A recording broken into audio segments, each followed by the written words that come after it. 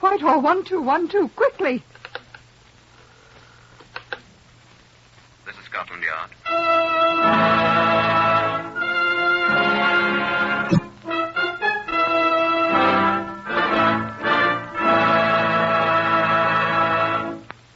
For the first time in history, Scotland Yard opens its secret files to bring you the authentic, true stories of some of its most baffling cases.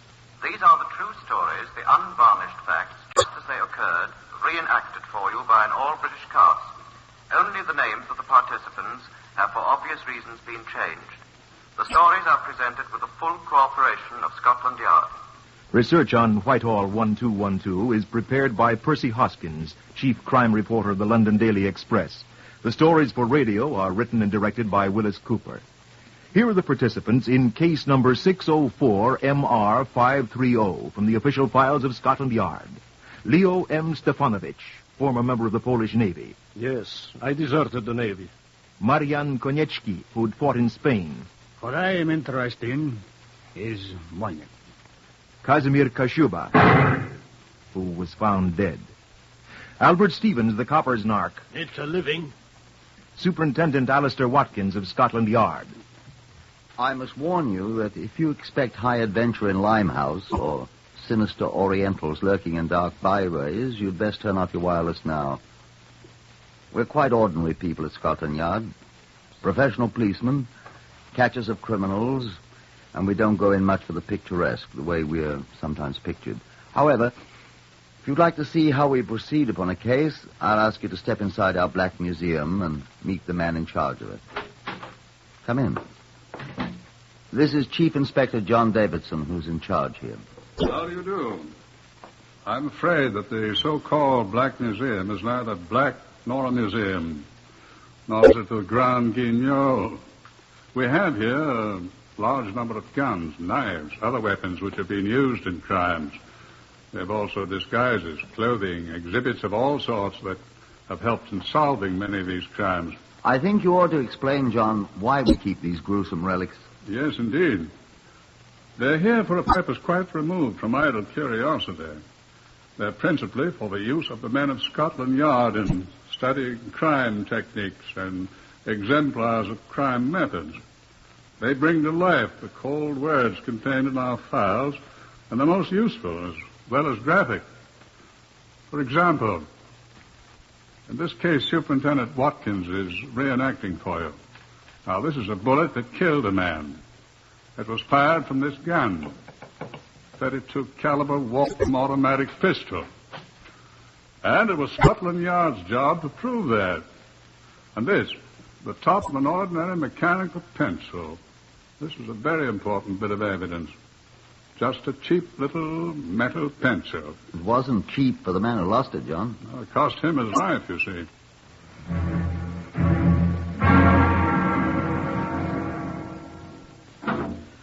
We were standing in the corner of a saloon bar in Whitechapel, talking.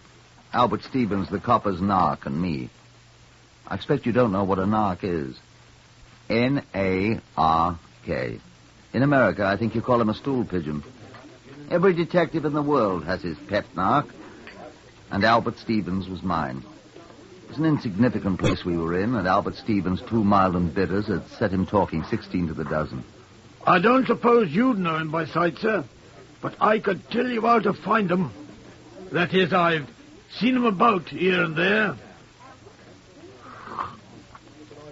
It's American cigarettes they're handing now, but they ain't got many left. And when they're sold out of them, they'll try something else. Have you got any ideas, Albert? No, sir, not yet. But it'll be something big, I'm sure of that. Do they know you, do you suppose? Nobody notices a taxi driver, sir. They've rode in my cab twice now, and they've never even looked at my face. But I've looked at them. Will you have another mild and bitter, Albert? Well, I wouldn't say no, sir. Here, miss. Fill this up here, will you, again? Will you? Thank you. They're some kind of foreigners, sir, they are. Thank you, miss. This I know. They're in the black market up to here. You said that. What kind of foreigners? I can't understand them much, except when they talk about, well, what they think is English. Greeks or Spaniards or Russians, I think. All 3 of them. Oh, they tip quite nice, too. But you're sure they're in the black market? No doubt about it, sir. I hear enough about it. Don't know their names. Well, one is called Marion. Marion? And the other's name is Kashmir. Kashmir. Maybe he's an Hindu. And the other is a gentleman in some kind of navy, sir. Not ours. Some foreign navy. He wears a uniform. Who seems to be the boss? Well, I'd say this here Kashmir is, sir. He's an odd man, he is, sir. Is that all you know about them, then? That's all I know right now, sir. Well, ain't that worth 3 pints of mild and bitter, sir? Just about, Albert. Well, I was sort of hoping you'd have a spare 10-shilling note on you, sir. I have, Albert, but not for you, my lad. When you've something better than a comic trio of foreigners who gibber about American cigarettes, maybe, but not till then. Would you like to buy a magnificent new solid gold mechanical pencil, sir? Here. A sacrifice for 10 shillings. Where'd you get it? A lady gave it to me, sir. Now, what say 7 and 6 to you, sir? Come now, Albert. You know that's worth all of 9 pence. 9 pence, then, sir? I need the money. Come off it, Albert. Well, then, sir, What did you say if I told you these foreign blokes is murderers? Shouldn't believe a word of it. Oh, they might be, sir. Well, when you can prove it, come round and see me, Albert. Well, don't I get another pint, sir? Here, miss. Another of the same for my friend here. Night, Albert.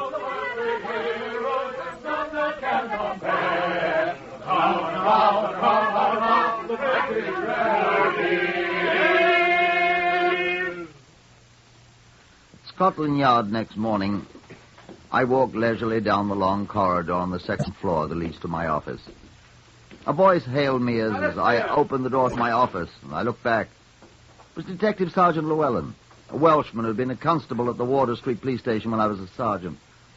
Here was a welcome face. David, I said, I've not seen you in 6 months. Longer than that, indeed, Superintendent. It's 10 months, and I'm very glad to be seeing you. Where have you been? To the Army all this time, sir. I was seconded to MI5. Yes, I heard that. It was tiresome work, but now I'm back, thanks indeed to the Lord.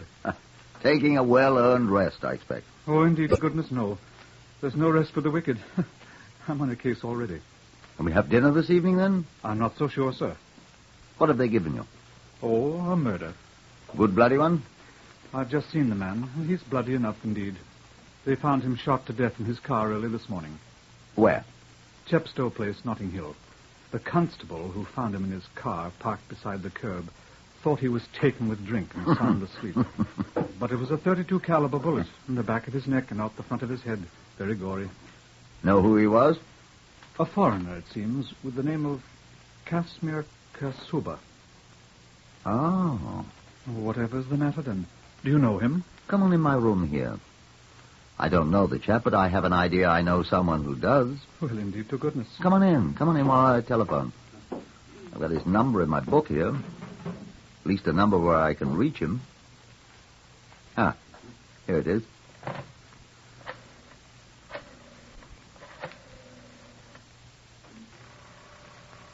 Whoever is he, Superintendent? Chap named Albert Stevens on Nark. Talking to him just last night. Mentioned a chap named Kashmir, he called him. Foreigner. Just might be. Now, where's the beggar? Every little bit... Yes? Who is it? Oh, hello. Is Albert there? Albert Stevens? He hasn't been home since yesterday morning. Who wants him? When he comes in, tell him to telephone Watkins. Watkins, got that? Hoskins? Watkins. Watkins. He knows me. What do you want? Just tell him to call me, that's all. Does he know where to call? Yes, it's very important. Do you understand? He ain't come home since yesterday morning. All right, have him telephone me at once. You needn't shout at me, Mr. Bloody Well Watkins. Goodbye. Not there. He'll telephone me. I say, where can I reach you? Oh, I've got all this report on the man to write up, for goodness sake. I'll be in my office till noon. Oh, he'll telephone me before that, I'm sure. Well, I must be going, sir. I'm sorry I couldn't reach him just now. But I'll be in touch with you as soon as I hear from him. I'll be very grateful to you, sir. It was good seeing you again. Been a long time, Llewellyn. Well, goodbye. So long. So long, old chap. Oh, you dropped something. Eh? Where? There on the floor beside your right foot. Oh. What was this? What is it? Found it in the car with the dead man. Huh? A top off a cheap mechanical pencil. Let's see it. You mind? Not at all. Don't have to be careful of fingerprints. They've had it in the laboratory. Nothing on it. That's it. Beg your pardon, sir? I've seen this pencil before, Lou. Oh, millions of them about, no doubt. The chap that was killed must have lost it. No. Eh? I've seen this particular one before. I saw it last night. I don't follow you, sir. Huh. That settles it. Look here, closely. Yes? See these initials scratched on it? Very tiny here. Probably done with a pocket knife. See it? A.S. By crikey, A.S., that's what they are. Whose do you suppose? He offered to sell it to me last night. Who? Albert Stevens, the copper's narc. I was just trying to telephone. Goodness sake. So that's why he hasn't come home. Eh? He said he knew this Casimir. He said Casimir had money.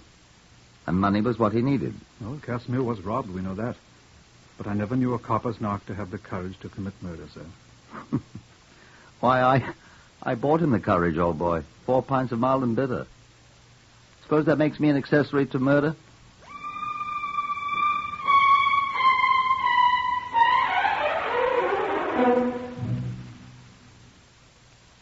The constables who were dispatched to the home of Albert Stevens reported that he was still absent.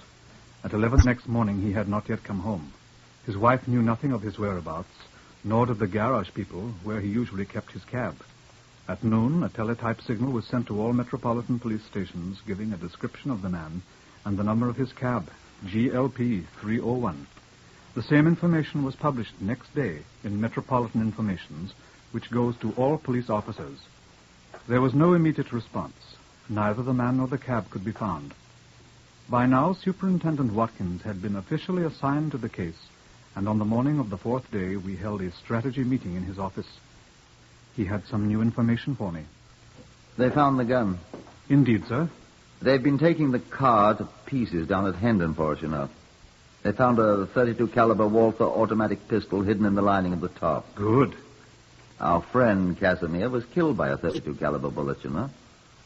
And ballistics assures me that this is the gun from which it was fired. Good. Fingerprints? What? Fingerprints? None. The ballistics say they're sure that more than one shot was fired from the gun. How could they tell that? There are 2 cartridges missing from the clip. And it seems they found too much powder fouling in the receiver and the barrel for one shot. I don't quite understand, but they're quite positive. They find more than one bullet? Only the one that went through Casimir's head. It was embedded in the dash of the car. Where's this other one, then? Somebody else's body, I expect. But whose, I say? Yes. Oh, blast the fun. Superintendent Watkins here. Hi, Watkins. Fletcher here, T Division. Hello, Sailor. Look here, we found your man Albert Stevens. Oh, good. Found him. Oh. Where was he? Sitting in his taxicab Where? at the bottom of the Thames. What? Near Wapping Old Stairs. One of our boats found him. Is he dead? Twice dead, old chap. Drowned and a bullet through his heart. Well, so that's where the other bullet went.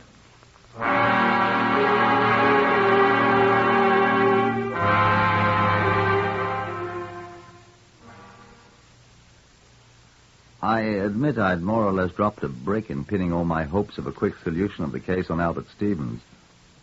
Llewellyn and I moved at once to realign our strategy. This was our estimate of the situation. It is possible that Stevens did murder Casimir, of course. Possible, but not probable. The forensic laboratory people, the ballistics people, say that the bullet they found in Stevens' body was fired from the same gun that killed Casimir. The .32 Walther automatic they found in the car. But then, who killed who? I suspect that since the gun was found in the car with Casimir, he was the last one shot, wouldn't you? Well, then, of course, Stevens couldn't have killed him. Right.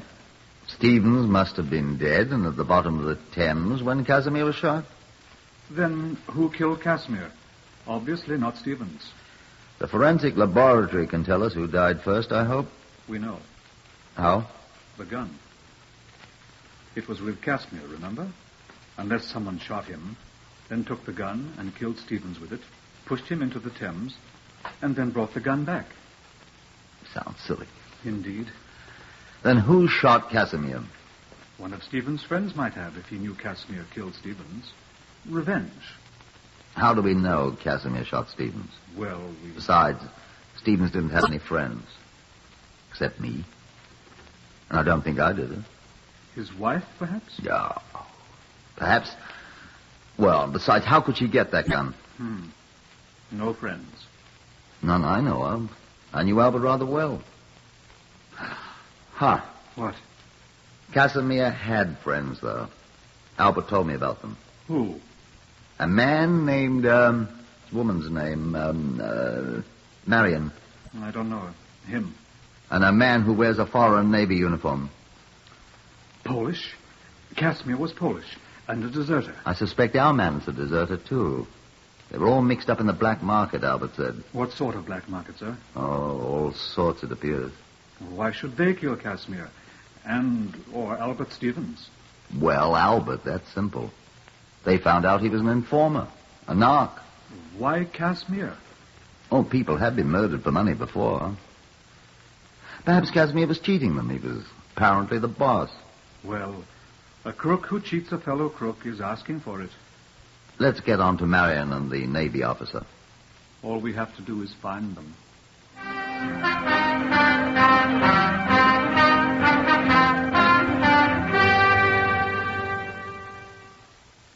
Now, allow me to digress for a moment. There was, of course, no record anywhere of Casimir's former address.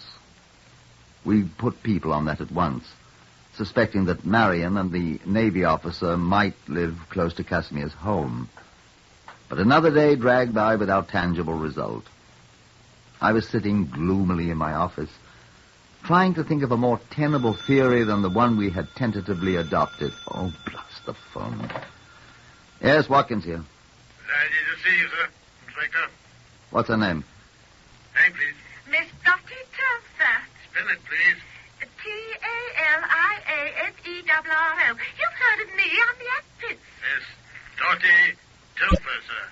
And... Actress. You know me. Actress, sir. What's she want? She said it in connection with Casimir... What was her name, miss? Kashuba, I said. I heard her. Yes, sir. Send her in. Yes, sir. And ask Sergeant Llewellyn if he'll just step in here. Yes, sir.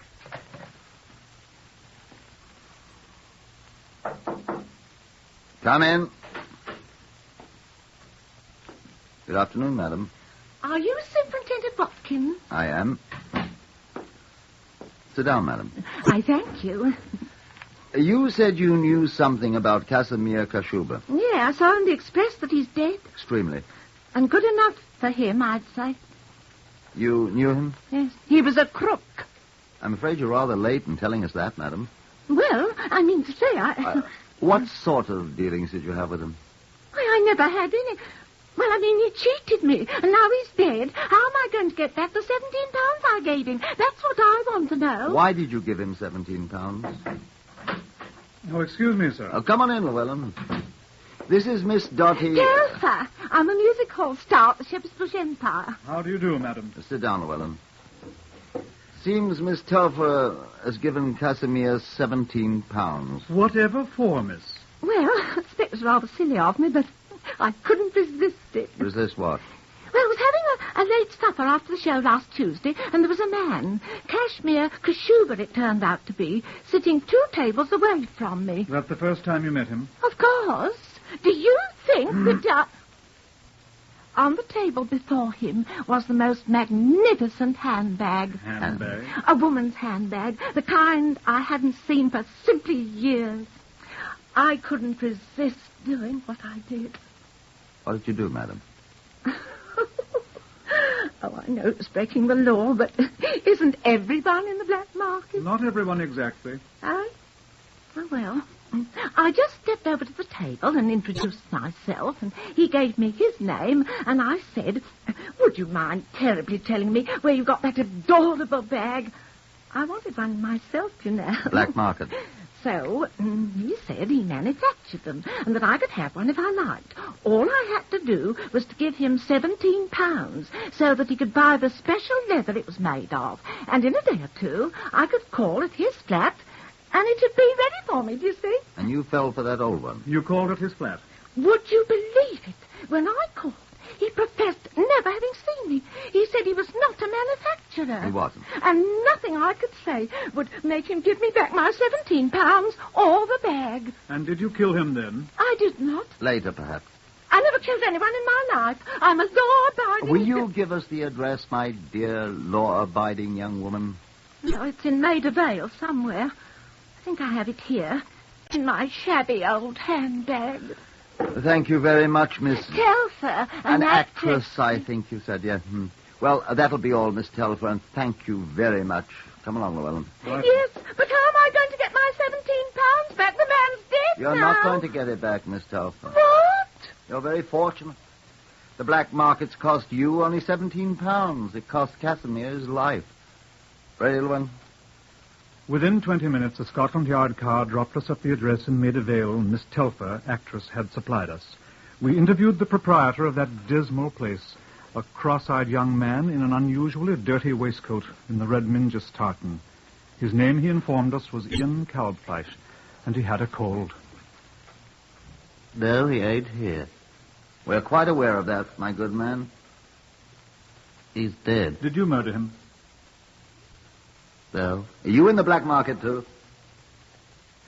No. May we see his room? Tain't his anymore. Whose is it, then? Another man. Who? An officer. Navy officer. Oh? RN, RNR, or RNVR? Not one of ours. Polish Navy.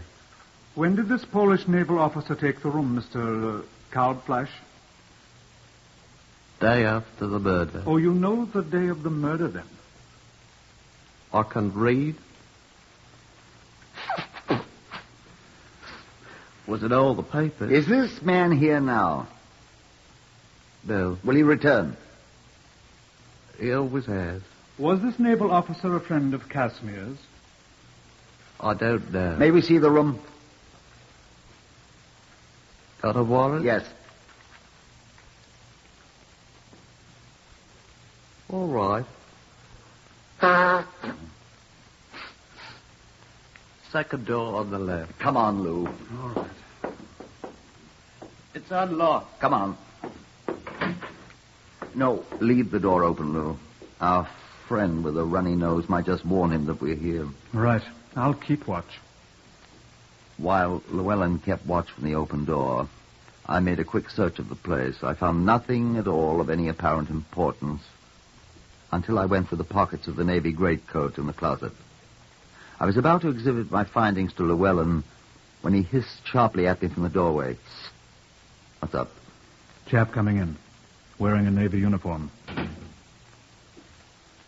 People in your room, Commander. Who are they? Police. Scotland Yard. What do they want? If you'll come in, Commander, we'll be glad to tell you. Who are you? Sergeant Llewellyn of Scotland Yard. I think you'd best come in, sir.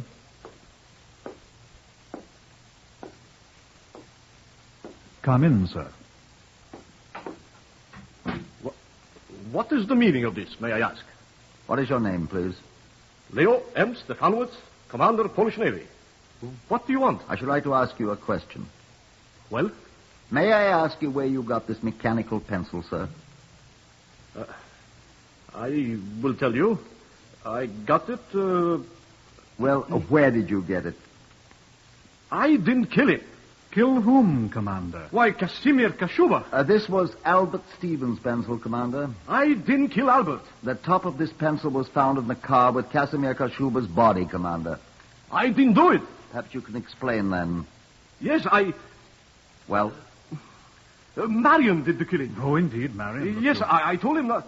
It was Marion who did it, not me. Oh, our friend Marion. He did it. Yes, I am telling you the truth. Marion. You know where Marion is? I will take you to him. Yes, I will help you. He did it, and I will help you find him. Please, let me take you to him. Please.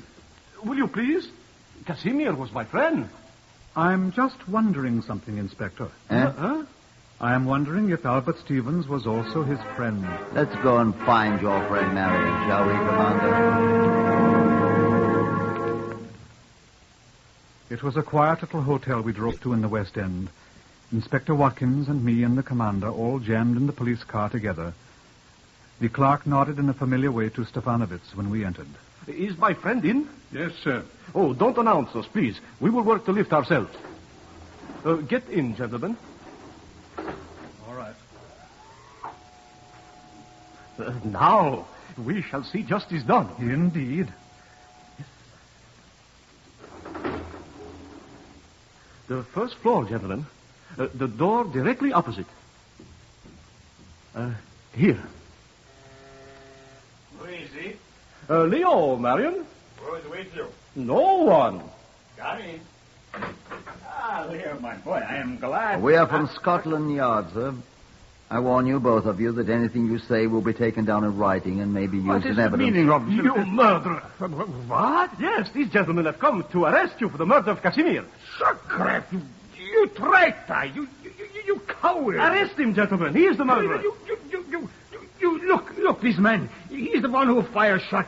Huh? He's the one who did it. I see him do it. You see me? You know you did it. He is the one, gentlemen. I'm not. He should catch me from behind as I sit in front seat. I was in a front seat. He did it. Sacre! Oh, tak, Topris, you son, you murderer, you thief, you... Gentlemen, Marian Konechny and Leo Stefanovitz, I arrest you both on suspicion of having been involved in the murder of Casimir Kashuba and of Albert Stevens. You've both been warned. Have you nothing to say?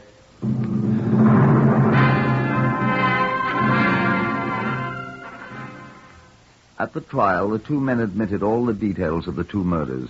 Albert Stevens, it seems, had talked too much about his relations with the police, and someone in a moment of rage had shot him, and his cab had been dumped into the Thames.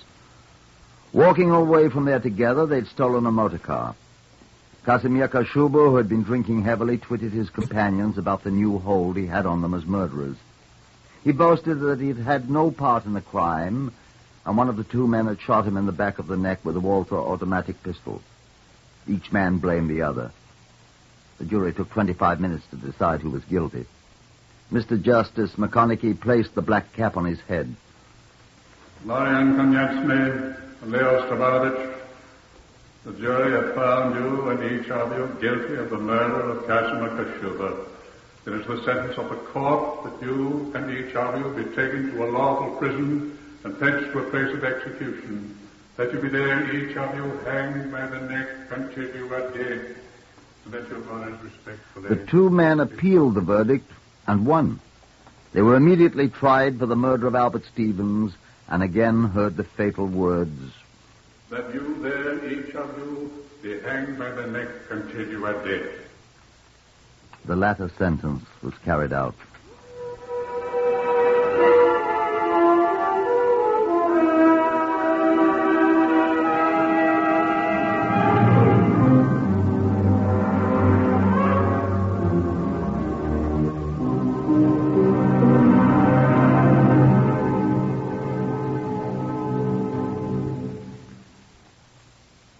You have heard the eighth in the series Whitehall 1212, compiled by special permission from the official files of Scotland Yard.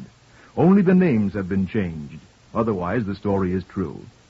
Research for Whitehall 1212 is prepared by Percy Hoskins of the London Daily Express, and the stories for radio are written and directed by Willis Cooper and produced by Jack Goldstein and Collie Small.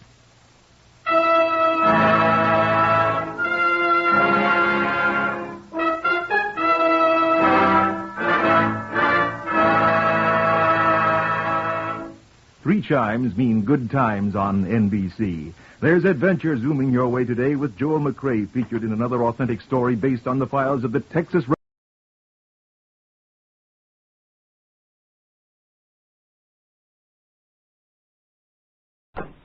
Whitehall 1212.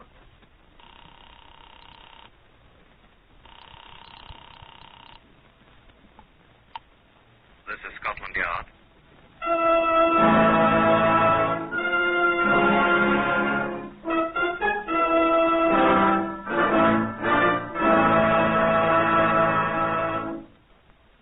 For the first time in its history, Scotland Yard opens its official files to bring you the true stories of some of its most baffling cases.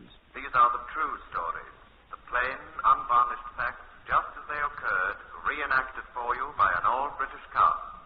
Only the names have, for obvious reasons, been changed. The stories are presented with the full cooperation of Scotland Yard. Research for Whitehall 1212 comes from Percy Hoskins, chief crime reporter of the London Daily Express. The stories for radio are written and directed by Willis Cooper. This is Chief Inspector John Davidson, who is in charge of Scotland Yard's famous Black Museum. Good afternoon. Can you imagine mistaking this exhibit here for a revolver or a pistol, or in fact for a gun of any kind? Here, have a look at it. Sorry, I dropped it. If it had landed on my great toe where that cab horse trod on it in December 1907, well, thank goodness it didn't. No, I shouldn't think that anyone in his right mind could possibly mistake this for anything but what it obviously is, a hammer. Yet a large number of persons, some of them policemen, were at one time quite certain that it was a gun. Now, I hung it up here on the wall in the year 1929, the same year that Pierrepoint, the hangman, did as much for the man who used it. Now, this is Chief Inspector Reginald Porter, who will tell you how it happened. Reginald? On the morning of 11th January 1929, I was handed a telegram which had been sent the night before from Southampton. A case of murder has occurred here. A man has been found shot in a room, the door of which was padlocked. The body was found today. It has probably been in the room some 8 or 9 weeks. Will you please send a man down to investigate the matter? McCormick, Chief Constable of Southampton. One thing was obvious to me at once. That Mr. McCormick had had very little instruction on the art of eliminating unnecessary words in his telegrams. A good CID detective sergeant could have told the story in 20 fewer words, although I agree not so elegantly. In Southampton, a smart young detective sergeant, smelling of pear soap and a good grade of hair oil, escorted me to the scene of the discovery. The place here was formerly a garage, sir, as I'm sure you can see. Yes, I can see, Sergeant. Yes, sir. Is this the one that was padlocked? Yes, sir. Oh, as a matter of fact, both this door and the one in the rear were padlocked. The rear one is still intact. This is the one that was broken. The main entrance? Quite, sir. The men who found him broke the lock? Yes, sir. Where are they? They should be inside, sir. I'll ask the constable at the door, sir. By all means, Sergeant. Yes, sir. I say, Constable, those 2 gentlemen are inside, Sergeant. I suppose you're looking for them, aren't you? The ones that found him? Inside, sir. Inside here, Chief Inspector. No, sir. This way, if you please. You needn't sound like a blasted shop walker, you know, Sergeant. Morning, sir. Morning, Constable. They'll be inside, sir. I heard you. Yes, sir. Door's open, sir. Am I blind? Yes. After you, sir.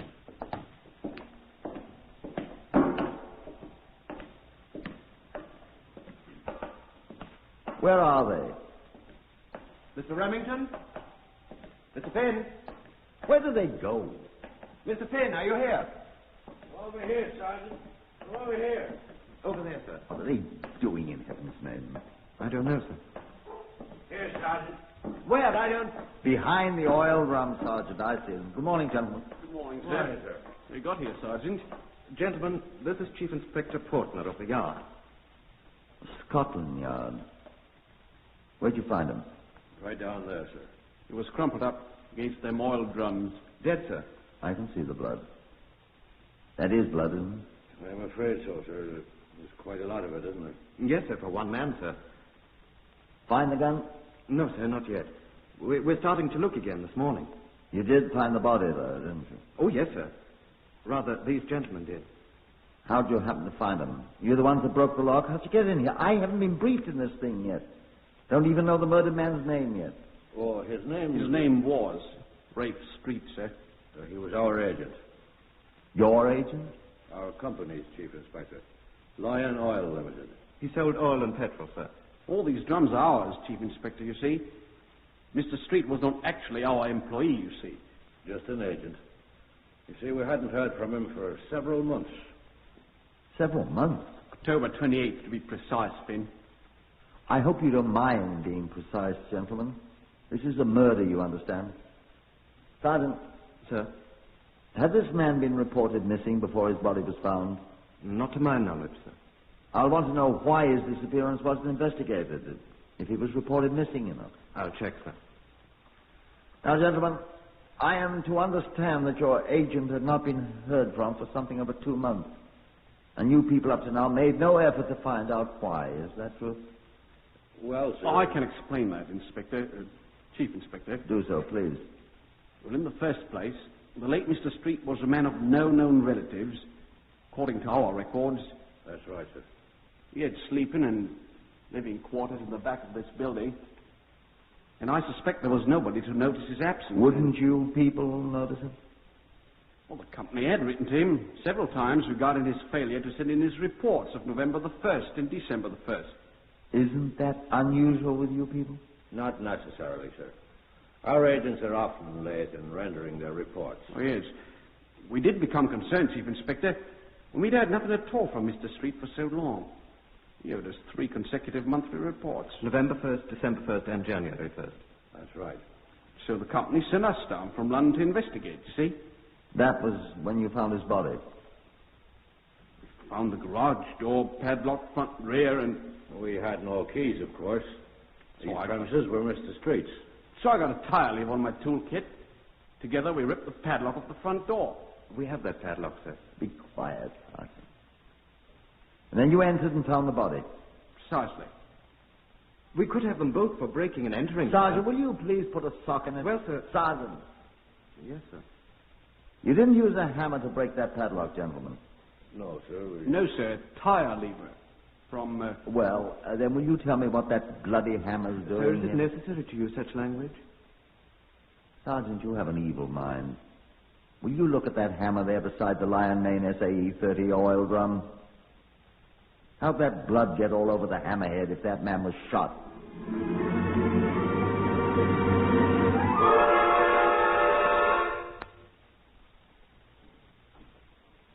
I left the fragrant sergeant to arrange for and supervise a draft of detectives from the Southampton police to organize and conduct an all-out search of the garage warehouse for the gun with which the victim had allegedly been killed, and proceeded in good order to the mortuary where the body lay. It was not in very good shape, but a careful examination on my part convinced me that the cause of death was not a bullet, but a series of wounds caused by repeated blows from a heavy object. Now, please don't at once begin to find fault with the Southampton police. The wounds resembled a great deal more than superficially those often caused by bullets. Gregory Aldous, the police surgeon, pointed this out to me. You see here in particular, Chief Inspector, a deep punctured wound, exactly like one made by a bullet. And here... Yes, I see. And here again. And the fractures themselves were so covered with dried blood, it would be the obvious thing for a layman to say at once, gunshot wound. I wouldn't have. You Scotland Yard chaps are geniuses, of course. Well, I will admit if I hadn't noticed that bloody hammer on the floor. Don't be so modest. I was about to say where you chaps had seen it a dozen times and paid no attention to it. I think I'd better just make sure there isn't any bullet in his head. Evidence of one having been there. Well, I'm sure I'm not going to watch you do it, Doctor. That will be helpful, sir. Mind you're careful now. I shall want to try that hammer to see if it fits those marks on the skull. So shall I, sir. Must be an extraordinary hammer to produce marks like bullet holes. It is. The end of the hammerhead opposite the striking part, the peen it's called, Doctor, is quite thin and long and about the diameter of a 38 caliber bullet. The kind of hammer often used by motorcar mechanics, as Mr. Remington of Lion Oil Limited was good enough to point out to me. How's he know? He was once a motorcar mechanic himself, my dear Doctor. And when are you going to arrest him, Chief Inspector?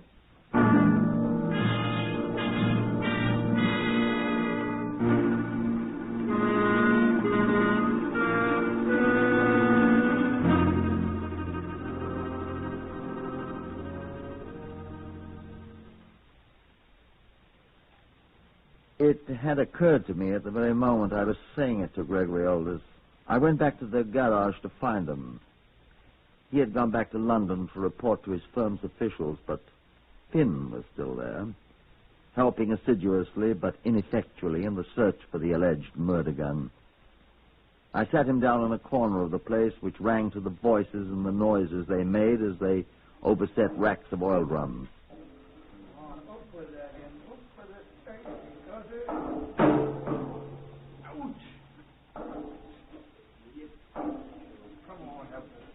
Haven't found it yet, eh? Not yet. Oh, my sainted aunt, I'm tired. Tired? Those oil drums were in the neighborhood of 100 weight apiece. I've moved several million of them. Remington move a lot, too? Not really likely. He had to go to London. Yes, I know. Tough on you. Well, he's my boss. Fine to be a boss, isn't it? He's all right. Known him long? Met him in the Navy 20-odd years ago. I was his boss then. Oh? Wavy Navy. We were the crew of an MTB.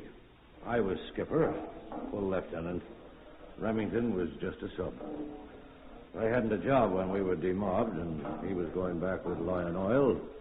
He offered me one, and I've been there ever since. That before he was a motor mechanic or after? During. We ran the company's garage in Cheltenham before we got onto this job. You're both motor mechanics, then? Yes. You're both familiar with that kind of hammer I found, then? Oh, quite. We used dozens of them. No. Sergeant! Sergeant! Sergeant! Yes, sir. You want me, sir? Sergeant, that hammer's still here? The one you found, sir? Yes. Yes, sir. Take it, please, and deliver it to Dr. Gregory Aldous of the mortuary where the body is.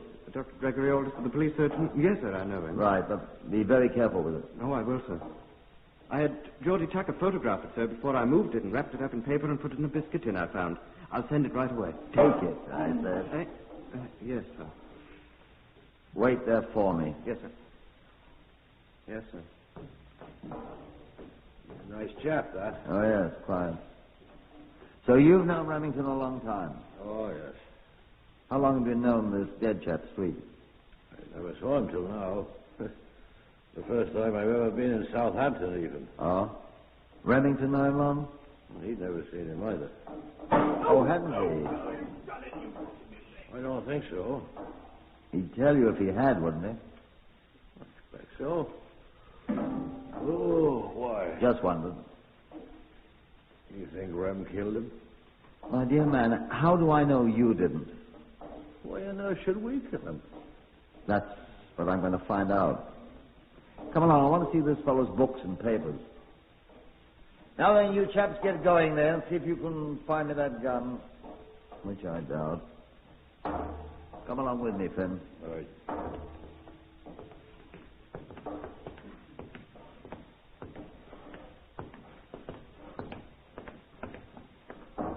This his office, you suppose?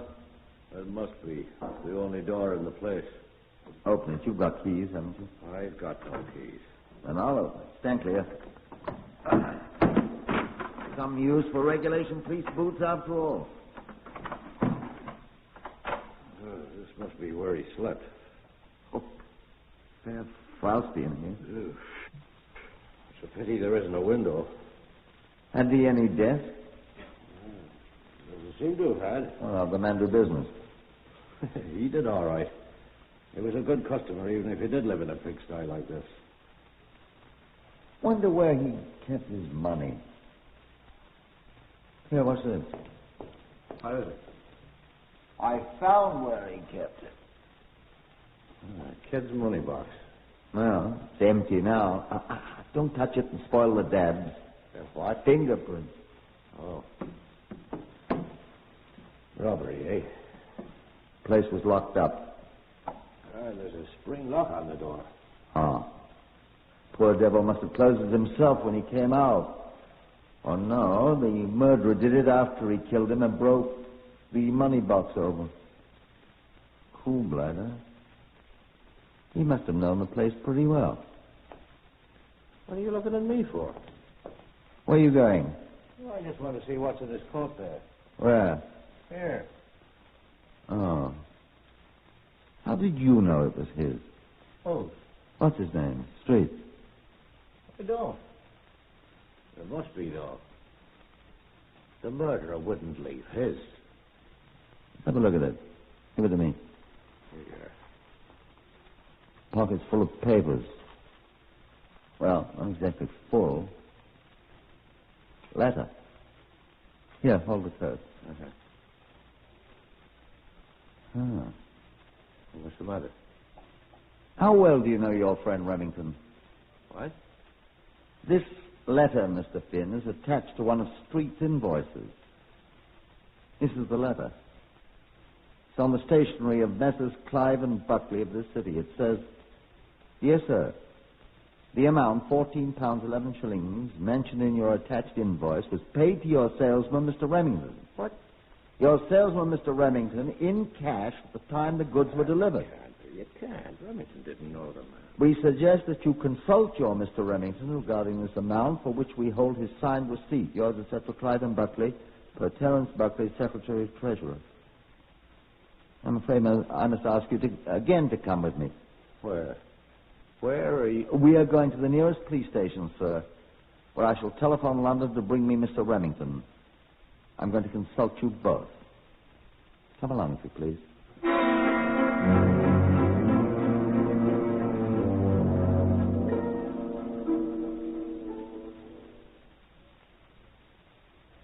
There's no trouble at all to reach Scotland Yard in London and to arrange to have Mr. Remington contacted at Lion Oil and then accompany an officer back to Southampton. In the meantime, Mr. Finn consented to accept the hospitality of the Southampton police until his partner arrived. Myself, I went to the mortuary, found Gregory Aldous gone, and left that gloomy place for Aldous' official quarters, where he sat talking with the sergeant, who was not so redolent of oils and unguents by now. Gregory Aldous looked at me pleasantly. Well, was I right, Chief Inspector? You arrested Remington? He'll be in custody at once, yes. What did you discover about the hammer? It fits perfectly, sir. I was speaking to Dr. Aldous, Sergeant. Excuse me, sir. Does it fit the wounds, Doctor? Perfectly. Good. There's no bullet in the skull, though. I hope he didn't spoil it. It's a trifle difficult to spoil a skull that's been worked on by somebody with a peen hammer, sir. The sergeant here has made an interesting discovery, Chief Inspector. Oh, has he? And what have you discovered, Sergeant? Where the hammer came from, sir. What's that? You looked at the handle, of course, sir. Of course I looked at the handle. Why? You saw that Morris Works and a number was branded on it. Sergeant, I must admit I did not. Thank you, sir. Who is this Morris Works? Did you find out? If you had lived in Southampton, sir, you'd of course recognize it at once. Of course. Well, what's so blasted funny? That's the factory where they make the Morris motorboats, sir. The Morris Works. Well, I'll be blowed. That shows you what a Londoner doesn't know, doesn't it? And what else did you discover, Sergeant?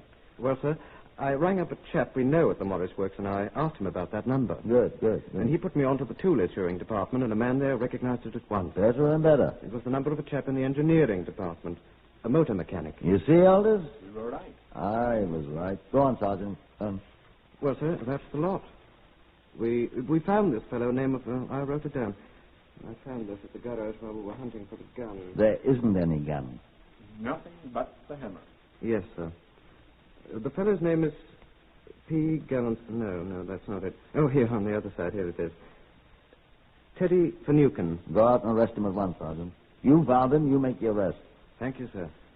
Doesn't suspect anything, does he, eh? He's not the one, sir. What?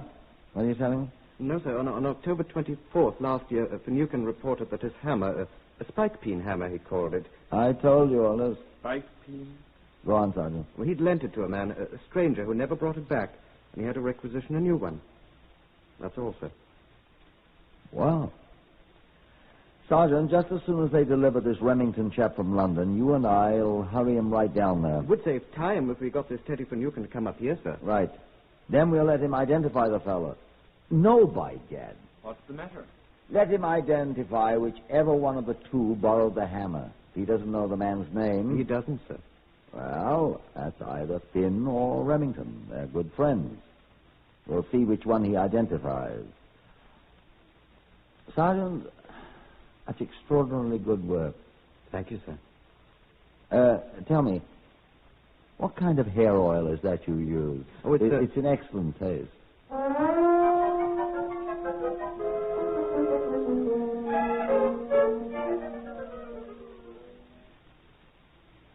The identification parade, to which both Remington and his friend Finn readily consented, was scheduled for 10 in the morning in a vacant room at the Southampton police station, to which the sergeant was attached. Mr. Teddy Finucane was seated alongside my desk with me as the crowd came in and stood along one wall. I had secured 6 or 8 other persons to stand in with them to make it as fair as possible for the suspects. That, of course, is standard procedure. Will you gentlemen please take off your hats? Thank you. Not that there was any doubt by now. We're all ready, sir. If you please, Mr. Finucane. Now, will you please tell us whether you recognize any of these gentlemen, sir? Good, the first one. No. Remington was third, Finn seventh in line. This gentleman, Mr. Finucane? No. This one, sir? Yeah, I know you. Well, you ought to, Ted. Even after all these years. Corky Remington! Oh, I haven't seen you since the night you and I and Joe Finn were thrown into the clink together. And Sheerness. Where in the world have you been? Joe Finn's right here, Teddy. Why, Joe, it's Teddy. Why, Teddy Finucane, why, you old blighter. You know them? No. They're the best pals I ever had in the Wavy Navy in the war, and I haven't seen them since. Say, Corky, what time is it? The pubs will be open any minute. I know you'll excuse us, won't you, Admiral? Boy, Corky, what are you doing here? I'm the blinking suspect, mate.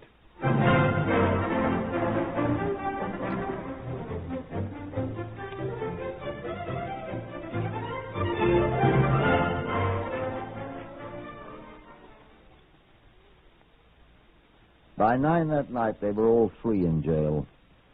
The charge was under the Act of 1872 in such cases made and provided, Section 80 of which reads, being guilty while drunk of riotous or disorderly behavior in any highway or other public place, whether a building or not. It had been both, and the Royal Navy Volunteer Reserve had done themselves proud. Mr. Teddy Finucane, former artificer petty officer attached to motor torpedo boat squadron Ump, was able at last to master his hangover and speak to me. No, sir. They ain't the man I lent my hammer to. No, sir. Positive. I'm very sorry to put you to all this trouble, Mr. Finucane. Pleasure, sir. But it couldn't be them. Neither one of them has a slide in his left eye. Port, starboard, right eye. Cross-eyed, you mean? Swivel. Should have told you before. And a cut on his same right cheek. Big one. That's all I know. There's Corky. He'll be able to join you for breakfast, Mr. Finucane, I'm sure. He and Mr. Finn both. Breakfast? I shall probably join you then. Breakfast. Goodbye. Come on, Sergeant.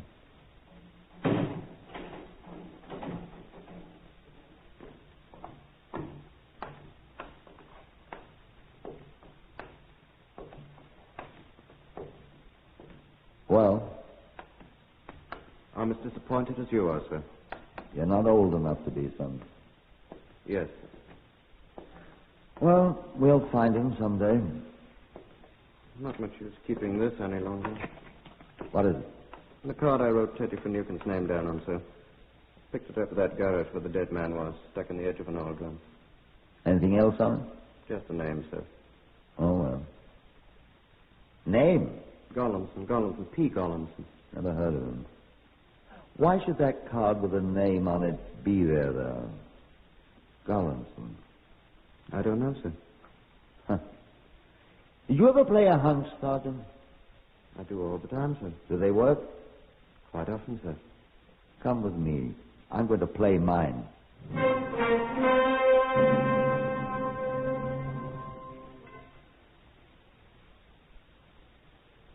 I borrowed a telephone in Dr. Gregory Aldis's office at the police station. Trunk call, sir? I'll get it for you. What's the number? Whitehall 1212. Right. Put us through to Whitehall 1212 in London, please. It's Chief Inspector Portner calling. Yes, sir.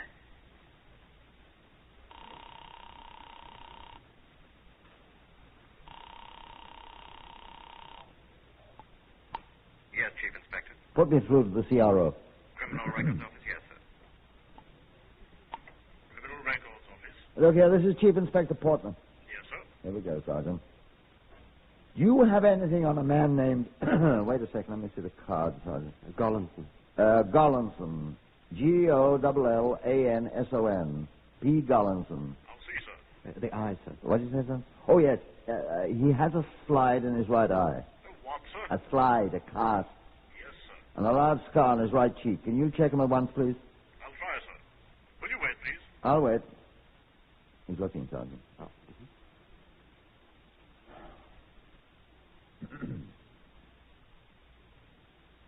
Are you there, Chief Inspector? I'm here. We have him, sir. Sergeant, we got him. Where is he? Collinson. Peter Herman. You want his record, sir? I want his whereabouts. He's got a bad record, sir. Good. Give me his address. He'll be quite easy to find, sir. He has 8 more months to serve at Wandsworth Prison of the term he was sent on for last November.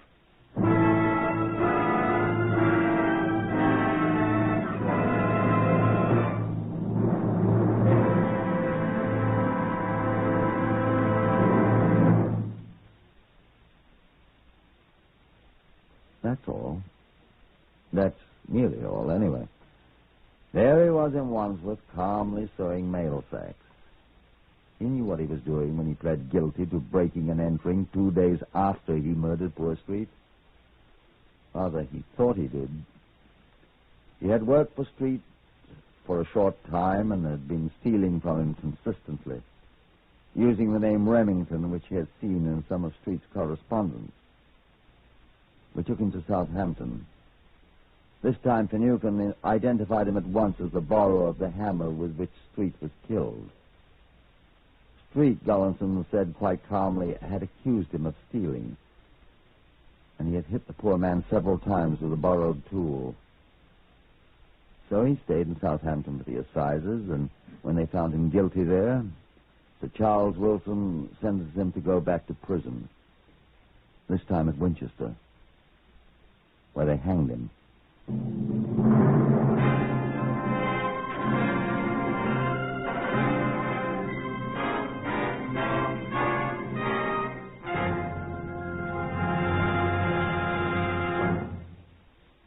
Heard today on Whitehall 1212, Horace Braham as Inspector Portner. Others in the order of their appearance were Harvey Hayes, Lester Fletcher, Maurice Gosfield, Pat O'Malley, Gerard Burke, Francois Grimard, and Gordon Stern. This is Lionel Rico speaking. Whitehall 1212 is written and directed by Willis Cooper.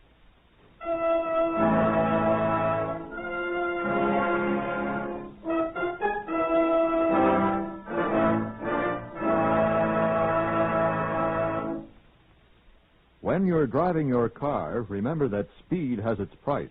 Death or injuries that can cripple you for life with endless bills to pay and endless years of suffering. Just because you may speed at times and get away with it, don't be lulled into a false sense of security. The price tag on speed violations last year was 15,000 killed and 500,000 injured. This year, thousands of lives can be saved if you and millions of other motorists come to the sober realization that speed is the biggest killer on the highways.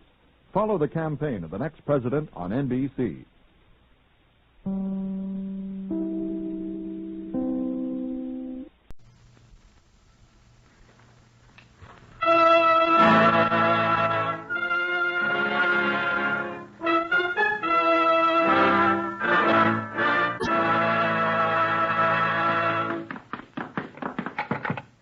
Whitehall 1212.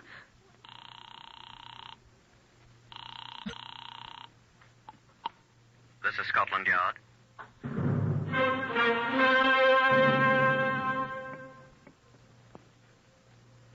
For the first time in its history, Scotland Yard opens its official files to bring you the true stories of some of its most baffling cases. These are the true stories. The plain, unvarnished facts, just as they occurred, reenacted for you by an all-British cast. Only the names have, for obvious reasons, been changed. The stories are presented with the full cooperation of Scotland Yard. Research on Whitehall 1212 is provided by Percy Hoskins, chief crime reporter of the London Daily Express. The stories for radio are written and directed by Willis Cooper. And now you are to hear the voice of Chief Superintendent John Davidson, who is in charge of Scotland Yard's famous Black Museum.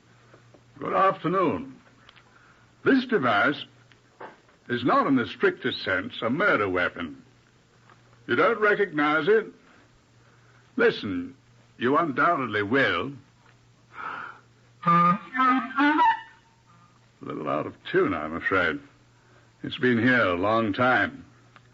Eh? A clarinet. You see? It's used in dance bands, I'm told. The man who owned this played in a dance band many years ago. And a certain young woman who listened to him died. No, I hasten to say, not as a result of listening. No, a knife was used. This knife. And a man was hanged. Would you like to hear more about it? I'll ask Inspector Frank Bennett. I was preparing to unlock my desk and begin the day's work on the morning of Monday, the 1st of May, 1936.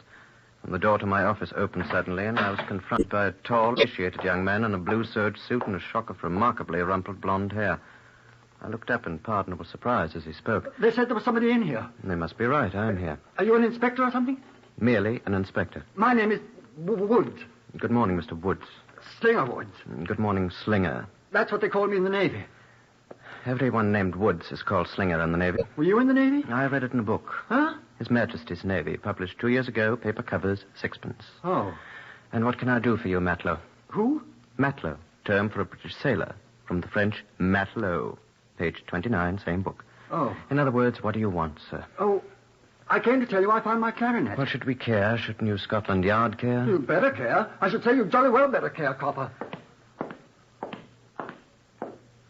It's a little early in the day to make funny jokes with the police, mister. This isn't a joke, sir. I don't think it is either. If you're listening... I'm listening. Well, I left my clarinet at my lady friend's flat last night. Been serenading her? No, I hadn't been serenading her. I had it with me when I took her home from work, and I left it there. Yes. And when I got home, I didn't have it. Yes. I didn't even think about it last night when I came in. But this morning, I remembered I'd had it at her flat, and I hurried right round. And you'd been sitting up all night playing it. No. What? She's dead.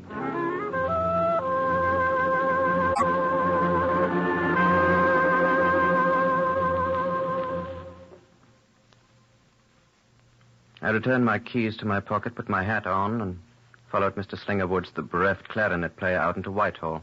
Our noses pointed towards Stanhope Gate, which is roughly 15 minutes' walk away at the edge of the West Side theatrical and nightclub belt. As we walked along, Woods added a few details. We both work at the Slipper. A shoe shop? Nightclub. I play clarinet and double on the alto sax, and Joe did Donato's band. Oh? She sings. She was a singer. Nice girl? The best. Sister plays piano. Same band? Joe's, yes. Girls live together? Her sister's married. Rowena lived alone. Rowena? This girl that's dead. You in love with her?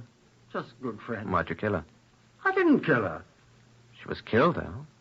She didn't just die, heart failure or something like that. There's a knife in her heart. Whose? I don't know. Better tell me about it, hadn't you? There isn't much to tell. I went around there first thing, as I said, looking for my clarinet. Early, nobody else up yet. Front door of the flat was open. Walked in, and her door was open. Looked in. What did you see? My clarinet on the table where I left it. Go on. And I saw her lying on the floor. Dressed? Oh, of course. She had on the same dress she was wearing when I brought her home. Lying on the floor, and when I put my head in the door, I saw the knife and the blood. Otherwise, I thought she was asleep. She was dead? You touch her? I should say not. How'd you know she was dead? Well, I shouted at her, and she didn't move, and the knife and the blood. Anybody know you'd been there? Her sister knew. I took her home last night. This morning, no. Everybody was asleep, I expect. It was early, I said. Where's your clarinet? I left it there. I didn't touch it. Might be fingerprints on it. Oh, I see. Look here, you don't believe me, do you? Not very much. Well, I didn't do it. So you said. Well, I didn't. We'll see. That's the house there where the front door's open. The houses in Stanhope Gate, which was once merely a gate through the ancient city wall of London, are all old. And everything in Stanhope Gate is old except the people, and many of them are members of some very ancient professions. Their places of employment are not far away. Places where one may dance or listen to music and singing, places where one may drink or on occasion eat or pursue any of a number of other occupations. Slinger Woods, the clarinetist, led me through the open door of a faintly creaking, faintly musty staircase to another open door. On the floor inside the door, in a remarkably neat little sitting room, I don't know what I'd expected, lay the body of a tiny red-haired girl in a very chic little black dress. There was blood staining the carpet, and a plain, almost silver table knife protruding from her breast. She lay on her back, and her mouth was open. A cigarette which had fallen from her mouth had scorched her chin. A Craven A packet was on a toll tray on the little home-painted green table alongside the clarinet. That was all. That's the way I found her. Dead. That's what I told you. You don't seem very upset, Woods. Well, what shall I do? Burst into tears? You might. I hardly knew this kid, Inspector. And you said you had no reasons for killing her. I hadn't. We'll see. Why don't you find out who did kill her? When I do, he'll hang. I hope so. Do you? I do, most sincerely. Is there a telephone? Right there. Thank you. Put me through to Whitehall 1212. Who's that? Scotland Yard? I'd like to speak to the duty officer, CID, please. Thank you. Scotland Yard. Hello, who's speaking, please? Oh, hello, Nobby. Frank Bennett here. I'm at Stanhope Gate. What's his number, Woods? 17. 17 Stanhope Gate, Nobby. I've run into a rather sticky one here, old boy. Murder. I'll need a police surgeon, a photographer. Is Tom McDermott there? Good, send him, Wood. And fingerprint people. The whole works, if you please. Right. See you at once. I'll be outside waiting for you. Yes, number 17 Stanhope Gate. Bye. I sincerely hope you'll be satisfied, Mr. Woods. Sling. I think I told you the dead girl's name was Rowena Hargett. Her sister, the pianist, was named Mildred Stanstead. I spoke with her at the Platinum Slipper, which was in a basement not far away in Stanhope Gate. Slinger Woods had accompanied me. No, sir, I don't think I have any idea who could have done it. Of course, I'm not as close to my sister as I was before Stan and I were married. Mr. Stanstead, your husband? Stan, yes. He's a drummer. I haven't seen him in 2 months. He's at the Royal Casino in Brighton. You've been alone since then? Yes. Why didn't your sister come to live with you? Well, we never knew when Stan would be back in London. And then Rowena would have to look for other quarters, and she was quite comfortable over... Well, all in all, it was better for her. Why? Well, she could meet her own friends. Did you know any of those friends? There's a few. Harriet Abrams. Lily Yates? Lily Yates, the singer at Barney's. Margot Evans. The girl that was married to Kenneth Ogilvy, Slinger. Polly Green. Polly Green. Claire Sutton. That's about all. Men friends, I mean. She hadn't any men friends. Me? Oh, yes, you.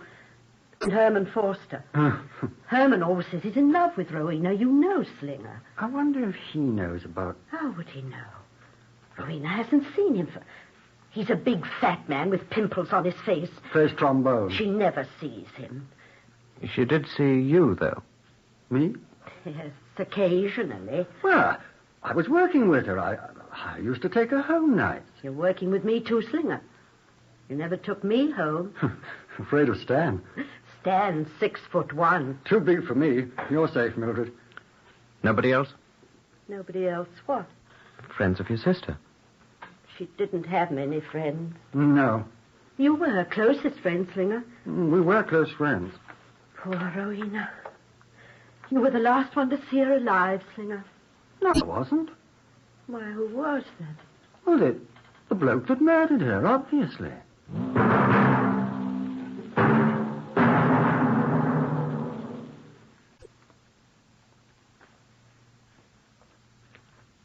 Let's start over again, I said. It was obviously someone she knew quite well who had killed Rowena Hoggett. How do you know? I dislike to use the word, friend Woods, but elementary. Why? I think you're right. Why? Was your sister... I beg your pardon, Mrs. Stanstead, but please tell me the truth. Now, sit still, Mr. Woods. Was your sister in the habit of admitting strange men to her room alone at night? She was not. Not. Excuse me. I know you have the highest respect for your sister. And so have I. Oh, forgive me. There was obviously another man in her room when she was killed. Why not another woman, Inspector? Let's say another person. Where were you last night, Mrs. Stanstead? At home, in my flat. I don't suppose you could prove that.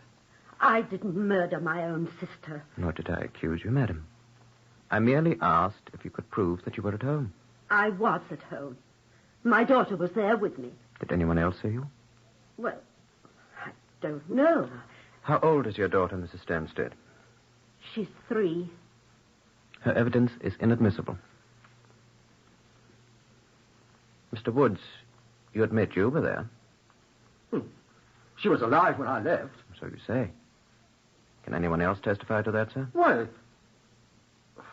nobody saw me leave, except Rowena herself. She could... Rowena is dead.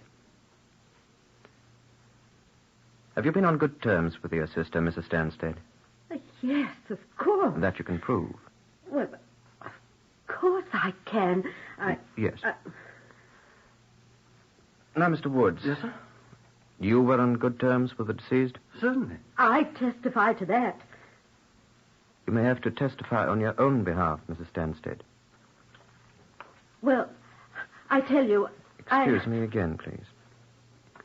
These other persons you mentioned as acquaintances of your sister... I'm as sure of those other women as... As you are of yourself, Mrs. Stanstead? Why do you persist in accusing me? I wouldn't kill my sister. Let's say for the moment we have eliminated you two. And the other women acquaintances of your sister. Now the others. Well, what about the people that live in that building? The other tenants of the building? We'll get to them if there's any cause to suspect them, Mr. Woods. The ones we have talked about. Wasn't there a fat man with pimples who plays the trombone? Herman Foster. Why, he was in love with Rowena. Oh, she wouldn't look at the blighter. Nobody would look at Herman Foster. So silly. He's played the trombone too long. Those pimples. He stutters. And he drinks. Gin he drinks. Your husband drinks gin. My husband's in Brighton. Didn't your husband like your sister, Mrs. Stanstead? He liked her a great deal, I thought. Don't stutter, darling. I don't stutter. When he's excited, he does. Just like Herman Foster. Well, anyway, Rowena liked me. I suggest we're getting right off the subject. What? Well, aren't we? Well... All we want to know is who killed Rowena. Well, by an amazing coincidence, that is what I want to know.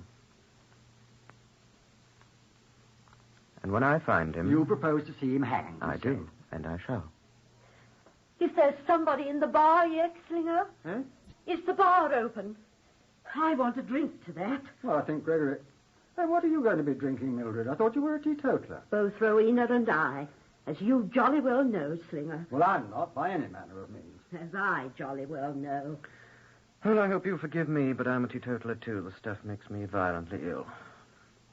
I wonder if they've got sarsaparilla. Twix. Well, I'll have a little sarsaparilla. 2 sarsaparillas, Gregory. What'll you have, Slinger? Gin and Angostura, Gregory, please. Gin. That's what Stan always drinks. Stan? My husband. When he does drink. Herman Foster drinks gin neat. Pig. Well, he does drink good gin, I will say that. Booths. Same as Stan drinks. I don't know one from another. Neither do I, Inspector. Oh, there you are, Gregory. Yes, Mum. Sarsaparilla for you, Mum. Pink gin for you, sir. And sarsaparilla for the other gentleman. Sure. Thank you. Yes, Mum. Yes, sir. Well, confusion to murderers. Death to Rowena's murderer. Drink up, Slinger.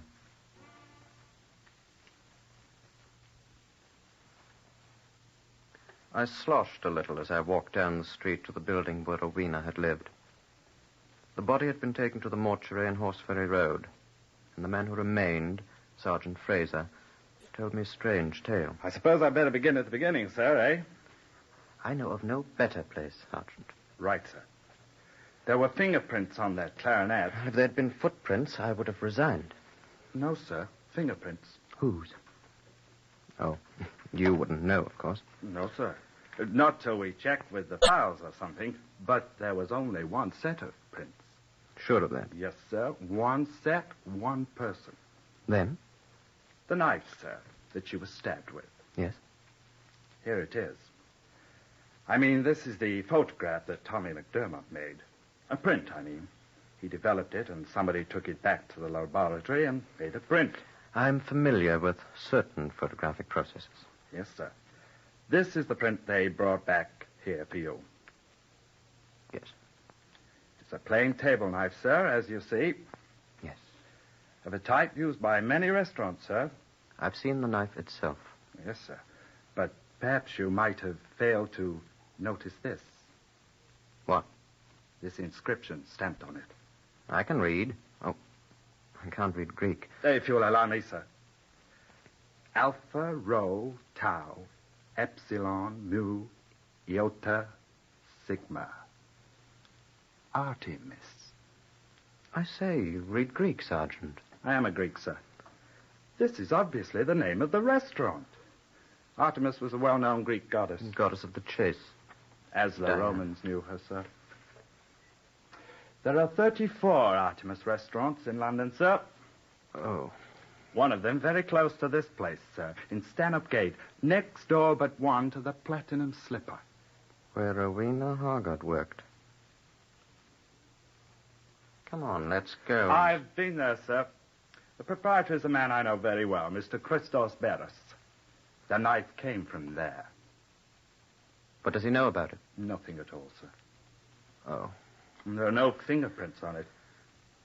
Well, the fingerprints on the clarinet are probably Slinger Wood's. Yes, sir, we all think so. They can be compared at your convenience, of course, sir. What else? We've questioned all the people in the house, sir. No results, I suppose. No, sir. Well, we'll try it again. Yes, sir, of course. That's all? Well, no, sir, not quite. What else? This, sir. We found this in that corner over there on the carpet under the table. It's no wonder you didn't see it, sir. Yes. What is it? It appears to be a ball of tinfoil, sir. In fact, that's just what it is. How do you know? I unrolled it, sir. Anything on it? Fingerprints? No fingerprints, sir. It'd be very hard to lift them, the tinfoil's being crumpled so. Anything else? Yes, sir. Printing, sir. Shall I unroll it for you? I'll do it. Oh, don't tear it. I'm not going to tear it. Sorry, sir. Yes, sir. You can read it now. Yes. Booth's House of Lords dried gin. Gin? Rowena Hargard didn't drink gin. She didn't drink anything. What's this doing here? I found it, sir. There, under the... Who found it? I did, sir. On the carpet? Yes, sir. And somebody's been drinking gin here. Yeah. What? I said yes, sir. Booth. Lots of people drink booze, sir. She didn't. No, sir. How do you know? Well, you said she didn't, sir. And the police surgeon who took her to the mortuary telephoned at 5:10 to say that there was no trace of alcohol in any form in her stomach. So she didn't drink any of this bottle, wherever it is. Yes. Sir? Oh, she didn't. Her sister says she doesn't drink. How about the owner of that clarinet, sir? Yes, he does. Booth gin, too, by George. Why, look here. Those other chaps do, too. What other chaps, sir? People who knew Rowena Hargard. Were they here, sir? Well, Woods, who drinks this brand of gin, was here. We know that. He admits it.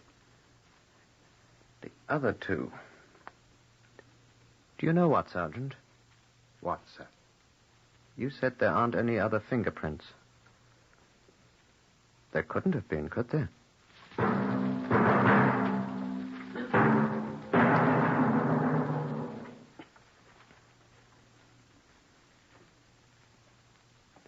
I went out and sat down in the flat's tiny kitchen.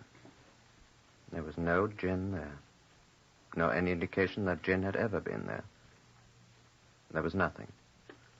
The place had been meticulously cleaned up, and only a white checkered apron hanging on the wall was left to remind of Rowena Hargett, who lay in a mortuary over in Horseferry Road. Vaguely I heard the telephone jingle, and vaguely I heard Sergeant Fraser's voice somewhere arguing with someone in an unfamiliar language. A little while later, Fraser came into the kitchen. Sir, he said... Sir? Yes, Sergeant? Sir, I've just been onto the telephone. With whom? My friend, Mr. Chris Bell. Who's he? Why, you remember, sir, the proprietor of the Artemis restaurant. Oh, yes.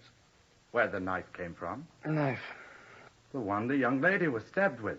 And what did he have to say? What did he say? He said he was standing in the bar of the Artemis restaurant late last night when the man bought the bottle of Booth's gin. Huh. Was that the only bottle of Booth's gin he sold last night? It was the only bottle of Booth's gin he sold to a man who had one of the Artemis restaurant's knives in his pocket, sir. What? What do you say? What do you say? What is this about a knife? Now, stop gibbering, man. What are you saying? Excuse me, sir, my tie. I'm sorry. Now, what? Well, he said a man who had one of his restaurant's knives stuck in his breast pocket bought a bottle of Booth's gin from him late last night. Who was he? Did you recognize the man? Could you identify him? He said he could identify the man easily if he hears him talk. What's that? What's that? What? If he hears him talk?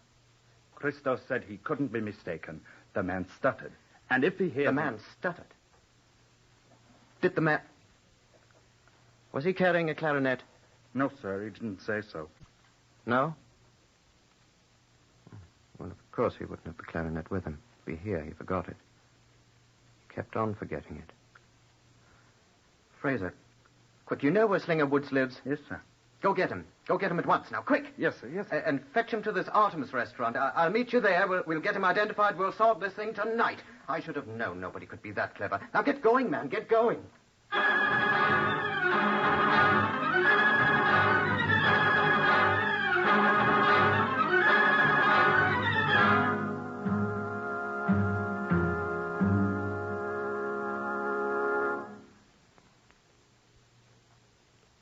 Fraser raced out after Woods. I rushed to the Artemis restaurant and found Christos Beres. Of course he could identify the man. Of course I can, he said in his curious English, and in came Fraser, dragging a somewhat gin-fuddled Slinger Woods. Is that the man? I yelled at Christos Beres. Hello, my friend Slinger. When you are going to pay me those £2 you owe me? You know, I don't see you for 2 months. Is that the man? I yelled at him again. It's my good friend Slinger Wood. Of course it's not the man. And now I get my £2 a hole. Well, I'm a little short just at the moment, Christus. Well, what's the matter? Oh, hello, Inspector. Hey, where are you going? I owe Chris £2. The other 2 men who drank Booth's gin and who stuttered. One of them was in Brighton. The other, the disgruntled suitor of Rowena Hargett, the fat man with the pimples, the frustrated trombone player whom she never saw anymore. Fraser, do you know where, what's his name, Herman Foster, the trombone player, lives? I'll find out, sir. He found out. He knew somebody who knew everything. And we went to Herman Foster's address. A huge, old house with a rickety stairway leading from the ground floor right from alongside the door to the first floor above. That's his room, sir. Right alongside the top of the stairway. Shall I... Herman? Herman Foster? Herman? And at the third call, an enormous man with a red blotched face stopped out the door at the head of the stairs, stared over the rail down at us. Herman! Look out! Herman!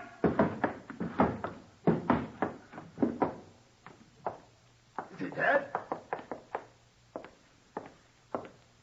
He's dead.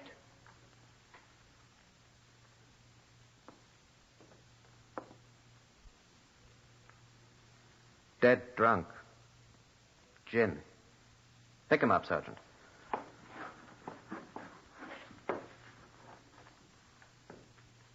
Reeking with gin. Sloppy with it. His eyes tightly shut as we held up, his pimply face beaded with sweat and gin. And look in his shirt pocket, sir.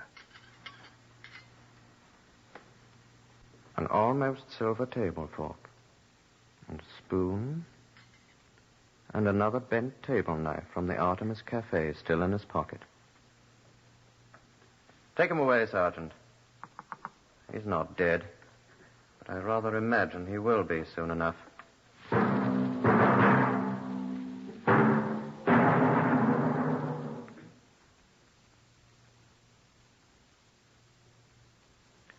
And when he had sobered up enough, Herman Foster, the frustrated trombonist, told us how he had brooded once too often over his rebuffs from Rowena Hargett, and had taken his bottle of gin and his stolen weapons to her flat, and then sat down after she had admitted him and drank 3/4 of the gin at one long draught. He swayed a little as I spoke to him the last time, but he remembered, just as he remembered the murder. Herman Foster, I arrest you for the willful murder of Rowena Hargett, and I warn you that anything you say will be taken down in writing and may be used in evidence. I didn't stutter at all. Now the hangman. Heard today on Whitehall 1212, Lester Fletcher as Inspector Bennett.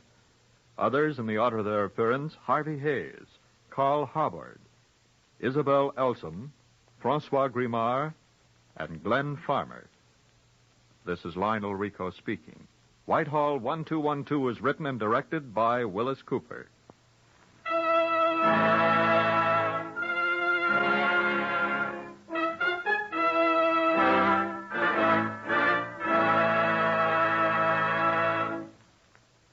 Our Defense Department announces that blood banks are almost totally exhausted. This month, for example, the Defense Department is short 300,000 pints of blood. The problem is critical. In 1 month, blood donation dropped to less than 40,000, 260,000 pints less than are needed. Remember, there is no substitute for blood in the treatment of many battle casualties. Your local Red Cross chapter can direct you to the nearest receiving spot. Volunteer now and save a life.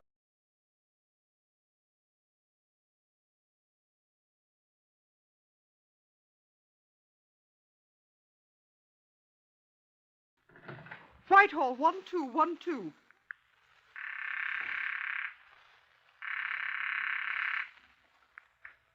This is Scotland Yard.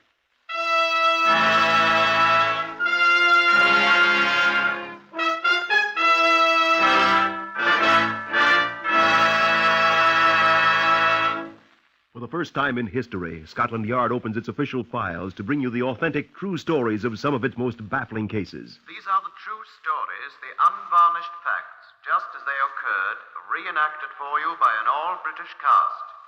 Only the names of the participants have for obvious reasons been changed. The stories are presented with the full cooperation of Scotland Yard. Research on Whitehall 1212 is from Percy Hoskins, chief crime reporter of the London Daily Express. The stories for radio are written and directed by Willis Cooper. Now, here is Chief Superintendent John Davidson of Scotland Yard, the curator of the famous Black Museum, to brief you on case number 330220. If you're planning murder, which I sincerely hope you're not, a visit to the Black Museum here will most certainly, I believe, serve as a deterrent. Here we have a large collection of murder weapons, from the simplest to the most ingenious, and most of them have been used effectually. Now, here's a knife, still stained with a murdered man's dried blood. Yeah, the user of that knife was hanged. And here is a revolver bullet from a man's brain. Yeah, the man who fired that shot was hanged. And the one-time possessor of this tiny phial, which at the time contained poison, thought to murder her husband. The hangman ended her career, too. And this carpenter's mallet here, the wielder of that one drew a trip to the execution shed for the unorthodox use of it. Most murderers are caught, and they die more ignominiously than their victims. And here in the Black Museum lie the instruments that encompass two deaths, the victim's and the murderer's own. This innocent tool once fell into evil hands. It's all that remains. Now, Chief Inspector Nigel Loring knows a great deal about this case, number 330220. The old heathens used to believe that their gods were the ones who inspired mortals to murder. This god has the bloodiest murder record of them all. Who was that, Nigel? Mars, the god of war? No, John. His name is Cupid. He was the god of love. When Thomas A. Becket Appleby married Alma Virginia Farnestock in Canada, he was 70 years old. Alma Virginia was 39. They had both been married before. Her first husband was dead, and Thomas Appleby had divorced his first wife to marry the attractive middle-aged widow. The affair had been a 9-day scandal in their Canadian home, and they had shortly removed to Bournemouth near Southampton to take up what might be called life anew. When I was first assigned to the case, I asked Uncle Tom Cobley, the village ancient of Bournemouth, to describe the Applebys to me. Appleby? Why, he be a bitter old man. Oh, he's a good score of years younger than I be. Never pays no attention to nobody excepting his money and his bottle. Forgot everything but that that wife of his even, mister. And Mrs. Alma Appleby? Eh?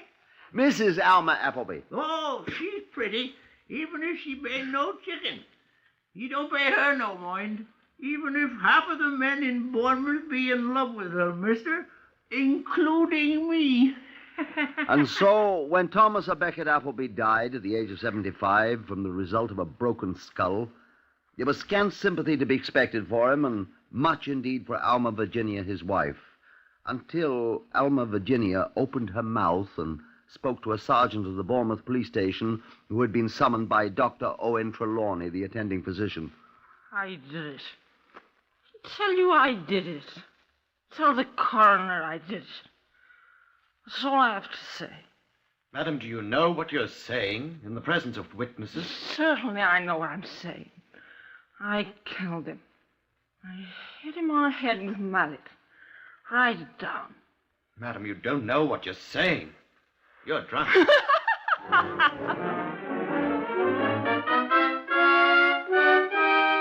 I was assigned to the case the following day. You know as much about the case now as I did then. Thomas A. Becket Appleby lay dead in a nursing home with his skull fractured in 3 places. The new-made widow, it was now near 10 the following morning, was awake after having slept nearly 12 hours after her confession to the Bournemouth sergeant. The maid, Marjorie Bates, brought her downstairs. There was nothing very attractive about Alma Virginia Appleby as she slumped into a chair in the disordered sitting room. I need some more tea, Marjorie.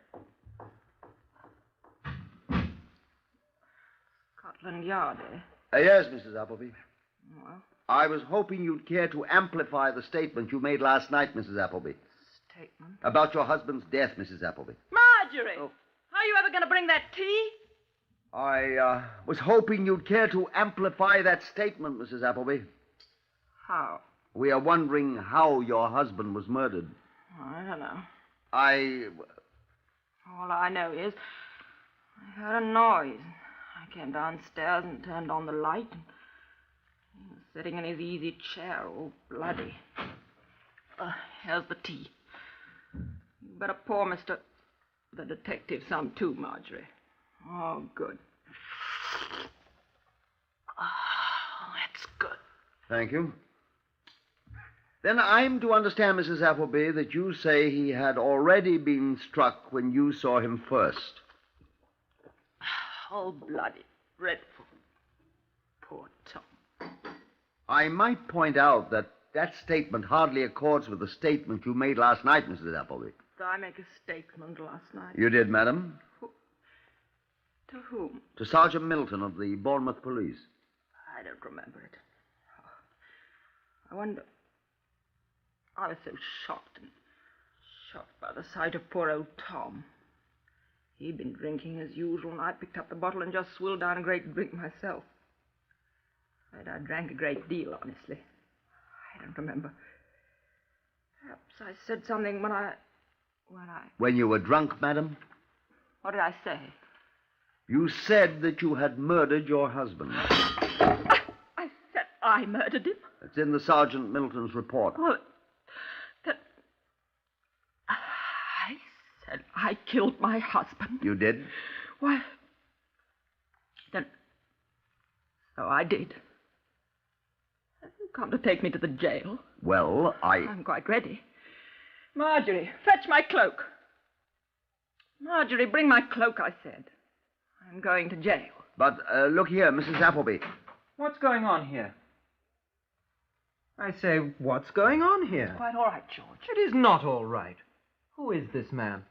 Who are you, fellow? I think I might ask the same question of you, young man. Now, don't come that on me. Is he annoying you, Aunt Alma? I'm Chief Inspector... This is Chief Inspector. I'm afraid I've forgotten your name.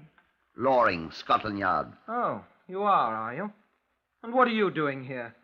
We've had enough policemen. May I ask who this young man is, Mrs. Appleby? This is George Evans, Chief Inspector. George has been our chauffeur. George is... Your nephew, I gather? I am not. George has been almost one of the family. And it's my duty to protect George. Where's he taking you? Were you here last night, young George? When old Tom was killed by that burglar. Is that the way it was? He was drunk, as usual. Answering your question, I was out in the garage working on the car, mister. George didn't know anything about it till he heard me scream. When I found Tom sitting there all bloody. Dead. I didn't know he was dead when you found him, Mrs. Appleby. He was... I thought you said you killed him. What? Oh, that's right. I did kill him. I'd forgotten. You did not. I did. You did not, Alma. She couldn't. She says she did, young man. Well, she didn't. I did, George. I swear You did not, Alma. I'm sorry, Mrs. Appleby. I detain you on suspicion of having been involved in the murder of Thomas Beckett Appleby. No, I tell you. And I must warn you that anything you say will be taken down in writing and may be used in evidence. Very well, sir. Alma. Be quiet. Then I say that I alone am responsible for the death of my husband. I and I alone murdered him. But it's not... Be, George. I did it. Now, if you're ready, Chief Inspector. Aren't you going to kiss me goodbye, George? The boy, George Percy Emmons, insisted upon accompanying Alma Appleby and me, but there was nothing for it. He had to stay behind. Mrs. Appleby wept copiously as they parted, and it was with some difficulty that the maid, Marjorie, and I were able to separate them. I glanced at young George as I closed the car door.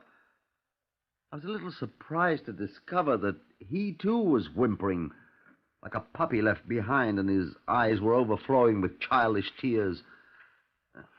I was faintly revolted at the sight of this great hulking mooncalf's behavior, and I'm afraid I spoke my mind. Bawling like a blasted baby, I said. Poor George is a baby. Poor lamb's only 18 after all. Only 18, I thought.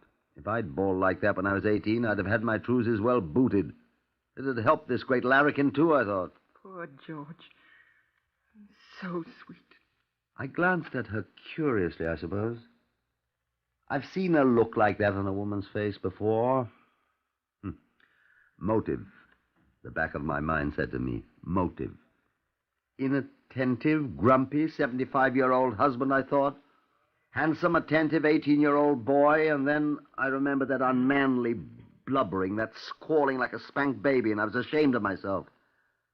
And when she spoke again... My baby died when he was 2. I keep thinking of George as my baby boy. But the love in her eyes when she turned to me, I thought uneasily, wasn't exactly the kind of love one has for a son. According to the judge's rules, one may not ask questions of a person who has been charged, except to clarify any statements made. There was no need to ask Alma Appleby any questions. Yes, I killed him. Yes, I had a reason. Reasons, rather. Tom was old and ill. He was always in poor spirits. He worried about money.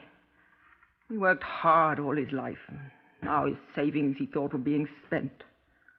He knew he could never get any more money. He was an old man.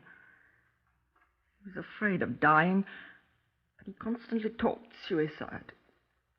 He always sat alone in the sitting room and drank. Every night. Half a bottle every night. It's very simple. I couldn't stand it any longer. I'm not a young woman, but I'm not unattractive either, am I? I had a hard life, too. I deserve another chance, don't I? Tied to an old man. A sick old man. A drunken old man. A worried old man who constantly threatened to kill himself. He'd be better off. And I thought I'd be better off. He didn't know it. He didn't know anything. He was sitting there in his chair, drunk, like he was every night.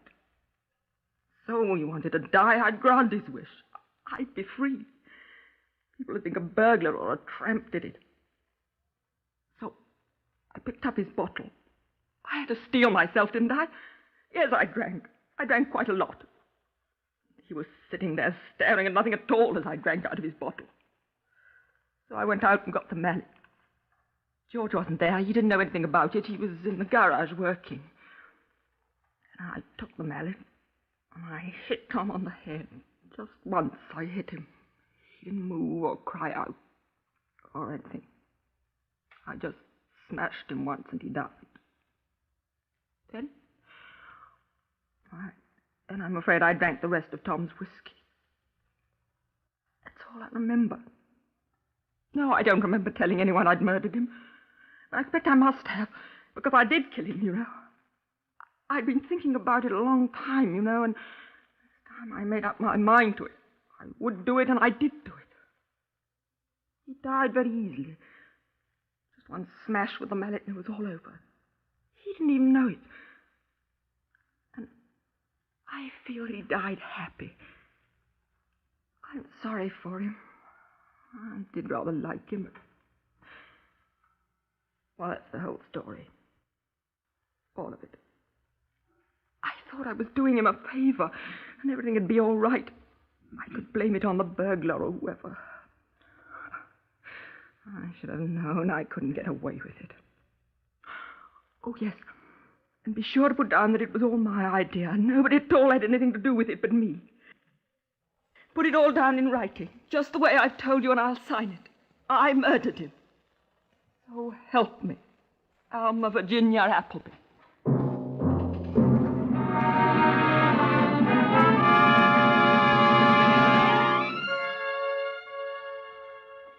That was the gist of what she told the examining magistrate of Bournemouth, who accordingly remanded her for trial at the Southampton Assizes later in the month. I wasn't satisfied. John Davidson, the Black Museum man, he was plain superintendent then, was in Bournemouth visiting his great-aunt who was afflicted with sciatica. John, having escaped the ailing aunt for a morning, had attended the examination. Afterwards, he and I repaired to the nearest pub. John was not happy. None of my business, Loring, but that woman's lying.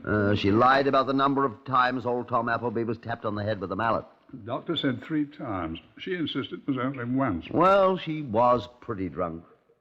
Granted. So let's have some more pig's ear, shall we? Right. Miss, 2 of the same, please. Right, sir. Granted that she has made a mistake there. Granted that she was undoubtedly a little script, as I shall probably be if I have much more of this beer. Thank you, miss. But what murderer ever forgets how many times he strikes his victim? Cheers. Cheers.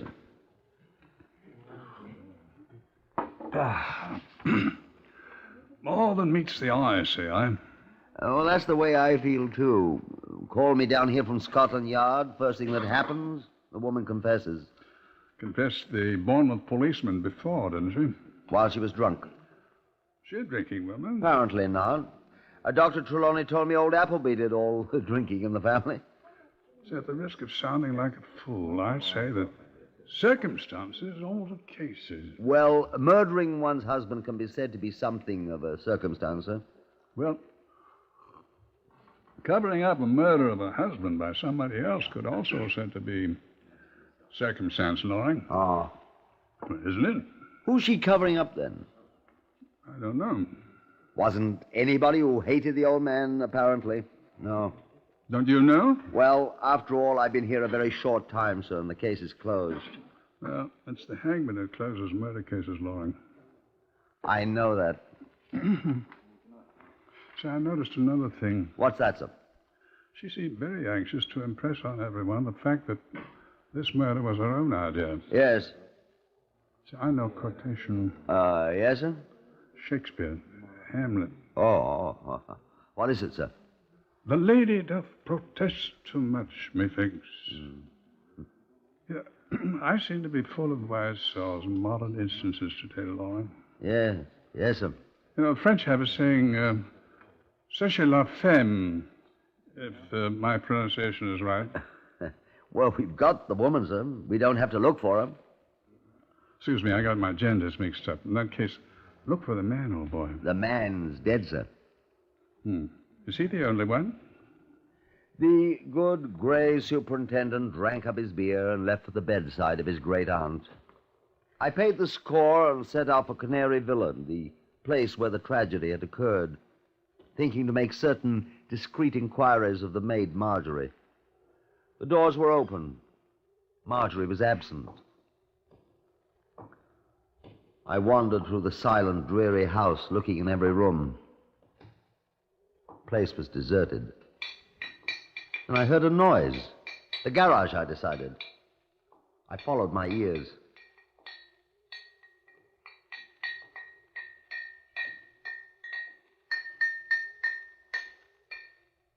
I watched young George for quite a while before he discovered me. What do you want? Like to ask you a few questions, George, if you don't mind. Oh, you're the policeman. Chief Inspector Loring, that's right. I've got nothing to say to you.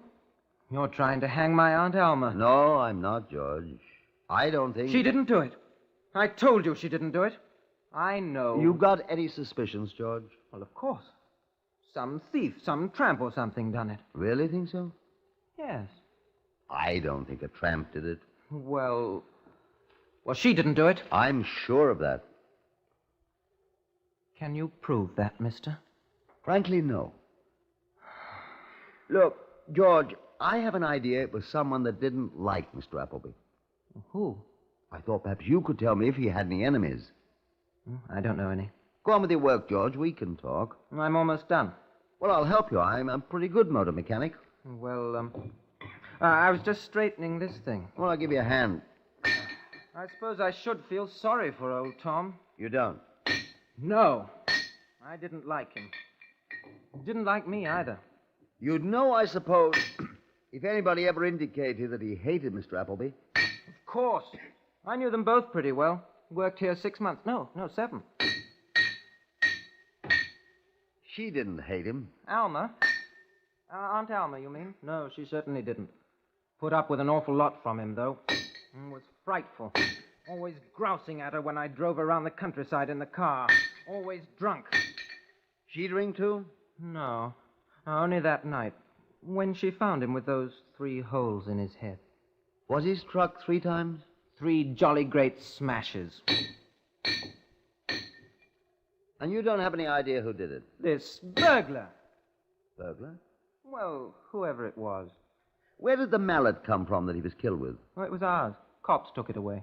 Well, I hope they find whoever it was. Well, if you cops are any good. We're trying. That's why I'm talking to you, George. Huh? Why? Hoped you might be able to help her. Listen, mister.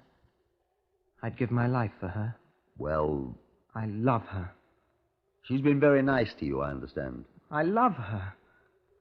She's the sweetest, the most adorable, the most... Well... Huh? She's going to hang. No! She's not. She didn't do it. She confessed, George.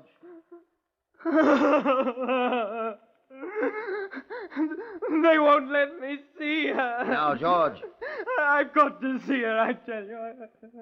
I've got to see her. Why is it so important? Why, George? Because they'll hang her. They'll hang Alma. She didn't do it. She didn't murder Tom, and they're going to hang her for something she didn't do. But what good will it do for you to see her? I'll tell you what good it'll do. I know who did it. I know, I tell you. Do you hear me? I know who killed Tom Appleby. Who? I know who murdered him, and so does she. I've got to talk to her, or they'll hang her.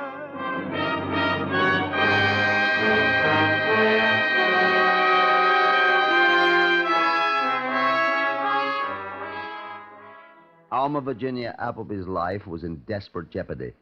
She had been remanded for trial, and no power on earth is sufficient to alter the slow, regular course of British justice before that trial takes place.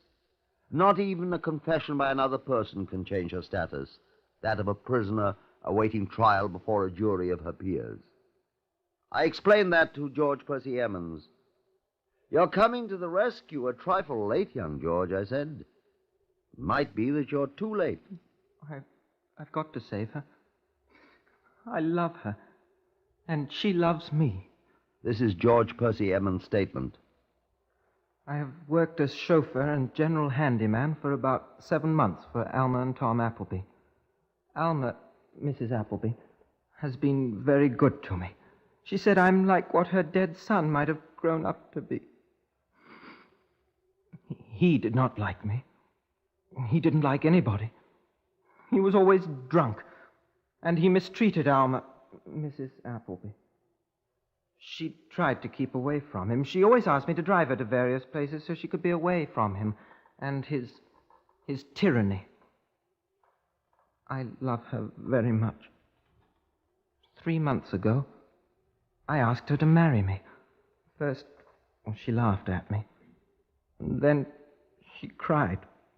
She said that she was old enough to be my mother. I said that I was old enough to become her husband. But she said she already had a husband.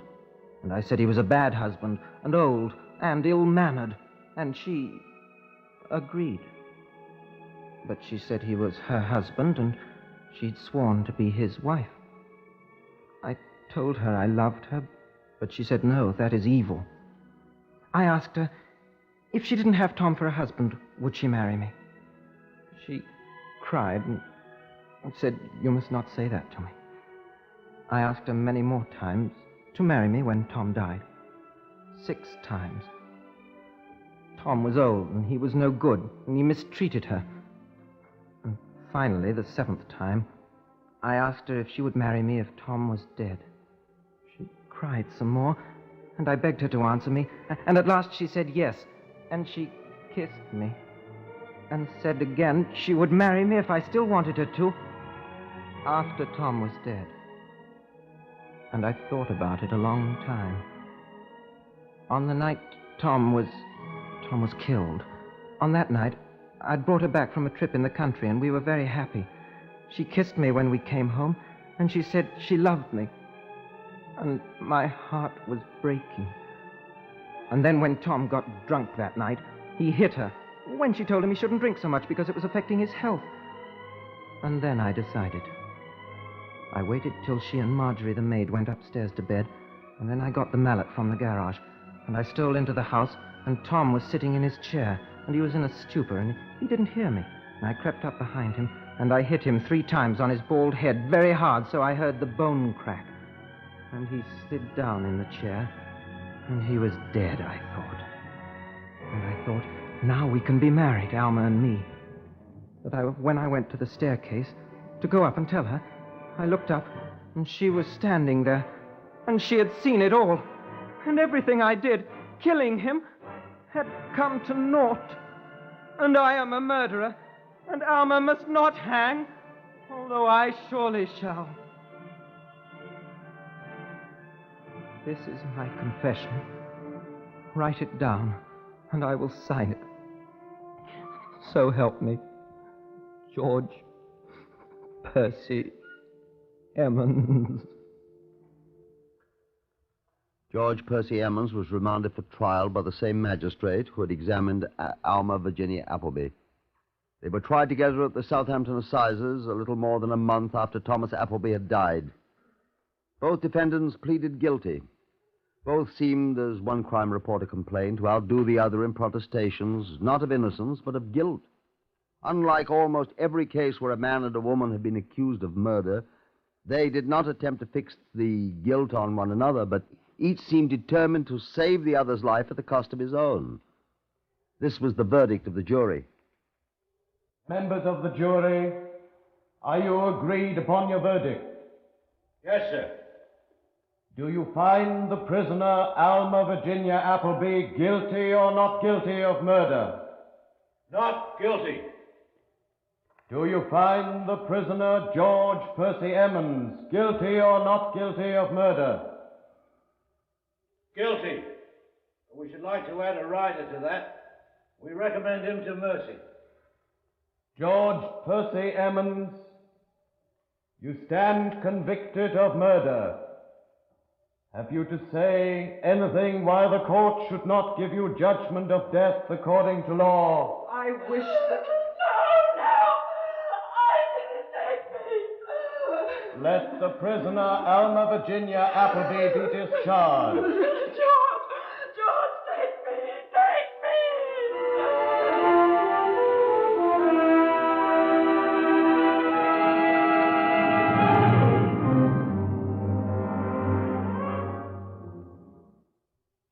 And so they hanged 18-year-old George Emmons.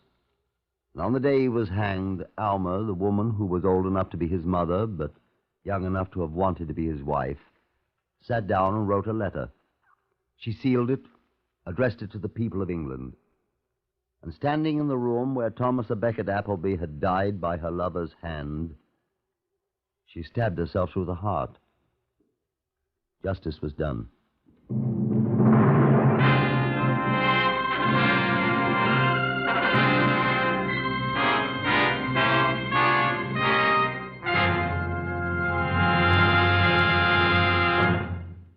You have heard another in the series Whitehall 1212, compiled from the official files of Scotland Yard. Research on Whitehall 1212 is by Percy Hoskins of the London Daily Express. The stories for radio are written and directed by Willis Cooper.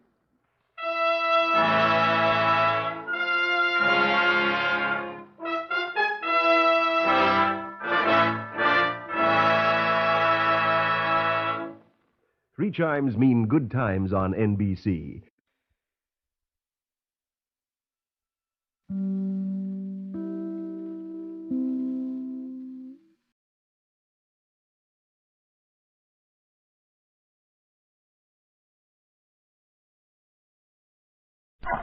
Whitehall 1212.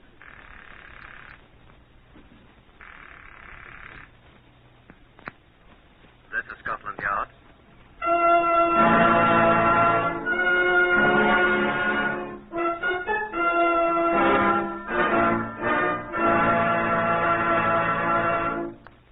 For the first time in history, Scotland Yard opens its official files to bring you the true stories of some of its most baffling cases. These are the true stories, the plain, unvarnished facts, just as they occurred, reenacted for you by an all-British cast.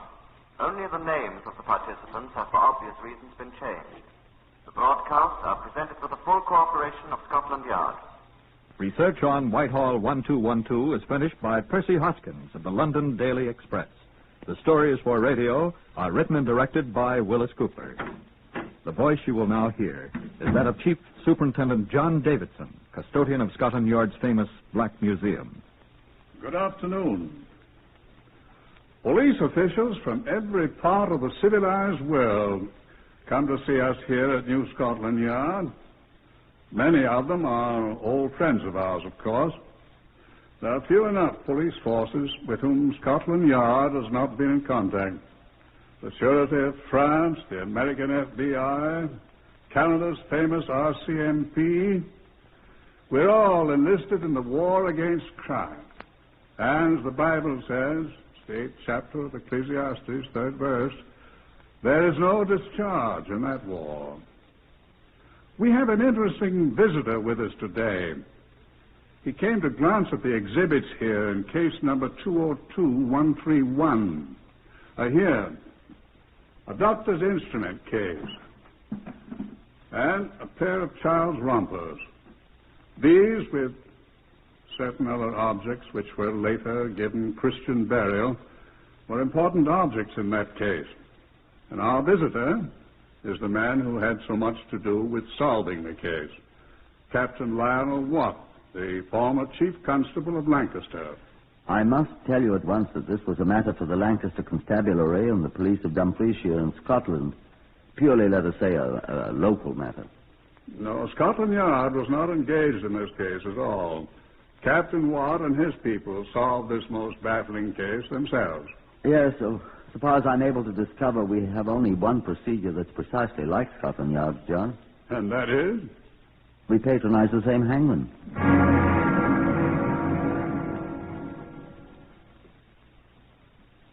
2 miles north of the town of Moffat, which is in Dumfriesshire in Scotland, the main road from Carlisle to Edinburgh crosses the ravine where a small stream, Gardenholme Lynn, runs to the River Annan through a remarkably peaceful countryside.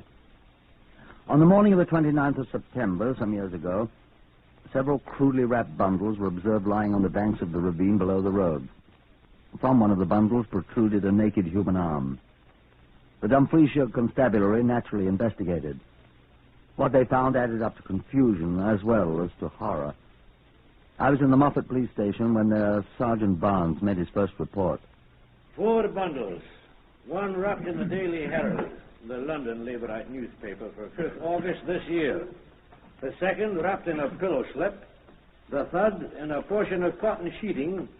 And the fourth in another piece of sheeting, tied up with what appears to be the hem torn from the sheet. All the bundles contained pieces of people, to which straw was adhering, and a large quantity of cotton wool also. Quite neat. As nearly as we can tell, there are parts of at least 2 bodies. It's impossible at present to identify them. It's impossible even to determine the sex of the bodies, or their approximate ages.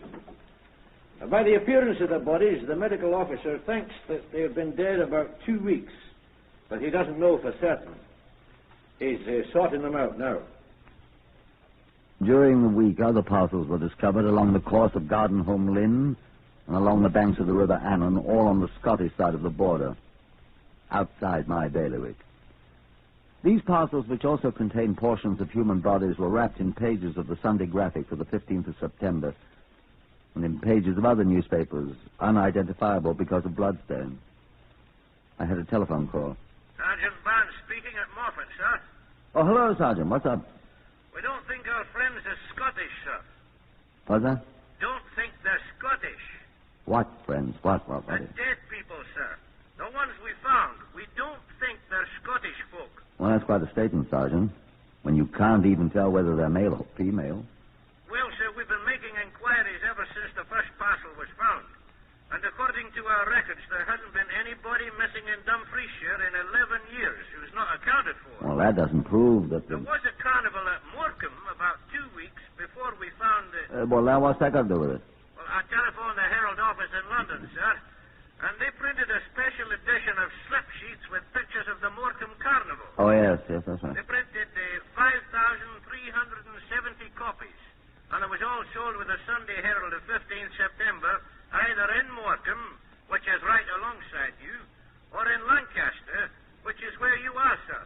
Do you mind telling me what all this has got to do with your latest discovery, Sergeant? Oh, not at all, sir.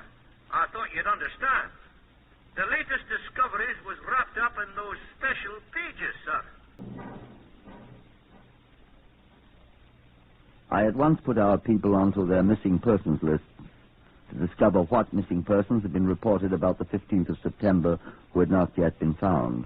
From Morecambe, sir. They've had nobody missing since September 11th, before season closed at Seaside. 2 persons, trippers from York, missing on that day, but bodies were recovered on the following day. Both were drowned, that's all, sir. How about Lancaster? None unaccounted for within the specified period, sir. Unless you want to count this one, though she's not really missing. Who? Name Maggie Rowlandson, maid servant. She's not been officially reported missing. But her stepfather's been around mumbling about a complaint. What about? Well, sir, it's one of them there things. The girl went away with her mistress and they haven't come back, that's all. Where'd they go? Edinburgh, husband says, sir. Oh, she's married. Mistress, husband. Well, tell him to make the wife send the girl back. I did, sir. And he wrote, but he hasn't had any reply yet. I gather the wife got fed up with them and walked out, taking the maid along for company. Huh. I'll be back. That all? That's all, sir. Well, keep on checking up on missing persons. Though what can be done, I'm sure I don't know. No, sir. I think that sergeant over there at Moffat's is daft. Anyone could have got hold of a copy of that special edition of the Herald. Yes, sir. It's his affair. Let him work it out his way. We've plenty to do. Yes, sir. Well, thanks very much anyway. Keep your eyes open. Yes, sir. Oh, I say, I suppose it is our job to check up on things. Yes, sir, that's right. Whether it makes much sense or not. What's this chap's name whose wife's gone? Well, I'll have a chat with him and see what can be done about getting this girl back to her parents. That chance, I expect. Name's Dr. John Hakim, sir. 2 Dalton Square. Funny name. Hindu or Parsi or something, I think, sir. Well, I'll go see the blighter on my way home. It's quite all right. Go ahead. What here? What here? Sir, this is Sergeant Barnes at Moffat over in Dumfriesshire. Hello, Barnes. We're almost certain now, sir, about their bodies. Certain? Well, what did you find out? Well, sir, there's 2 professors of forensic medicine staying here at the hotel in Moffat from Glasgow University, sir. Yeah? And they were invited to look at the remains. They and the medical officer here think they can be put them back together. Good. Then you'll be able to identify them. Well, they're not so sure about that, sir, seeing the condition of them.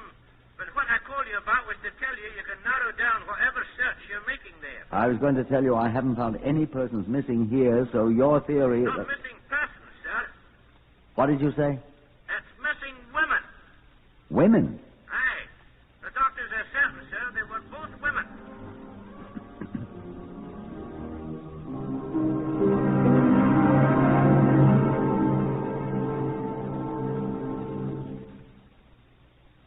I felt rather a fool about doing it. But my conscience, if that's who it was, kept mumbling in my ear about leaving no stone unturned, so I stopped my car as near to the door of 2 Dalton places I could and went to call on Dr. John Hakim. The bell was apparently out of order. It was a good 5 minutes before my pounding on the door was answered.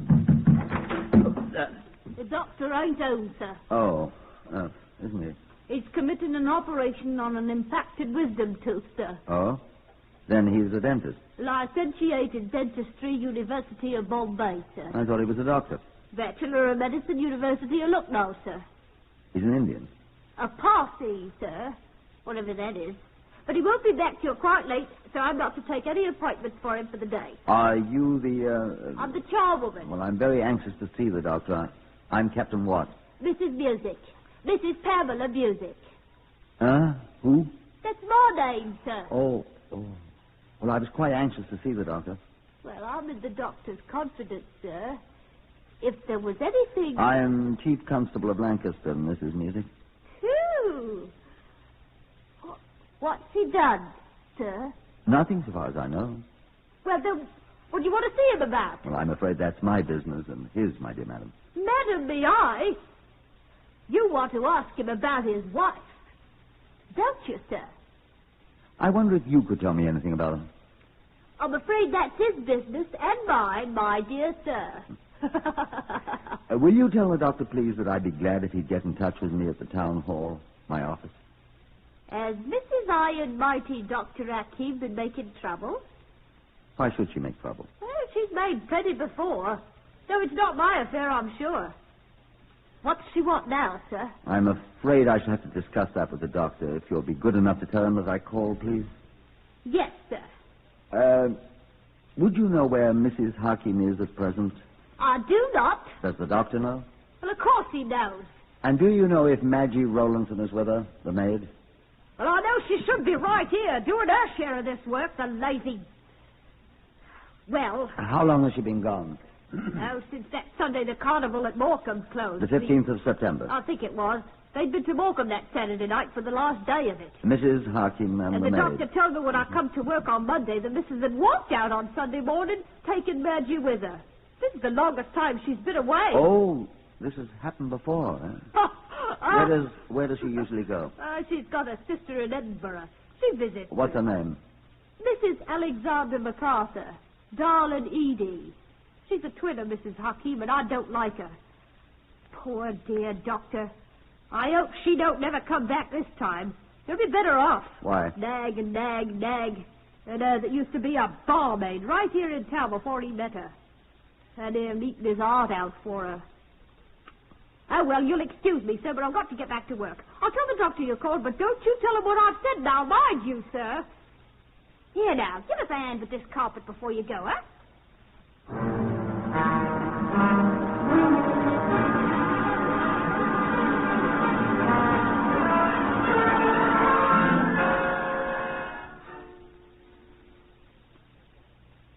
Express message dispatched to the Edinburgh Police by Chief Constable Lionel Watt of Lancaster. Most urgently request you make contact with Mrs. Alexander MacArthur, Edinburgh. Requesting having her sister, Mrs. Jan Hakim, at this city, get in touch with me at once. Also discover whether Mrs. Hakim's maidservant, Maggie Rowlandson, is there with her. Information most urgently desired. Watt, Chief Constable Lancaster. Sergeant Barnes of Moffat telephoned me. Sergeant Barnes here, sir. Oh, good morning, Sergeant. Good morning, sir. Did you have any luck? We found 2 women who seem to be missing. Yes, Sergeant, but further inquiry has discovered them for us. They're visiting in Edinburgh, that's all. You had any luck? Those 2 professors I told you about, sir. They seem quite delighted with what they've accomplished. Putting the bodies back together. Bodies? You should have seen them, sir. I did, thanks. Any clues? They said one of the bodies was a young woman. The others older, about 35, Dr. Fairley said. One of them had red hair, the young one, he said. Red hair? Yes, sir. And there's a part of the upper left forearm of the younger one that can't be found. What's that mean, Barnes? Well, Dr. Fairley thinks there was some kind of identifying mark. Oh. A scar or something. And the murderer, whoever he was smart enough to remove it. Real neat. Professional job, too, sir. Just as neat as if a doctor or a surgeon had done it. Dr. Fairley says. Come in. Dr. Hawkins, sir. What? Dr. Hawkins here. Oh. I have him come in, please. What do you say, sir? I've got a visitor, Barnes. Oh, I'm sorry, sir. I'll talk to you later. Goodbye. Goodbye, sir. Well, sir. You are Chief Constable Watt, isn't it? I am, sir. I want to know what you mean, sir, by persecuting me. Answer me. Why, my dear sir, nobody's persecuting you. You have appeared at my office in my absence making inquiries which I am resenting very much indeed, and I demand that they be stopped. My dear man. I am a reputable doctor, sir, a surgeon. I will not have policemen coming to my office. I came to your home, sir. It is also my office and surgery. You are thinking that I have some guilty knowledge of my wife's whereabouts, and that little Rundy, her maid, isn't it? There's no call to be quite so belligerent, Dr. I Hakim. shall be as belligerent as I please, sir, when my rights are invaded. Now, look here, Dr. Hakim. I am not going to be put on the defensive by you at all. You may as well understand that. Now, I'm sure that you're aware that I'm following up a legitimate inquiry concerning the whereabouts of your maid, Maggie. You have no right to question my servant. My dear sir, I have a right to question anyone who might be able to contribute information. You know that Mrs. Musical talk. I am not acquainted with Mrs. Music's proclivities, sir. Now that you are here in my office, I ask you what information you can give me about the Rowlandson woman. I can give you none. She accompanied my wife to Glasgow. Probably she is still there with her. I thought you said that your wife went to Edinburgh. Edinburgh, I mean. I can't keep these stupid Scottish, the English, these Scottish, I can't remember them. I see. Has your wife left you, Doctor? I will not tell you. You have a reason for refusing to answer, I take it. I have. You will be telling it all over the city, and my practice will be ruined. I know how you police operate. I don't trust you. That's a very extraordinary attitude to take, It is Doctor. the attitude which I choose to take. You will stop meddling with my affairs, sir. Look here, Dr. Hakim. Dr. Hakim, I have no interest for the moment in the reasons for your wife having left you, but I'll tell you why she left me. She left me for another man. I said I have no interest in her reasons, sir, at the moment. I'm being disgraced. I am being ruined by this scandal. My practice, I should be ruined. Now you please come around so that all the neighbors may see. It is inexcusable. Control yourself, sir. I'm interested in finding Maggie Rowlandson for her parents. She is with my wife in Glasgow, Edinburgh. Is she? Of course I told you so. Now, will you do something to end this persecution? I told you there is no persecution, Doctor. Will you put a notice in the papers that I had nothing to do with my wife's leaving me? Will you swear? You're being silly, Doctor. No, you are ruining my practice. I don't believe so, I Doctor. demand that you give out a statement to the public that I know nothing at all about this. Except that you know where your wife and Miss Rowlandson are. Will you give me a statement, sir? Dr. Hakim, when I'm thoroughly convinced that you have no connection with either your wife's going away nor of Miss Rowlandson's unexplained departure... I had nothing to do with either of them. My wife left me and took Mattie with her. When I'm thoroughly convinced of that, Doctor, I'll be glad to say so to any of your patients, present or prospective, that you care to send me. How dare you? Until then, if I need you, I shall send for you. Good day, sir. You are persecuting me because I'm an Indian, isn't it? You are being offensive, sir. You think you are a great big superior Englishman and so, therefore you can... What do you want? Sergeant, show Dr. Hakim the exit, please. Yes, sir. Will you come this way? I will not come this way. I want justice. I will stay here until... All right. I'm coming. You're bigger than I am. You're English. You're exit fully... this way, sir. Ratty little brute. Oh, hello. Put me through to Sergeant Barnes over in Moffat in Dumfriesshire, if you please. Right. Dumfriesshire is in Scotland. Right. He's gone, sir. Oh, excuse me, sir. I had this express message for you when you rang for me. From Edinburgh. Oh, thank you. Yes, sir. Yes, I'll wait. Edinburgh. Barnes here. Oh, Sergeant Barnes, Watt here. I was just calling to tell you that... First of all, have you heard anything more in the way of clues? You were starting to tell me. Just that we found that one of the pieces of the body, sir, was wrapped up in a pair of child's rompers, sir. Rompers? Yes, sir. The other parts were wrapped up in old papers, old rags, a bit of sheeting. But this, it appears to be a part of a left leg, was wrapped up in these kids' rompers. That's all. So if that'll help... Well, I had this chap in here, and a remarkably unpleasant little man.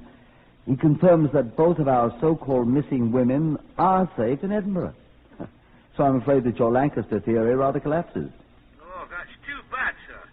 I had great hopes of you taking this off our hands. No, I think not. As a matter of fact, I've just had an express message from the Edinburgh police. I'll read it to you. Half a sec. Chief Constable, etc., that's me. What do they say, sir? Well, I'm afraid I gave it back rather too quickly, Sergeant. You what, sir? And here's the message from Edinburgh. Subject person has been contacted.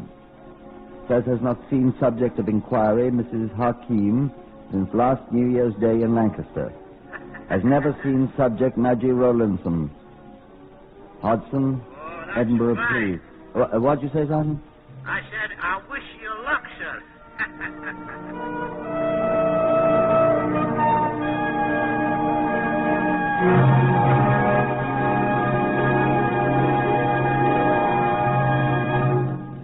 It was raining quite hard when I arrived, full of beans, at the door of number 2 Dalton Square to demand explanations from the little doctor. I thumped the door vigorously, and out of time, it opened. The doctor, I did. Oh, it's you, Constable. Where is he, Mrs. Music? Out, sir. Calling on patients. He certainly did give me what for. May I come in out of the rain, please? Oh, if you must, Thank sir. Wipe your boots on the mat. It's mucky enough in here anyway, though Lord knows I try to keep it tidy. What do you want now? She ain't here. Neither one of them's here. Neither Mrs. Hakim nor Maggie, what's her name, Rowlandson? Nor the doctor. Now, what did you want, sir? He ain't here. Very important that I see him. Where do you expect I might find him? Or when will he be back? That's the way I got into trouble the other day, answering questions. Now, look here, Mrs. Music. He says it ain't good for business. He said if I got it again, I'd lose my situation, and I'm not going to lose my situation. If you'll just tell me when the doctor will be back, Mrs. Music. He'll be back tonight. He's going to have tea with the children. What children? Oh, no, lummy how it's raining. Well, that'll be good for the carpet. Carpet? Oh, now you do ask questions, don't you? What children? The doctors. They're staying with Dr. Mattoon and his wife since the missus went away. That's why the carpets are soaking in the rain. Mrs. Music, will you please... To wash the blood out of them. What blood? It's been on them ever since the day she went away, and I don't know any way to get it out, so I'm soaking them in the rain. And... Whose blood? Whose blood is it, I mean? There was blood all over the surgery and on the stair carpet. You helped me with the stair carpet yesterday, for which I thank you, sir. Whose blood? Blood ain't no treat around here, sir. The doctor's always cutting people up, committing operations and all. Whose blood, I say? Oh, you needn't yell at me. I can hear all right. Why, his, of course. His? The doctor's? Of course. How did his blood get on... When I come to work that Monday morning, he told me the missus had run away from him, so he took the kids to stay with Mrs. Mattoon, like I said before. And when he come back, he tried to open a tin of peaches for his breakfast, and he cut his hand dreadful on the tin opener. Didn't you see he was still bandaged up? Yes, yes. There was blood every place in the house. On the rug, on his waistcoat. He bled a lot. Well, you wouldn't think one person could bleed so much and still walk about. Who dressed his hand? He dressed it himself. Wouldn't even let me put Zambuck on it. He's very accomplished, sir. Oh, dear me. What's the matter? Oh, I knowed he'd forget to take them. You see? What are those things? Oh, I told him he'd forget them. Now, what are those poor kiddies going to do with them? What are they? Rompers. Don't you recognize rompers? Haven't you got any kiddies? I told him to take them. Whose are they? All except that one pair that belonged to young Allen. I don't know how anybody could lose a pair of rompers. Is there a telephone here, Mrs. Music? In the surgery there, but I'm not sure the doctor... There's half a crown. Say nothing about it. You are bar music, that red bow tie you've been wanting. In here, Mrs. Music? It's his birthday Wednesday. What'd you say? Oh, yes, it's in there, sir. Thank you. One more question, Mrs. Music. What color hair did Maggie Rowlandson have? Had, sir? Well, she's got ginger hair. Real bright red. Thank you, Mrs. Music.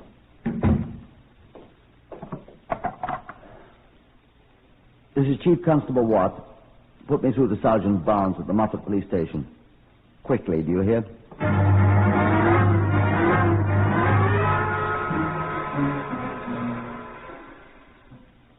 It was 8 o'clock in the evening when Sergeant Barnes arrived at 2 Dalton Place. I'd urged Mrs. Music to wait. Come in, Barnes, I said. Did you bring them? Yes, sir. They're right here. What on earth? Know what these are, Mrs. Music? Well, of course I do. Where'd you get them all bloody like this? Is there blood on everything? What are they? Why, they're little Allen's rompers that was lost. How do you know? Well, right there. The patch I sewed on myself out of Music Sanderson Gingham's shirt. Of course I know. Where'd you get them? Why, Miss Maggie Rowlandson had them. Oh, well, there's the doctor. Look, you gentlemen, you can... Mrs. Music, are you here? Yes, sir, I'm here. I'm here also, Dr. Hakim. Now, what are you wanting in my house? I want to see you, sir. And may I know who you are, please? I'm Sergeant Barnes of the Dumfriesshire Constabulary, sir. I want to see you, too. Now, look here. What is this? They found little Allen's rompers that was lost, Doctor. Aren't you glad? No, I don't think he's very glad, Mrs. Music. Doctor, may I look at that bandaged hand where you cut it on the tin opener and where you bled so profusely? Stand away from me. Stand away from me, I tell you. Hold his hand, Barnes. Yes, sir. Don't touch my hand. Let go. I'll be quite gentle, Doctor, but I've got to get that bandage off. There's no blood here. Now, there. Look, Barnes. Yes, sir. What? Let me see. Why the rightly cut on that hand? Well, where did all the blood come from, then? Yes, Doctor. Where did all the blood come from? Johanga Sorabi Hakim, alias Dr. John Hakim, I arrest you for the murder of your common law wife and of Maggie Rowlandson. And I warn you that anything you say will be taken down in writing and may be used in evidence.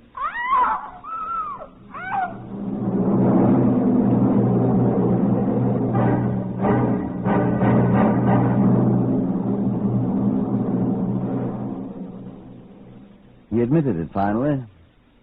He had murdered his wife in a fit of insane rage when he discovered that she had met, quite innocently, incidentally, the man of whom he was insanely jealous, though without any cause whatever. The maid, Maggie Rowlandson, was killed in an attempt to defend her mistress. In one day, the murders had been committed on Saturday night. He had dissected the bodies, removed all means of identification, and at night had scattered the neatly wrapped parcels containing the bodies from the bridge on the Edinburgh Road. The two professors from the university were able to reassemble the mangled bits to such an extent that there was no question of their identity at last. Dr. Hakim, which was not his name, was tried for murder at Manchester Assizes and found guilty. He was hanged at Strangeways Prison 3 weeks later. Same hangman who works for Scotland Yard officiated.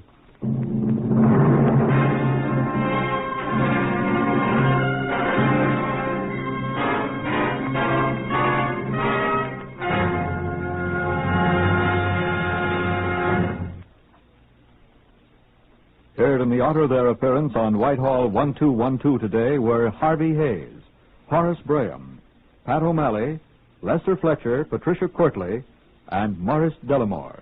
Lionel Rico speaking. Whitehall 1212 is written and directed by Willis Cooper.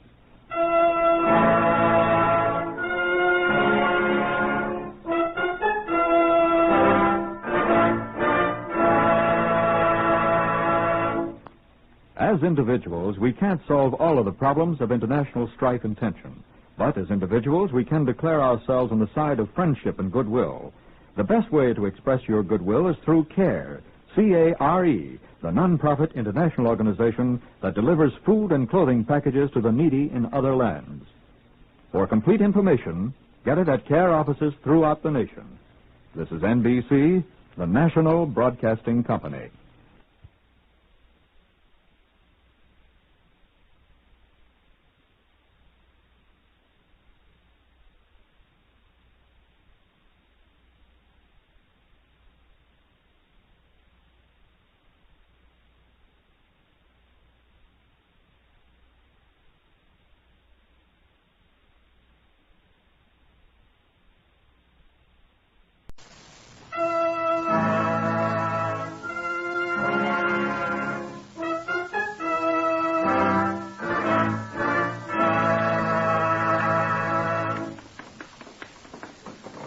Whitehall 1212.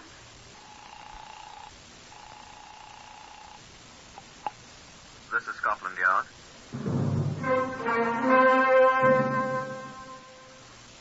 For the first time in its history, Scotland Yard opens its secret files to bring you the true stories of some of its most celebrated cases. These are the true stories, the plain, unvarnished facts just as they occurred, brought to you by an all-British cast.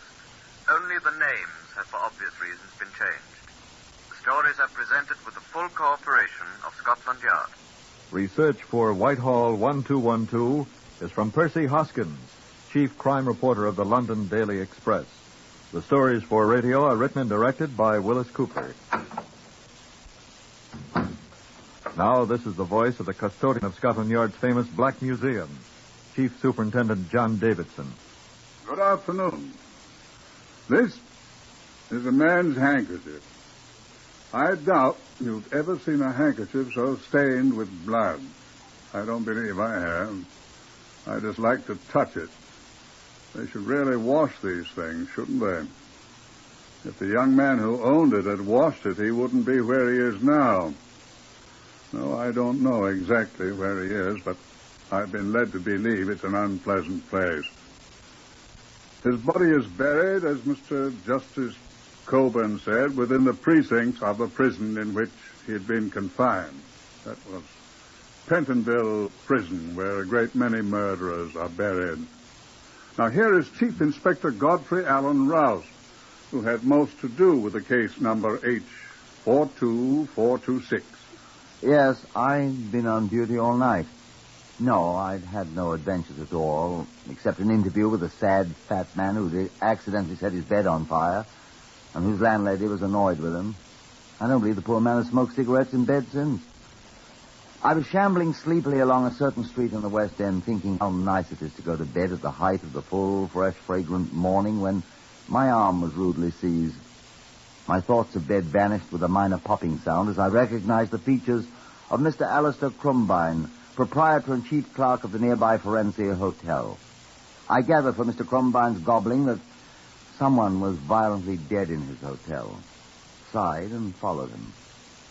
There, a functionary conducted me by means of a frighteningly creaky lift to the top floor of the forensic and preceded me into a room, the door to which was standing open. Across the neat bed lay the body of a dead woman, appallingly battered about the head and upraised arms. She was a thin, middle-aged woman, and there was no sign of blood on her. She'd been carefully washed off, although the bed linen was spattered freely. There was no sign of a weapon, and the room, except for the carnage on the bed, was quite tidy. A door leading to what I assume was a private veranda was closed. Locked, I afterwards found, from the inside. The functionary and I stood and looked silently, and then I heard the lift creak again, and Mr. Alistair Crumbine was there. Who is she, I asked Mr. Crumbine. She's dead, isn't she? There's no doubt she's dead, is there? I reassured him, and he burst into lamentations. Oh, my poor hotel. What's my poor hotel going to do with people getting murdered in it? What's to happen to me? What happens to your guests, Crumbine? She's a guest, isn't she? Who is she? Oh, the poor lady in my hotel. She's dead. Yes, she's dead. Who is she? Eh? Who is she? It's Lady Madge Johnston. She's dead. I knew of Lady Johnston. Lady Madge Johnston, a well-known philanthropist, widow of Sir Lawrence Johnston, a former member of the London County Council, reputed to keep a large box of crisp £1 notes for handing out to indigents at all times. What are you doing, Alistair? The box of money's here, all right. Mean there is a box of money? Look. You may believe it or not, but there was a great Schweppes ginger beer case still bound with iron straps under the bed, and it was absolutely running over with fresh, crisp Bank of England pound notes. Whew. Wonder if it's all there. Wonder if he took a fistful. Who? Chap that did her in. I wonder who did it. In my hotel. When did it happen? The maid found her when she brought up a cup of tea at 7 o'clock, like she always does. Darjeeling tea she always drank, the poor thing. Nasty strong stuff. At 7 in the morning. Yeah. And then the maid came and woke me up and hurried home at once. Had a seizure, she said. Elsie Weed from St. Louis, USA. Who? The maid had a seizure. She say anything? Only that she was going home. I know, a seizure. Anybody else been here? I don't think so. No. Who was that man who brought me up here? He's been here. Oh, Fellows, the porter. He operates the lift. He here? Eh? Was he here? Oh, he must have been, mustn't he? Has he any ideas? What does he know? I'm afraid I didn't ask him. Get him. I want to talk to him. Oh, yes, of course. Get him. Yes, of course. Fellows! I say fellows! Isn't there a bell on that lift? Oh, yes. Well, use it then. He'll hear me. Fellows! So will everyone else in the hotel. Oh, do you think so? They'll have everyone up at the place here, and I don't want them. Ring the bell. Oh, yes, of course. He'll be here at once. Where does that door lead? What door? Oh, to the veranda. Wonder if he got in that way. Don't open the door. Oh, don't be careful. You'll fall. Be careful. What on earth happened here? Oh, I should have told you. Oh, I hope you didn't fall. Oh, no, you're still there. There's no floor on the veranda. What? We have the carpenters here, you know. They're making a few changes. Some new floors in the verandas. A man could break his neck here. It is quite a fall, isn't it? Where are these carpenters? Have they got ladders? Ladders? Yes, of course they've got ladders. How do you think they'd get up here? Do you suppose it was a carpenter that did it? Oh, but they all go home at night. They leave the tools and... I say, she might have been struck by a hammer, mightn't she? Let's see.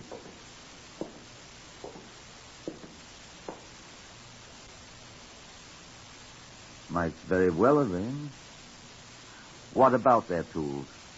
I was saying, they leave them in a storeroom, locked down on the ground floor. We shall go down there and look presently. Let's send for these carpenter chaps. Do you suppose... I say, do you suppose one of them could have done this? Good heavens. They do use hammers, don't they? We shall see. I think we should have them here at any rate. Oh, by all means, old boy. Oh, here's the lift. I'll tell Fellows to ring up the carpenter foreman and have him... Oh, Fellows, would you... Oh, it isn't Fellows, is it? Oh, good morning, Sepperly. Where's Fellows? Good morning, sir. He went home. His time was up. I'm on duty now, sir. I'm here. Oh. Oh, dear. Who is it? Sipperley, sir. I'm the day man. Fellows went home. Get him back here at once. Yes, sir. But I don't know where he lives, sir. In Southend, I think, sir. Or Hammersmith. Or perhaps it's Shepherd Bush. I'm not sure, sir. Houston? Well, do you know where that carpenter foreman lives? Get him at once. Yes, sir. So I'm not sure. Here. Wait Wait a sec. Yes, sir. Yes, sir? Syphil isn't as bright as he might be. No, sir. But there's Lady Johnston. Morning, Lady Johnston. She's sick. Well, what's the matter with Lady Johnston? Please go, Syphil. Run along, old boy, do. Yes, sir. Shall I, sir? Oh, is something wrong with Lady Johnston? She hurt? Is she? What shall I tell the boy? He'll find out sooner or later. She's dead, son. Oh. What's the matter with her? She's been killed. Who killed her? We don't know, Syphil. Now, please go on. I know. It's one of them carpenters has killed her. That's why you want me to go find them. I know what you're talking about. I know. Be quiet, Syphil. Huh? Well, who did then? Tell me who did. Tell me. Now, go on, Syphil. Yes, Mum. Sir. Poor Lady Johnston. I know. I heard him talking in the night. Well, indeed. Do you have many like that? Poor Syphil. Still, the boy may be right, you know. About what? About the carpenters, of course. Why? Well, you said she was battered to death with a hammer. A hammer's a carpenter's tool, isn't it? A weapon. I said she might have been beaten with a hammer. She might have, I said. Well. Are there no other hammers in your hotel? The carpenters have the only one. They're the ones who did it. They must be. They did it. No, wait till we get them here. Don't you think so, Chief Inspector? I don't know. Well, then, who could have? I don't know that either. You wait till we get them here. You'll see. Look here, old chap. Eh? Just run along to a telephone, will you, and ring up Scotland Yard. It's Whitehall, 1212.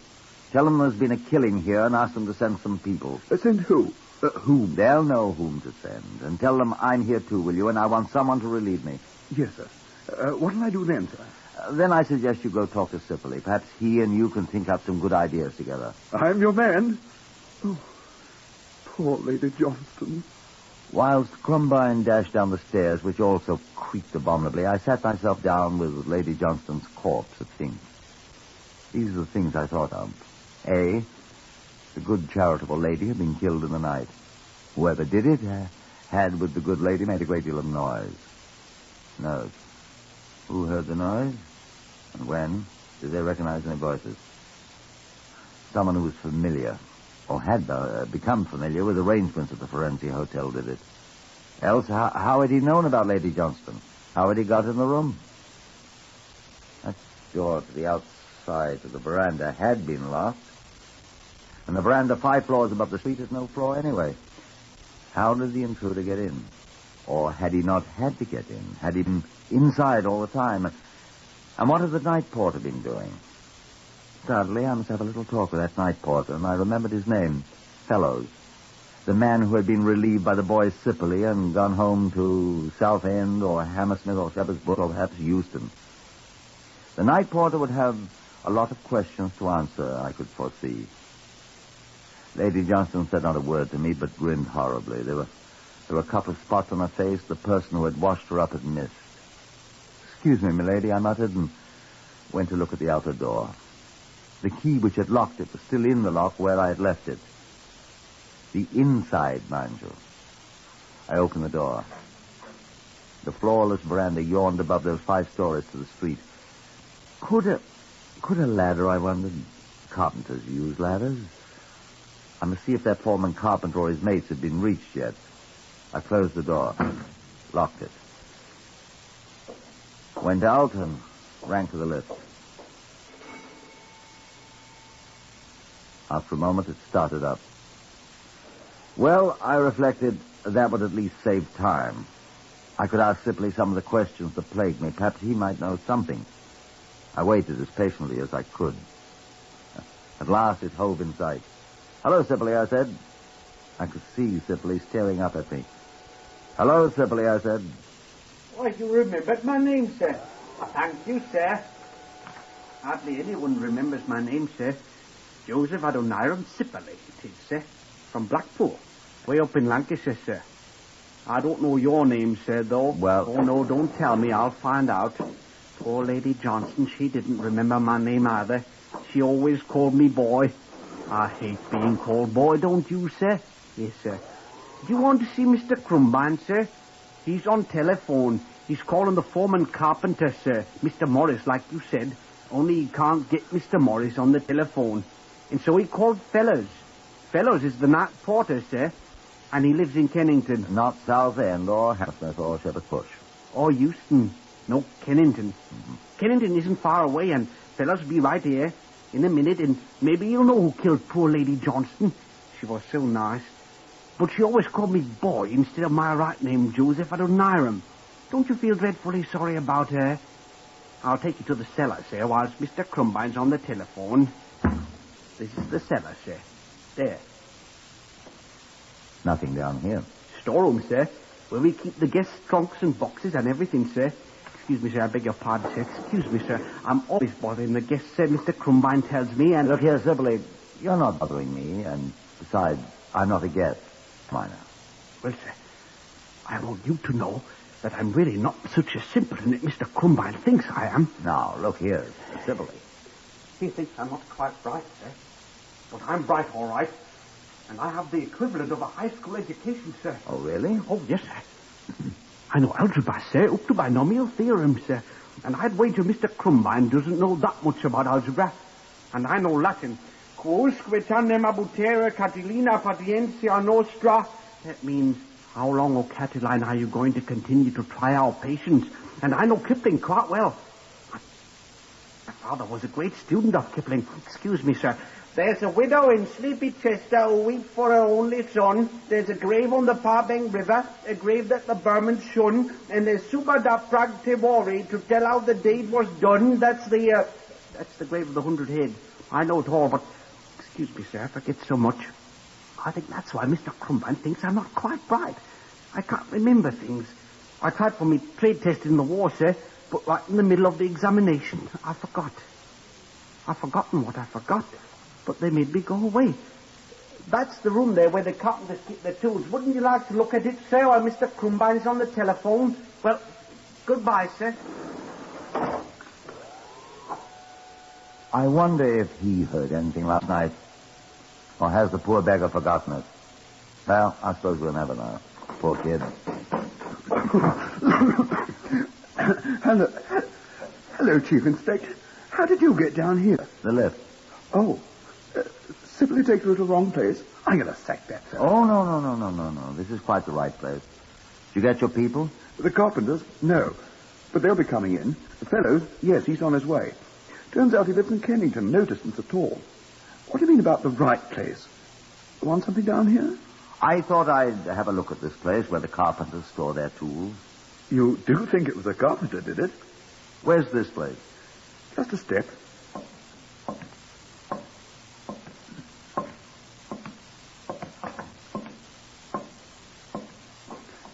Here. Not locked up? Well, they go in and out all day. Come on, I'll show you.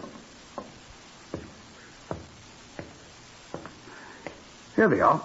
The carpenters? No, old chap. The tools. Let's have a look. Saws. Whatever these things are. Planes. Levels, drill braces. Miter boxes. Hammers. I say, let's have a look at these. Suspicious, eh? Suspicious, eh? Yes. Well, let's have a look. Looks all right. So it's this one. There's only 3. 3 what? Hammers. Hammers.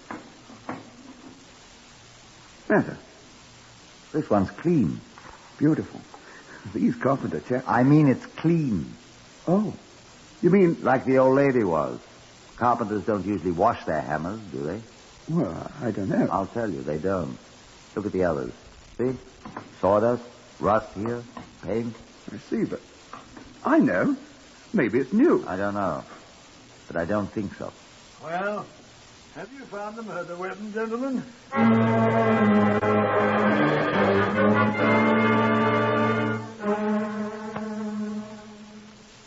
Whitehall 1212, to which you are listening, is compiled from records of authentic cases from Scotland Yard. The research is prepared by Percy Hoskins, chief crime reporter of the London Daily Express. The stories for radio are written and directed by Willis Cooper. In today's story, Chief Inspector Rouse has just discovered what may be the murder weapon in a cellar storeroom. Now, back to the story itself.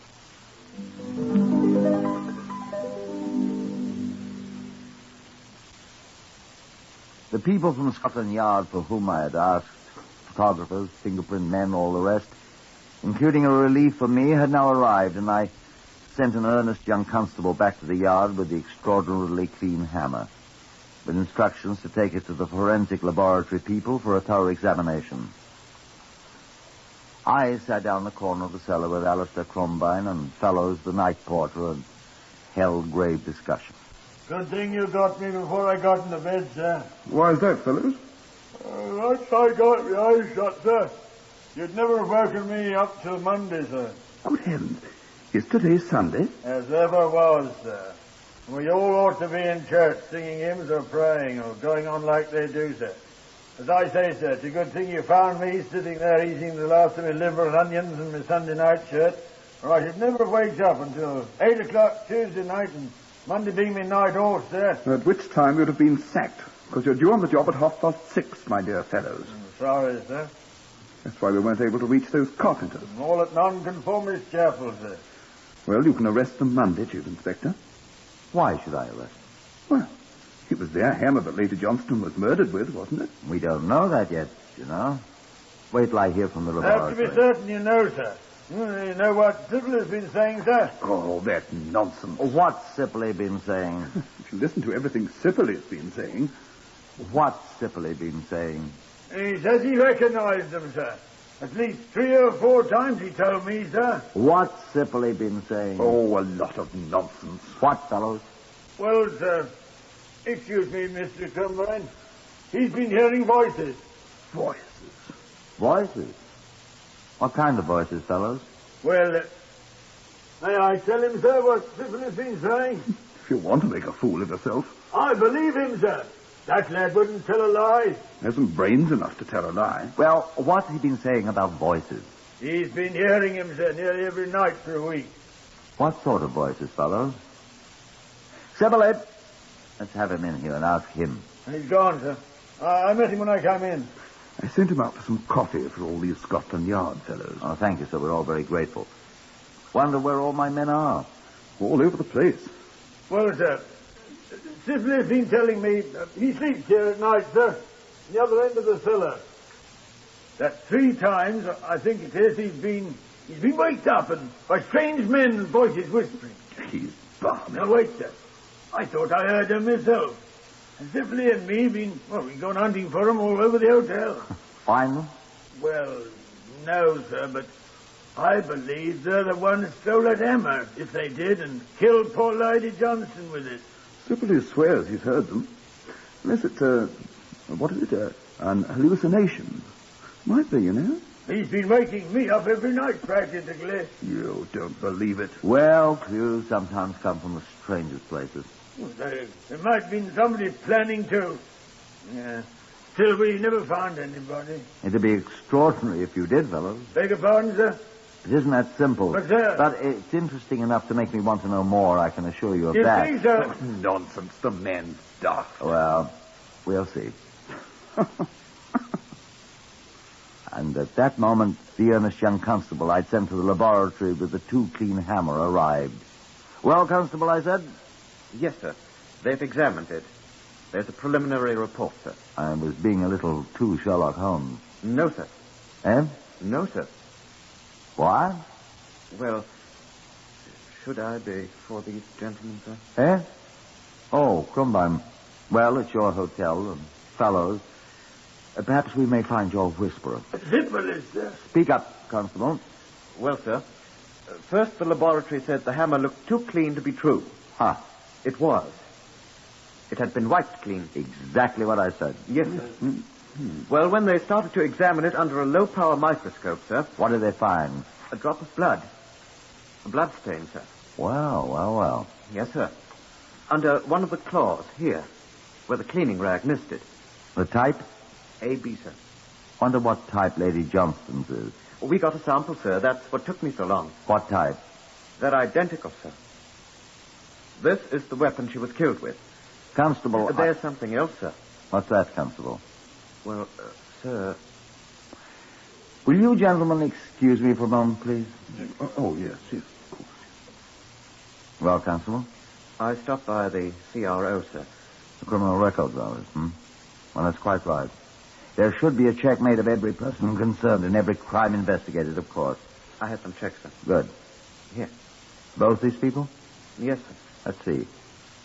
Better turn your back to them, sir. Yes. Combine and Alistair. No record. Well, I'm glad of that. Yes, sir. Read the other. Fellows George, no record. Well. The other one, sir. Sipperley, Joseph Adoniram. Oh, no. Read it, sir. I needn't need to more than glance at the card. Sipperley, Joseph Adoniram, had been convicted twice. Once for robbery, once for causing grievous bodily harm. Both felonies. It was not quite bright.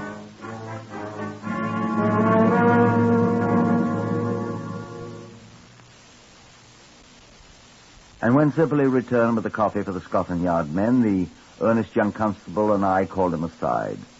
In Sipperley's own room, we showed him the card containing the notation from the Criminal Records Office. He looked at me with something of a sneer, and his voice wasn't the same. Well, Copper, I suppose you want to search me. I turned away while the constable frisked him, as the Americans put it. Nobody said anything. When I turned back, Sipperley was grinning at me. The constable looked at me in horror. There on the little table before him lay a blood-stained handkerchief. It was in his pocket, sir. Don't let that give you any ideas, Chief Inspector. I was boxing the day before yesterday with good old fellows, and he blooded me nose. Ask him. Get him, Constable, please. Yes, sir. Mr. Fellows. Hello! Come in here, please, Mr. Fellows. Right! Come in!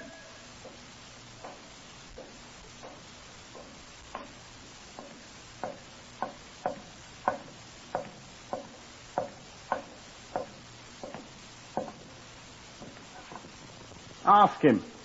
What's wanted, sir? Fellows, were you boxing with Sipperley here the day before yesterday? Yeah. Oh, yes, sir, I was. See? Did you... Give you a bloody nose, didn't I, sir? And here's the handkerchief I sopped it up with. You've been carrying that wretched thing about in your pocket all this time?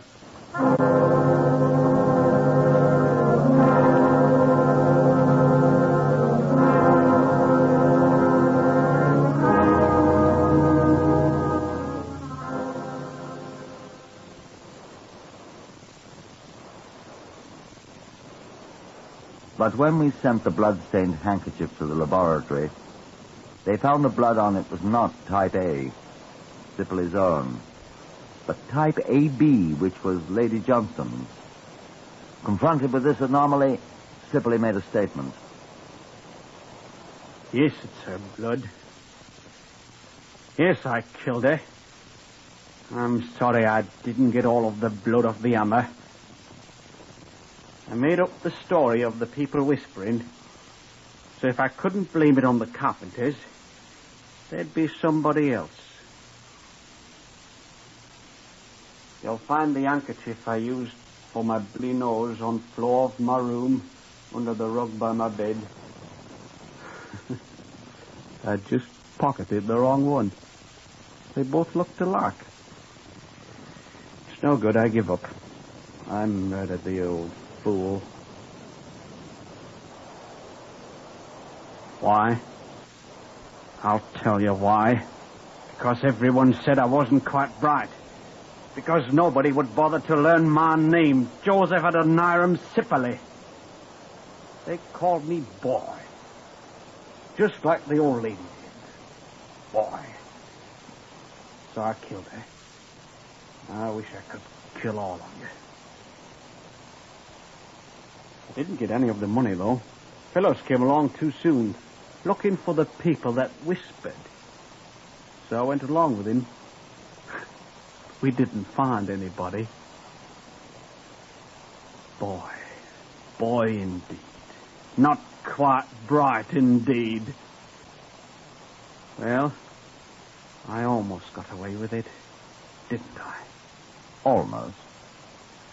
Joseph Adoniram Scully was hanged at Pentonville Prison, and his body's buried in the precincts of the prison. The boy who was not quite bright. He wasn't a boy, though. He was 27 years old, though he looked much younger, as the prison surgeon who made the post-mortem examination said.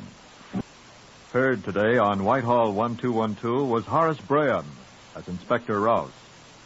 Others in the order of their appearance were Harvey Hayes, Morris Dollamore, Gordon Stern, Evan Thomas, and Lester Fletcher.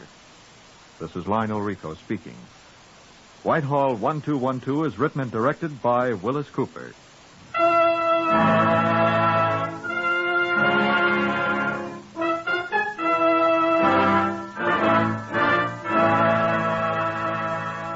This is NBC, the National Broadcasting Company.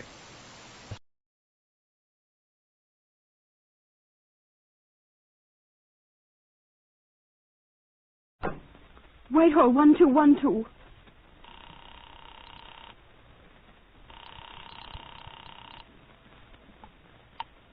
This is Scotland Yard.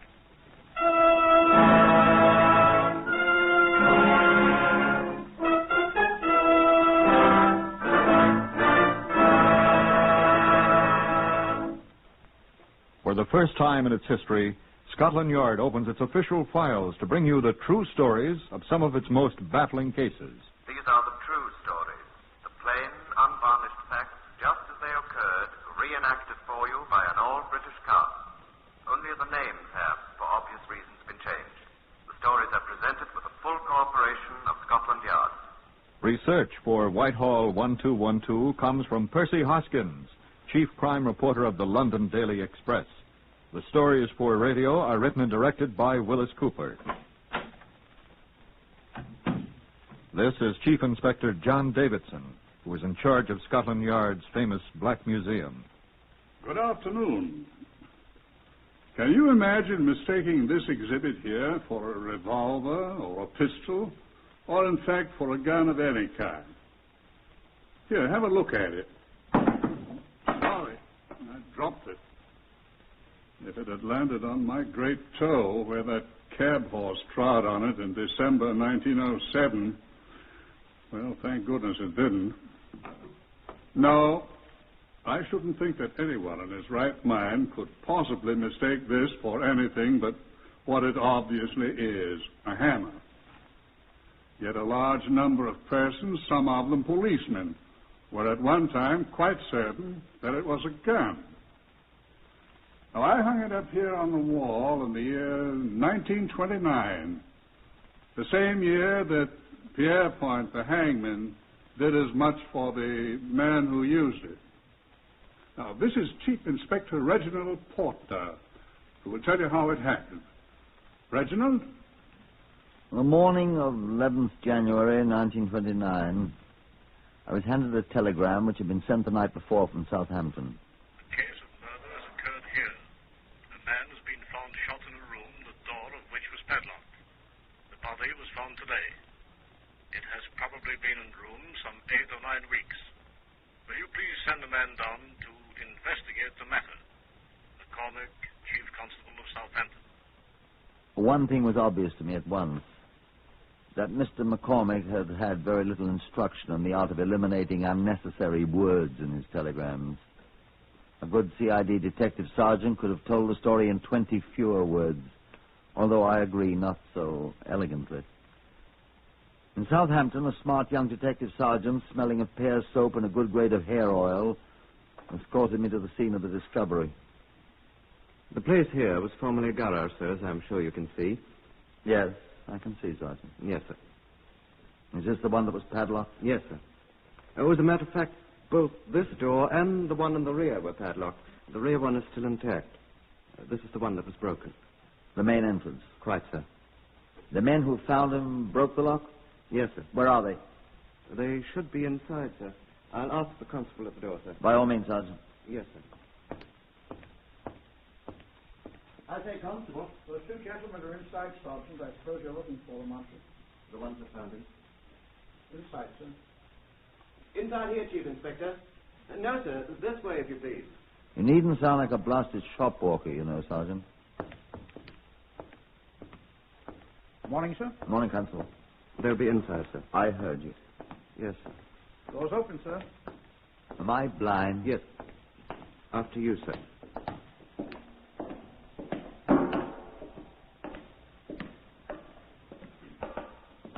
Where are they? Mr. Remington? Mr. Finn? Where do they go? Mr. Finn, are you here? Over here, Sergeant. Over here. Over there, sir. What are they doing in heaven's name? I don't know, sir. Here, Sergeant. Where? I don't...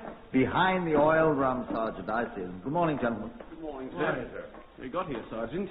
Gentlemen, this is Chief Inspector Portner of the Yard. Scotland Yard. Where'd you find him? Right down there, sir. He was crumpled up against them oil drums. Dead, sir. I can see the blood.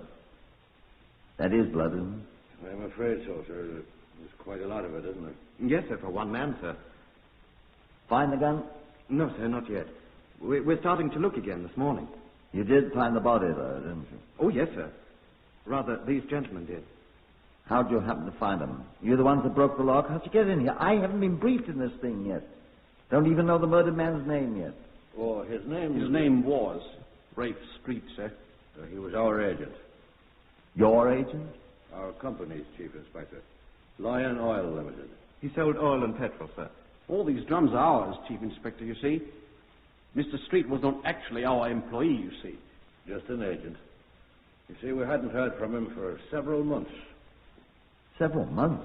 October 28th, to be precise, Finn. I hope you don't mind being precise, gentlemen. This is a murder, you understand. Sergeant. Sir? Had this man been reported missing before his body was found? Not to my knowledge, sir. I'll want to know why his disappearance wasn't investigated, if he was reported missing, you know. I'll check, sir. Now, gentlemen, I am to understand that your agent had not been heard from for something over 2 months. And you people up to now made no effort to find out why. Is that true? Well, sir... I can explain that, Inspector. Chief Inspector. Do so, please. Well, in the first place, the late Mr. Street was a man of no known relatives, according to our records. That's right, sir. He had sleeping and living quarters in the back of this building. And I suspect there was nobody to notice his absence. Wouldn't you people notice him? Well, the company had written to him several times regarding his failure to send in his reports of November the 1st and December the 1st. Isn't that unusual with you people? Not necessarily, sir. Our agents are often late in rendering their reports. Oh, yes. We did become concerned, Chief Inspector, when we'd heard nothing at all from Mr. Street for so long. He owed us 3 consecutive monthly reports. November 1st, December 1st, and January 1st. That's right. So the company sent us down from London to investigate, you see. That was when you found his body? We found the garage door padlocked front and rear, and... We had no keys, of course. These So premises were Mr. Street's. So I got a tire lever on my toolkit. Together we ripped the padlock off the front door. We have that padlock, sir. Be quiet, Sergeant. And then you entered and found the body? Precisely. We could have them both for breaking and entering. Sergeant, will you please put a sock in it? Well, sir. Sergeant. Yes, sir. You didn't use a hammer to break that padlock, gentlemen? No, sir. No, sir. Tire lever. From, Well, then will you tell me what that bloody hammer's doing? Sir, is it necessary to use such language? Sergeant, you have an evil mind. Will you look at that hammer there beside the Lion Main SAE-30 oil drum? How'd that blood get all over the hammerhead if that man was shot?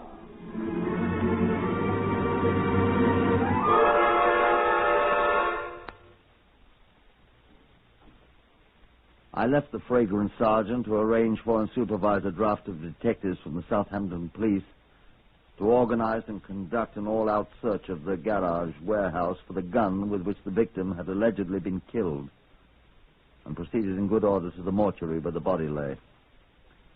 It was not in very good shape, but a careful examination on my part convinced me that the cause of death was not a bullet, but a series of wounds caused by repeated blows from a heavy object. Now, please don't at once begin to find fault with the Southampton police. The wounds resembled a great deal more than superficially those often caused by bullets. Gregory Aldous, the police surgeon, pointed this out to me. You see here in particular, Chief Inspector, a deep punctured wound, exactly like one made by a bullet. And here... Yes, I see. And here again. And the fractures themselves were so covered with dried blood, it would be the obvious thing for a layman to say at once, gunshot wound. I wouldn't have. You Scotland Yard chaps are geniuses, of course. Well, I will admit if I hadn't noticed that bloody hammer on the floor. Don't be so modest. I was about to say where you chaps had seen it a dozen times and paid no attention to it. I think I'd better just make sure there isn't any bullet in his head. Or evidence of one having been there. Well, I'm sure I'm not going to watch you do it, Doctor.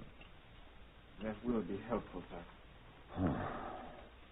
Mind you're careful now. I shall want to try that hammer to see if it fits those marks on the skull. So shall I, sir. Must be an extraordinary hammer to produce marks like bullet holes. It is. The end of the hammerhead opposite the striking part, the peen it's called, Doctor, is quite thin and long and about the diameter of a .38 caliber bullet. The kind of hammer often used by motor car mechanics, as Mr. Remington of Lionel Limited was good enough to point out to me. How's he know? He was once a motor car mechanic himself, my dear Doctor. And when are you going to arrest him, Chief Inspector?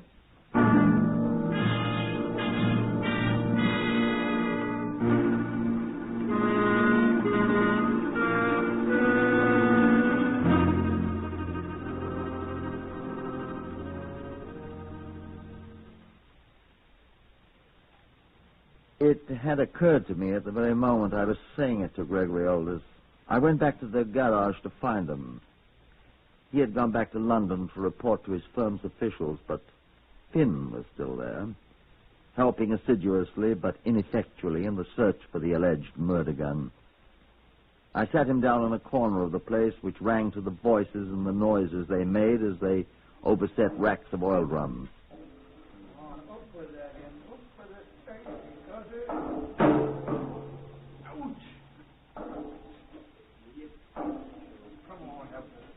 Haven't found it yet, eh? Not yet.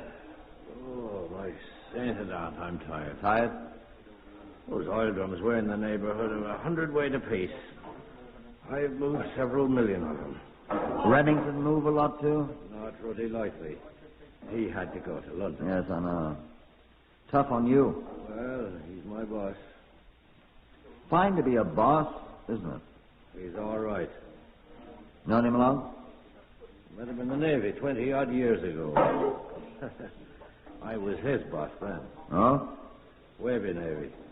We were the crew of an MTB. I was skipper, full lieutenant. Remington was just a sub. I hadn't a job when we were demobbed, and he was going back with Lion Oil. He offered me one, and I've been there ever since. That before he was a motor mechanic or after? During. We ran the company's garage in Cheltenham before we got onto this job. You're both motor mechanics, then? Yes. You're both familiar with that kind of hammer I found, then? Oh, quite. We used dozens of them. No. Sergeant! Sergeant! Yes, sir. You want me, sir? Sergeant, that hammer's still here? The one you found, sir? Yes. Yes, sir. Take it, please, and deliver it to Dr. Gregory Aldous of the mortuary where the body is. Dr. Gregory Aldous, the police surgeon? Yes, sir, I know him. Right, but be very careful with it. Oh, I will, sir. I had Geordie Tucker photograph it, sir, before I moved it and wrapped it up in paper and put it in a biscuit tin I found. I'll send it right away. Take it, I said. Yes, sir. Wait there for me. Yes, sir. Yes, sir. Nice chap, that. Oh, yes, quite. So you've known Remington a long time? Oh, yes. How long have you known this dead chap, Street? I never saw him till now. The first time I've ever been in Southampton, even. Oh? Remington, I'm on? Well, he'd never seen him either. Oh, hadn't he? I don't think so. He'd tell you if he had, wouldn't he? I expect so. Oh, why? Just wondered. You think Rem killed him? My dear man, how do I know you didn't? Why on earth should we kill him? That's what I'm going to find out. Come along, I want to see this fellow's books and papers. Now then, you chaps get going there and see if you can find me that gun, which I doubt. Come along with me, Finn. All right.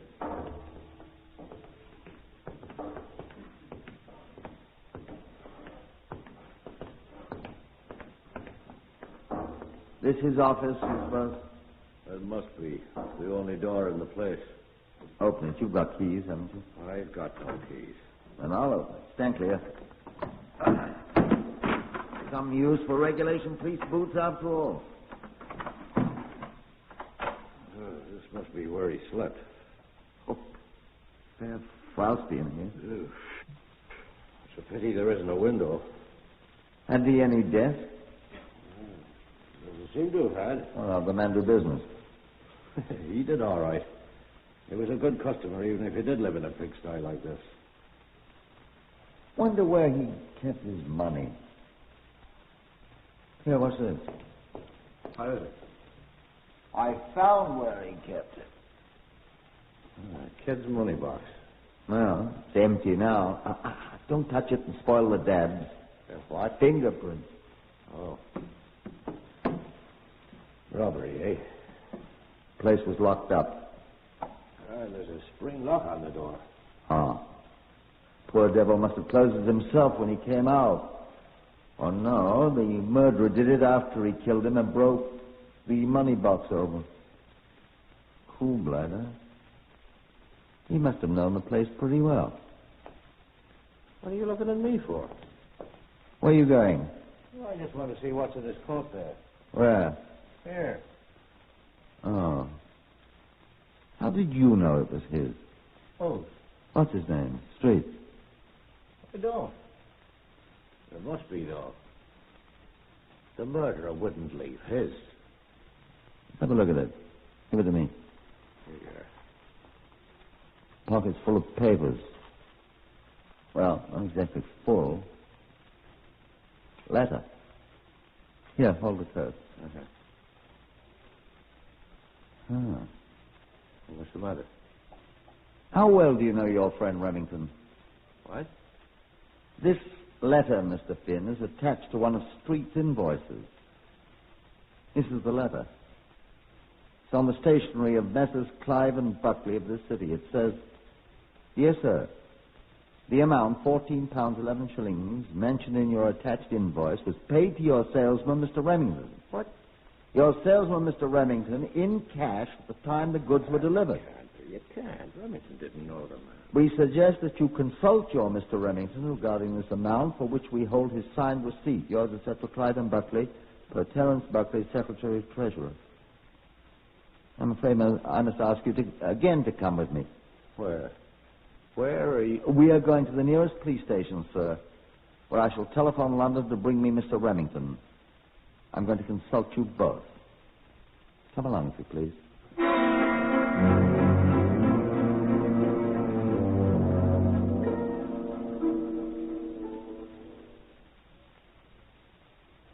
There's no trouble at all to reach Scotland Yard in London and to arrange to have Mr. Remington contacted at Lion Oil and then accompany an officer back to Southampton. In the meantime, Mr. Finn consented to accept the hospitality of the Southampton police until his partner arrived. Myself, I went to the mortuary, found Gregory Aldous gone, and left that gloomy place for Aldous' official quarters where he sat talking with the sergeant, who was not so redolent of oils and unguents by now. Gregory Aldous looked at me pleasantly. Well, was I right, Chief Inspector? Hmm? You arrested Remington? He'll be in custody at once, yes. What did you discover about the hammer? It fits perfectly, sir. I was speaking to Dr. Aldous, Sergeant. Excuse me, sir. Does it fit the wounds, Doctor? Perfectly. Good. There's no bullet in the skull, though. I hope he didn't spoil it. It's a trifle difficult to spoil a skull that's been worked on by somebody with a peen hammer, sir. The sergeant here has made an interesting discovery, Chief Inspector. Oh, has he? And what have you discovered, Sergeant? Where the hammer came from, sir. What's that? You looked at the handle, of course, sir. Of course I looked at the handle. Why?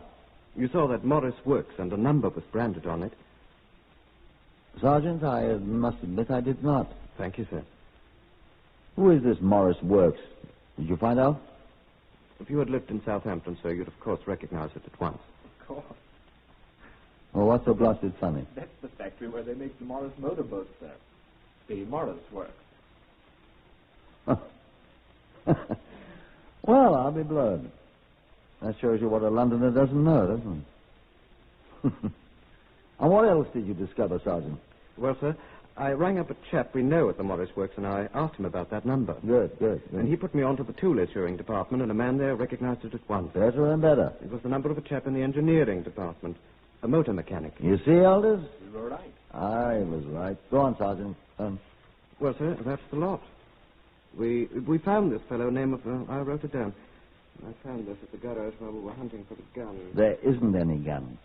Nothing but the hammer. Yes, sir. The fellow's name is P. Gallant... No, that's not it. Oh, here, on the other side. Here it is. Teddy Finucane. Go out and arrest him at once, Sergeant. You found him, you make the arrest.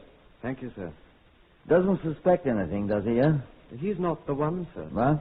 What are you telling me? No, sir. On October 24th last year, Finucane reported that his hammer, a spike peen hammer, he called it. I told you all this. Spike peen? Go on, Sergeant. Well, he'd lent it to a man, a stranger who never brought it back, and he had to requisition a new one. That's all, sir. Well, Sergeant, just as soon as they deliver this Remington chap from London, you and I'll hurry him right down there. It would save time if we got this Teddy Finucane to come up here, sir. Right. Then we'll let him identify the fellow. No, by gad. What's the matter? Let him identify whichever one of the two borrowed the hammer. If he doesn't know the man's name... He doesn't, sir. Well, that's either Finn or Remington. They're good friends. We'll see which one he identifies. Sergeant, that's extraordinarily good work. Thank you, sir. Tell me, what kind of hair oil is that you use? Oh, it's an excellent taste.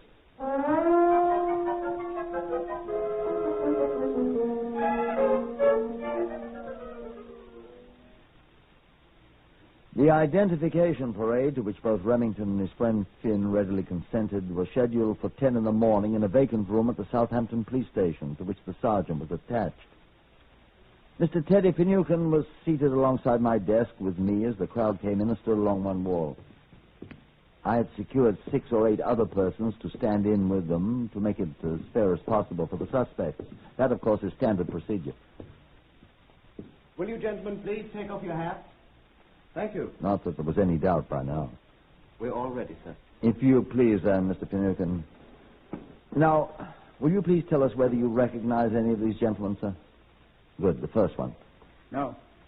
Remington was third, Finn seventh in line. This gentleman, Mr. Finucane?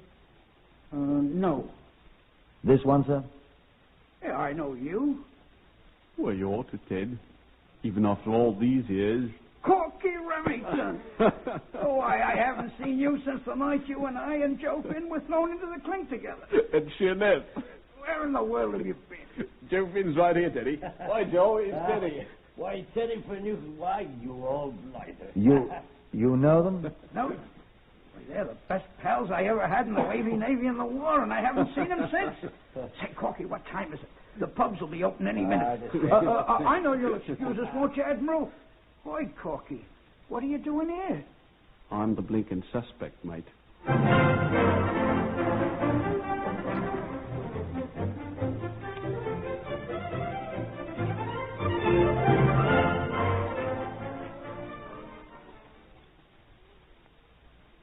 By 9 that night, they were all three in jail.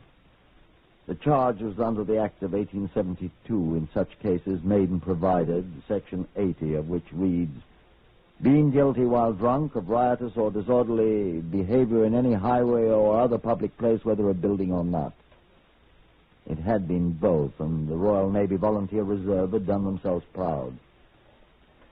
Mr. Teddy Finucane, former artificer petty officer attached to motor torpedo boat squadron Ump, was able at last to master his hangover and speak to me. No, sir. They ain't the man I lent my hammer to. No, sir. Positive. I'm very sorry to put you to all this trouble, Mr. Finucane. Pleasure, sir. But it couldn't be them. Neither one of them has a slide in his left eye. Port, starboard, right eye. Cross-eyed, you mean? Swivel. Should have told you before. And a cut on his same right cheek. Big one. That's all I know. There's coffee. We'll be able to join you for breakfast, Mr. Finucane, I'm sure. He and Mr. Finn both. Breakfast? I shall probably join you then. Breakfast. Goodbye. Come on, Sergeant.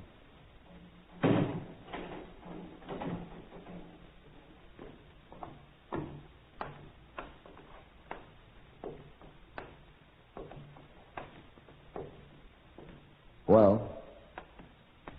I'm as disappointed as you are, sir. You're not old enough to be, son. Yes. Well, we'll find him someday. Not much use keeping this any longer.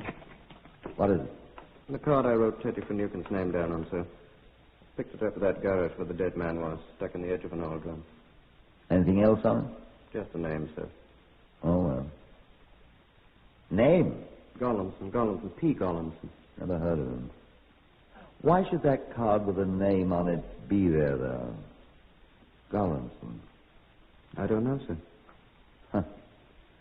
Did you ever play a hunch, Sergeant? I do all the time, sir. Do they work? Quite often, sir. Come with me. I'm going to play mine.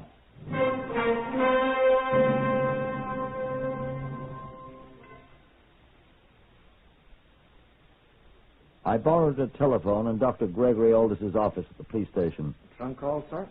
I'll get it for you. What's the number? Whitehall 1212. Right. Put us through to Whitehall 1212 in London, please. It's Chief Inspector Portner calling. Yes, sir.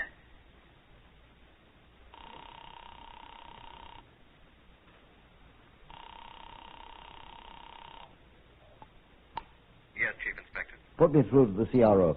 Criminal Records Office, yes, sir. Criminal Records Office. Look here, this is Chief Inspector Portner. Yes, sir. Here we go, Sergeant. Do you have anything on a man named... Wait a second, let me see the card, Sergeant. Gollinson.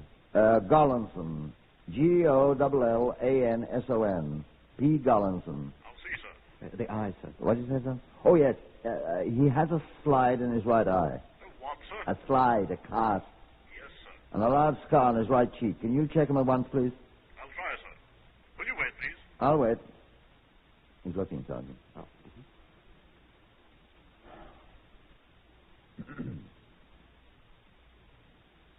Are you there, Chief Inspector? I'm here. We have him, sir. Sergeant, we got him. Where is he? Gollinson. Peter Herman. You want his record, sir? I want his whereabouts. He's got a bad record, sir. Good. Give me his address. He'll be quite easy to find, sir. He has 8 more months to serve at Wandsworth Prison of the term he was sent on for last November.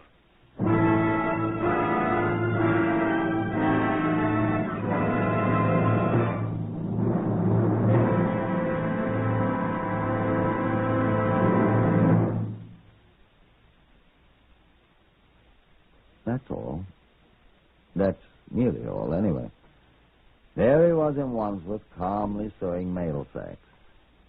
He knew what he was doing when he pled guilty to breaking and entering 2 days after he murdered poor Street. Rather, he thought he did.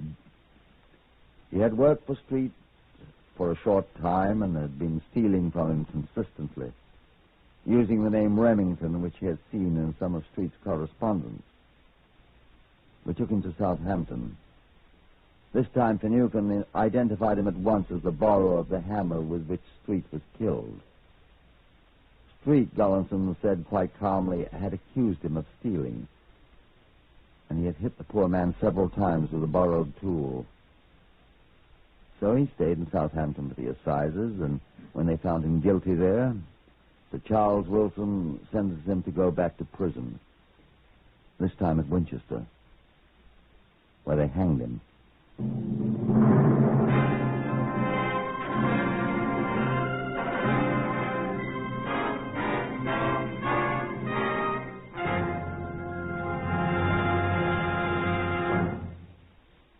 Heard today on Whitehall 1212, Horace Braham as Inspector Portner. Others in the order of their appearance were Harvey Hayes, Lester Fletcher, Maurice Gosfield, Pat O'Malley, Gerard Burke, Francois Grimard, and Gordon Stern. This is Lionel Rico speaking. Whitehall 1212 is written and directed by Willis Cooper.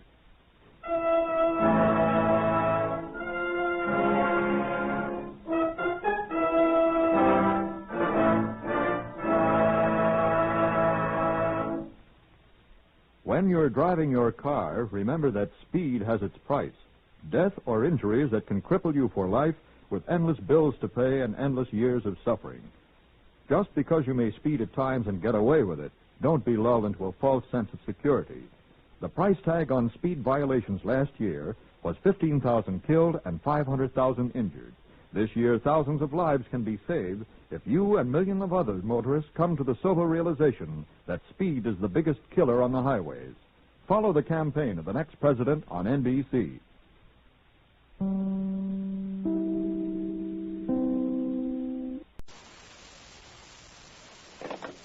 Whitehall 1212. Quickly, please. This is Scotland Yard.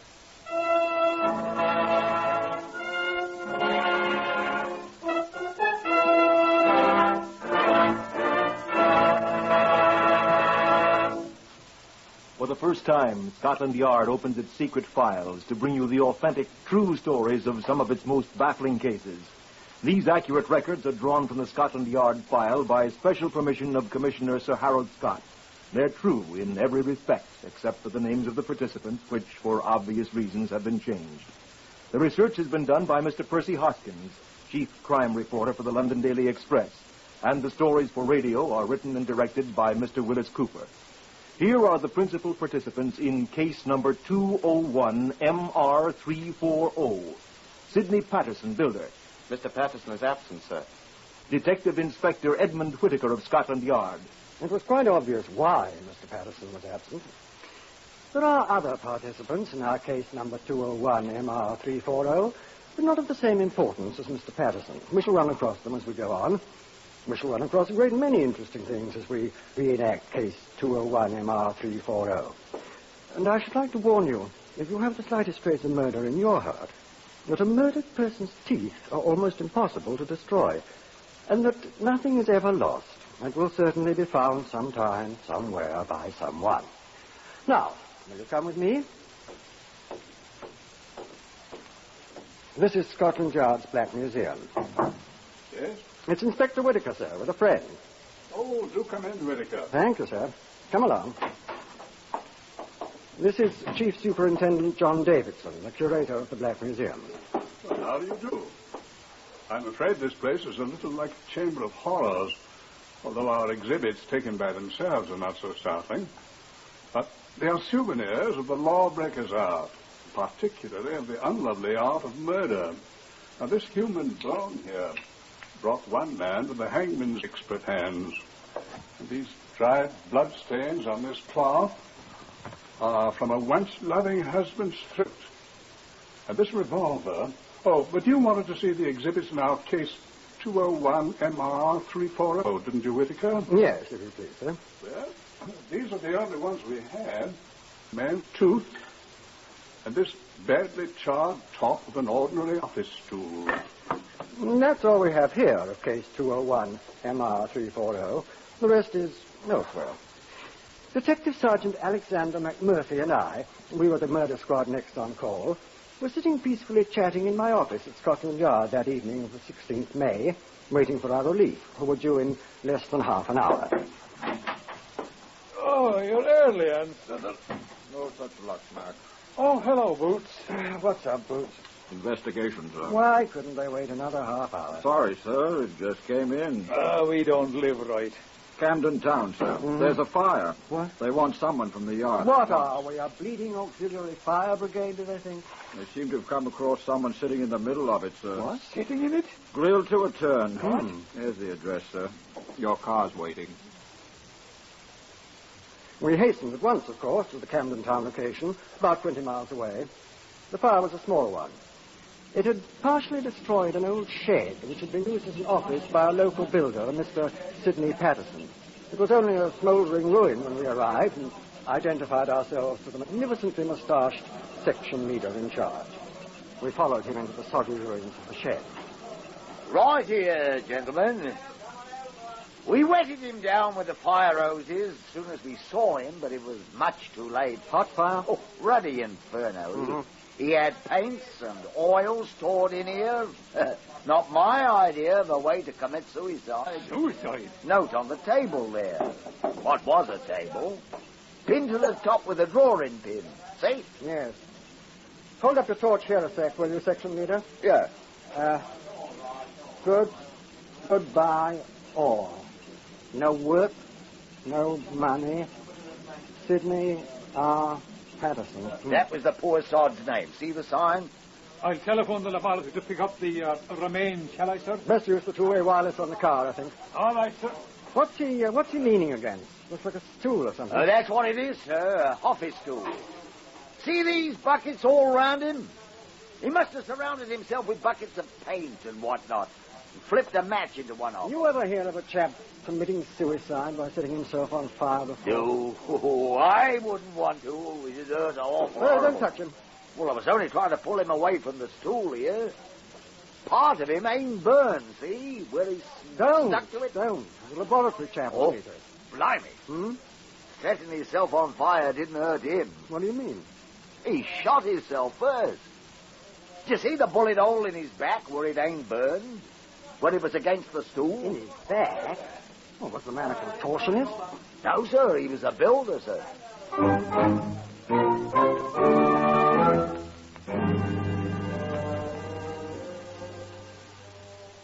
At the Yard's pathological laboratories, the relatively small, unburned portion of the body was carefully examined, and it was established that the bullet wound was the probable cause of death. The bullet, which was recovered, proved to be a .38 caliber revolver bullet, which had been fired into the body from the back, entering just below the left shoulder blade and ranging downward, presumably through the heart. Experiments by all of us demonstrated to our satisfaction that such a wound could not possibly be self-inflicted. The improbable suicide was definitely murder. I sent 2 detective constables to search the ruins of the shed. It had been roped off at our request by the Camden Town Fire Brigade. You'll be looking primarily for a revolver, I told them, but fetch back anything you find that appears useful to us. Whilst they were shifting the ashes, Sergeant McMurphy sifted the affairs of Mr. Sidney Patterson. He reported to me what he had found. From the little I've been able to gather, Patterson wasn't much of a success as a builder, sir. He seems to have been a genius for getting into difficulty. What sort of difficulty? Money. How strikingly unusual. Huh?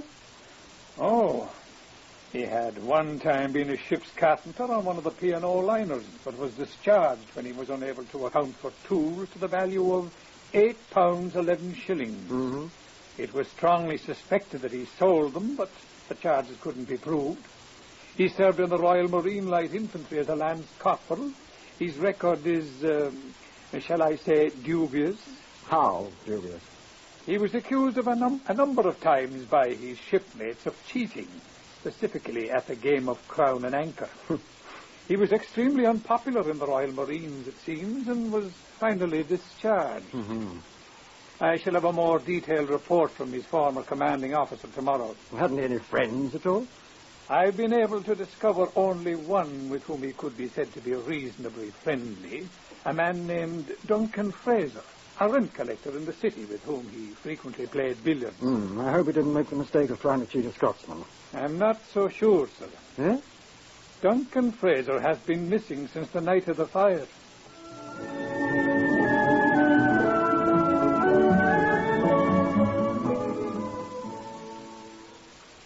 and cry was immediately set up throughout all Britain for the missing Duncan Fraser. It's extremely difficult for a British subject to leave our tight little island without record. But the search was no avail whatever.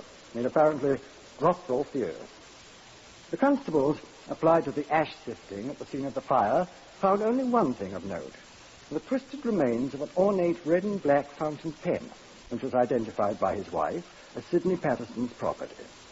Careful examination showed that it was the pen with which the farewell note had been written, and comparisons with other known samples of Patterson's handwriting demonstrated that it had been actually written by Patterson himself. Sergeant McMurphy and I were extremely glum as we discussed our progress in my office late one night. Progress, indeed. We've been progressing backwards, sir. If we could find the revolver, it'd be quite simple to trace its owner. If the owner is Duncan Fraser, we'll still have to trace him. Mm-hmm. No luck yet? None at all, at all. You know, sir, one thing puzzles me. A great many things puzzle me, Mac. If this missing rent collector did murder Patterson, why did he first deposit half the money he'd collected in the bank, I mean? If he was going to kill someone and scram, why didn't he keep it all? He'd need it. How did he get Patterson to write his own suicide note? Had a gun on him, maybe. Well, the handwriting, Wallace, insists there's no indication of stress, strain, or emotional upset or whatever. In the handwriting. It's normal, they say. I wonder... What? I'm thinking. I have a filthy little hunch, Mac. What? What if Fraser's dead? Maybe he is. We can't find him. The teeth of that deader weren't destroyed. Patterson's? I'm wondering if it was Patterson's. Or Duncan, Mac. Patterson was a known crook. Could he have been playing games with us? Show me that telephone, old boy.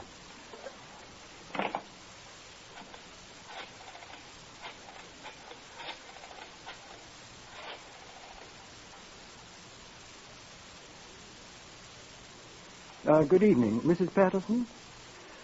Detective Inspector Whitaker, Scotland Yard here. I wonder, Mrs. Patterson, if you could tell us the name of your late husband's dentist? Thank you very much indeed. No, Mrs. Patterson, I'm afraid we've nothing to report yet. Get this juice merchant in here first thing in the morning, will you, Mac? We'll meet him in the laboratory and let him look at our client's fang.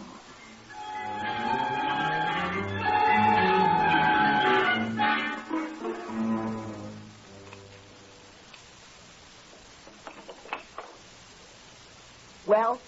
Well, what, Doctor? I never saw these teeth in my life. What? Oh? I can assure you they are not Sidney Patterson. You can swear to that, Doctor? Well, I hope you're not impugning my professional judgment, sir. Oh, not at all, Doctor. It's a matter of correct legal procedure. I have ample records in my office which you may consult. Charts, impressions. Sidney Patterson had lost 3 teeth a long time ago. I extracted the left upper canine and the adjacent incisor myself more than a year ago. You'll observe that both are intact in this jaw, sir. Then you're prepared to swear that these teeth are not Sidney Patterson's, sir? I most assuredly am. And that this is not Sidney Patterson's body? Since the jaw containing the teeth is attached to the remainder of the body, I'm prepared so to swear, sir. It's often impossible to grow a new head on a body. My fee will be 1 guinea. I will indent for it at once, Doctor. Good day, sir. Now, what did I do with my hand? Oh, yeah, good day. Good day, Doctor. I am sincerely glad that teeth are not inflammable, Mac. If more people knew that, there'd be fewer left to be called for corpses around here, sir. Right. Now, have you found Duncan Fraser's dentist yet?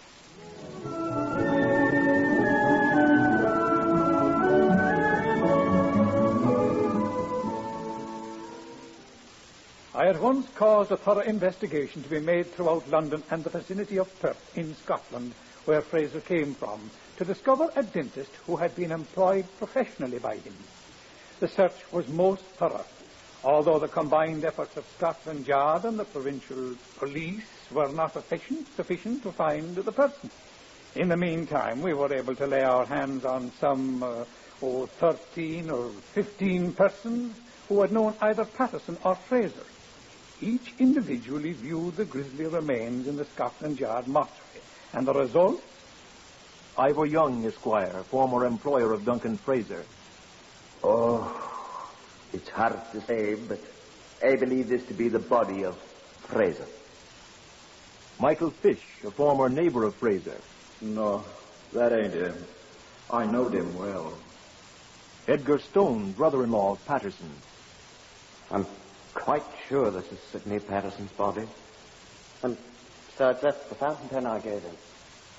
Artificer Sergeant Rodney Smith, Royal Marine Light Infantry, a former service acquaintance of Patterson's. No, that ain't him at all. Oh, I wish it was. Bleeding stinker he was. No, but this ain't him. Police Constable Mark Emerson, a former billiards companion of Fraser. Duncan, all right. He looks awful, but then he always did. Hamish Fraser, uncle of Duncan. Oh, no. No, that isn't my nephew, Duncan. Samuel Furness, labourer, sometime employee of Sidney Patterson. I know it's him. What, didn't I work for him? Confusion. Confusion confounded. 6 said it was Furness, 7 insisted it was Fraser. Patterson's widow herself was not sure, and she and her brother, Edgar Stone, Patterson's brother-in-law, had high words. McMurphy and I nipped round to the Goat and Compasses to refresh and sustain ourselves. I was finishing my gin and bitters, and Mac was deep into his second pint of mild and bitter, when the proprietor, one Dick Gillespie, came out of the saloon bar and accosted us. Oh, I say, Inspector Whittaker, I didn't know you were in here. Oh, hello, Dick. There was a telephone call for you. Oh, who was it? Sergeant Kenneth at the yard. What do you want? Well, he said they'd found the dentist. What's the matter, Inspector? Your teeth hurt you?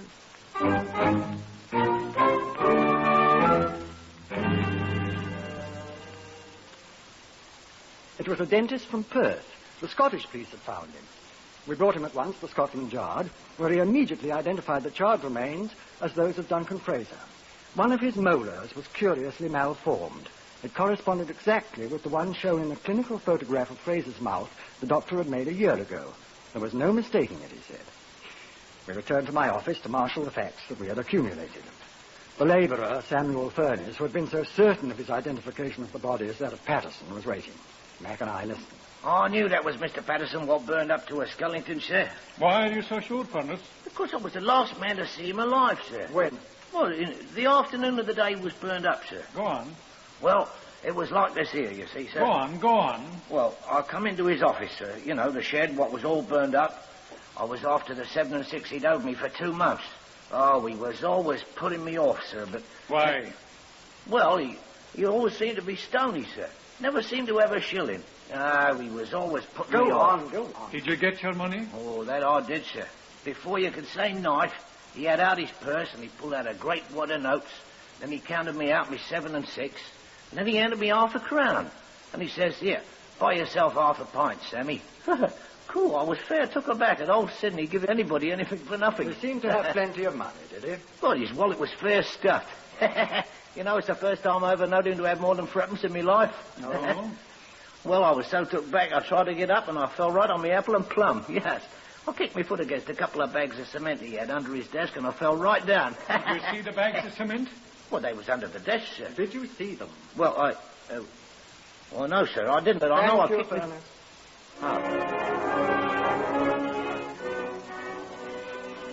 Patterson had plenty of money in his wallet for the first time. And we found that there was absolutely no identification in the ruins of the burned shed that any cement had ever been stored there. We'll find him.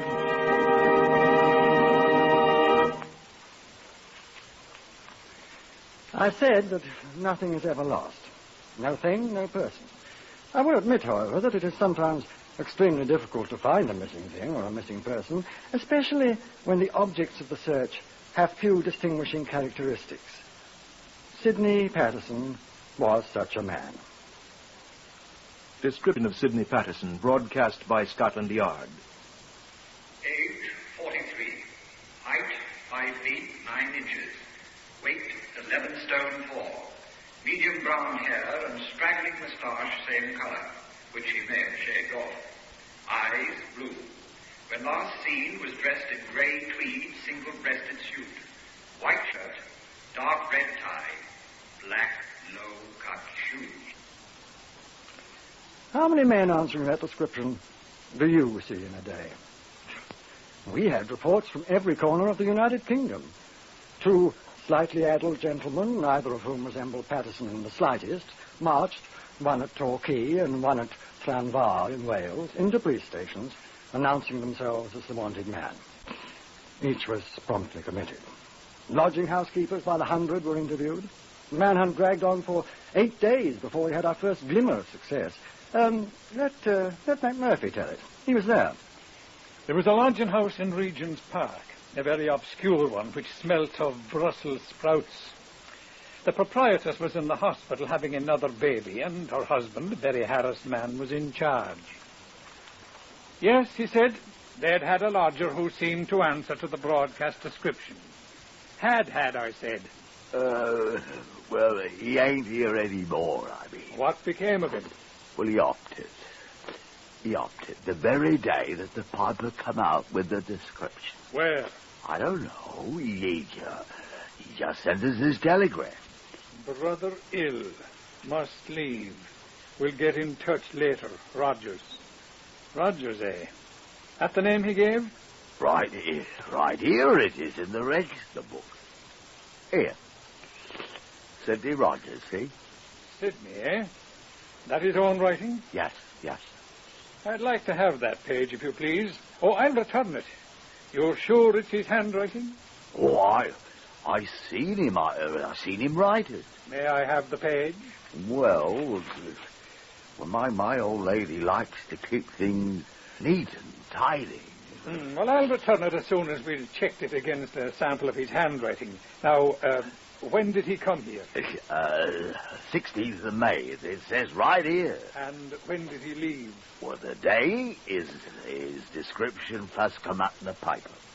He leave his luggage? Oh, he hadn't any luggage. He was here all the time without even changing his shirt.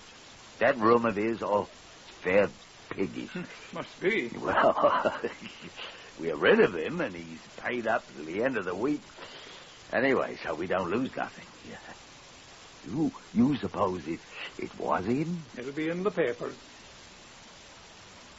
Comparisons of samples of Patterson's handwriting with the signature of Sidney Rogers showed them to be identical.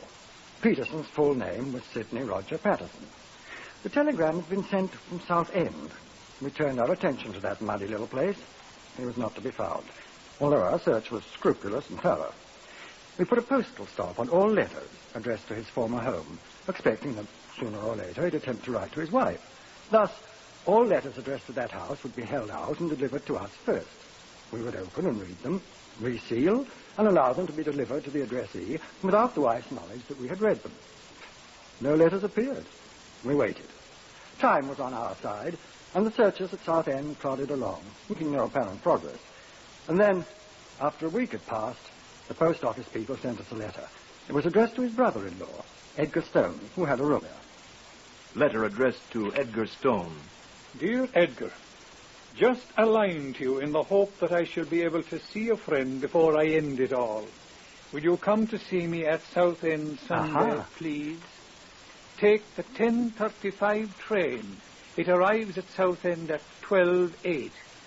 Come out of the station, walk straight across the road and down Whitegate Road on the left side. I shall see you coming. If you come, please bring me a 15.5-inch shirt and a comb. Best of luck. Mine is gone. F. Farmer. Well. So. I withdrew the detectives from the area mentioned in the letter, which was resealed and delivered to Edgar Stone. I didn't want to alarm Mr. Farmer Patterson. Next day, Edgar Stone came to see me. He sat down nervously. What can I do for you, Stone? I asked. I have received a letter, Inspector. Yes? It's from... Are you going to Southend on Sunday, Mr. Stone? Stone had a strong sense of justice, strengthened perhaps by the shabby way Patterson had treated his sister for so many years. He agreed at once to assist us. We sat in my office and planned it, Mac and Stone and I. You're taking the shirt, of course, Stone, I said. Yes, sir. What a man who's going to end it all once with a shot is beyond me. Probably needs it. Afraid he'll be recognized if he goes out to buy one, I expect. He's got plenty of money, we know that. If the banks had been opened that afternoon, he'd have any. He wouldn't have any. What? Well, Fraser would have deposited his afternoon's collection, the same as he did his morning. Well, the banks had been open. Fraser'd still be alive. Sydney'd be up to some other mystery. Yes. Well, let's get organized, shall we? First, we'll need a good man on this Whitegate Road to see Patterson doesn't get frightened and do a bunk. You'd better do that, Max. Well, afraid he'll spot you for a cop. Sky? I've seen too many cinemas, I'm afraid. I don't like false beards. Wait. You play the fiddle, don't you, Max? What? You could be a street fiddler, couldn't you? Well, I could. That's what you'll be. Complete with tin cup and pathetic look. Very touching and very unsuspicious. And I'll have half of what you take in. How am I going to stop a man with a fiddle? Oh, simple enough, old boy. Just play God Save the King. He'll stand at attention till I get there.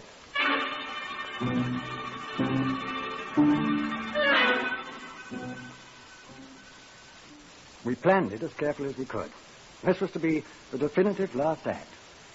Stone and I took the same train to Southend, but when he got off with me, I stayed inside the station. Far down the street, I could see Sergeant McMurphy in an ancient green suit of clothes, sawing industriously away on his fiddle. There were a few pedestrians on the street. Church services were just over. There's Whitehead Road, I said to Stone. Come back at once. The up train's due in a few minutes. Good luck. I wish I didn't have to do this, Inspector, but... Just remember what he's done, Stone. It's the only reason I'm doing it, sir. Good luck. Sidney was my friend once. He turned and crossed the road, and walked slowly down Whitehead Road. I watched him from the station window. As he approached McMurphy, he paused a second. I chuckled as McMurphy held out his tin cup and Stone dropped a coin into it. Far away, I could hear his fiddle. I went to the door of the station and stepped outside as he turned the far corner. There is such a thing as trusting a man, but... I waited. The distant street fiddler shambled round the corner which Stone had turned. I fidgeted. A couple passed on the way home from the church. I waited. A small boy ran past with a hockey stick. I waited. And at last I saw McMurphy in his green suit come slowly round the corner toward me. In a moment, Stone reappeared. He glanced at Mac as he passed, and I thought I saw him nod. I started toward him, sauntering quite casually. We passed without recognition. Mac had halted again and was playing. I stopped alongside him. How much have you made, Mac? I asked. 4 shillings. Good. What happened? Oh, it's all right. Anybody who sees us will think I'm asking you how you fell to this low estate. First house round the corner. There was a cardboard sign in the window. Sydney was printed on it. Door opened. He went in. That's all I saw. Good. I'll nip round to the back. You walk on around in front and play. We'll see what happens. I can't play God Save the King. It was easy to nip over the fence and slip around to the rear of the second house, which was marked J. Huntington. I tried the rear door. It was unlocked.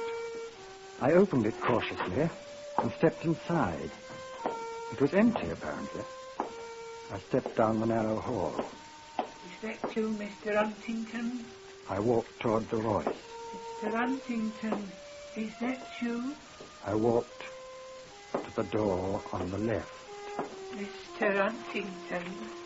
He stood there in the frosty little room, a pathetic figure with his neatly combed hair, holding a clean white shirt in his hand, an embarrassed little smile on his face. Oh, I thought you were Mr. Huntington. I'm Inspector Whittaker of Scotland Yard, Mr. Patterson. Oh, yes. I knew you'd find me eventually. I just wanted to put on a clean shirt before I detain you on suspicion of being involved in the murder of Duncan Fraser. Poor Duncan. And I warn you that anything you may say will be taken down in writing and used against you. There we are. I've only one thing to say, sir. I did murder Duncan.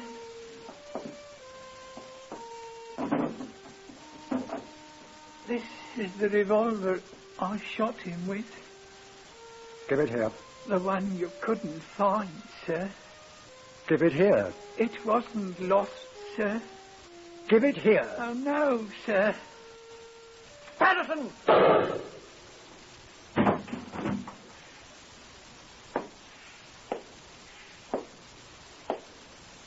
No, Sidney. Nothing is ever lost. Except lies and pray.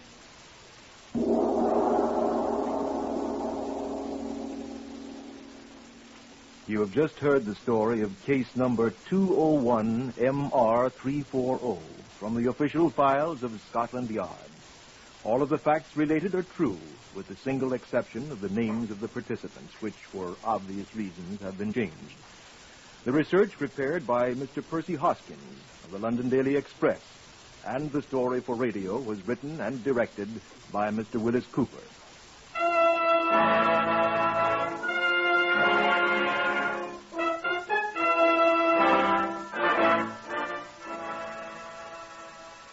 Next, listen for Tales of the Texas Rangers on NBC.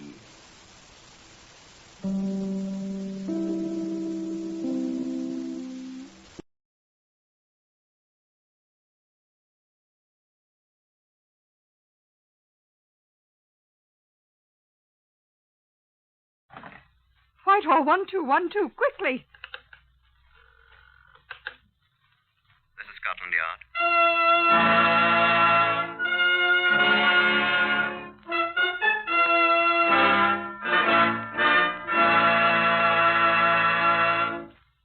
For the first time in history, Scotland Yard opens its secret files to bring you the authentic, true stories of some of its most baffling cases.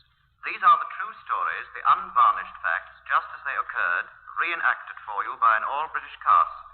Only the names of the participants have, for obvious reasons, been changed. The stories are presented with the full cooperation of Scotland Yard. Research on Whitehall 1212 is prepared by Percy Hoskins, chief crime reporter of the London Daily Express. The stories for radio are written and directed by Willis Cooper. Here are the participants in case number 604 MR530 from the official files of Scotland Yard. Leo M. Stefanovich, former member of the Polish Navy. Yes, I deserted the Navy. Marian Konieczki, who'd fought in Spain. What I am interested in is money. Kazimir Kashuba, who was found dead. Albert Stevens, the copper's narc. It's a living. Superintendent Alistair Watkins of Scotland Yard. I must warn you that if you expect high adventure in Limehouse or sinister Orientals lurking in dark byways, you'd best turn off your wireless now. We're quite ordinary people at Scotland Yard. Professional policemen, catchers of criminals, and we don't go in much for the picturesque, the way we're sometimes pictured.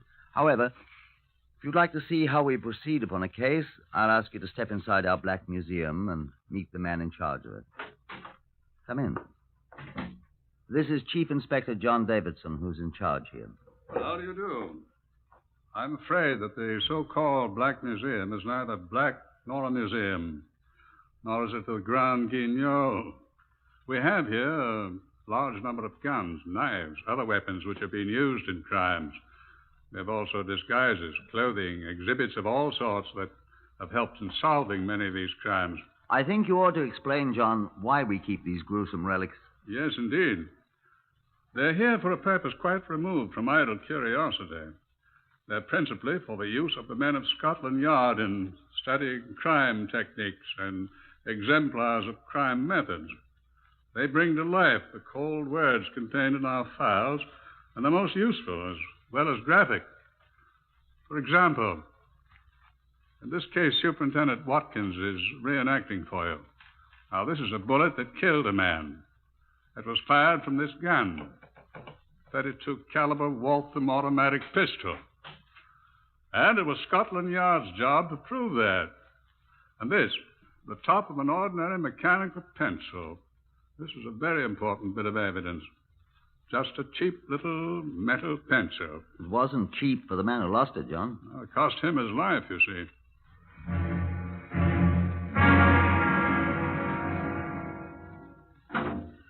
We were standing in the corner of a saloon bar in Whitechapel talking.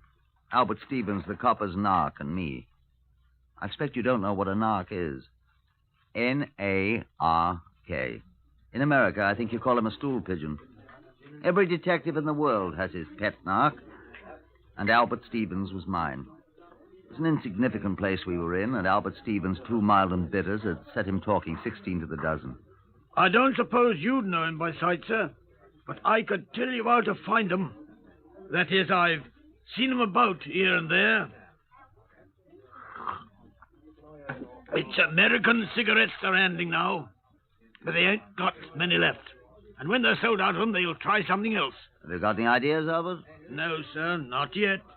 But it'll be something big, I'm sure of that. Do they know you, do you suppose? Oh, nobody notices a taxi driver, sir. They've rode in my cab twice now, and they've never even looked at my face. But I've looked at them. Will you have another mild and bitter, Albert? Well, I wouldn't say no, sir. Here, miss. Fill this up here, will you, again? Will you? Thank you. They're some kind of foreigners, sir, they are. Thank you, miss. This I know. They're in the black market up to here. You said that. What kind of foreigners? I can't understand them much, except when they talk about, well, what they think is English. Greeks or Spaniards or Russians, I think. All 3 of them. Oh, they tip quite nice, too. But you're sure they're in the black market? No doubt about it, sir. I hear enough about it. Don't know their names? Well, one is called Marion. Marion? And the other's name is Kashmir. Kashmir. Maybe he's an Hindu. And the other is a gentleman in some kind of navy, sir. Not ours. Some foreign navy.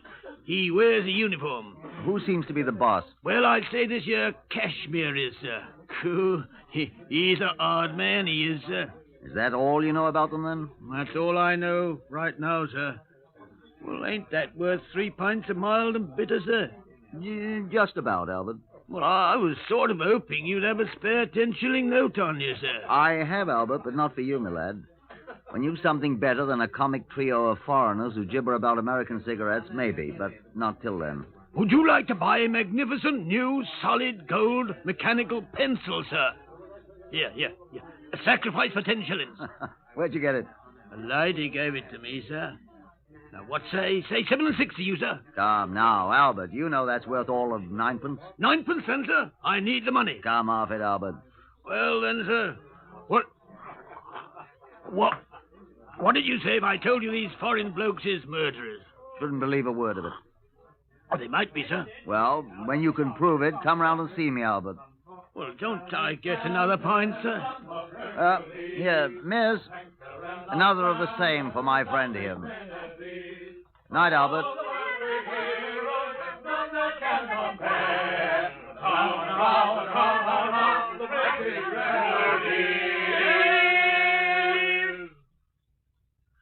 Scotland Yard next morning, I walked leisurely down the long corridor on the 2nd floor that leads to my office. A voice hailed me as I opened the door to my office, and I looked back. It was Detective Sergeant Llewellyn, a Welshman who'd been a constable at the Water Street police station when I was a sergeant. Here was a welcome face. David, I said, I've not seen you in 6 months. Longer than that, indeed, Superintendent. It's 10 months, and I'm very glad to be seeing you. Where have you been? To the Army all this time, sir. I was seconded to MI5. Yes, I heard that. It was tiresome work, but now I'm back. Thanks indeed to the Lord. Taking a well-earned rest, I expect. Oh, indeed, to goodness, no. There's no rest for the wicked. I'm on a case already. Can we have dinner this evening, then? I'm not so sure, sir. What have they given you? Oh, a murder. Good bloody one? I've just seen the man. He's bloody enough, indeed. They found him shot to death in his car early this morning. Where? Chepstow Place, Notting Hill. The constable who found him in his car, parked beside the curb, thought he was taken with drink and sound asleep. But it was a .32 caliber bullet in the back of his neck and out the front of his head. Very gory. Know who he was?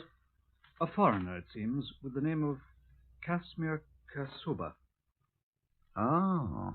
Whatever's the matter, then? Do you know him? Come on in my room here. I don't know the chap, but I have an idea I know someone who does. Well, indeed, to goodness. Come on in while I telephone. I've got his number in my book here. At least a number where I can reach him. Ah, here it is.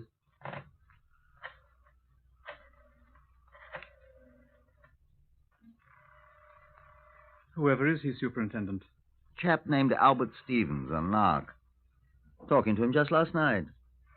Mentioned a chap named Kashmir, he called him. Foreigner. Just might be. Now, where is the beggar? Every little bit. Yes? Who is it? Oh, hello. Is Albert there? Albert Stevens? He hasn't been home since yesterday morning. Who wants him? When he comes in, tell him to telephone Watkins. Watkins, got that? Hoskins? Watkins. Watkins. He knows me. What do you want? Just tell him to call me, that's all. Does he know where to call? Yes, it's very important. Do you understand? He ain't come home since yesterday morning. All right, have him telephone me at once. You needn't shout at me, Mr. Bloodywell Watkins. Goodbye. Not there. No, telephone me. I say, where can I reach you? Oh, I've got all this report on the man to write up, for goodness sake. I'll be in my office till noon. Oh, he'll telephone me before that, I'm sure. Well, I must be going, sir. Oh, I'm sorry I couldn't reach him just now. But I'll be in touch with you as soon as I hear from him. I'll be very grateful to you, sir. It was good seeing you again. Been a long time, Llewellyn. Well, goodbye. So long. So long, old chap. Oh, you dropped something. Eh? Where? There on the floor beside your right foot. Oh, mustn't lose this. What is it? Found it in the car with the dead man. Huh? A top off a cheap mechanical pencil. Let's see it. Do you mind? Not at all. Don't have to be careful of fingerprints. They've had it in the laboratory. Nothing on it. That's it. Beg your pardon, sir? I've seen this pencil before, Lou. Oh, millions of them about, no doubt. The chap that was killed must have lost it. No. Eh? I've seen this particular one before. I saw it last night. I don't follow you, sir. Huh. That settles it. Look here, closely. Yes? See these initials scratched on it? Very tiny here. Probably done with a pocket knife. See it? A.S. By crikey, A.S., that's what they are. Whose do you suppose? He offered to sell it to me last night. Who? Albert Stevens, the copper's narc. I was just trying to telephone. Goodness sake. So that's why he hasn't come home. Eh? He said he knew this Casimir. He said Casimir had money. And money was what he needed. Well, Casimir was robbed, we know that. But I never knew a copper's narc to have the courage to commit murder, sir. Why, I bought him the courage, old boy. 4 pints of mild and bitter. Suppose that makes me an accessory to murder?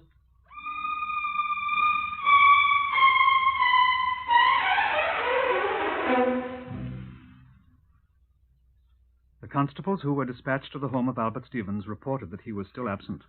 At 11 the next morning, he had not yet come home. His wife knew nothing of his whereabouts, nor did the garage people where he usually kept his cab.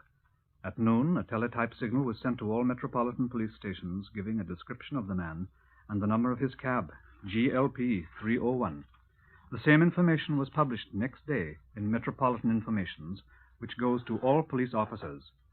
There was no immediate response. Neither the man nor the cab could be found. By now, Superintendent Watkins had been officially assigned to the case, and on the morning of the 4th day, we held a strategy meeting in his office. He had some new information for me. They found the gun. Indeed, sir. They'd been taking the car to pieces down at Hendon for us, you know. They found a .32 caliber Walther automatic pistol hidden in the lining of the top. Good. Our friend Casimir was killed by a .32 caliber bullet, you know. And ballistics assures me that this is the gun from which it was fired. Good. Fingerprints? What? Fingerprints. None. The ballistics say they're sure that more than one shot was fired from the gun. How could they tell that? There are 2 cartridges missing from the clip.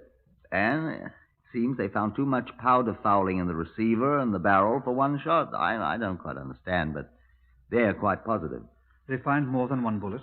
Only the one that went through Casimir's head. It was embedded in the dash of the car. Where's this other one, then?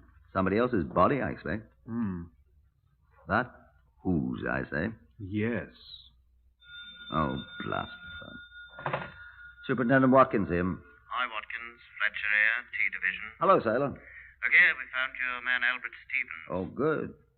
Found him. Oh. Where was he? Sitting in his taxicab. Where? At the bottom of the Thames. What? Near Wapping Old Stairs. One of our boats found him. Is he dead? Twice dead, old chap. Drowned and a bullet through his heart. Well, so that's where the other bullet went.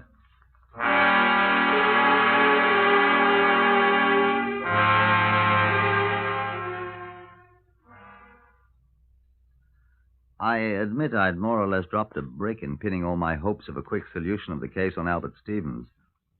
Llewellyn and I moved at once to realign our strategy.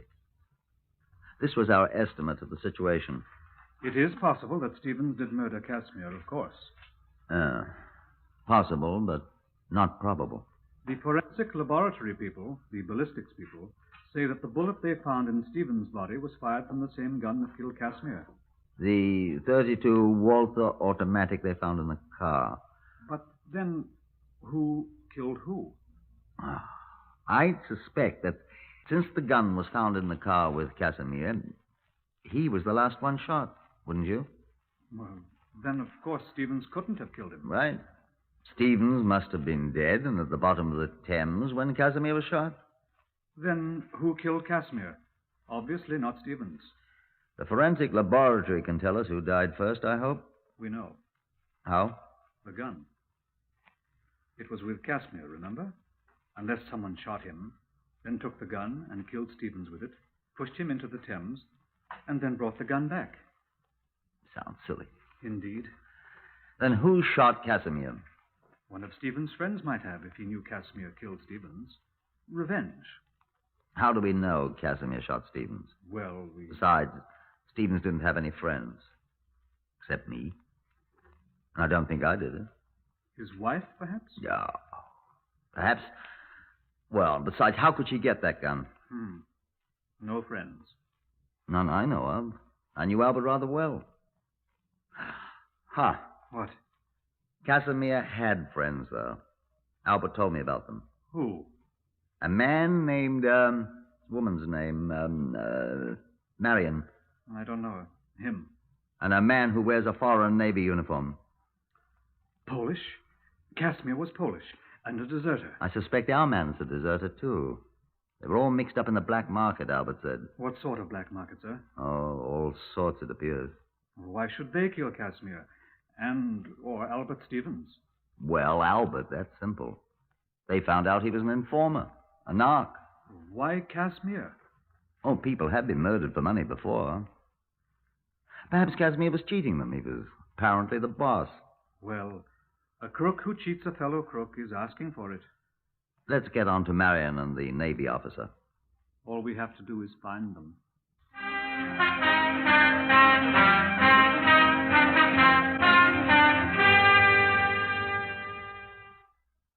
Now, allow me to digress for a moment. There was, of course, no record anywhere of Casimir's former address. We put people on that at once, suspecting that Marion and the Navy officer might live close to Casimir's home. But another day dragged by without tangible result.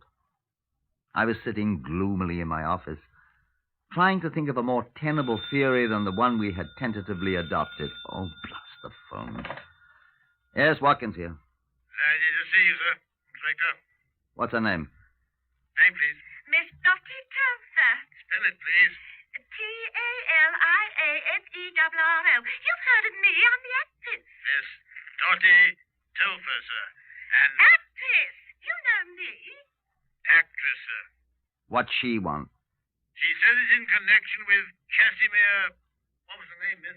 Kashuba, I said. I heard her. Yes, sir. Send her in. Yes, sir. And ask Sergeant Llewellyn if you'll just step in here. Yes, sir.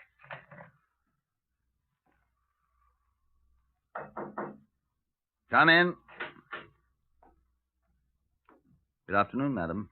Are you Superintendent Watkins? I am. Sit down, madam. I thank you.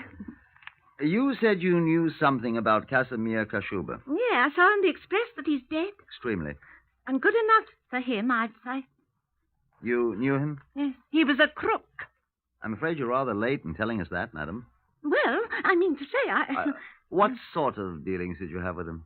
Why, I never had any. Well, I mean, he cheated me, and now he's dead. How am I going to get back the £17 I gave him? That's what I want to know. Why did you give him £17?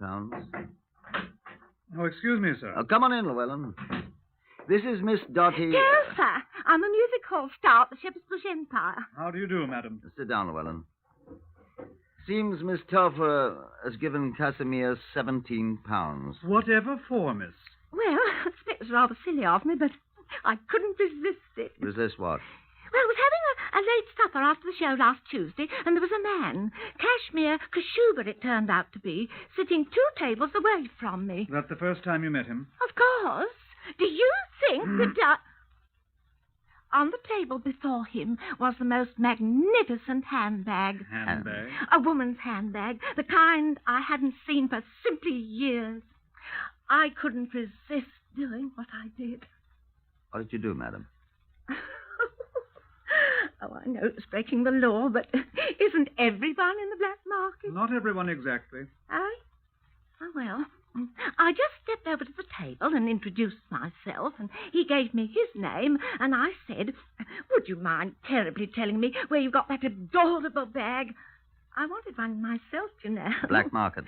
So he said he manufactured them and that I could have one if I liked. All I had to do was to give him £17 so that he could buy the special leather it was made of. And in a day or 2, I could call at his flat and it'd be ready for me, do you see? And you fell for that old one? You called at his flat?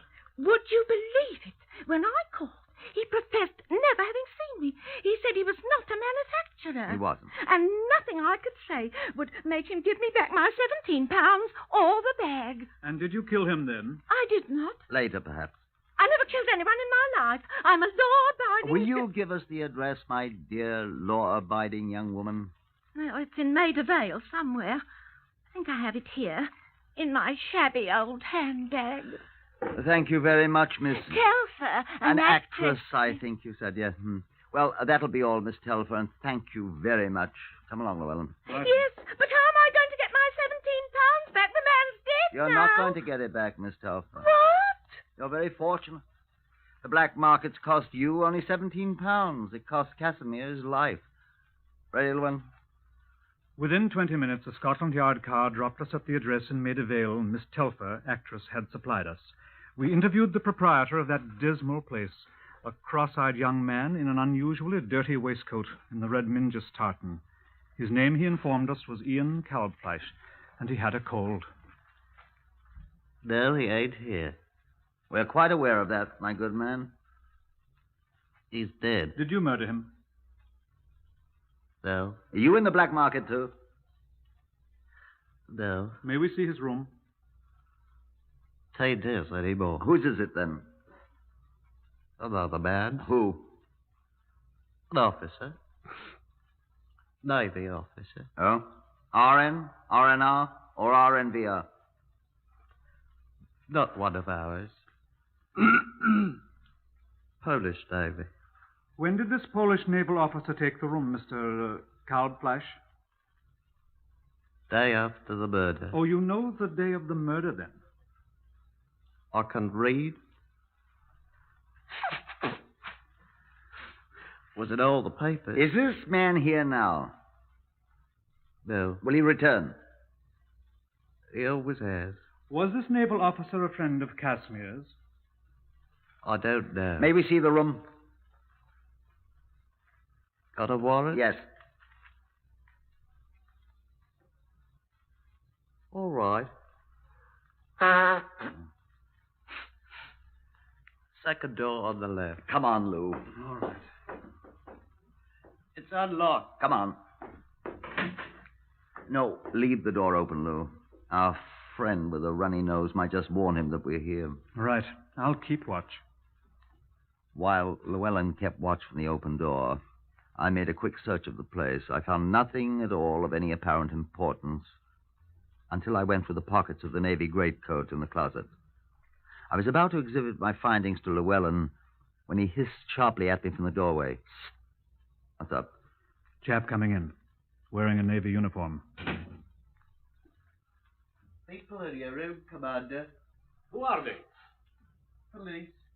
Scotland Yard. What do they want? If you'll come in, Commander, we'll be glad to tell you. Who are you? Sergeant Llewellyn of Scotland Yard. I think you'd best come in, sir.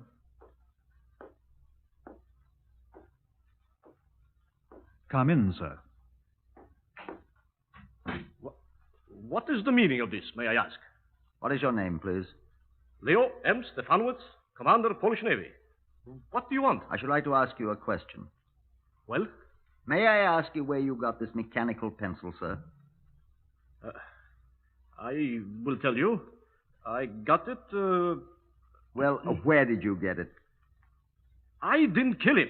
Kill whom, Commander? Why, Casimir Kashuba. This was Albert Stevens' pencil, Commander. I didn't kill Albert. The top of this pencil was found in the car with Casimir Kashuba's body, Commander. I didn't do it. Perhaps you can explain, then. Yes, I... Well? Marion did the killing. Oh, indeed, Marion. Yes, I told him not... It was Marion who did it, not me. Oh, our friend Marion. He did it. Yes, I am telling you the truth. Marion. You know where Marion is? I will take you to him. Yes, I will help you. He did it, and I will help you find him. Please, let me take you to him. Please. Will you please? Casimir was my friend. I'm just wondering something, Inspector. Huh? I am wondering if Albert Stevens was also his friend. Let's go and find your friend Marion, shall we, Commander? It was a quiet little hotel we drove to in the West End. Inspector Watkins and me and the commander all jammed in the police car together. The clerk nodded in a familiar way to Stefanovitz when we entered. Is my friend in? Yes, sir. Oh, don't announce us, please. We will work the lift ourselves. Get in, gentlemen. All right. Now, we shall see justice done. Indeed. The first floor, gentlemen. The door directly opposite. Here. Who is he? Leo, Marion. Who is with you? No one. Come in. Ah, Leo, my boy, I am glad. We are from Scotland Yard, sir. I warn you, both of you, that anything you say will be taken down in writing and may be used in evidence. What is the meaning of you murderer? What? Yes, these gentlemen have come to arrest you for the murder of Casimir. Sacre, you traitor! You coward! Arrest him, gentlemen. He is the murderer. You look, this man. He's the one who fired shot. Huh? He's the one who did it. I see him do it. You see me? You know you did it. He is the one, gentlemen. I'm not. He should catch me from behind as I sit in front seat. I was in a front seat. He did it. Sacre! Oh, tak, tafrish yourself, Marian Konechny. You murderer, you thief, you... Gentlemen, Marian Konechny and Leo Stefanovitz, I arrest you both on suspicion of having been involved in the murder of Casimir Kashuba and of Albert Stevens. You've both been warned. Have you nothing to say?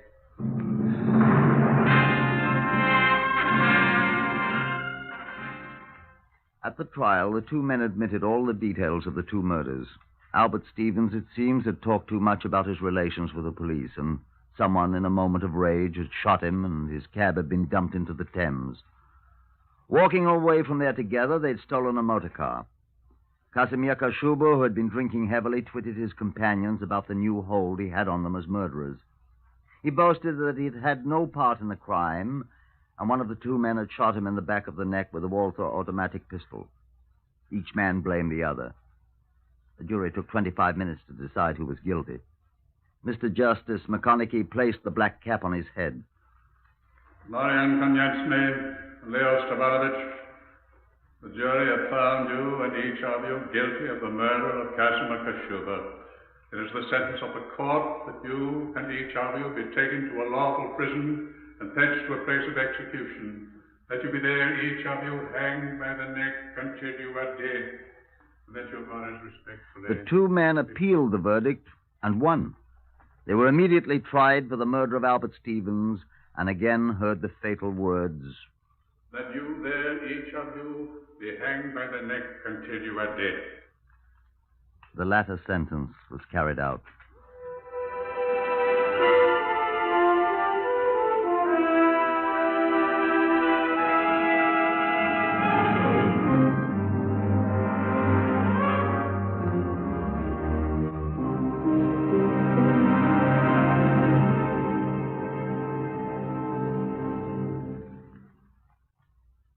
You have heard the eighth in the series Whitehall 1212, compiled by special permission from the official files of Scotland Yard.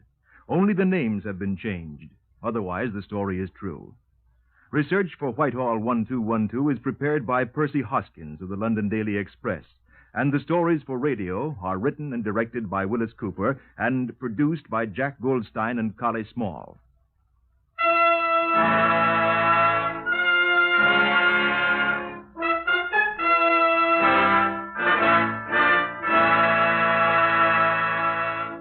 Three chimes mean good times on NBC. There's adventure zooming your way today with Joel McRae featured in another authentic story based on the files of the Texas Rangers.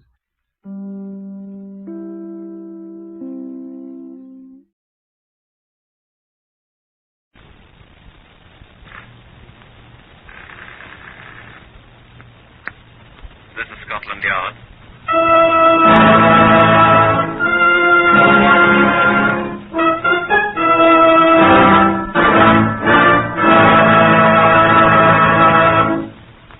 For the first time in its history, Scotland Yard opens its official files to bring you the true story of some of its most baffling cases. These are the true stories, the plain, unvarnished facts just as they occurred, reenacted for you by an all-British cast.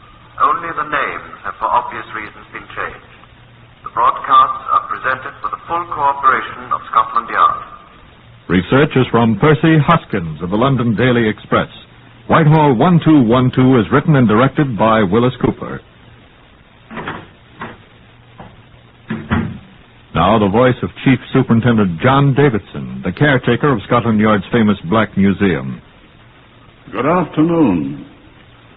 I have here from our file number 198920 a rusted lock complete with handle. Once it was brightly nickel-plated and both handsome and utilitarian. Now its beauty has been completely destroyed by the effects of a very hot fire, and its usefulness is ended by the fact that it is locked. Some of its parts have been fused by the heat which it endured. It's part of the right-hand door of a motor car, the door next to the driver's seat. It was locked before the fire. I should like you to meet Chief Inspector Albert G. Clark, who is known, as all clerks are, as Nobby. The 5th of November, 1605, was the day set by a certain Guy Fawkes to touch off a number of barrels of gunpowder he had secreted in the vaults under the Houses of Parliament, thereby blowing the members of the august body, complete with King James I, through the roof. Unfortunately for Mr. Fawkes, and happily for the monarch, a Lord Monteagle learned about the enterprise and flung Master Fawkes into a dungeon, from which he emerged only to be hanged. Thus, the principal form of celebration of Guy Fawkes' Day on the 5th of November is the kindling of cheerful bonfires, in which effigies of Guy Fawkes and other gentry are burned to the accompaniment of hilarious noises. Quite late in the evening of the 5th of November, 1930, quite another type of bonfire made history near Hardingstone, which village is quite near Northampton. This is the way they related the story. My name is Spiller, John Thomas Spiller. My friend here is Victor Charles Espinwall. It wasn't truly the 5th of November. It was about 2 o'clock in the morning of the 6th. But it was still close enough to be practically Guy Fawkes' Day. Be still, John Thomas. We were walking home from a Guy Fawkes dance in Northampton. Hardingstone is only a step from Northampton. You walk along the main London road from Northampton till you come to the turn-off to the left on Hardingstone Lane. Only about 2 miles. 2 miles. First, as we started to turn off to Hardingstone down the lane, a motor car passed us. Going towards London? Very fast, blinding us quite. Aye. And when it got past us, we saw a man. The moon was quite bright. So we could see his face quite well. He hadn't any hat. He climbed out of the ditch onto the metal road. And he looked as if he were mixed up. Wasn't sure what he was doing, like. And we gaped at him. Didn't know what to say either. And it was just at that precise second I saw the blaze round the bend. Down Hardingstone Lane, where there shouldn't be any blaze. And I said to John Thomas here... What's the blaze, you said? And the man from the ditch... The man without a hat? He said, it looks as if someone's having a bonfire. A late bonfire, he said. Yes, that's right. And we turned to look in the direction of the blaze. Down the lane toward Hardingstone. And when we turned back to look at the man... He was running away. Hurrying away. That's right, hurrying away. He didn't say a word. He stopped at Tort London, and then he stopped and looked around. The moon was so bright. And then he turned toward Northampton, and he started to hurry that way. We'd have done something, but he was hurrying down the road. Anyway, we didn't care who he was. And there was the bonfire. We just thought it was a bonfire, Victor. Yes. And so we went on down the lane to see who made the fire. And the fire seemed to be getting bigger, so we hurried. And suddenly, there it was. Right there in front of us. Blazing like blazes. The flames were 15 feet high. But we could see what it was. It was a motor car. And there was somebody in it. In the driver's seat. And he was on fire, too. He was dead.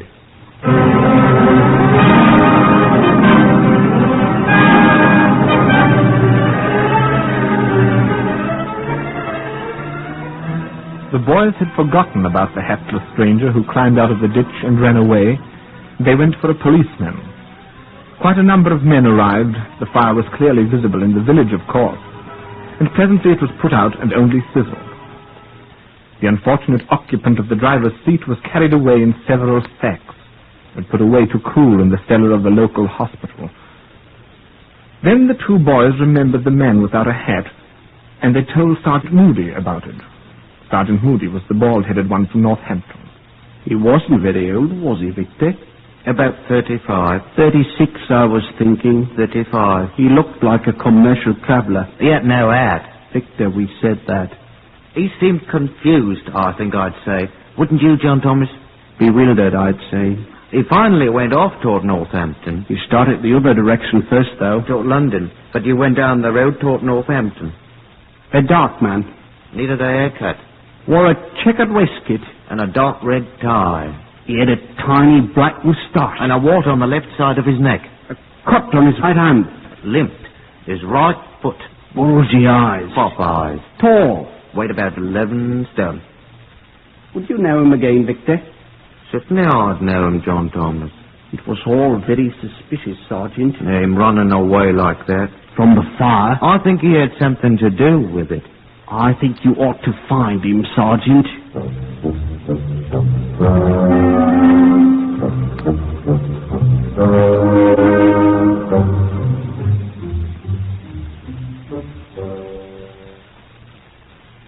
Sergeant Moody and the rest of the Northampton police made quite a point of trying to find the hapless stranger that day, but he wasn't to be found.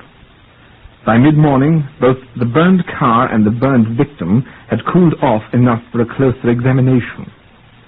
There wasn't enough left of the man, they had decided it was a man, to tell anything about him. The car proved to have been a Morris Minor saloon, and the registration plate, though badly burned, was still legible. Sergeant Moody. I put in a trunk call to County Hall, Westminster, in London, to check the name to which that number was issued. We'll have it for you in half a second, Sergeant. That was MU-1468, wasn't it? MU-1468, yes. That's a London registration, according to the book. Right. We'll have it for you in... here it is now. The name is Paget. Donald Patrick Paget. Address, Buxted Road, Finchley. The car is a Morris Minor saloon. Was, you mean? Donald Patrick Paget, Buxted Road, Finchley. Thank you very much. I then consulted the London Metropolitan Telephone Directory in the Northampton station to discover whether a telephone number was listed for the name Paget in Buxted Road, Finchley. It was. I spoke to a woman who identified herself as Mrs. Pamela Paget, wife of the owner of the car. I broke the news to her as gently as possible, and she announced her intention of proceeding to Northampton.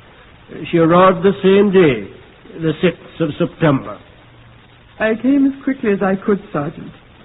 Where is he? The remains are in the hospital mortuary, Mum.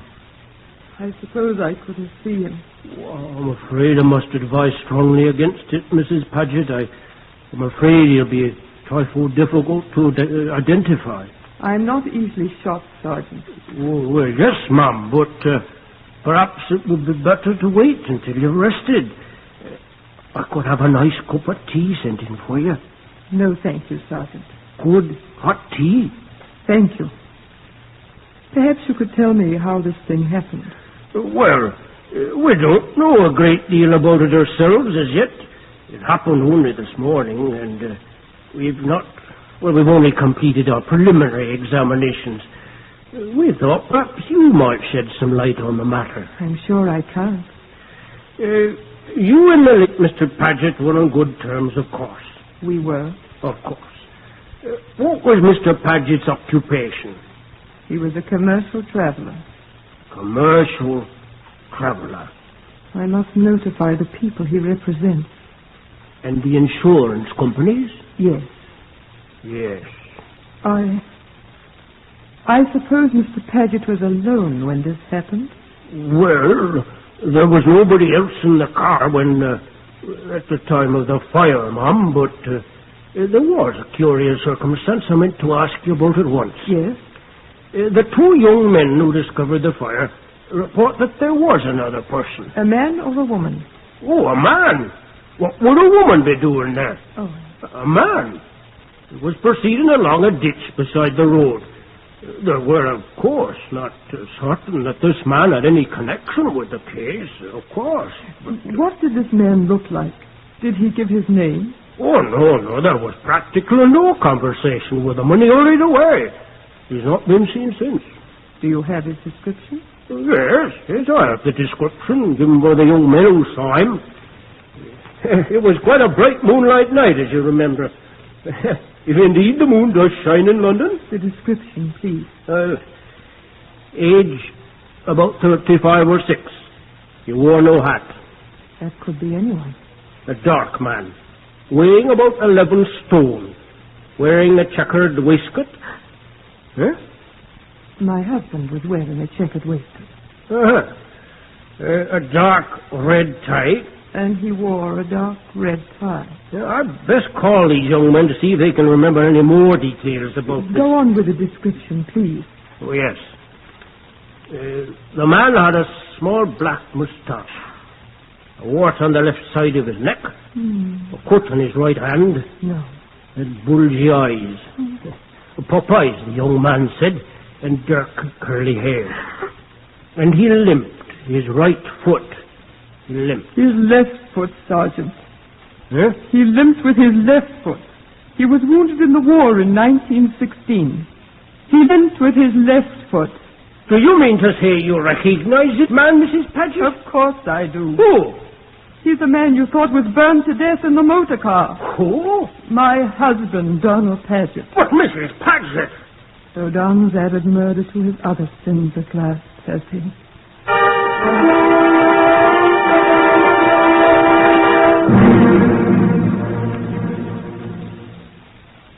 The reporters, the self-styled crime men, pounced on the story by mid-afternoon and flung their headline broadcasts from Land's End to John O'Groats' house.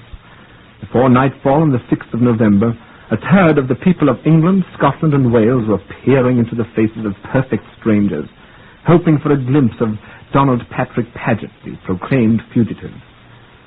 At Scotland Yard, we went a little more slowly. We weren't as certain as the newspapers.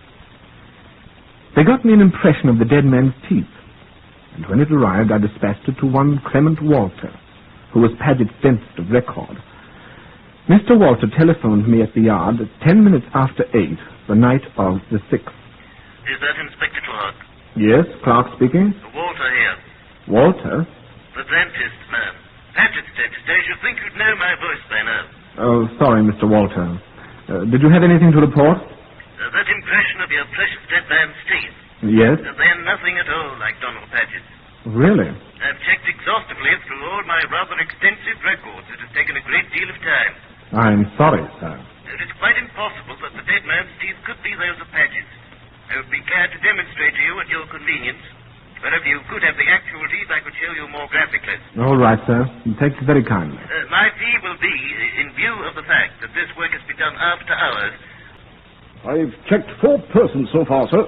Well? I asked each one to give me his own description of Paget, sir. And they're all his close acquaintances. And? Well, they all agree in detail with that given by the two young men at Hardingstone. The hatless man climbing out of the ditch. Each one of them said independently that Paget was one of those odd chaps who's never been known to wear a hat winter or summer. Looks as if he's our boy, then. Wait a sec, will you? Yes, sir. Novick, Inspector Clark, here. Mrs. Pamela Paget here to see you, sir. Oh? Well, ask her to come in. Shall I ask the other lady to come in too, sir? Eh? Who's she? Miss Ellen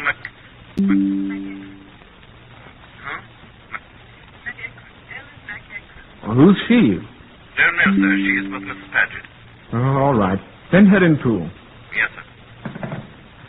Ever hear of an Ellen McEachran, Talbot? No, sir. There was an Alice McEachran, sir, pickpocket. She was struck by a tram last Tuesday in Hammersmith Broadway. She was killed. Talbot, you're a mine of information. I doubt this is the same one, though. No, sir. That's all, sir. Yes, thank you. For now. Is this Inspector Clark's office, please? Right here, Mrs. Paget. Come in. Oh, thank you. Thank you. Yes, sir. Come in, my child. Inspector Clark, this is Miss Ellen McEachran. How do you do, Miss McEachran? Won't you be seated? Yes, thank you. Well, Mrs. Paget, I'm afraid that it was your husband. I was certain it was. Yes. I'd just come back from Hardingstone, and I went straight away to find Ellen. Excuse me, Mum. I'm afraid I don't understand, Mrs. Paget. Do sit still, Ellen. Yes, Mum. That bald-headed sergeant up there, what's his name? Sergeant Moody? Oh, Moody, that's it. He said something when we were talking about not being sure whether the body in the fire was a man or a woman. He told me that on the telephone this afternoon. Apparently they're sure now that it was a man. The medical officer... Yes, I know, but I didn't know when I came back. That's why I went to find Ellen here. You thought perhaps it might be me, but it wasn't, was it? No, child, it wasn't. Neither you nor your father. I'm afraid I'm... Father's still in jail. You can't burn up people in jail, now can you, sir? Will you tell me what you're talking about, Mrs. Paget? What has this child and her father got to do with the... I was afraid it was Ellen MacDonald had murdered. Or my father, you said. Why, for heaven's sake? Well, Ellen's father had threatened to do bodily harm to Donald. Threatened to burst his bloody neck? Oh, pardon me. Eh? Why? Because he wasn't paying the 20 shillings a week he'd agreed to pay, of course. What 20 shillings? For my baby. What? The father of Ellen's 3-year-old child is Donald Paget, Inspector Clark.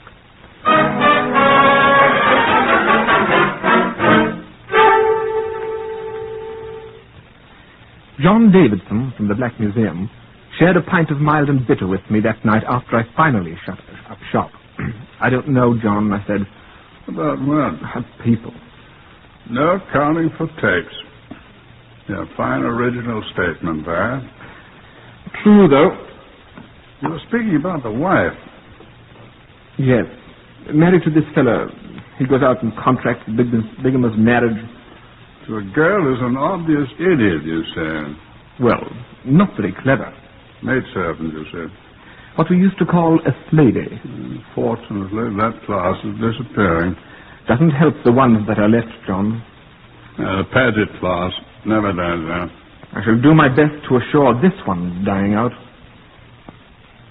We were talking about his wife. Yes.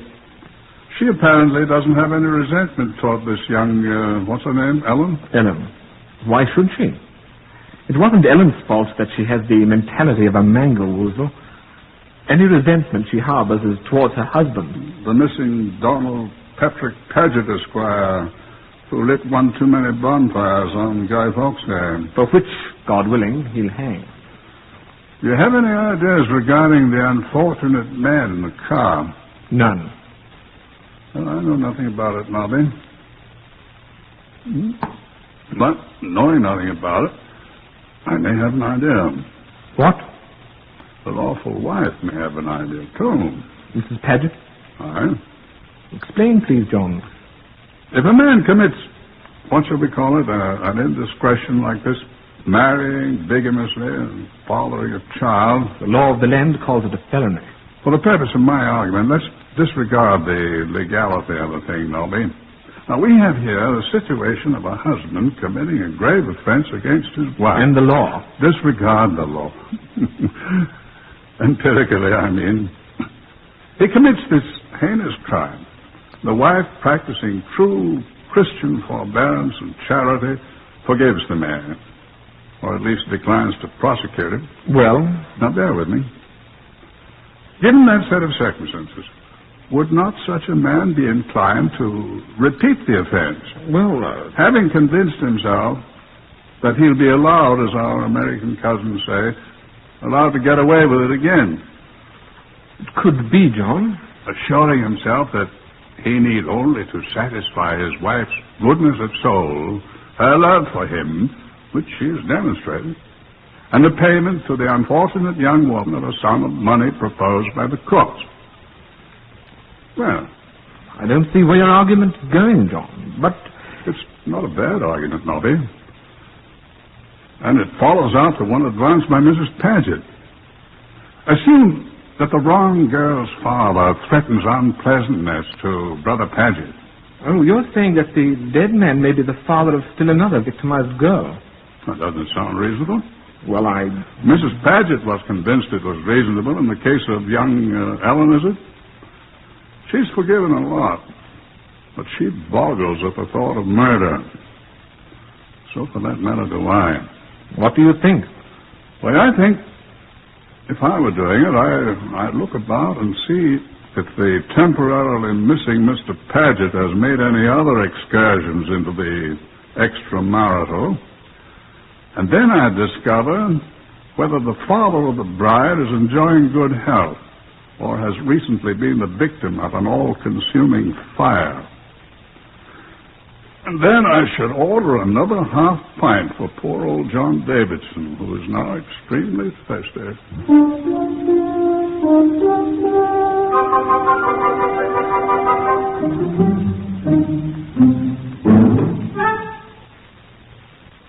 John Davidson's ingenious idea was almost right. Mrs. Paget knew of no other liaisons with women of any age, intellectual state, or social standing which had been contracted by her husband. We have been horribly unhappy, Inspector, during all of our married life. But I have tried to make allowances. Donald was severely wounded in the war. He was buried alive at Chesterton. They despaired of his life for a long, long time. I didn't know about that. He was such a wonderful person, Inspector. Before we were married and he went to France. At Chesterton, only 3 months after he went overseas, I didn't... Well, I made a vow to myself that if Don recovered and got well, I don't want to talk about it. I'm sorry, Mrs. Paget. I swore to myself that no matter what happened, no matter what he did, I would try. I'm sorry, Mrs. Paget, but... He's been unfaithful to me so many times. But this time with Ellen was the only one I knew all about. I was afraid Ellen's father was... Don's mind was affected, you know, by that dreadful wound. He makes mistakes. He does things. He can't hold on to a job. We haven't any money. I've tried so hard, Inspector. But not murder. Not murder. Even if it is Donald. That's why I came to you. If it's murder, not even for Donnie.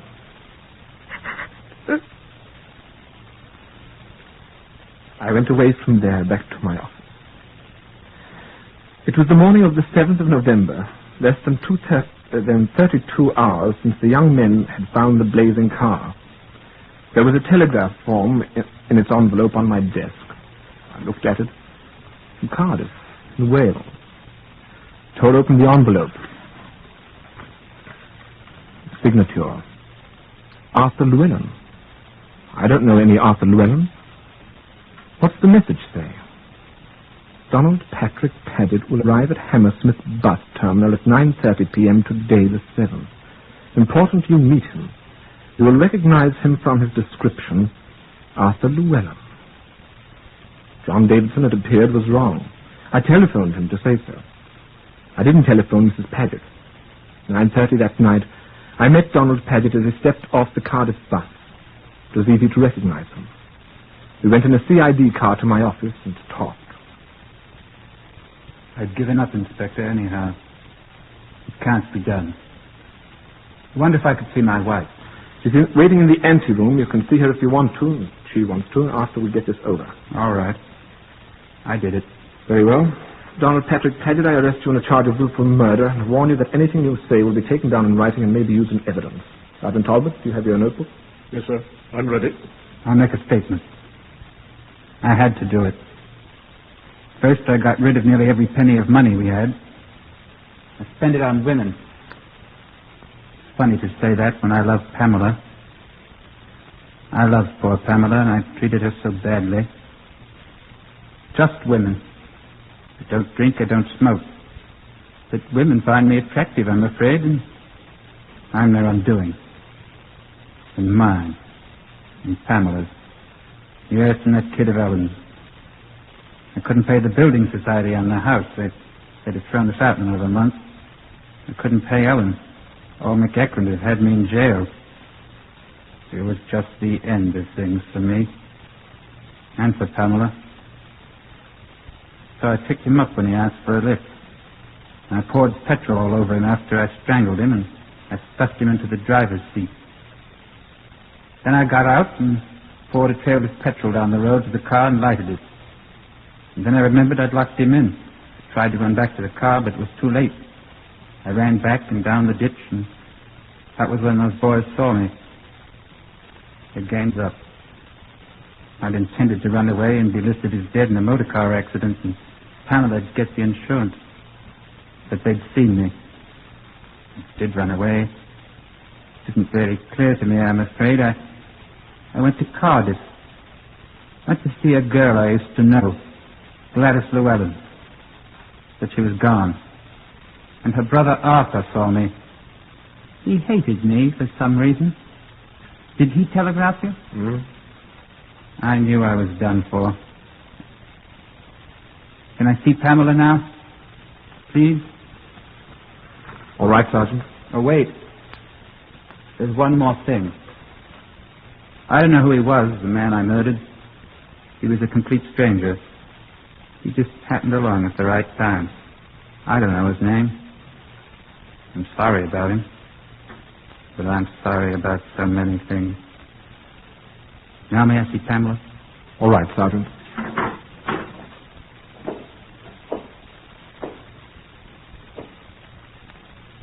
Hello, Pam, darling.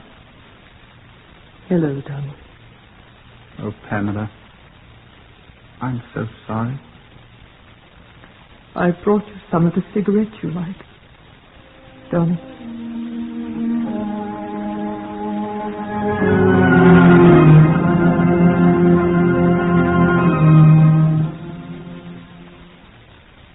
The identity of the dead man was never learned. Donald Patrick Paget was tried at the Bedford Assizes and found guilty of murder. On the 10th of March, 1931, he was hanged at Bedford Prison.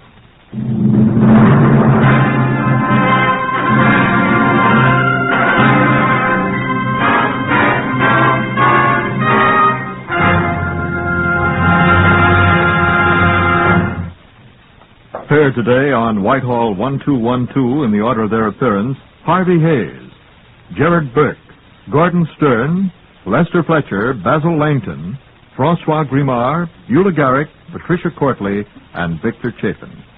Whitehall 1212 is written and directed by Willis Cooper.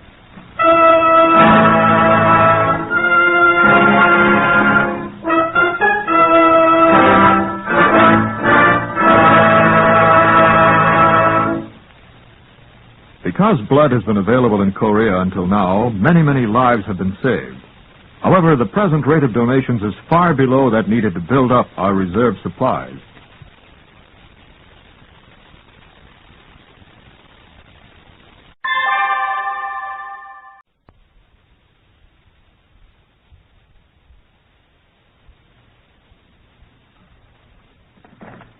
Whitehall 1212.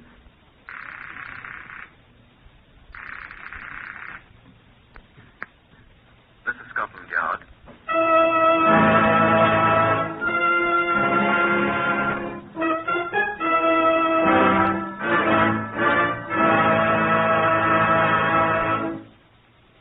For the first time in history, Scotland Yard opens its official files to bring you the true story of some of its most baffling cases. These are the true stories. The plain, unvarnished facts, just as they occurred, reenacted for you by an all-British cast. Only the names of the participants have, for obvious reasons, been changed. The broadcasts are presented with the full cooperation of Scotland Yard. The search for Whitehall 1212 is from Percy Hoskins of the London Daily Express. The stories for radio are written and directed by Willis Cooper. You will now hear the voice of Chief Superintendent John Davidson, who is custodian of the famous Black Museum of Scotland Yard. Many of the objects on exhibit here in the Black Museum, as you undoubtedly know, are weapons of murder. They're not always knives, bludgeons, guns. Murder is done with a great variety of instruments never intended for that unpleasant task. These wrinkled sheets of what appears to be black blotting paper have been responsible for a great many deaths. In fact, they were manufactured for that purpose and sold openly years ago.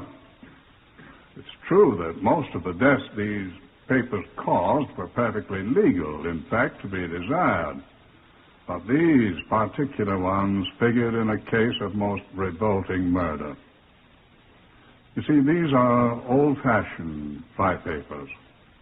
Once they were impregnated with arsenic, soaked in water and left standing about in a saucer, they furnished a working solution of pure arsenic. The flies who sipped it found their way at once through the pearly gates. So did any unwary pets who sampled it and some careless people. On the 20th of September, 1911, a rather shabby fat man called on Inspector Oliver Peters at his office in New Scotland Yard. My name is Pete Van House, Inspector. I live in Finsbury Park. Finsbury Park, let me think. That's near Holloway Prison. It's just beyond Holloway Road, yes, sir. Yes. Well, what brings you here, sir? Well, sir, to put it quite plainly, my aunt is dead. I'm sorry to hear that, Mr. Van House, sir. Pete Van House. I'm sorry to hear about your aunt, sir. But to what... My aunt was not... how shall I say it? I'm sure I don't know, Mr. Van House. Say what? Well, I mean she was not very nice. Oh. I'll be perfectly frank with you, Inspector Peters. May I sit down? By all means, sir. Thank you. My aunt had money. Oh. Oh, no, not a great deal, I suppose, in some ways, but quite a good sum. And what I have always expected would be my share one day. Considerable sum to me, you see. And you didn't get it? No, I didn't. Of only me and my wife. Naturally, we expect to... She lived with us. And when she died? Well, no. I must admit we quarreled once in a while. I see. Oh, no, you don't see. I mean, that wasn't it. Although we haven't seen her for nearly a year, still... Blood is thicker than water, you're going to say? Exactly. I couldn't have put it better myself. Blood is thicker than water. That's what I always tell my wife. You said your aunt wasn't living with you? No, she'd gone to live with the family in Tollington Park. That's a street, Tollington Park, in Finsbury Park. Only a little way from where my wife and I live. That's where your aunt died? Yeah, that's where she died. In this fellow's house, and then I wasn't even told about it till after she was dead and buried. I was the only living relation, and I expected... And you weren't mentioned in the will at all? Oh, yes, I was mentioned in the will. Oh, yes. Yes, I was in it. Well, then I don't understand. I was left £10, and I didn't even get that. I well, don't Mr. think Van that... Hals, I'm sorry. And £10 was all the money she had left. What? That was all the money she had, I tell you. Where was the rest of it? He had it. Who? This Simons, this man who... Her landlord, the fellow who owns the place where she was living. How did he get it? I don't know. But he had it. He still got it. That's not all. She left me £10, yes. But he showed me where he'd spent £11, 10 shillings, 10pence halfpenny for her funeral expenses. £1 and 1 shilling and 10pence halfpenny more than my paltry legacy. Well? And since I was next of kin, I had to pay it. So my rich aunt dies, and I am out 30 shillings. 30 shillings and a halfpenny. What do you think of that, sir? Well, Mr. Van Hals, I'm dreadfully sorry for you. But can't you do anything about it? How do you know he's got the rest of her money? Why, he showed me the papers. Oh. Looks legal to me, but I'm sure it's not. Look here, Inspector, I don't want it all. I want only my share, but as the sole surviving relative, well, it was a lot of money. Was it? Well, £4,000 isn't tram fare, Inspector. £4,000? £4,000. Well, my best advice to you, Mr. Van Hals, is to consult a solicitor. Solicitor? You need to have someone look at those papers you spoke about. You're sure they were signed by your aunt? Why do you think I came to Scotland Yard, Inspector? Well, now. My aunt, may the Lord rest her poor soul, had a fine marble tomb she bought for herself in Highgate. Paid £700 for it. She always talked about being placed in it when she passed away. And? This fellow Simons, he knew about it. My aunt was always talking about her last resting place. He knew about it all right. You know what he did? I'm sure I don't. He had her buried... I didn't even know she was dead. He had her buried in a common grave in Islington with 8 other bodies. Well... But don't you know murderers do that?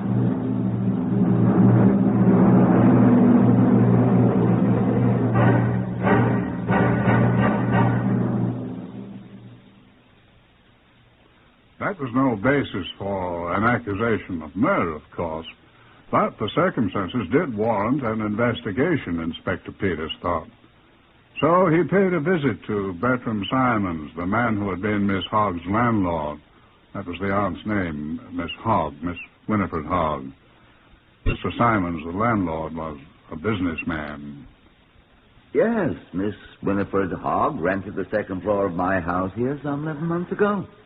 I'd be glad to answer any questions about her and our business relations, any I deem proper, sir. Your name is Peters, sir? Inspector Peters, yes, sir. Who sent you here? I was not sent here by anyone, Mr. Simons. I came here in the course of my duties as a member of the Criminal Investigation Department. Have a chair. Thank you. Now, what would you like to know about Miss Hogg? Well, sir, with your permission... Did Van Hals send you here? I think I told you, sir, that nobody sent me here. Oh, yes, that's right. But Van Hals has been complaining to you about me, hasn't he? Mr. Van Hals has spoken to me, sir, yes. I would like to... What did he say? I don't think that... Oh, yes, it has. He's accusing me. I've met our Mr. Van Hals, Inspector. May I ask you a few questions, Mr. Simons? He's disappointed. May I ask you... You may ask any questions you wish. Well, then... I'll answer the ones I feel are proper. I've said this woman lived in my house for 11 months. I can give you the exact period. I don't want... 11 months. Less 1, 2, 4, 6 days to the time she died. Her weekly rent for the entire second floor of this house was 15 shillings and 6pence, which I think was extraordinarily cheap. Don't you? Now, what else? You had other financial arrangements with Miss Hogg, I understand? I did. Would you care to say anything about them, sir? I don't think it's any of your business. But I see no reason whatever. It's purely a business arrangement. I'm a businessman, Inspector. I'm sure you are, sir. Miss Hogg was, let me say, suspicious of the finances of the present government. The Lloyd George budget, for example, caused a great deal of trepidation. A great many people seem to share that trepidation. I'm sure I don't, sir. I've never had cause to fear for the soundness of the British Empire. I wasn't suggesting... She suggested to me that she would be willing to turn over to me such bonds, securities, and monies as she possessed. She did? Yes. What she wanted was security. Freedom from worry, she said. She asked me if I'd be willing to pay her an annuity for life in return for what monies and securities she possessed. And you agreed? I did that, and she made over all her assets to me. I'll show you the papers. Yes, but... Is anything wrong, Inspector? I don't seem to find a record of your agreement to pay her this annuity you speak of. £3 a week. Let me see. I was sure I had it. Yes, but... But what? These seem to be your records of payment to Miss Hogg. Well, that's what they are.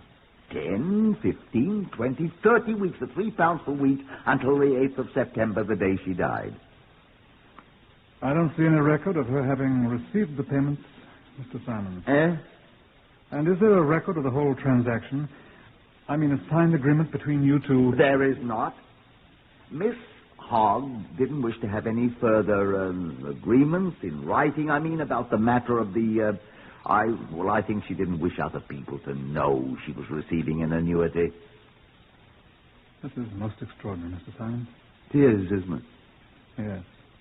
Miss Hogg was not very much of a businesswoman, you see. Obviously she was not. But you're a businessman, aren't you, Mr. Simons? There's nothing wrong about that.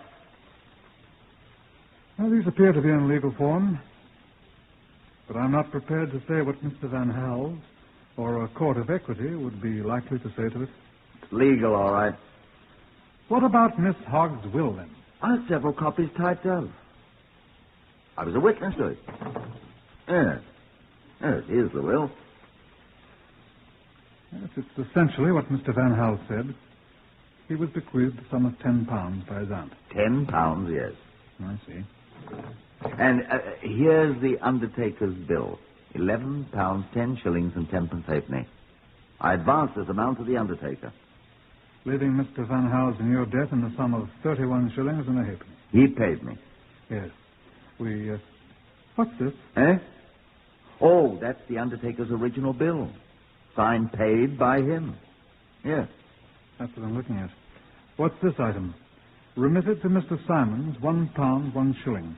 F. Anderson. That's the undertaker's signature. No. The item. Oh, commission. Commission? 10%. I gave him the business. He paid me for it. You made a profit? Yes. On the funeral? Of course. What's wrong with that? I'm a businessman. Yes. Why did you have Miss Hogg buried in a common grave, Mr. Simons? Because it was cheaper? Partly, yes. But did you see her death certificate? Of course not. Let me show it to you. What about the tomb she owned in Highgate? Why wasn't she buried there? Look at the death certificate, Inspector. See here? Cause of death? Epidemic diarrhea. Epidemic diarrhea, sir, is a contagious disease.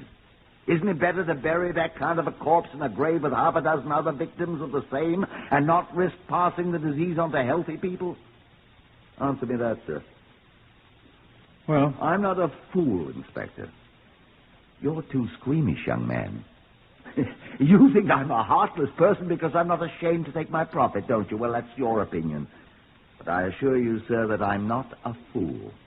Not by any manner of means, Inspector, I'm not a fool. Now, is there anything else you want to know? You can't prove anything by an interview like that. Some of us oldsters here at Scotland Yard say there are people who can smell a crime. Inspector Oliver Peters was that kind of man. It took an extraordinary amount of sniffing, though, before his nose pointed in the right direction. I suppose it was Van Hals who gave him the suggestion. He came into Peters' office to inquire what had occurred, and Peters told him. I don't like it at all, Van Hals. I can't say anything at all, sir, but I believe he treated my aunt very badly. I don't know what he did to her, What's that? Well, when I was at his house there in Islington, the day before I came to see you... Yes? Well, I saw the room she lived in. He showed it to me. Nice room? It was filthy. It was. I don't believe he took any care of her at all. Flies... Well, a sick room. Though flypaper's cheap enough. Well, there were saucers in the room with fly papers in them. There were 3 or 4 of them. But all the water had dried up, and there was nothing but the dried-up poison papers left, and I saw that they were... Poison? What? The poison papers were all dried up. Excuse me. Did I say something? Stay here. I'll be back in a few minutes. Peters was in Basil Pearson's office in 2 jumps. Basil Pearson was the famous Home Office pathologist. He died last year. This was 40 years ago, remember? Peters had a question to ask. Sorry to burst in on you like this, Basil. What's chasing you? Look here. You're familiar with the symptoms of this epidemic diarrhea, aren't you? Of course. Afraid you've got it, old boy? Oh, of course not. What I'd like you to answer me is, are the symptoms anything like the symptoms of arsenic poisoning? Arsenic's what's in flypaper, isn't it? Yes, of course. Yes, under certain circumstances. If a person was suffering from this epidemic thing, the presence of arsenic might not be suspected. The patient's dead, of course. And buried. No, unless arsenical poisoning was suspected, there's enough similarity to warrant certifying that death was caused by the epidemic thing. Good. Now, is there enough arsenic in flypaper to cause death? Under certain circumstances. You can identify arsenic in a dead body, too, can't you? The body has not been dead too long. In lethal quantities, you mean? Yes. Well, it's not generally too difficult. How much is a lethal quantity? 5 grains or upward. You planning on murdering someone? I shouldn't recommend arsenic. How long after death can you find arsenic in a body, Basil? A good time, I should say. How long is this one? About 2 weeks, I think. That's not long at all. Why, post-mortem for me? I'd rather hope to get away for a holiday tomorrow. Oh, it won't take you long to do a PM, Basil. Come on, old boy. Well, got the papers. I'll have them for you by tomorrow. All right. Where is it? Islington. That dreary place. Islington Cemetery, to be quite honest. Well, thank heavens arsenic acts as a preservative. I'll give you a hand. Just get me the papers, old boy. Shan't even pack a kit bag until I see the papers, you know. Oh, by the by, is it a he or a she? She. I'll go and see if I can get George Redmond to give me the papers at once. Thanks ever so much. Don't fret too much if he won't let you have them at once, Oliver. What? Well, she can't get away.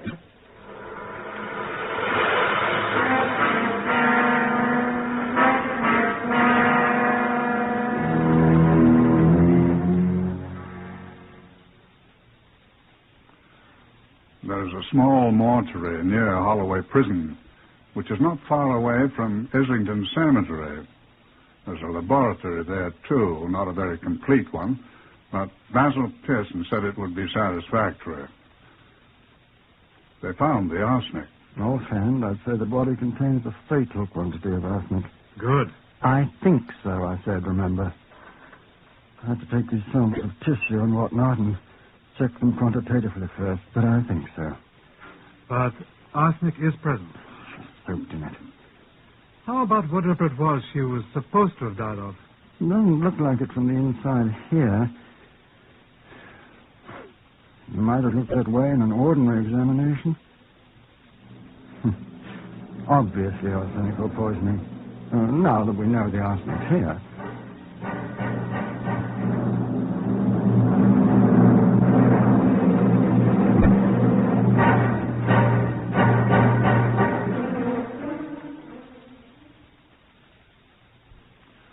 Inspector Peters went back to see Mr. Simons, the businessman.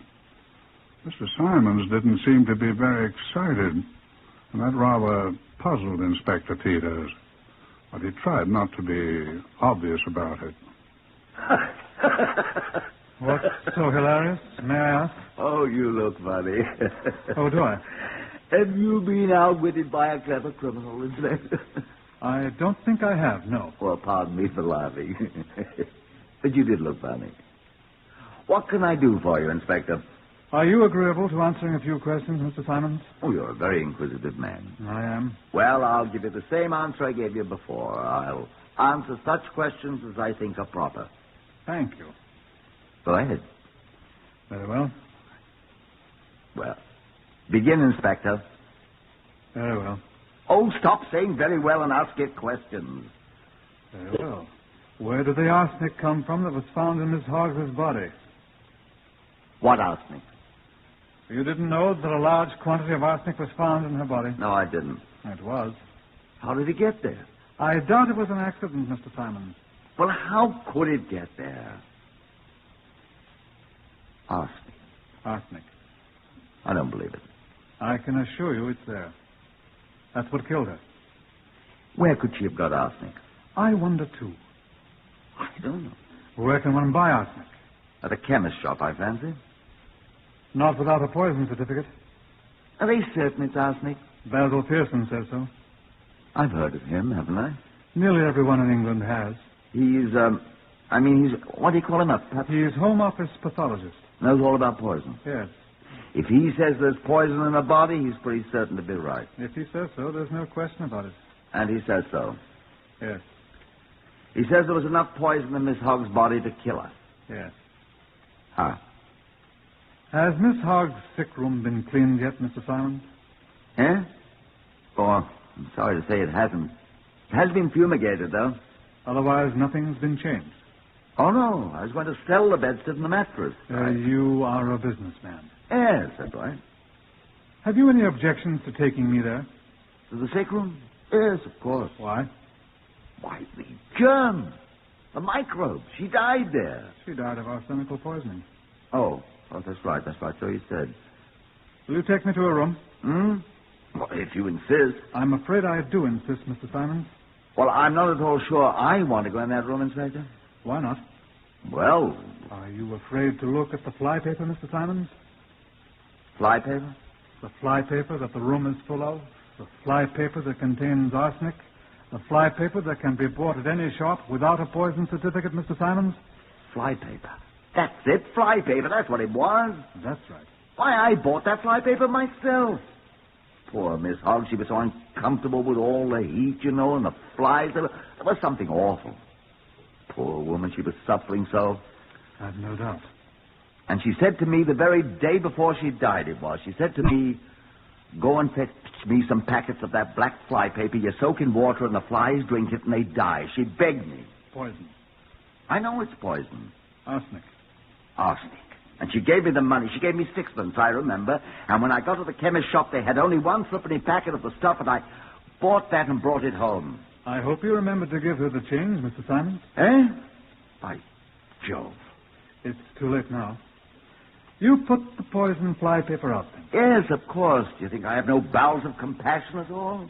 There were 6 sheets of the stuff, and I could find only 4 saucers or things for containers, though. You still have the other 2 sheets here in the house? Cause, waste not. Want not. Quite right, Mr. Simons, quite right. Now, how do you suppose the arsenic got from the flypaper into Miss Hoggs' body? Why, that's very hot. Yes. And Miss Hoggs drank a great deal of water. Yes. Go on, Mr. Simons. Well, could she have drunk off the poison water in the saucers? All of it? Well, if there's arsenic in her body... There is. Well, then. Mr. Simons, I must detain you on suspicion of having caused the death of Winifred Hoggs. Oh, no. You can't mean that. And I warn you that anything you say will be taken down in writing and may be used as evidence.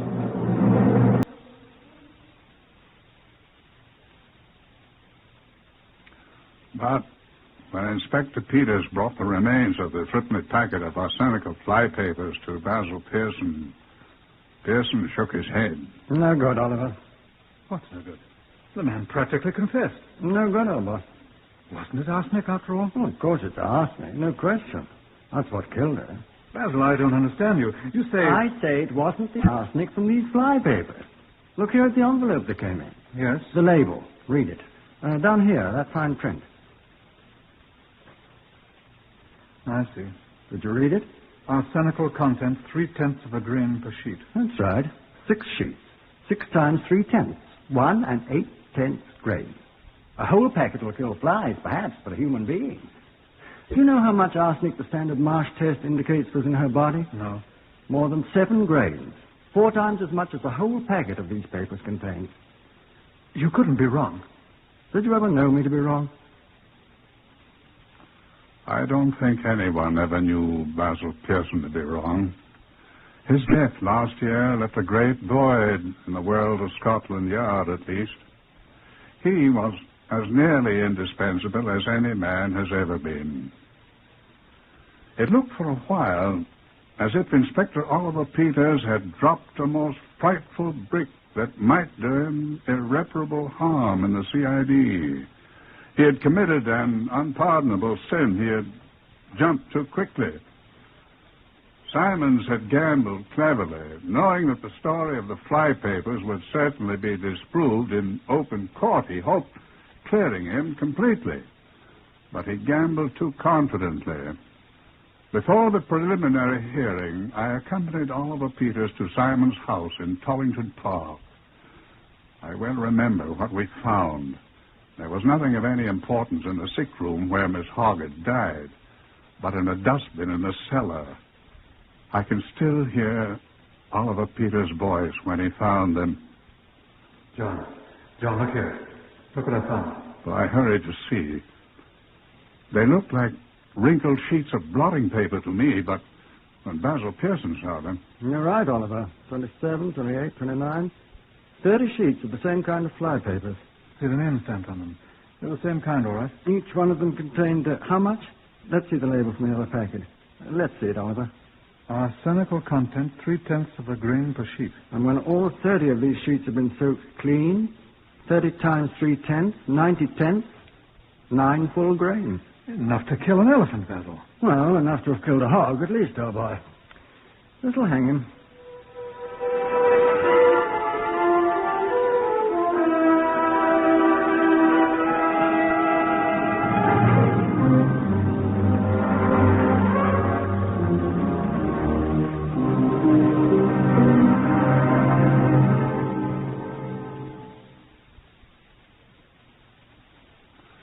And so it did.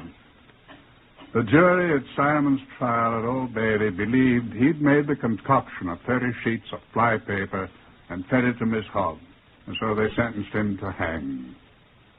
Oh, and by the way, these are the same sheets of flypaper I showed you when we started to talk. I must put them back in the file. They've done their part. Good afternoon.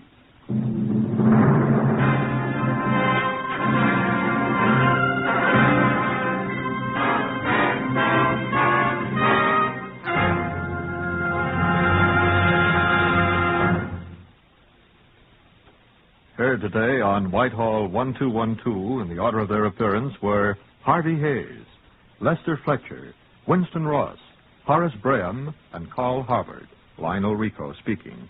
Whitehall 1212 is written and directed by Willis Cooper.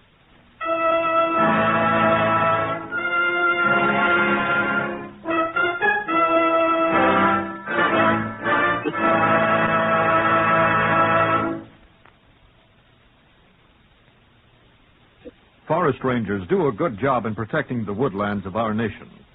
But even if we had many times the present number of forest rangers, they couldn't prevent all of the fires that threaten our forests. Anytime you're out in the fields and the woods, you should be your own forest ranger. Crush out cigarette, cigar, and pipe ashes. Break matches in two after using them. Drown all campfires. Always follow these simple rules yourself and insist that others follow them too. Remember, it's up to all of us to protect our forests against fire. So don't be careless for a moment. Remember, the risk is far too great. This is NBC, the National Broadcasting Company.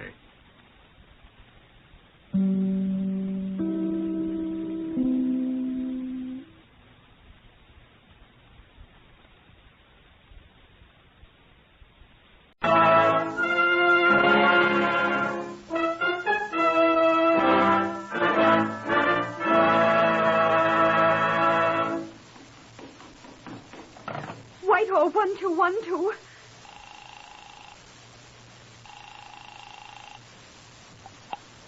This is Scotland Yard.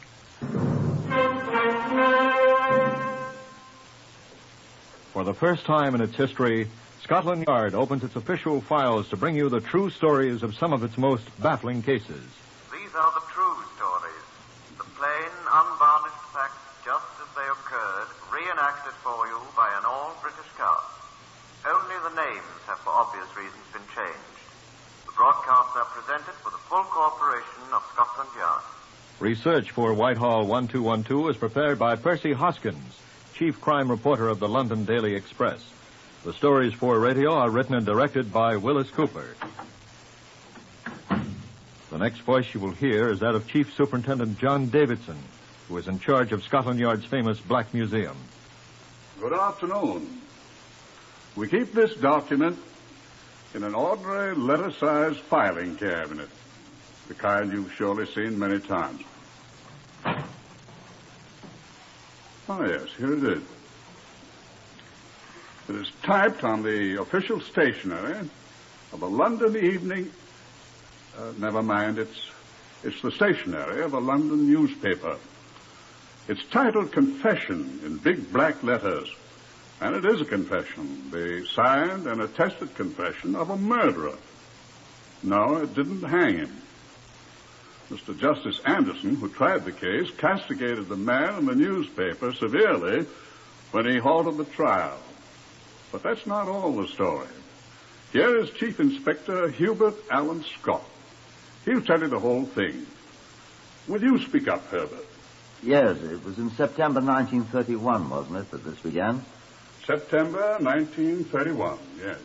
September 1931, the 17th, that's right. It was an empty shop at New Compton Street, Soho. I suppose you'd call them wine merchants, the people who'd occupied the place. They'd moved out in a hurry, and the place was littered with the things that had been peculiar to their business.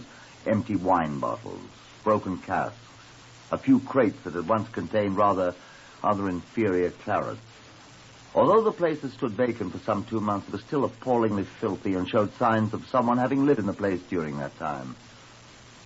A pair of brothers named Eaton had recently taken the place to house their sign painting profession or business or whatever sign painting is, and it was the elder Eaton, Oswald, a man who wore a most impressive beard, who had telephoned Scotland Yard. It was nearly noon when I arrived in response to the summons. Oswald Eaton sat glumly on a drum of blue paint and stared at a corner of the shop. I identified myself. How do you do, Chief Inspector? She's over there in the corner, behind the counter. I made my way through the litter to the counter.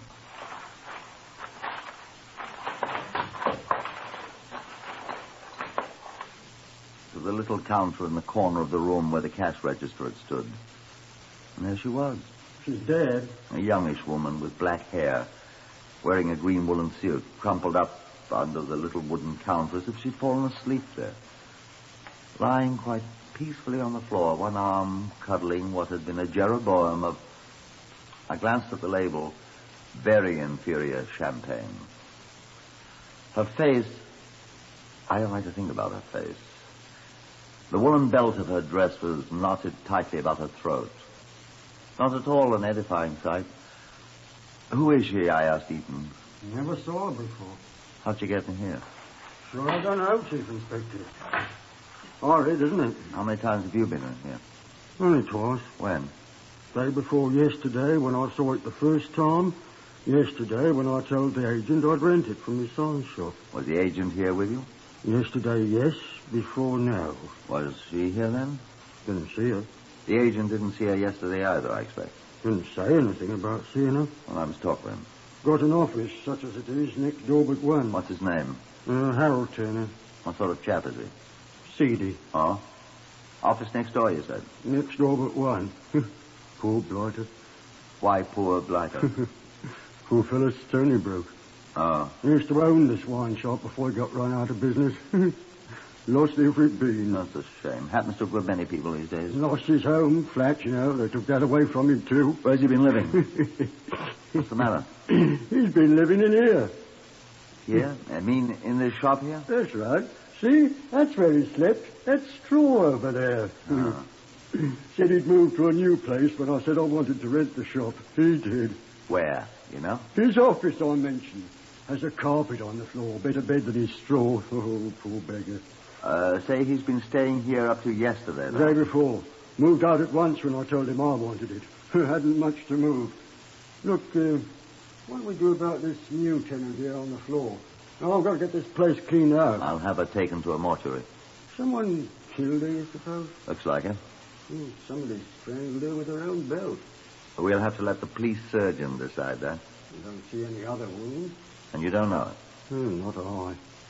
Perhaps this Turner will. If she's from around this neighborhood, he will. He knows everybody. He have a key for this place? There isn't any key. It's been unlocked all these months. Why hasn't one made? Ugly, isn't she? Well, she's hardly at her best just now, you know. Never was, I should say. You say you don't know her? Look here, Chief Inspector, my friend. You think I did this? If I should happen to think so, Mr. Eaton, I'll tell you that, I promise you. Well, all right. Don't keep me in suspense. I won't. All right. Do you know anything about this you haven't told me? No, I don't. Do you suppose you could call and ask your Mr. Turner to step in here whilst I finish my preliminary examination? I'd like to have a little talk with him. You're thinking he did it? Will you allow me to draw my own conclusions, Mr. Eaton? I'm sorry. I'm hoping he can identify this woman. Oh, excuse me. Will you call him, please? Yes, sir. Yes, indeed, sir. There was not much to examine. Though I made short work of it, Eaton had not returned when I finished. I suppose I should have stepped round to the office of Mr. Harold Turner to determine what was causing the delay, but I noted a pay telephone in the corner of the shop, and I used it instead to call Scotland Yard and arrange for the removal of the body of the unfortunate woman. And then I decided to follow Mr. Eaton. 2 doors away was the office in question. It didn't seem to me as I entered to be the kind of place an indigent renting agent was using as a doss house. It was neatly, if not elaborately, furnished, and a well-dressed young man smiled at me from a battered but quite decent desk. Good morning, sir. Oh, I say, I'm looking for Mr. Oswald Eaton, but, Eaton? Oh, the chap with the beard who rented my old wine shop. Oh, yes. I'm afraid I haven't seen him since the day before yesterday, sir. Eh? I completed my arrangements with him, left him in possession. Said he'd just fix himself up a bed on the floor. Are you Mr. Harold Turner? That's right. I'm sorry, I don't... Are you Harold Turner? Most assuredly am, my dear fellow. And who would you be? You're Harold Turner. I've told you what... Where did Eaton go? Being most impertinent, sir. Who are you? Oh, I'm sorry. I'm Chief Inspector Scott. Scotland Yard, you know. What do you want Eaton for, Chief Inspector? Why, he said... Are you the man who rented that shop to Mr. Eaton for his sign painting? Sign painting studio? Well, I'm afraid I am, if you mean the place where I formerly sold, or rather failed at selling, a most inferior line of wines and liquors. What's he done? Set it on fire? I had my suspicions of the man from the beginning, Chief Inspector. But he's paid me my money, and there's always the insurance. You haven't seen him this morning? Not since the day before yesterday, as I told you. Tell me something, Mr. Turner. Were you or were you not living in that place since your wine shop... I think you'd have difficulty in convincing my wife that I've been living anywhere but in our flat. You're talking about living there. That's absurd. Mr. Eaton said you'd been living there ever since he showed me the spot on the floor where you had your bunk. Now, that's arrant absurdity, sir. Here's the telephone. Pick it up and ring through to my flat. Here. Here's the number. Or telephone my landlord. He'll tell you where I've been living since 1925, sir. And you can easily find out where I've been spending my time. All I know, Mr. Turner... You are Mr. Turner, aren't you? Of course I'm Harold Turner. I'm sorry. All I know is what Mr. Eaton has told me. What Mr. Eaton has told you. Look here. He's the bloke that's been pigging it there. For 2 nights at least. Where is he? Let me get my hands on that citizen. I'll chuck him out on his filthy beard with my own 2 hands. Where is he? He was coming here to get you. Get me? he want of me? What's he want of me, I say? We wanted you to identify the dead woman. Look here, are you really a Scotland Yard man? What dead woman, I say? What dead woman? Mr. Turner, I'm sorry. You'd better be, sir, coming to me with... What dead woman? I'm sorry. There's a dead woman in the shop where you were living. I mean... Are you from Scotland Yard, sir, or are men in white coats looking for you?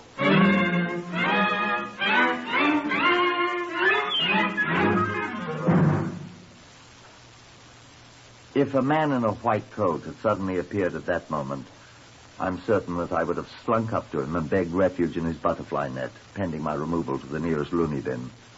Instead, clutching Mr. Harold Turner securely by the arm, I proceeded back to the former wine shop. Nothing had changed. Where's this dead woman? Here she is.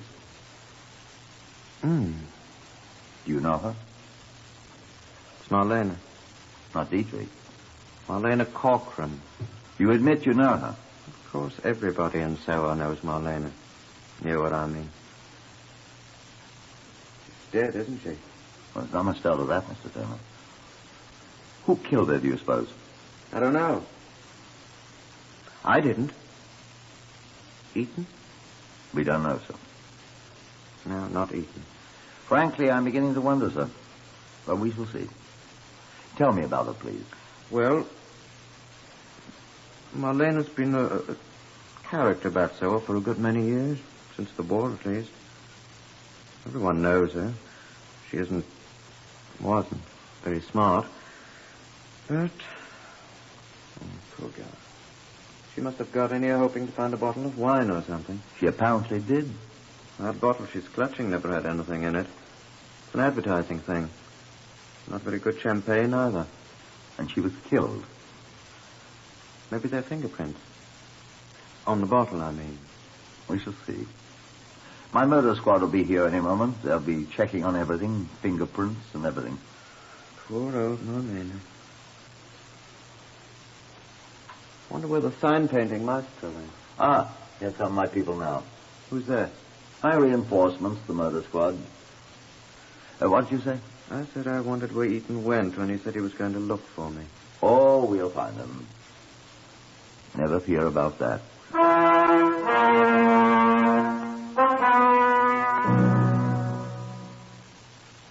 The men with the grisly wicker body basket came and took Marlena away with the police surgeon. The men with the efficient little black bags and the little vacuum cleaners came, and they searched everything in the dingy little shop. The fingerprint men came with their brushes and powders and cameras, and they examined everything. The other men came and listened to what was said, and they echoed my confident statement. Oh, we'll find him, never fear. There were no fingerprints, was nothing at all. The police surgeon agreed she had been strangled with her own belt. And the hue and cry was raised, and Oswald Eaton was not found. And presently what was once Marlena Corcoran was buried. Then, it was 3 weeks later, and I was sitting gloomily in my office alone when a strange man entered. He showed a great expanse of gleaming white teeth as he introduced himself as a crime man from the evening, well, never mind what paper it was. And I said yes, and he sat down. You really are Chief Inspector Scott, then? I'm afraid I didn't give you my name. Romney Benedict. I'm glad to see you, sir. I'm afraid I'm not a very good subject for an interview, Mr. Benedict. I didn't come to interview you, sir. Oh? I came to give you some information. Oh? I'm given to understand that you are troubled, if I may use the term, by 2 things, Chief Inspector. If there were only 2, I should be extremely happy. The murder of a woman in Soho. Marlena Corcoran. Was that her name? Yes. And the whereabouts of one Oswald Eaton. I am reasonably certain that finding Mr. Eaton would be of value in solving the murder.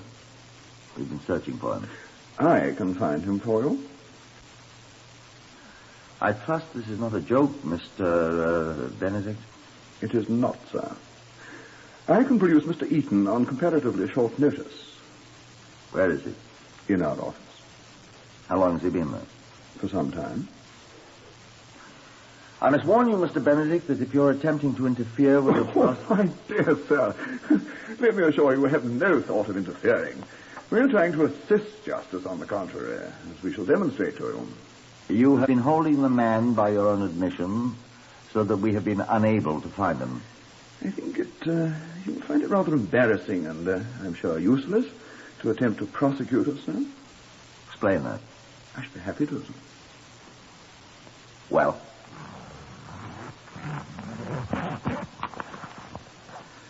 Be so good, Chief Inspector, as to have a look at this document. What is it? You'll see that it is clearly entitled Confession. Confession of what? Confession to murder. What? I think you'll find it in good order, sir. Dictated to one of our stenographers, approved by our own legal staff who have read it, signed by the man who dictated it. This is, of course, a copy. We have the original in our files. What is it? A confession to the murder of Marlena Corcoran. Signed in the presence of witnesses by Oswald Eaton. It's yours, sir. We also are interested in seeing justice done. Did you pay him for this? Can you pay a man for signing away his life? I don't know. We offer it to you freely, sir. And if you don't want it, my dear Inspector, you can read it tomorrow in the pages of our great paper. Well, what about Eden? Where will we find him if I don't accept your offer? We'll find him for you. Scotland Yard finds its own criminals. You're being dramatic, son. We found this one. Come and get him. And if you're not disposed to accept this document and prefer to read it tomorrow with our thousands of other readers throughout the British Isles and abroad, we shall be charitable when public opinion asserts itself. We shall lead you to him again, and you can use your own excellent judgment. Give it here. You're so gracious, Chief Inspector. Excuse me, sir. Scotland Yard is grateful to you for assisting us, although I'm sure you're aware that this confession is not admissible as evidence. It'll be an extremely useful guide in preparing your case. I'm not finished, sir. I was going to say, however much we deploy your methods, and I may say your morals. We may rely upon your well-known generosity, sir. May I suggest that you send for your prisoner at once? We're at some expense. I shall accompany you myself, Mr. Benedict. My car is outside, sir. After this somewhat painfully formal exchange of the amenities of the occasion, I was relieved to be able to look Mr. Oswald Eaton once more in his beard and say to him that, among other things, whatever he might say from now on would be taken down in writing and might be used in evidence. Mr. Eaton giggled and jingled money in his pocket. I was actually sorry for the fellow. It was his own blood money he was jingling. A magistrate remanded him at once on the strength of his confession and the things I could add to jail, Bow Street. He chuckled as his cell door closed behind him. The newspaper came out with great boastful headlines. They even mentioned the sum of money they paid Mr. Eaton for his confession. We received some of the congratulations, and my name was in the story, too. We set out at once to recheck the points he made in the confession. He had confessed that he strangled her with his bare hands. I referred back to the report of the police surgeon. The cause of death was strangulation or suffocation accomplished with the belt of Marlena Corcoran herself. There is no evidence that manual strangulation was employed. No evidence that manual strangulation was employed. I had an exhumation order issued, and a second post-mortem examination of the victim's body was made. They established that it would not have been possible for her to have been strangled by anyone's hands. The belt was the sole cause of her death. I asked Eaton, and he laughed through his beard. I went back to the confession. I gave her a bottle of liquor to drink, and she finished it, it said. Then she started it on the Jeroboam of champagne, drank it all, became unconscious, and... I reached for the telephone and called Harold Turner. Didn't you say, Turner, there'd never been any champagne in that bottle? Never a drop. It was a fake. An advertising stunt. She couldn't have got a drop of liquor of any kind into it or out of it. It would have leaked out through the holes that were cast right into it. I got the bottle and looked at it myself. It was porous. I told that to Oswald Eaton, and he laughed again. And then, a man came to me and assured me he would swear to having seen and sat alongside Eaton in a public house for 5 hours the same night the murder was committed. The public house was several miles from the place in Soho. I asked Eaton about the mistake, and he laughed again. Astonishingly, we didn't have a very good case. And after Eaton had repudiated his confession, we found we were exactly where we had started. And when the trial started, Mr. Justice Anderson let it stumble along for one whole day. He was very patient. And then he stopped it. Mr. Benedict from the newspaper was in court to report on the outcome of the paper's great bid for justice. I could watch him turning several colors. Or perhaps he was reflecting the colors that my face changed as Mr. Justice Anderson spoke. Anything more disgraceful I have never heard. A man goes to a newspaper office and says, "I am confessing that I have been guilty of murder." The newspaper representatives then take him about the country, photographing him, and for hours refrain from communicating with the police, as every decent and respectable citizen ought to do as soon as he hears that a crime has been committed. I warn newspapermen of these proclivities, that if they do this sort of thing, they are likely to find themselves very seriously dealt with.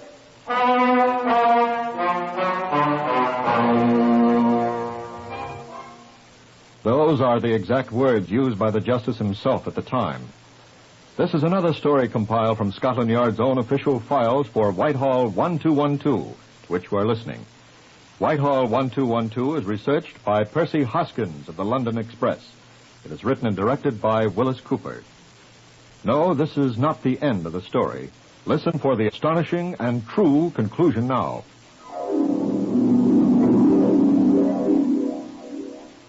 You will be interested in what happened to Oswald Eaton, the erstwhile sign painter, and the others. Eaton enjoyed the £500 he was paid for his confession for a year or so. He then quietly disappeared, and a short time later turned up as an air craftsman in the Royal Air Force. He afterwards deserted. More about that later. Mr. Benedict lost his position with the newspaper and became a betting commissioner. That is to say, a bookie, and not a very prosperous one. The mystery of who murdered Marlena McCaughrean was, so far as I've been able to discover, never solved. I was discussing the case with Harold Turner one autumn day in 1936, 5 years later. I had a curious bit of news today, Hubert. Yes, what was that? Remember our old friend, the sign painter with the beard? Oswald Eaton? I shall never forget that one. Neither shall I. He all but had you arresting me for the murder of poor Marlena Corcoran. I wonder who did kill her. What about Oswald Eaton? Eaton? Oh, yes, Eaton. He was in the RAF, you know. Still is? No. Huh? He was out in West Africa somewhere. I know. He's posted as a deserter. Good. Perhaps the cannibals will eat him. Shouldn't think he'd taste very good with that beard. Not the fact he did desert. What do they do to deserters? Time of war, they shoot them. Too bad he didn't wait for a war to desert. He'll come to a bad end. I hope so. Clever blighter at that. Made a fool of me, all right. Made fools of everybody. The way he led me on. Wonder if he cooked up that scheme on the spur of the moment. Must have. Came into the shop and found poor Marlena lying there, scuppered. Thought up a way to get out of my hand. What a sap I was. No, I don't think so. Anybody'd have believed him. I fell for it. And then when he did get away, he rushed out and cooked up his phony confession. And his way to get out of it. And sold it to that stupid newspaper. Pretty smart. Made a profit. Wonder who did kill that Marlena woman. Nobody'll ever find out. Smart, clever man. Deserted from the RAF, though. In West Africa. That's not smart. Hope the cannibals eat him. You said that. And I said they wouldn't. Count of his beard, you said. What business are you on now, Hubert? Scotland Yard business, my good man. Same old things. Murders, robberies, frauds. Oh, there was an interesting murder yesterday. This morning, rather. What's that? Thank you, I will have another beer. Huh? Oh. Miss, couple more pints of the bitter, please. What happened? Who? Woman over in Clapham. Oh, do they count murders in Clapham? Thank you, miss. Who was she? I don't know much about her. It's no assignment of mine, thanks. Found her in her own flat. Different from poor old Marlena, strangled in an empty... Quite different. Right at home. Comfortable. With her head cut off. How'd they know who she was? Fingerprints. Clothes, whatnot.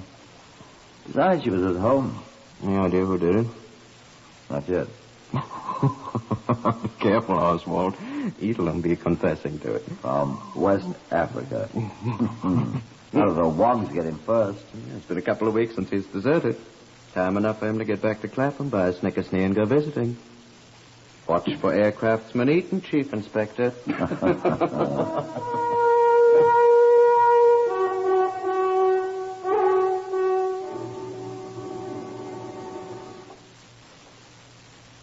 I said that wasn't all. Exactly 4 days later, I had a telephone call from my friend, Inspector Arthur Austin, who was handling the case of the headless lady in Clapham. It's Arthur Austin, Hubert. Look, Hubert, weren't you involved in that case where the fellow confessed a few years ago? The murder thing, you mean? Wasn't you? I most painfully was. We've got something like that going. Oh, have you? That Clapham murder, you know. Got a confession from a chap. Chap with a beard by any chance named Oswald Eaton? A beard named Oswald Eaton? Oh, fool. No, this one's got no beard, old boy. Must he have a beard? Mine did. Well, this one hasn't. Pay no attention to him. Mine's a deserter from the RAF and the cannibals have eaten him. Beard and all? Oh, dear. Goodbye. But the cannibals hadn't eaten him. Oswald Eaton, now aircraftsman John O'Brien, had escaped them and come back to England, to Clapham, where he'd had the misfortune to fall in with an old friend, and over a few too many drinks of something or other, had unfortunately murdered her. And when the lady was dead, he remembered he had once made a tidy sum of money by making up a confession and then repudiating it. Of course, there wasn't any money in this one, but what will work once will work again, he thought. He forgot something, though. He forgot he had once been married to this particular lady friend. And when Scotland Yard began to ask questions, it was thought very strange that aircraftsman John O'Brien was the confession writer. And there wasn't any aircraftsman O'Brien, but there had been an aircraftsman Oswald Eaton who answered to much the same description. And he was a deserter, and the RAF wanted him. And when they found that the lady without a head had once been married to an Oswald Eaton, and the confession was quite useful. And Mr. Justice Anderson cheerfully put the square of black cloth on his head and sentenced Oswald Eaton to hang by the neck until he was dead. Which he did.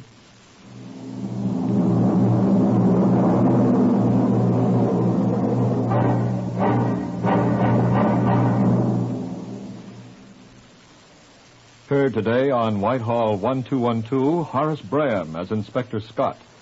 Others in the order of their appearance, Harvey Hayes, Carl Howard, Lester Fletcher, Morris Delamore, and Gerard Burke. This is Lionel Rico speaking. Whitehall 1212 is written and directed by Willis Cooper.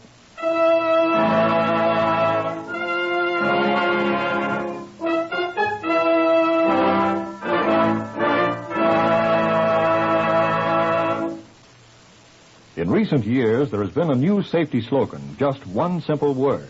That word is think.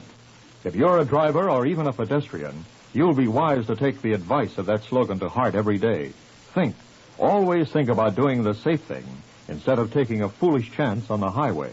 Remember, drive as though your life depends on it. It does. This is NBC, the National Broadcasting Company.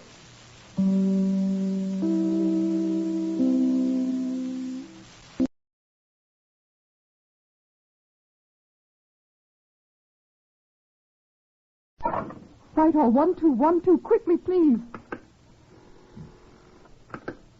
This is Scotland Yard.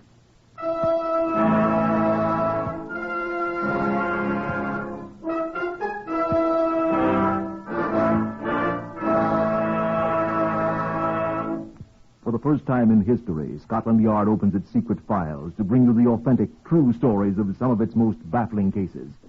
These are the true stories, the unvarnished facts, just as they occurred, reenacted for you by an all-British cast. Only the names of the participants have for obvious reasons been changed. The stories are presented with the full cooperation of Scotland Yard. Research on Whitehall 1212 is prepared by Percy Hoskins, chief crime reporter of the London Daily Express. The stories for radio are written and directed by Willis Cooper. Here are the participants in Scotland Yard case number 505MR074. Donald Sims, the cabinet maker. I have some theories. Albert George Corcoran, the man who owned a gun. I tried to get it back from him. Patricia Emmons, who married a stranger. To my sorrow. Chief Inspector Grant McCrimmon of Scotland Yard. I think that Chief Superintendent John Davison has it here in the Black Museum. The one bit of evidence upon which the whole case turned. Shall we go inside and ask him to show it to us? Come on in. Oh, it's not half as gruesome in here as people would have you believe, so don't be squeamish. Good afternoon, Meg. This is Chief Superintendent John Davison, ladies and gentlemen. How do you do? I expect you're glad to see that this is not a chamber of horrors, as it is sometimes represented, and that I'm not a monster. This Black Museum, as we call it, is merely a repository for items that have figured in crimes of various sorts. It's regrettable that so many of those crimes were murder. These things are here for a purpose. It's a curious fact that criminals are seldom original in their approach. Here are informative, tangible objects that are often of enormous help to us. Hence, for your information, the Black Museum. Now, I think Chief Inspector McCrimmon here wants you to see what we have on our case 505MR074. And here it is. A brass cartridge case from a Browning automatic pistol. You'll note it still has traces of a sticky tape on it. And some photomicrographs of this case and of another similar one. That's all there is, Meg. Well, they were quite adequate, John. Yeah, they earned the hangman another 10 pounds. I was quite astonished when I received the call. Chief Inspector McCrimmon here. His Majesty will speak to you, sir. His Majesty? Say, who is this? My name is George, sir. Well, I say, sir, I mean... I am not the King of England, Chief Inspector, although my name is George also. Oh. I have been exiled from my own country for some years. I have been in residence in London, however, for some time. Yes, sir, Your Majesty. I have just taken a house in Belgravia. Oh, now I know who you are, sir. You're King George of... Precisely. Look here, Chief Inspector. I went around to my new place this morning. Yes, sir. And I was unable to get in. Oh, some of your enemies, sir? From your own country? Oh, I'll have special branch get onto it at once. No, it's not that at all. I am locked out. I don't quite understand, sir, Your Majesty. I can't get in. Oh, you mean there's no one in the house, sir? My housekeeper, Miss Jessica Holmby, has been staying there alone, but she doesn't seem to be there. I'm a little alarmed. Your Majesty, do you suspect she I has... have no cause to suspect her of anything beyond the fact that she seems to be missing. But I'm a little uneasy about trying to enter. Bombs. I have many enemies, Chief Inspector. And Scotland Yard men are expendable, are they not, sir? Well, I'll investigate at once, Your Majesty. The address is... Thank you. Hey, we know the place, sir. Preliminary report of Chief Inspector McCrimmon's investigation, dictated by himself to Miss Sheila O'Malley, Scotland Yard stenographer. A careful search of 4 of the ground room floors failed to disclose the presence of anything resembling a bomb of any sort. But upon entering the quarters assigned to the housekeeper, Miss Jessica Holmby, an important discovery was made. The body of Miss Holmby, aged 41, was found seated in an armchair opposite the door. She had been shot in the head. The body was identified by the King's Equerry, Monsieur Langlois, who accompanied us. Item, a brass cartridge case, apparently from a Browning automatic pistol, caliber .38, was found on the floor near the door, thus establishing the probable position of the killer when the shot was fired. Signed, Grant McKimmon, Chief Inspector, CID. There was but one other possible clue. The torn corner of a card which was found in the corner of the room. There was nothing in the room of our housekeeper's belongings that it might have been torn from. We kept it. Sergeant Peter Monk, who had been assigned to the case with me, presented the most immediately useful clue. I just thought it might be worthwhile, Chief Inspector, to have a look in the mailbox. I was lucky. Well, let's see it, Peter. Postmark Brighton. Well, she'll never open it. My darling Jessica, won't you please write me or telephone me here? I've been trying to reach you by telephone for 2 days, but there is no answer. I am frantic. All my love, Poopsie. Poopsie? Oh, what a frightful name. You suppose it's a man? A pet name, no doubt. It's revolting. When was it mailed? The day before you found her. Well, see if you can find Poopsie or Brighton, Peter. Perhaps he or it can talk as well as he can write. Quite a job, sir. But I don't want you going up and down Brighton front crying, Poopsie, Poopsie. People will follow you with a butterfly net. I was thinking of that, sir. Telephone Jessica's sister in Kensington. She's probably heard of him. Yes, sir.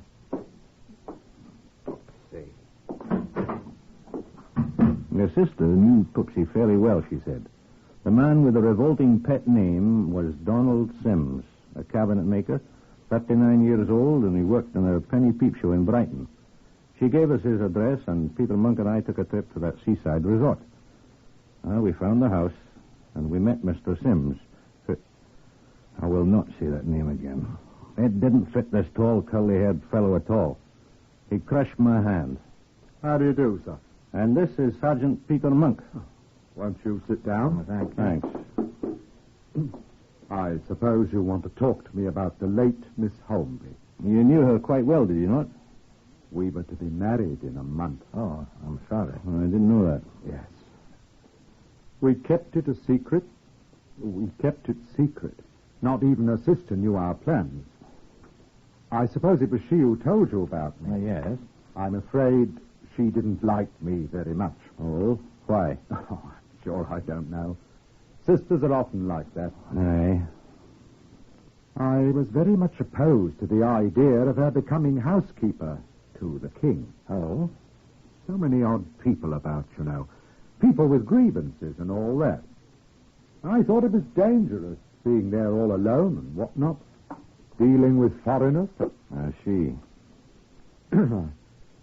I'm very much of the opinion that one of these foreign people is responsible. Aye, we considered that. We're making a thorough check of everyone who visited the place. I hope you are. How long had you known Miss Holmby, Mr. Sims? About 8 months, I think. It was rather a case of love at first sight. Mm-hmm. We were very much in love. Were you in the habit of visiting her often? Oh, quite frequently, yes. But I've been very busy recently, and I tried telephoning her instead. As you know, I was quite unable to reach her for several days, and then things happened. If I'd only gone up to London, I might have been able to prevent it, at least. I keep thinking so. Well, I misdoubt you could have done anything. I would have given my life for... Well, I loved her, gentlemen. Your wedding plans were almost completed, then? Yes. I'm most terribly depressed about all this, gentlemen. I can sympathize with you, sir. Yes. Could I offer you a small libation, gentlemen? I have a fresh bottle of Glenlivet in the cupboard. Well, thank you, no, sir. I never took it, sir, thanks. You don't mind if I do, then? No, not at all. I've done nothing but sit here in my room and drink. All alone, since I heard of this. I'm a little surprised that you have not yet been up to London, Mr. Sims. Sir? I couldn't bring myself to go to that place where she died. Are you sure you won't have a small libation? Thanks. We must be getting back to London. Oh, surely we don't have to go at once. I'm afraid we must. Thank you for your time, Mr. Sims, and let me assure you again of our sympathy. I wish you'd stay a little longer. I have some theories I should very much like to pass on to you. Well, we should be talking to you again, sir, I fancy. What? If we discover anything more... Right. We may need your help. Oh. Well, Slanter more, gentlemen. Slanter. Hey, come along, Monk. Right, sir. I'm sorry you gentlemen won't join me in a small libation. No, thank you. We shall undoubtedly be seeing you. Find the assassin of my love. We shall try. Good afternoon, sir. Good afternoon, Mr. Sims. Oh, goodbye, gentlemen, and thank you. Pupsy. Dreadful, isn't he? Well, he'd impress a woman. Let's walk over to the seashore and see how he impresses some of his fellow workmen. You're suspicious of him, aren't you? I'm trying very hard not to be suspicious of him, Monks, old boy. We tramped along Brighton front with the din of the dance band in our ears for a good while before we came across anyone who knew Sims well enough to discuss him with us. At last, a Brighton rock huckster at whose place of business we stopped admitted knowing him well. Yes, I know Johnny Sims. I knows him well enough that I don't want never no dealings with him. Not no dealings what so bloody ever. What's he done to you? Plenty. Brighton Rock! Who'll have Brighton Rock? Take a bit of Brighton Rock home for the kids, missus. Only a bobble stick. That's it. Plenty enough, mate. What? Well, I can't prove what he done to me, but I can have me suspicions, can't I? He won't pay me, and I don't hold with fellas what commits bigamy anyhow. Bigamy? Huh? Well, it ain't no secret, I'm telling you, mister. He got out of the Stony Lonesome not a year ago for marrying a bit of flap in Nottingham when he was already the husband and father of 3 kids and living with them right here in Brighton. Yeah. Take home a bit of Brighton Rock for the family. Here you are. Only a bobber stick. Only a bobber stick. He was in prison? For bigamy, as I said. Ain't no secret around here. Are you sure? Well, ask anyone around here about Poopsie. He's a bad lot, mate, if you asks me. Oh, that's very interesting. Yes, indeed. Him and me used to be friends thick as thieves. We was, but not anymore, take my word for it. Not since he stole my gun. Stole your what? My gun, mate. My Browning automatic. Oh, it was quite legal. I still got the license. That's all I have got. He took a fancy to it, he did, the stinker. Borrowed it from me. Last I ever seen of it, the dog's body. Claimed he lost it. Didn't pay you for it? Not Poopsie, not him. Claimed he ain't got no money. What caliber was this gun? Eh? Oh, 38. Interesting, huh? I bought the gun because I rather fancy target shooting, see? Had a chance to fire it only twice, down at my place over there on the Downs. He was with me. He liked it, so he borrowed it from me. Last I seen of the thing, I bet he still got it somewhere, hoping to sell it. My gun. Well, thanks very much, Mr. Corcoran, sir. Albert George Corcoran, late of the Loyal Regiment, now reduced to selling Brighton bloody rotten, starving to bleeding death. Well, I'll take a stick, Corcoran. Oh, here you are, sir. You. I'll have one, too. Thank you, sir. Here you are.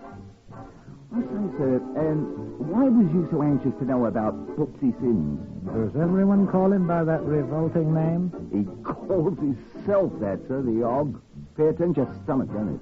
It certainly does. Was you thinking of employing him, sir? They say he is a good cabinet maker, but Christ, what a stinker. Well, I don't think we shall employ him now, Corcoran. Oh, you'll come to a bad end, sir. You know, I'm inclined to agree with you, Corcoran.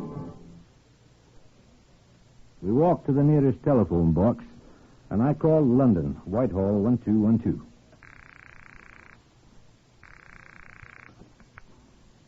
This is Scotland Yard. The Criminal Records Office, please. Criminal Records, sir? Yes, sir. Sergeant Hammond here. Criminal Records Office. Hello? Hammond? Chief Inspector McCrimmon here. Oh, yes, sir. Who are you? Say, what do you have on a fellow named Donald Sims of Brighton, sometimes known as Poopsie? Bigamist. I remember his name. Something about him quite recently. Just hang on, sir. Look, I think he's wanted, sir. Why, how very delightful, Sergeant. Hi. I'll wait. What's up, sir? Our Poopsie's a bad boy, it seems. Worse than we think? Well, I'll tell you in half a moment. Are you there, sir? Aye. He's wanted for check fraud, sir. Traveling in rather high society, too. Well, how is that? One of the checks he forged is on account of royalty. That King George. Oh, that king that's just taken a new house in Belgravia? Yes, sir. He's got the chief equerry for £400. Say no more. Monks and I will fetch him in, full of dew of Glenlivet in 3 hours' time.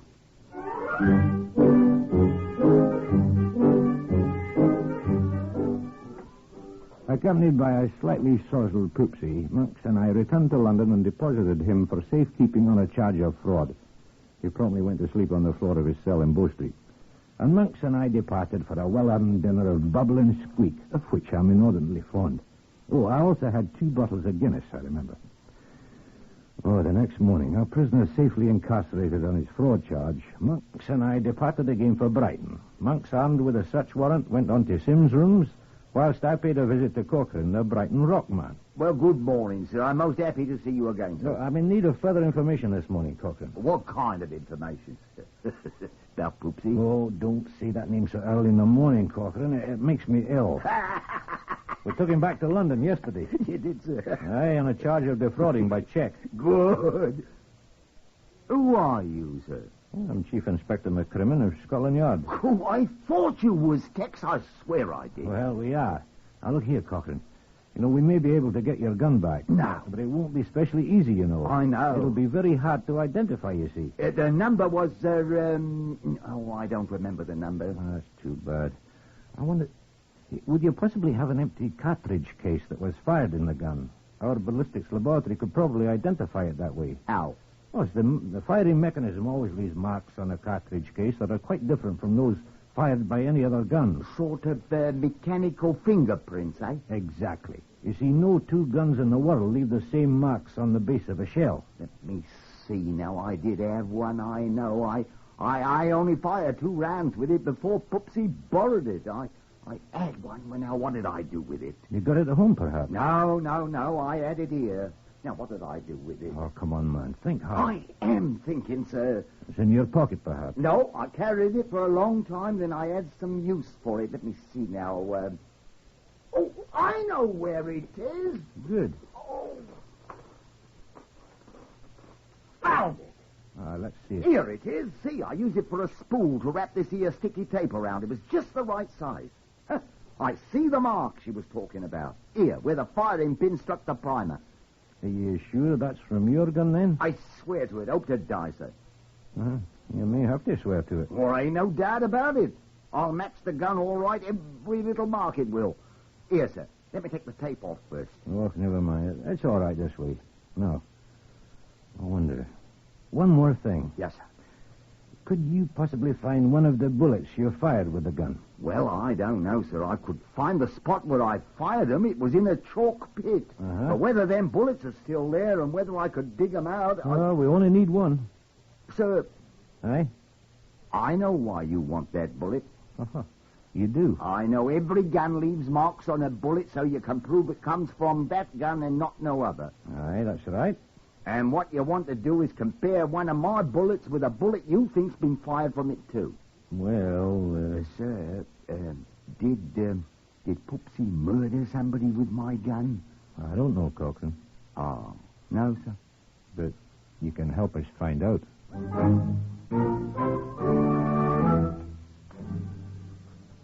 Sergeant Monk's painstaking search of Sim's rooms failed to discover the missing Browning pistol. But in a pocket of a jacket in his cupboard, Monks discovered a torn, crumpled card. It was the announcement of a marriage between Donald Sims and a Miss Patricia Emmons of Nottingham. So we telephoned the Nottingham police asking them if it would be possible for Miss Emmons to come to London to see us. She was waiting for us at Scotland Yard when we returned. Yes, I married him. To my sorrow. And you did not know that he was married at the time? No, I did not. His wife died during his bigamy trial. Did you know that, Monk? Yes, sir. I discovered it today. I discovered a great many things about him. Oh? He's a bad man. Let it rest at that. This is one of your wedding announcements, is it not? Oh, I thought they were all destroyed. Oh, I do wish you'd destroy that one. I'm sorry, Miss Emmons. He was money crazy. He said he loved me, but I discovered he thought I had an income. When he found I had nothing, he deserted me. It was while I was trying to find him that I found he'd married me bigamously. Aye, we know about that. Now, did you ever see a... Pistol? Yes, of course. Could you describe it? A .38 caliber Browning automatic pistol. I know about pistols. My Uncle James is a retired warrant officer in the Royal Army Ordnance Corps. He was at the Woolwich Arsenal for years. And you'd testify in court that you saw that pistol in Sim's possession? Oh, I would indeed. May I ask why, please? I don't think you'd like to know why, Miss Emmons.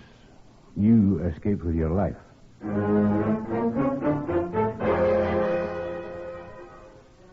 The cartridge case that Cochrane had given me, you know, the one that you saw in the Black Museum with the remains of sticky tape still on it, had been sent to the ballistics laboratory when we returned to Brighton. Kenneth Ogilvy, the technician, telephoned me asking me to come up, which I did, and he sat me down before a binocular microscope. I hope your eyes are normal, Chief Inspector. I've adjusted the eyepiece to mine. Oh, I'm 20/20. Good. Now, this is a comparison microscope, you know. Here on this side... No, don't look in the eyepiece yet. Oh. This one is the cartridge found at the King's house with the victim. Aye. And over here is the one you got with the tape on it. Aye. Now, look. You see? Just let me turn it a wee bit.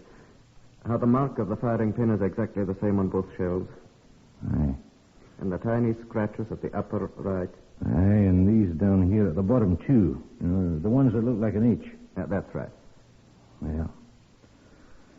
I'd say they're from the same gun, all right. But will it convince a jury? Don't worry about that, sir. When we get our photomicrographs prepared and labeled... Oh, if we only had the gun. I think it only fair to warn you in advance, sir. A jury can believe just so much.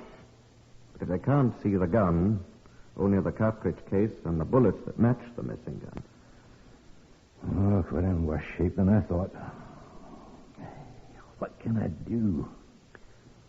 Sir, as one good Scots Presbyterian to another, have you tried prayer?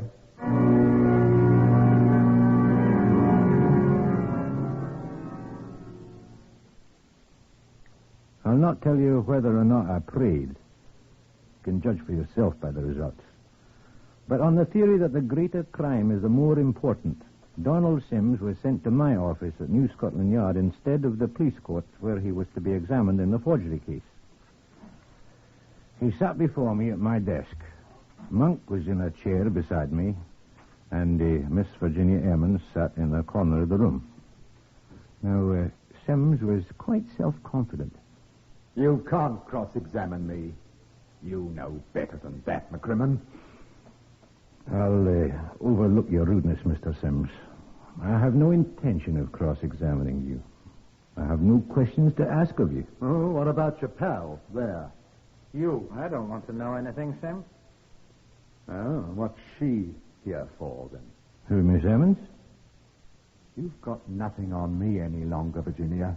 I paid for it. She'll ask you no questions. McCrimmon here. Who? Cochrane. Oh, he has. Good. Good. Well, send it up to Ogilvy in the ballistics laboratory, please. Aye. All right. Thank you. He's found the bullet, Monk. Who? Cochrane. What? Now. But... Look here, Mr. Sims. This is a scrap of paper found alongside the body of Miss Jessica Holmby. This scrap exactly matches the torn wedding announcement Sergeant Monk found in your jacket pocket in your rooms. These comparison photographs show two cartridge cases. One was found at the scene of the crime. One was fired in a pistol which formerly belonged to the man Cochrane. A pistol which is known to have been in your possession. I will testify to that. Well, now, you've observed that I have asked you no questions, Sims. Is that correct? Yes. Sergeant Monk and Miss Emmons are witnesses to that. Yes, that's right. What are you trying to do? I am relating certain facts to you, Mr. Sims. Now, here's another. The forgery case in which you are at present involved concerns the King's equity. Now, I do not refer to His present Majesty of England, but you know who I mean. Yes.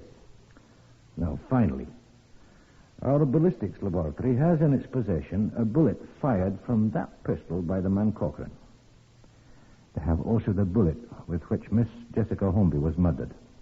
And they're about to compare the two to demonstrate that both bullets were fired from the same gun. which is known to have been in your possession. Well, what are you going to do about it? I'm going to do exactly what you expect me to do.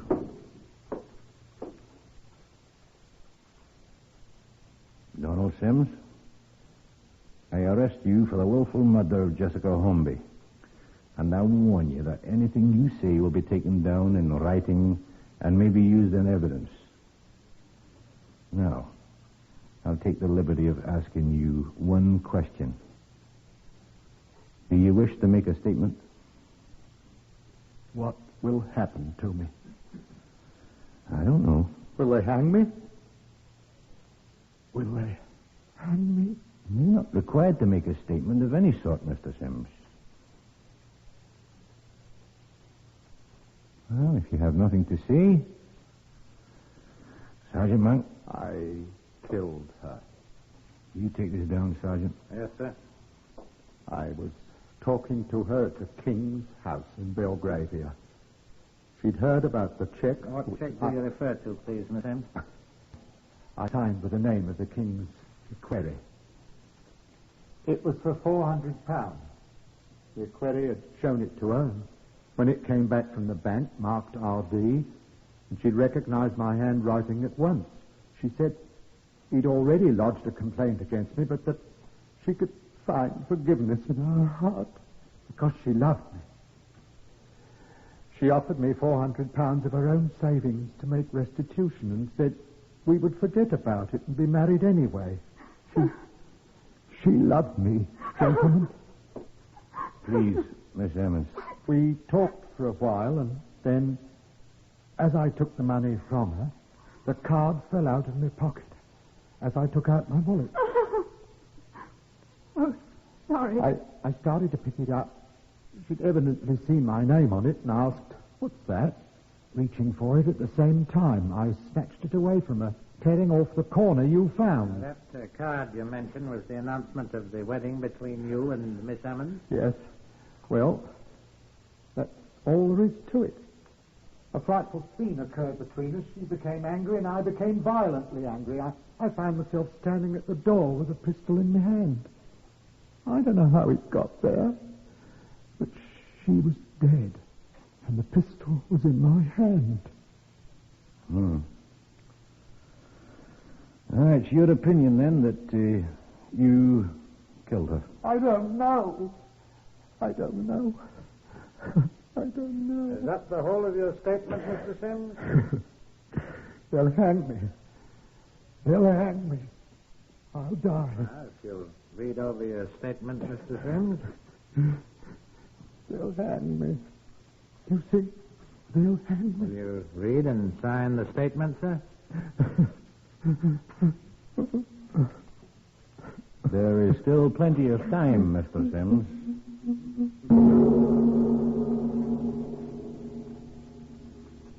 Time ran out on Donald Sims. He was brought to trial at Old Bailey 3 weeks later. His statement to the Scotland Yard men, the statements he made in court, caused the jury to bring in a verdict of willful murder. He was hanged on a Friday morning at 8 o'clock, still weeping.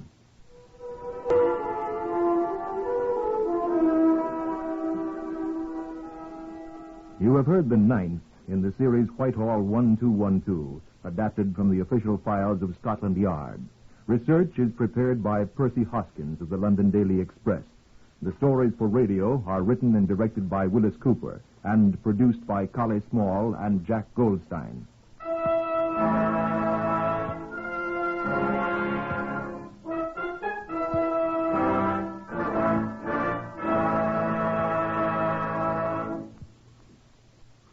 Three chimes mean good times on NBC. Today...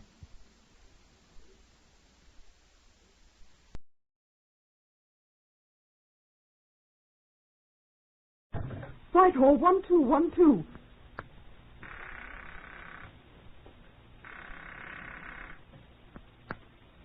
This is Scotland Yard.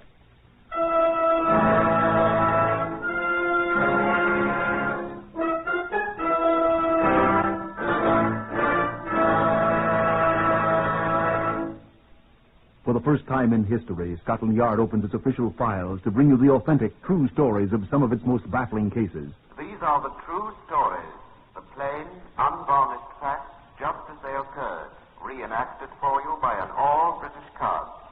Only the names of the participants have, for obvious reasons, been changed. The stories are presented with the full cooperation of Scotland Yard. Research on Whitehall 1212 comes from Percy Hoskins, chief crime reporter of the London Daily Express.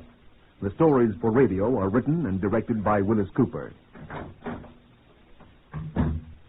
Here is the man in charge of Scotland Yard's famous Black Museum, Chief Superintendent John Davidson, to brief you on case number 504 MR701. Good afternoon. All the exhibits I have charge of here at the Black Museum are not in themselves horrible or gruesome. I admit that several of the exhibits in this case, number 504701, are so dreadful that we reserve them for the use and study of our own people exclusively. Policemen are notoriously a strong-stomached lot. But this one that I brought with me is not such a one. Look at it. It's a woman's earring. The pair couldn't have cost a great deal. Handmade, I think, by some village jeweler in France many years ago. Can you make out the design? Crudely carved representation of a left hand holding a heart and what seems to be a flower. The other one of the pair was similar, I'm told, by those who've seen it, except that it was a right hand. This is the only one left of the pair. Retired Chief Superintendent Cedric Pickard is a little older today than he was then. Hey, Cedric? I was a brand new inspector then, John. You still remember all the details of this case, though. For 35 years, I've been trying to forget them, John.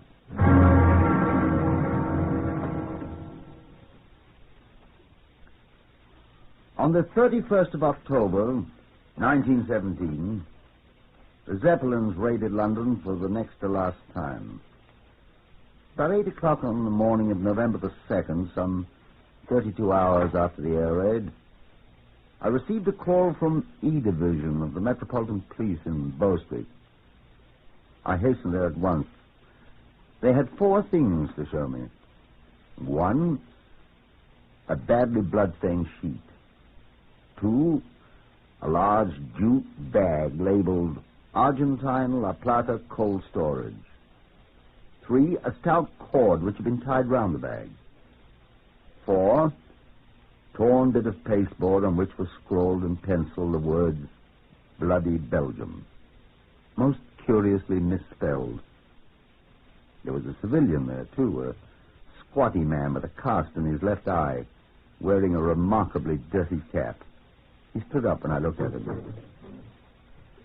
Sir, Sammy Elwood, sir. I found it. The things I mean. Oh, did you then? Roadman, I am, sir. I work at Regent Square in Bloomsbury. Where'd you find this? In the central garden in the square, sir, behind the railing. I seen it when I first come to work this morning, sir, but I wanted to have some breakfast first, sir. Good thing I did, too, and then I untied the bag when I come back. I run for a policeman right away, sir. Why'd you run for police? The bag, sir. There was a lady in it.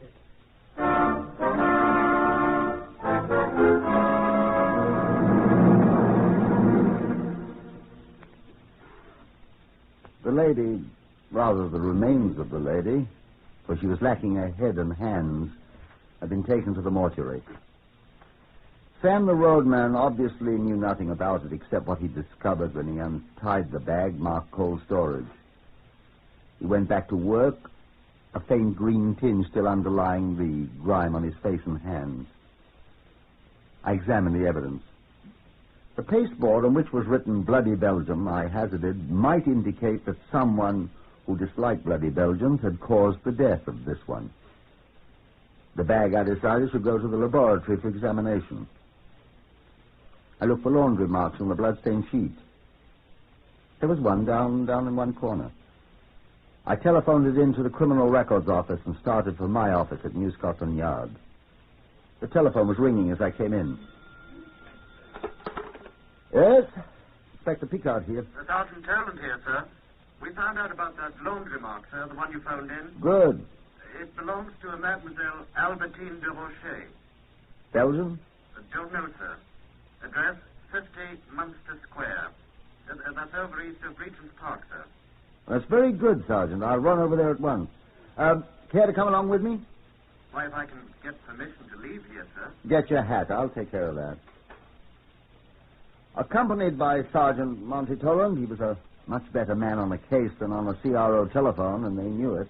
I proceeded to Munster Square, and we were admitted to Mademoiselle de Rocher's two-room flat by the landlady, an old Frenchwoman with a moustache. Bed's all torn up. Oh. Sheet seems to be missing. No sheet here. Look under the bed. 1, 2, 3 pairs of shoes. No sheets under here. What are you looking at, sir? Is that blood? There on the pillow. Looks like it. And here, sir, on the blanket. A lot of it. I wonder. Sir, there's somebody at the door. Landlady. I can speak a sort of French, sir. Alors, madame, entrez. Alors? Come on in, the keyhole's drafty. Pardon? Come in. Ask her if she knows where Mademoiselle de Rocher is. Mademoiselle de Rocher... She is gone. She speaks English. Oh, oui. Where's she gone to? Je ne comprends pas. Où est-elle? Oh, she is gone since samedi. Saturday. Oui, she goes for to see her sister in Nottingham. Nottingham. Oui, oui, Nottingham. What's her sister's name? Ça, je comprends pas.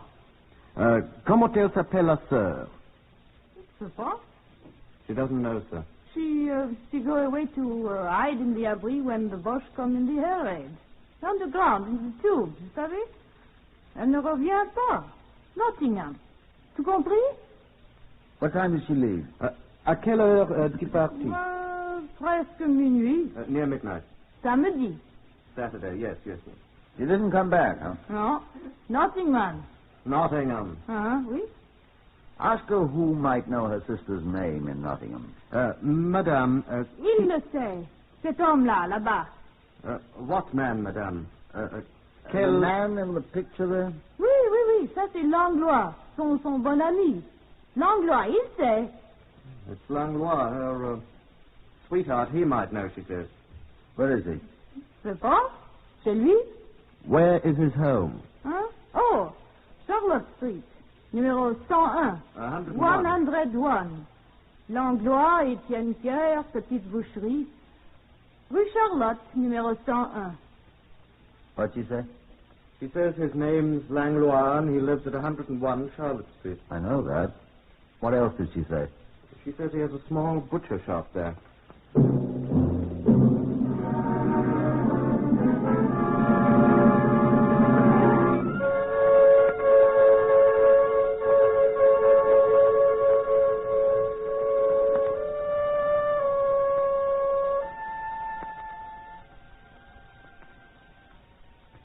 The butcher Langlois was not there in his combination living quarters and shop in the basement of 101 Charlotte Street when Toland and I arrived. The heavy door was strongly barred and locked. Toland spoke to an attractive Frenchwoman who seemed to be the charwoman. At least she was armed with broom and pail, obviously recently used. Pardon, mademoiselle. Monsieur Langlois est-il ici? Non, monsieur, il est en train de livrer ses viandes. Je ne sais pas quand il sera de retour. Oh. Non, vous ne pouvez pas entrer. J'ai tout enfermé quand j'ai fini de nettoyer. Quelle saleté. C'est que Langlois a égorgé un veau samedi soir. Oh, le sang était tout partout. À présent, il fait ses ventes. Je regrette, mais je ne sais pas quand il sera de retour. What'd she say? She says he's gone. Oui, monsieur. Who's she? Je suis Françoise Grimard. Mademoiselle Françoise Grimard. C'est moi la fiancée d'Étienne Langlois. What'd she say? She's the sweetheart of Langlois, she says. How many sweethearts has this fellow got? Oh, I don't think we'd better ask her that, sir. Mais qu'est-ce que vous dites, voyons? What'd she say? She wants to know what we're talking about. Madam. Mademoiselle. You tell her, Toland. Dommage que je l'ai raté. Je vous remercie, mademoiselle. Come on, sir. Au revoir, mademoiselle. À la bonne heure, messieurs. Goodbye, madam. Mademoiselle. Oh, right. Wonder how much she knows about this affair. Said she was Langlois' sweetheart, didn't she? That isn't all she said, sir.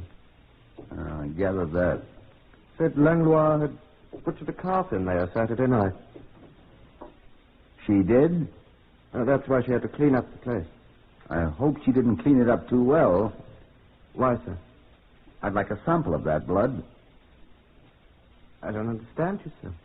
I want to see if it's really animal blood, my boy.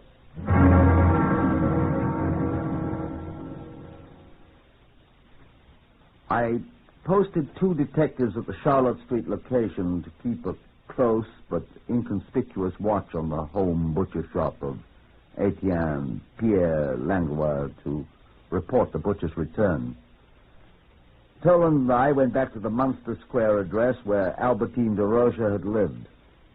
The mustached landlady assured us she knew nothing more of the affairs of Mademoiselle de Rocha. She did, however, add that Monsieur Langlois had put in an appearance there after the de Rocha woman had left. Ask her when, Toland, I said. Quel jour, madame? Dimanche. Sunday. What did he want, madame? He had food for the cat. Mademoiselle de Rocha asked him to do so. Was he alone? Huh? Était you seul? Oui. How long was he here? 15 minutes, peut-être. 15 minutes. I know. He fed the cat? Comment? The cat. Cat. Did he feed the cat? Eat. No. Why? That's what he was here for, wasn't it? Le chat est perdu. The cat's what? Perdu. He has run away. Well, what did he do with the cat food? Oh, he take it away with him. Why didn't he leave it here? Je ne sais pas. Was he here alone in this room all that time? Oui. Did he take anything from here when he left? The food for the cat. That all? Je ne sais pas. I don't know. You sure? Monsieur, if he takes something from this flat, it is hers, not mine. Comprenez? I don't know. Aussi, he is her sweetheart, you say, n'est-ce pas? It is all right if he takes something. I don't know. Not my business. A sheet seems to be missing from the bed. I don't know. Je ne sais pas absolument. I see. Well, that's that. Seems to be, sir. Well, thank you, madam, and goodbye. Goodbye, monsieur. Oh, I knew there was something else I wanted to ask you. Oui, monsieur. Do you know a woman named, what's her name, Tom? Who's that? The woman who told us about Langlois. Oh, Françoise Grimard. Ah. Know her? No, I have never heard of her. Nowhere in all London is the art of thrusting one's nose into other people's business at lower ebb than in Soho, with its enormous foreign population. Our uncooperative landlady was a conspicuous practitioner of the ancient injunction, live and let live. As Toland and I approached 101 Charlotte Street, half a mile away, Detective Sergeant John Mullins, one of the men I'd posted to watch the Langlois establishment, called to me. Hey, Inspector. Who's that? Oh, it's you, Mullins. Yes, sir. Been looking for you, sir. You went to your office at the yard and I... What's up? He's come back, sir. Langlois? Must be him, sir. He looks like a bloody butcher. He came up and unlocked the door of the place and went inside. He's still there? Must be. We haven't seen him come out. Good. The woman came up and knocked at the door, sir, about 10 minutes ago and was admitted by him. Young? Well, not so young, Sergeant, but very handsome, I'd say. What'd she say? We couldn't hear, sir, but she's there now. At least she hasn't come out either. She's telling him all about the 2 policemen who were asking questions about him this morning. I'll take my oath.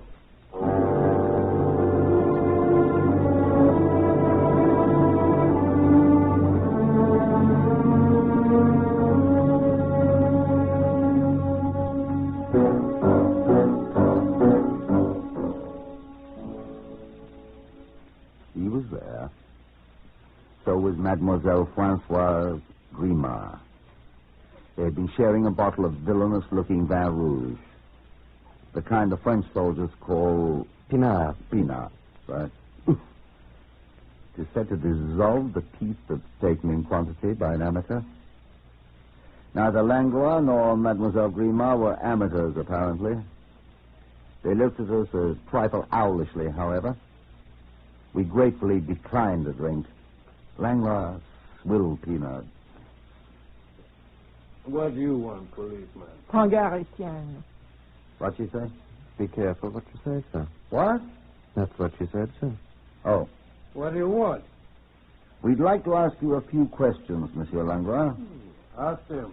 I do not guarantee to answer. Qu'est-ce que tu dis, Etienne? Je dis que je ne promets rien.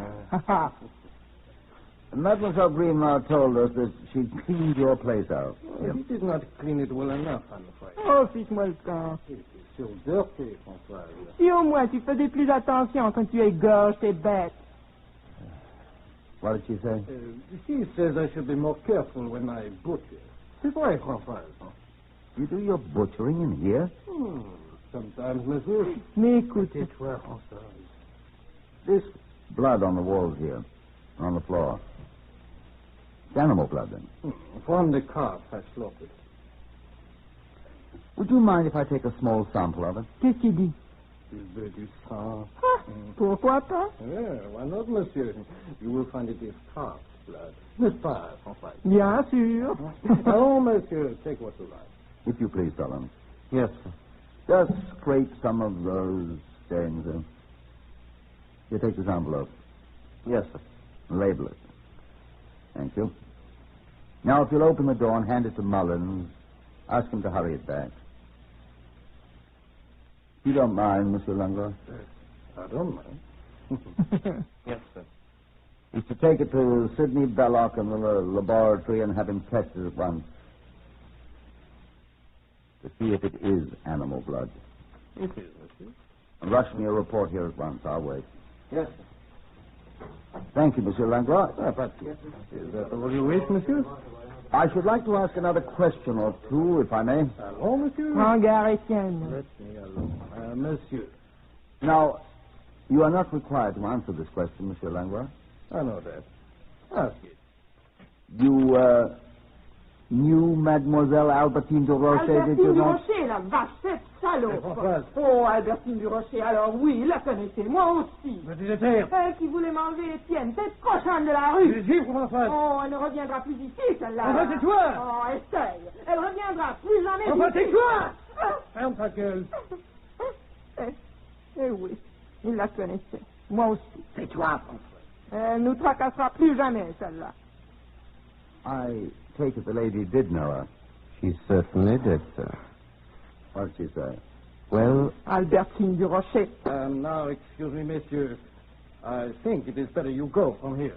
Monsieur Langlois, I have several more questions I would I am like. sorry, monsieur. I will not answer them. Well, you don't have to, of course. I am sure that you will see that the matter of Mademoiselle Albertine du Rocher is a very painful one for Mademoiselle Guillemard and myself. François. Oh, alors. Alors, tais-toi, François. Oh, Albertine du Rocher. No, monsieur. I have answered enough. I know the British law, too, monsieur. You may not enter my dwelling without a warrant if I wish you not to. Nor must I answer questions unless I so choose. You have no warrant. I choose not to answer any more of your questions. I ask you to go away from my house. The door, monsieur. Oh, attends, espèce de crétin. A thwarted policeman is a sorry sight. We shambled down Charlotte Street in the general direction of Scotland Yard, and the small measure of self-respect we detained in our retreat to its sheltering walls was quickly stripped from us by Sergeant Mullins, who met us on the stairway to my office. I was just going out to find you, sir. Yes, Sergeant? That bundle of blood you sent me back with, sir. Yes? The laboratory says it's animal blood, sir, not human at all. Toland and I went home. But a night of even troubled sleep helped. I found obtaining a search warrant not too difficult, and armed with it, Toland, Mullins, and I returned to Charlotte Street. Langlois greeted us with a tolerant smile, I think you'd call it, if you were a novelist. It was the blood of an animal, was it not, Inspector? Yes, it was, Monsieur Langlois. Yes. I did not lie to you, n'est-ce pas? I have brought a search warrant. Is there any other room or building on these premises which you use for slaughtering? May as well tell me. We shall find it anyway. There is a small shed. Out this door, monsieur. But I have not used it for many months. Out this door, monsieur. Wait. Go ahead, Mullins. You know what you're looking for. Right, sir. Is there a basement here? It is used for storage. We'll have a look at it later. Sullen. Yes, sir. Have a good look round the other rooms first, Sullen. Yes, sir. Monsieur, I assure you... Oh, on the second floor, Sullen. Just run round to Munster Square, will you? Is that not where the Mademoiselle de Rocher lives, Just monsieur? run round there, will you, and see what Tom Bennett's found out. Yes, sir. If his report isn't ready, wait for it. And come back here at once. Right, sir. May I ask? There's a pathologist over there with some portable laboratory equipment, monsieur. Mais je ne comprends pas. He's over there looking at some blood stains. Now, if you don't mind, I'll start in this room. Is this an abattoir too, monsieur? It is my kitchen. It was a most dingy kitchen. A most filthy kitchen. I inspected it carefully. Greasy saucepans, well-scrubbed butcher's knives, moldy pails of rubbish, stinking half-empty tins of decayed food, and under the ancient sinks a pile of stained linen. The third item I picked up was a blood-stained towel. Animal blood, too, I asked Langlois. He didn't reply. And then something fell out of the folds of the towel onto the floor. I picked it up. What's this, I asked. It is an earring. It belongs to Françoise, to Mademoiselle Grimard. An earring, I said. And dropped it into my pocket.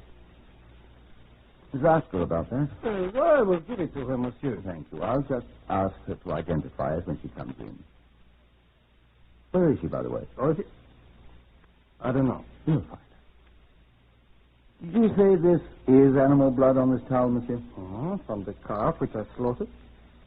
Dear me, how did an earring ever get in here? She lost it. Saturday night? While you were slaughtering the animal? Monsieur. Who's that? Me, sir. Sergeant Mullins. Oh, come in, Mullins. You find anything? These bags, sir. Jute bags. What's it say on them? You read it, Langlois. Argentine, La Plata, cold storage.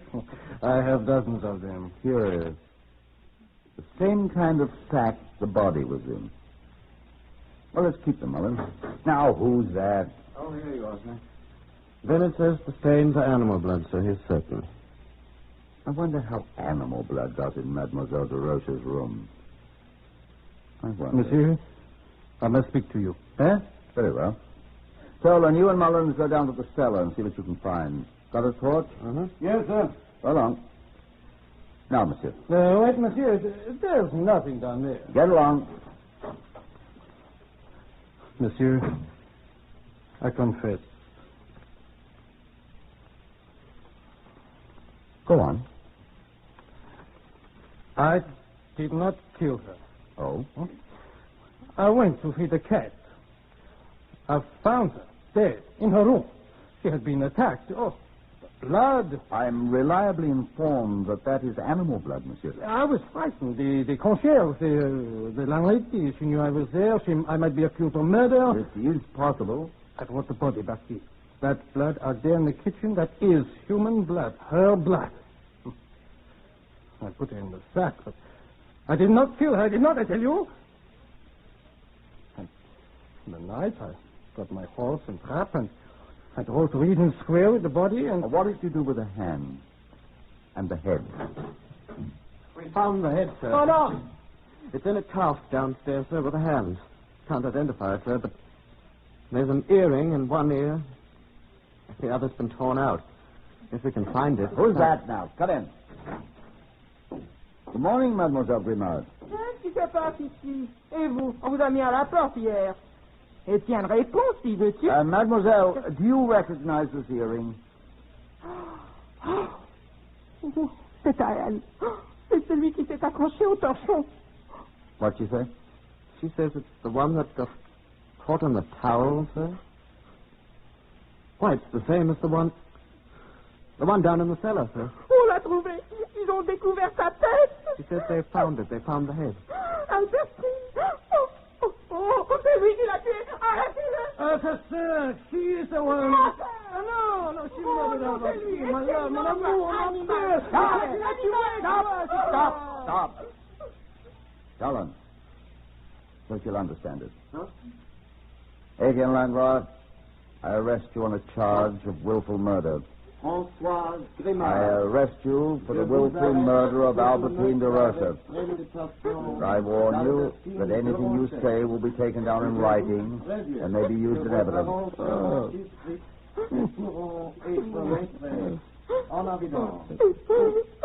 Come along, both of you.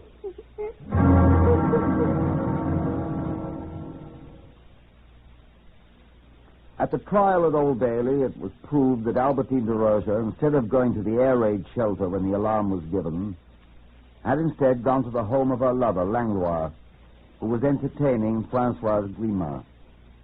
A quarrel ensued, and the de Rosa woman was struck on the head and killed. We found the murder weapon, a cleaver owned by Langlois. The only fingerprints on it were those of Françoise Grimard. Langlois had gone to the dead woman's flat in Munster Square the next night with a container of animal blood in an attempt to make good his hastily conceived story. Then, realizing he must do better than that, he resorted to the practice of his profession. His handwriting matched the bloody Belgium written on the pasteboard with the body. It was a joke, he said, to foil people. It didn't. Etienne Langlois and Françoise Grimard were hanged at Wandsworth Prison in May 1918.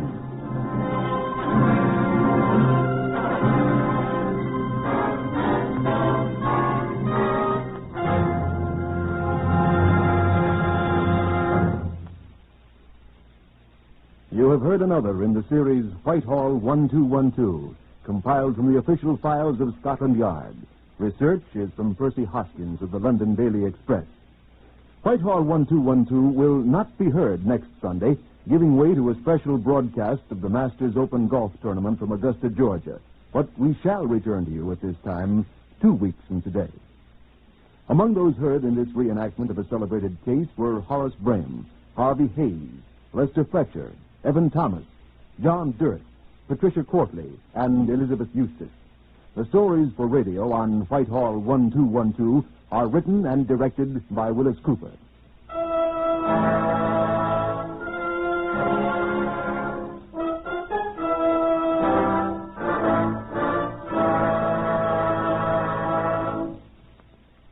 Three chimes mean good times on NBC. This evening, The Big Show stars Judy Canova, Fred Allen, Jan Murray, Vivian Blaine, Portland Hoffa, Johnny Johnston, and your glamorous hostess, Tallulah Bankhead, with Meredith Wilson directing The Big Show Orchestra and Chorus.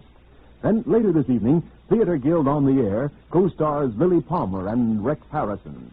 Then, tomorrow afternoon and every weekday afternoon, be sure to hear the new dramatic series, The Doctor's Wife. Yes, morning, noon, and night for the best in radio entertainment. Stay tuned to NBC. Remember, tonight, Theater Guild stars Rex Harrison and Lily Palmer on NBC.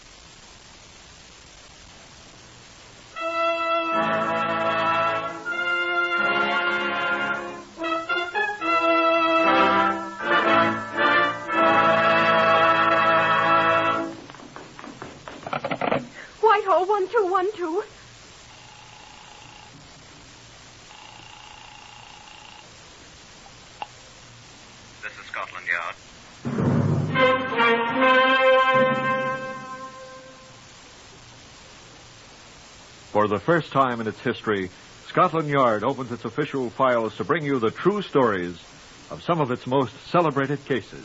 These are the true stories. Plain, unvarnished facts just as they occurred, reenacted for you by an all-British cast. Only the names of the participants have been, for obvious reasons, changed. The stories are produced with the full cooperation of Scotland Yard. Research for Whitehall 1212 is prepared by Percy Hoskins, chief crime reporter for the London Daily Express. The stories for radio are written and directed by Willis Cooper. Now you will hear from Chief Superintendent John Davidson, custodian of the famous Black Museum of Scotland Yard. Here is Chief Superintendent Davidson. Good afternoon. We have here in the Black Museum just about every kind of exhibit you or nearly anyone else could imagine. Weapons that have been used in murders are frequent. Garments worn by murdered persons or the persons who murdered them. Bloodstains, even many things more gruesome. But this exhibit is, I believe, genuinely unique. Do you recognize it? You should. It's an inspector's badge. An inspector of the CID, a genuine badge. It, too, was deeply involved in a murder case. This badge was once worn by Inspector George A. Frame. And here is former Inspector Frame himself, who I think will tell you all about how it came to be here. Go ahead, George. Yes. My old badge. Let me hold it half a second, please, John. Yes, I was very proud of that badge once. I think I still am, even though it's an exhibit here on the Black Museum now. Yes. I think I'd been moderately successful as a police officer when Sir Lewis called me, had I, John? Of course. Well, Sir Lewis asked me to come to his office on an important matter, so of course I went. A very impressive man, Sir Lewis. I can hear him yet. Something of a mess down there. There's been so much in the newspapers about it and all that we've got to get on it at once. Sit still. The Home Office asked me to assign a good man. Thank you, Sir Don't Lewis. know anything about you. Hey, you're a good worker. Work, that's what this will take. Work and common sense, eh? I'll do my best, Sir Lewis. Hope it'll be good enough. I'll try, sir. Yes, sir. Dignity is what we need. Competence and dignity. And hard work. What's your name? Frame, sir. This George case you're assigned to now, down in South Loamshire. Know where it is? Don't suppose you yes. do. Well, you'll see. Village named Ward. Odd name, Ward. I think I know... Little village. Man's young son was killed. I remember, sir. Boy about him, a year old. Thought he'd been kidnapped. He wasn't. Found him in the gun. Next morning, murdered. Slashed to death. Yes, sir, I think I Had this remember... local constabulary trap on the case for a week now. Inefficient scoundrel. Regular Dogberry type, I'm going to understand. Village, cop, full. Well, sir, no... Done nothing. Newspapers printing all sorts of stories. Well, Scotland Yard, this Scotland Yard asleep, all that. Yes, sir, I've seen Will it all... you stop babbling? The Home Office has been on my neck. Settle this at once, Sir Lewis. Must this go on, Sir Lewis? Get cracking, Sir Lewis. That's your job. Frame, is that it? Go on, settle it. Yes, sir. Don't ask foolish questions. Get down there at once and get it settled. Now, mind you, no nonsense, no friction with the local constabulary, and no excuses. Well, I was just... Well, sir, all right. Ward and Loamshire. I'll be off at once. And don't come back with... Why are you standing there with that silly grin on your... Hello. Yes, of course, it's Sir Lewis speaking. Get through to the Home Office at once and tell them that Loamshire matter will be settled at once. Got my best man on it. Now, go on, whatever your name is. In the village of Ward, I was conducted to Superintendent Ogle of the South Loamshire Constabulary, who was in charge of the case. And not delighted at all at being summarily replaced by an inspector of the CID from Scotland Yard. He was quite eloquent about it. I don't know what you think you're going to do here, Frame. I expect to do my duty, sir. We can dispense with your fine Scotland Yard talk, young man. We have our duty, too, you know. I'm sorry, Mr. Ogle. You may address me as Superintendent Ogle while you're about it, too. I'm sorry, sir. Coming your fine London ways on me because I'm a man from the Shires. I'll expect proper respect, sir. I'll expect proper respect. I beg your pardon, sir. Whilst you're in my bailiwick, you're to consider yourself no better than one of my constables, too. You're to be entirely under my orders. Do you understand that? I was under the impression, sir, that I am under the orders of the Home Office. I'll stand for no insubordination. I'm not being insubordinate, sir. I'm merely telling you my orders. Wish you to make a fool of me. Isn't that the truth? No, sir. Oh, is that a fact? Well, then, what are you doing here, then? What are you doing here? The Home Office has instructed me to try to obtain a conviction in this case, sir. Oh, you're to obtain a conviction, then? I'm to try, sir. I suppose a London man knows more about it than we who live here, then. No, sir, I don't know anything about it yet. All you know is that Scotland Yard says I failed. Scotland Yard doesn't say that, sir. Well, there's been a lot of talk, and I resent it. I'm sorry, sir. Would you mind telling me something about the case? Don't you know anything about it? Well, very little, sir. Oh, what? Only that a child has been found dead, sir. Murdered, apparently. Have you any suspects, sir? That's none of your business. I'm afraid it is, sir. Well, I don't think so. I hope that doesn't mean that I'm not to get any help from you, sir. Am I correct, sir? I'll give you what help we can. What help I have to give you. Well, go ahead, sir. What do you expect me to do? Solve this case for you and then let Scotland Yard take all the credit? I've had about enough. Scotland Yard needs no credit, sir. Well... But the case must be solved, sir. Are you accusing me of inefficiency? Not accusing, sir. But I'm sorry, I've been sent down here by the Home Office. Do you think you're welcome here? You haven't told me what's been accomplished so far, sir. Look here now. Yes, sir. I've made an arrest today. Oh, have you, sir? I most certainly have. May I ask whom, sir? I arrested Elizabeth Wright. Who is Elizabeth Wright? The nursemaid at Madden's house. Madden? Oh, that was the boy's name, yes. Didn't you even know that much? No, sir, I didn't. I expect to know a great deal more by the time I get back to London. And what about this woman, sir, Elizabeth Wright? What did... They released her. Who did? The magistrate. Oh? And do you know what they said to me? The magistrate, sir? They said I didn't have one scrap of evidence against her. But you did, of course, sir. Well? Well, sir? I didn't have much. Oh? She was visiting her sister when it happened. Where, sir? In Edinburgh. But you suspected her, sir. Well? What? Well, a man's bound to arrest somebody. Oh. And now they send me a Scotland Yard man. I never have any luck.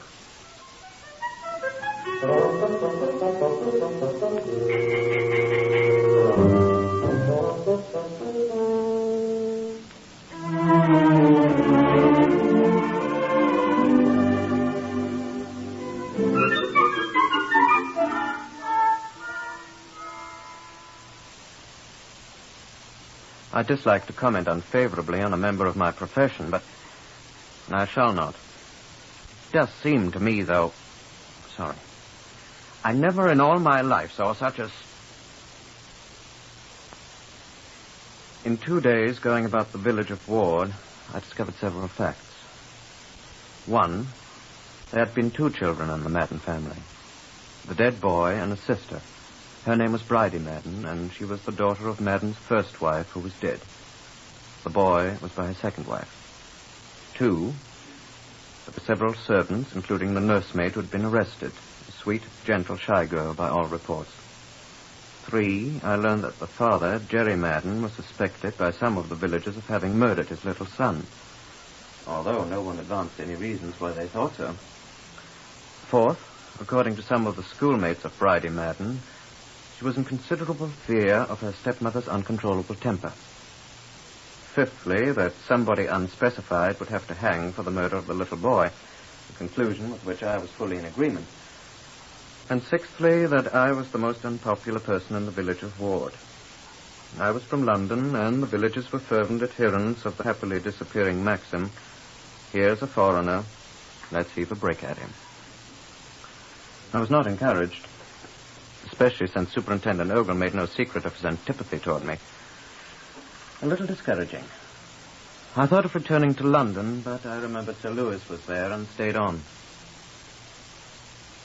I visited the Madden household. Mrs. Madden was confined in a nursing home at the edge of the village. She had not recovered from the tragic death of her little son. The daughter Bridie was at school.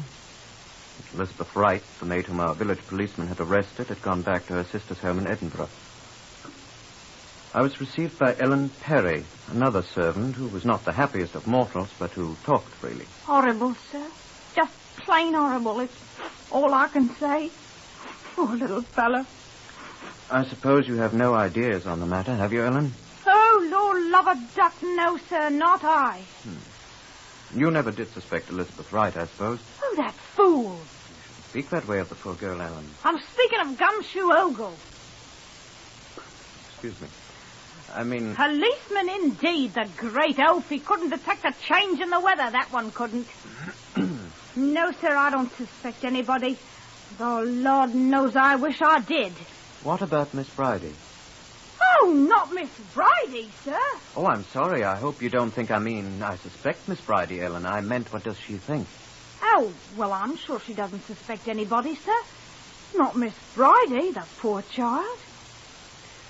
Ellen, how do you and Mrs. Madden get along? The finest woman that e'er drew breath, sir. The finest, dearest woman. Poor dear, she's only got one tiny fault. Her temper. Her what, sir? Her temper? Why, Lord love a duck, sir, Mrs. Madden ain't got no temper. That's what I was saying. She lets everybody walk over her. She's got no more temper than a mangle wurzel. Well, I was told she has a very violent temper. Oh, not her, sir. Someone's been pulling your leg. Oh, excuse me, sir. Well, but why should... No, sir, I've lived in this house ever since she married Mr. Madden, and I've never seen her raise her voice, even when she fell down the well and near drowned. The well there, sir. I must be mistaken, then. Oh, you are that, sir. A sweeter woman never drew breath, sir. Poor woman. Well, I'm sorry to have thought so. I mean... No, sir. Temper me eye. Not Mrs. Madden, sir. Well, I'm sorry. I'm going to tell her, sir. She'll die laughing. Oh, no, please. Please don't say anything to her about it, Ellen. Please don't. I'll keep your secret, sir. Well, thank you, Ellen. That's a good girl. Who told you that, sir? Why, you know, I really don't remember, Ellen. Curious, sir. Oh, now, who would... Yes, sir. Temper. Oh, blimey. Excuse me, sir. I went to call on Superintendent Ogle. Though it was near enough to high noon, I found the gentleman still in bed and in no very good humor at being awakened. What do you want now? I wanted to ask you a question, Superintendent. Well, ask it. I'm sorry to wake you, sir. I'm awake now. What do you want to know? Just hand me my trousers there, will you? Yes, sir. Thank you. You're getting them on backwards, sir, I think. Other way around, sir, I think. Right. What do you want? I was wondering whether you collected any tangible evidence at all, sir. Tangible? Anything I could see? No. There wasn't anything? Nothing I consider important. I'd have told you. Nothing at all, sir? Give me my shirt. Thank you. What did you find, sir? Nothing of any importance. Socks suspenders, please. Thank you. What, sir? Oh, some rags. Rags? Lend me my socks. Thank you. Look like a nightgown or something, according to Vicks. Nightgown, sir? That's what I said it looked like. There's some stains or something on it. Paint, I expect. Someone been using it to clean paintbrushes. What color paint, sir? Huh? Toss me my shoes. You needn't throw them, you know. Sorry, sir. What color paint? Sort of dark, wet. Oh, look, I bust my shoelace. Getting a man up in the middle of the night. Oh, running in. No. What did you do with the nightgown? Sure, it was a nightgown, sir. Well, looks something like one. What? Where is it now, sir? How would I know? Eh? I burned the nasty thing up. Oh, no. Well, it was partially burned when I found it. A bit of trash. I finished burning it up. Then it's completely gone, sir. Of course it is. What did you expect? I didn't expect anything, sir. Hand me my necktie, will you? I'm afraid I don't understand a man with even the rudiments of a police education who could consciously make such a stupid error. Who knows that Good heavens, there were reddish-brown stains on the discarded garment, if it was a garment, in the very middle of a case of atrocious murder in which the victim had bled freely and he thought they were paint. And the thing had been wantonly destroyed. I found myself beginning to splutter as I walked down the lane toward the nursing home. I found Mrs. Madden, the bereft mother. In her condition, it was useless to attempt to talk with her. She just lay there and smiled, a vague kind of smile. A man who identified himself as the proprietor of the nursing home deigned to talk with me. Yes, sir. She's been like that all the time, ever since they brought her here after the poor youngster was murdered. She was such a happy woman. Now Has she been quiet all the time? Never opened her mouth except to cry out for her baby, sir. Nothing more? Well, what would you expect her to do, sir? Why, I understood she has a very violent temper. What? Violent temper? You're mistaken, sir, if you think so. I've known this girl since she was in swaddling clothes, and she... Oh. What? You've got her mixed up with Jerry Madden's first wife. Well, I don't know. This girl wouldn't hurt her. Yes. You're thinking about the first wife, Bridie's mother. What about her? Bridie? The girl's named after her mother. What about her? Why, she had a very violent temper, sir. Oh, she did. Didn't you know, sir, that she died in the insane asylum? No. Raving and screaming like a lunatic? She was a lunatic, sir. And an idea crossed my mind. As a matter of fact, then, not to be telling lies, but after all, you're a policeman, you won't tell anybody. She was a lunatic. And so was her mother before her. I didn't know the grandmother.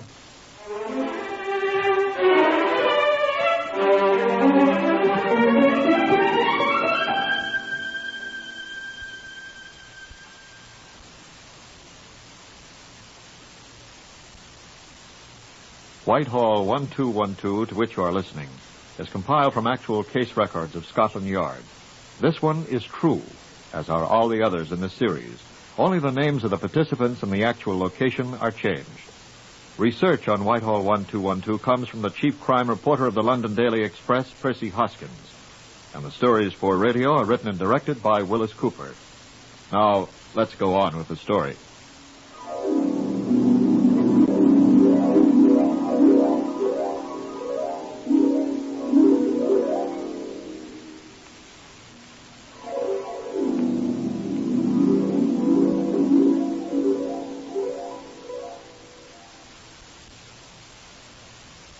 I passed Superintendent Ogle as I trudged down the road to the Madden home.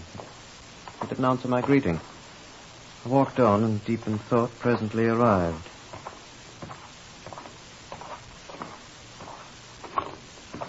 Ellen Perry was in the yard with a basket full of clothing for the family laundry. Afternoon, Ellen, I said. Afternoon, sir. Did you find out anything, sir? I went to the nursing home. You were right, apparently. I told you so. Did you know the first Mrs. Madden, Ellen? Bridie? Bridie's mother? Yes. Oh, yes, I remember her. A crazy woman. That must be the one you were thinking of when you talked about Miss Madden's temper, sir. Yes. Yes, I'm afraid you're right. She died, you know, when Bridie was just a little girl. Yes, I know. Well, now, will you excuse me, sir, while I get on with preparing the washing for tomorrow? Go on, Ellen. Thank you, sir. And so I had time to think a moment alone. I'd done a good deal of thinking on the way from the nursing home, but seeing the preparations for the morrow's wash day... A nightgown, I remembered, a possibly blood-stained nightgown. I thought about the circumstances of the murder. The little boy had been put to bed. He was found slashed to death in the morning. Ergo, he had been murdered during the night. Right so far. Whoever had done it more than likely have splashed blood on his clothes, her clothes. There's only one person I suspected. A sneaking, unreasonable kind of suspicion. But there wasn't anyone else to suspect. The first bride had been crazy, with a violent temper. She died in the insane asylum. Her daughter had told a deliberate untruth about her mother. An untruth that would have been immediately apparent to anyone but a stranger like myself. Bridie must hate the stepmother. It's an old story. But could she hate her enough to... An appalling thought. Thought of a girl getting up, wearing her night clothes, taking one of her father's razors, and going then to the little boy's room, her white nightgown. I didn't want to think about it. I tried not to think about it. But Ogle had said he found that nightgown with the stains on it that he thought were daubs of brownish-red paint. The nightgown had been partially burnt, as if someone had tried to destroy it. Horrible thought, but... Ellen was coming back. Ellen, I said. Yes, sir? A penny for your thoughts, sir. Ellen, how many nightgowns does Miss Bridie have? Nightgowns, sir? Yes. Why, she used to have 3, sir, but now there's only 2. Are you certain, Ellen? Sir, I've been doing the laundry every week in this house since Bridie was a baby. I think I ought to know what clothes she's got. Yes. How long has this nightgown been missing? A long time? No, sir. Lost? What? It was the morning the little fellow was... I remember. I gathered up the clothes to be washed, and all 3 nightgowns was there. Yes. And Bridie met me on the stairway, and she was crying, and she asked me to get her a drink of water. Yes. So I set down the basket and went and got her one. And then I picked up the basket and went downstairs, and when I took the things out of the basket, there was only 2 nightgowns in it. Did you say anything to anyone? I told Miss Bridie, and she said I must be mistaken, and the house was in such an uproar, sir, but there was only 2, sir, and there's only 2 now. What do you suppose become of it, sir? Oh, there's Miss Bridie now, sir, coming out of school. Where? There, coming down the lane, sir. Now, way back there. Bridie! All the way down the lane, I was rehearsing in my mind what I would say to her. And when we met her and I looked in her staring little beast's eyes, I knew what to say. Hello, Ellen. Why, what's the matter, sir? Bridie Madden, I'll arrest you for the murder of your brother Damon Madden, and I warn you that anything you say...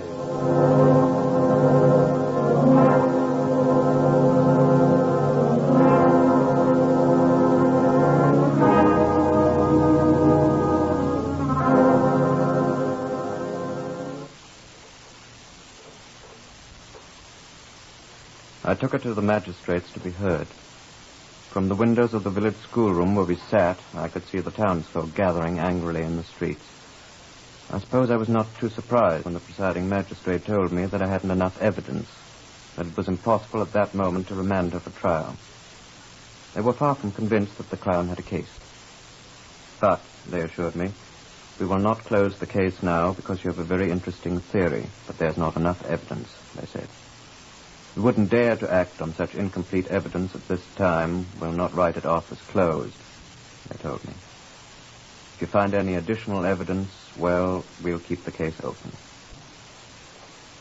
And so I came away to London, with Superintendent Ogle of the Loamshire Constabulary marching beside me to the train to protect me from the consequences of my foolishness, he said pompously.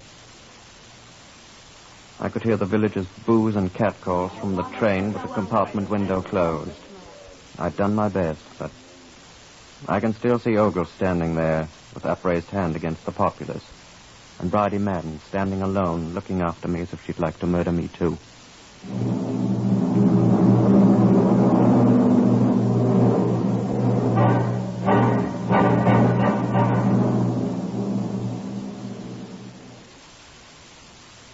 I went to Sir Louis' office when I arrived in London.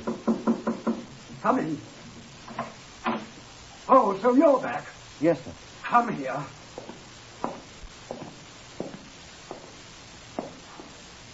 Yes, sir? Well. I did my best, Sir Louis. And a fine monumental mess you made of things. Well, sir... I told you to get a conviction. I was sure I had one, sir. Rubbish. I'm sorry, Don't sir. talk sorry to me, my man. You're as big a fool as that old stolen loansher. Sir, that's There's a bigger row raging now than ever before. Scotland Yard and the Home Office have been made fools of. I'm sorry, sir. Questions have been asked in Parliament, sir. What do you say to that? I'm sorry, sir. I still think we can get a conviction. I know I can turn up more evidence. That girl's as guilty. You'll turn up no more evidence. Why not, sir? Because you've done enough to disgrace us all, and I'll have no more of your blundering. I demand your resignation, Inspector Frame.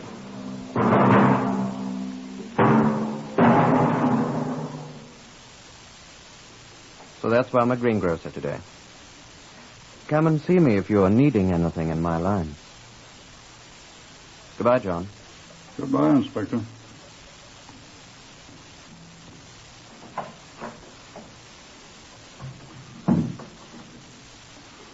George Frame didn't tell you the end of the story. This all happened several years ago. 1 year ago, I was told that a Miss Bridie Madden wished to see me. She came in. Miss Madden? Yes, sir. Do you know me? I've heard your name. In Ward in Loamshire, several years ago. Yes. Yes. I'm graduated from school now. And lately I've fallen in love with a young man. He's a clergyman, an Anglican priest, a man of God. Yes. We were to be married. Yes? But my conscience... Why don't you say yes? You say yes to everything. I know nothing about your conscience, young woman. I told my secret. I told my fiancé everything. Yes? I wanted to confess.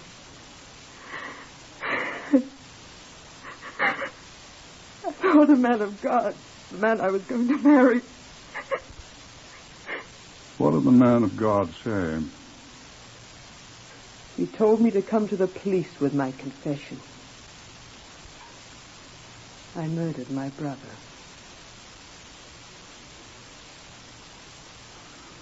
And so we took her back to the magistrates with her confession, which she freely made. She'd never been tried. The case was still in abeyance. So Bridie Madden was at last brought to trial. She was found guilty and sentenced to be hanged. The sentence was afterward changed to life imprisonment, and justice was done. But George Frame is still a greengrocer. He handles an excellent line of Brussels sprouts. This is the badge he used to wear.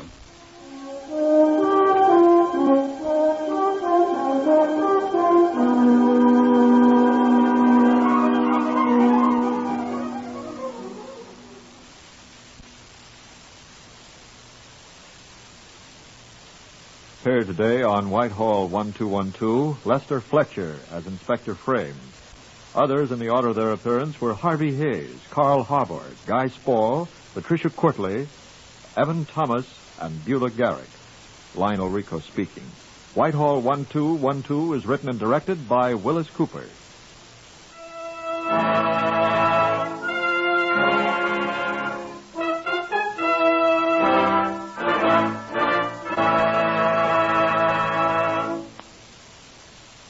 Many of us are now enjoying a happy Labor Day weekend, but we should always keep in mind that these long weekend holidays are often tragic times for some of us who start out gaily to enjoy them. More than 1,300 American families will lose one or more of their loved ones in accidents on the highways because someone was reckless and careless while driving.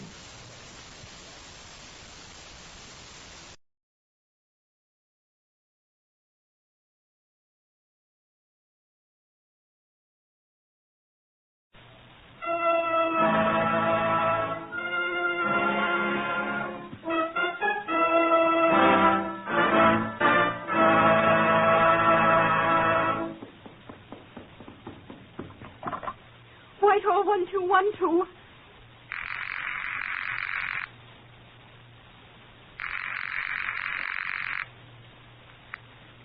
This is Scotland Yard.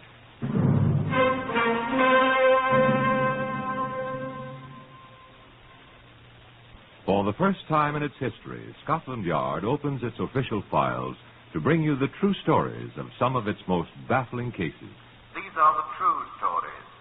The plain, unvarnished facts, just as they occurred, reenacted for you by an all-British cast. Only the names of the participants have, for obvious reasons, been changed. The broadcasts are presented with the full cooperation of Scotland Yard. Research for Whitehall 1212 is from Percy Hoskins, chief crime reporter of the London Daily Express. The stories for radio are written and directed by Willis Cooper. Now here is the custodian of Scotland Yard's famous Black Museum, Chief Superintendent John Davidson. Good afternoon. Here in the Black Museum, we have murder weapons in quantity and in variety, as no doubt you're aware. Killers are not at all particular about the means they employ in their dreadful pursuits, and whatever comes to hand is often useful. Now this has served its purpose. It's an electric torch, as you can see. Its shape makes it an excellent weapon of violent death. It fits the hand, and when charged with batteries, it's heavy enough to do considerable damage, as this one did, the shape it's in. Well, it had a great deal to do with a man's death, and the man who wielded it died too. But the torch here didn't cause his death. It was a hangman's knot that struck him under the left ear. Chief Inspector Francis Hand can tell you a great deal about it. Can't you, Francis? That I can, John. Chief Inspector Lawrence Campbell Bannerman and I were assigned to this case, which took place in Wimbledon in the early autumn of... 1937, old boy. September 1937. That's right. It was the 16th of September, wasn't it? That's right. Just 15 years ago. Wimbledon, that's right. When we got to the house, we found quite a display. Nice place, wasn't it? Big house. Quite nice indeed. Good, solid construction. Good taste. Well, he's a builder himself, wasn't he, the fellow, wasn't he? The man that was killed. What was his name? Apthorpe. Geoffrey Apthorpe. Big, handsome chap in his late 50s. Dead. Death as Julius Caesar. There, with all the family silver laid out about him. He had some nice things. Really fine things. Tableware and a few other things. Mugs, heavy silver candlesticks. All ready to go. Complete with green baize bag to carry them in. And that battered electric torch on the floor. Alongside his well-battered head. And blood. The revolver shots caused most of the blood. That's right. Oh, the revolver was there, too. His own revolver. And the doors locked. We went in. This is what we discovered.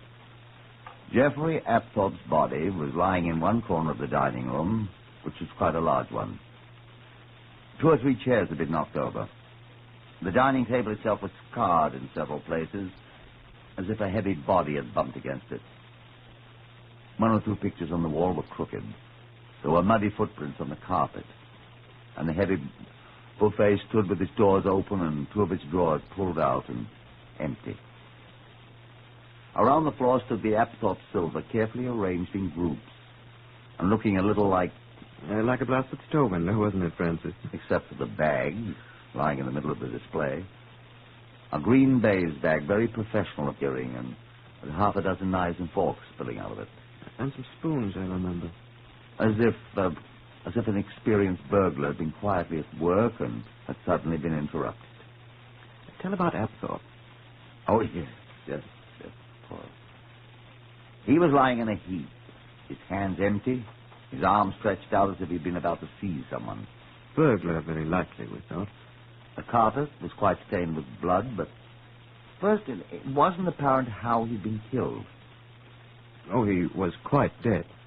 When we moved the body, we discovered how he'd been killed. Under him was the battered electric torch. The one Chief Superintendent Davidson showed you. It was shockingly battered, stained with blood, and there were marks on his head that seemed roughly to fit the marks on the torch. But that wasn't what killed him. There were also 2 bullet wounds in his head. He'd been shot at close range, and there was a good deal of powder blackening on the body. He'd obviously been shot at close range. But when we looked for the gun, it wasn't there. We found it, though. It was on the floor, just outside the door that led to a hall, a full 5 feet away from the body. And he had obviously been shot, Francis said, at very close range. The gun had been held, I judge, not more than an inch or two away from him. Tell him about the really strange part, then. Oh, yes. The telephone rang. Kept on ringing while we searched high and low for it. I found it at last.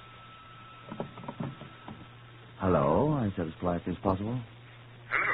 Is that the Apthorpe residence? Yes, this is Mr. Apthorpe's residence. Oh, thank you.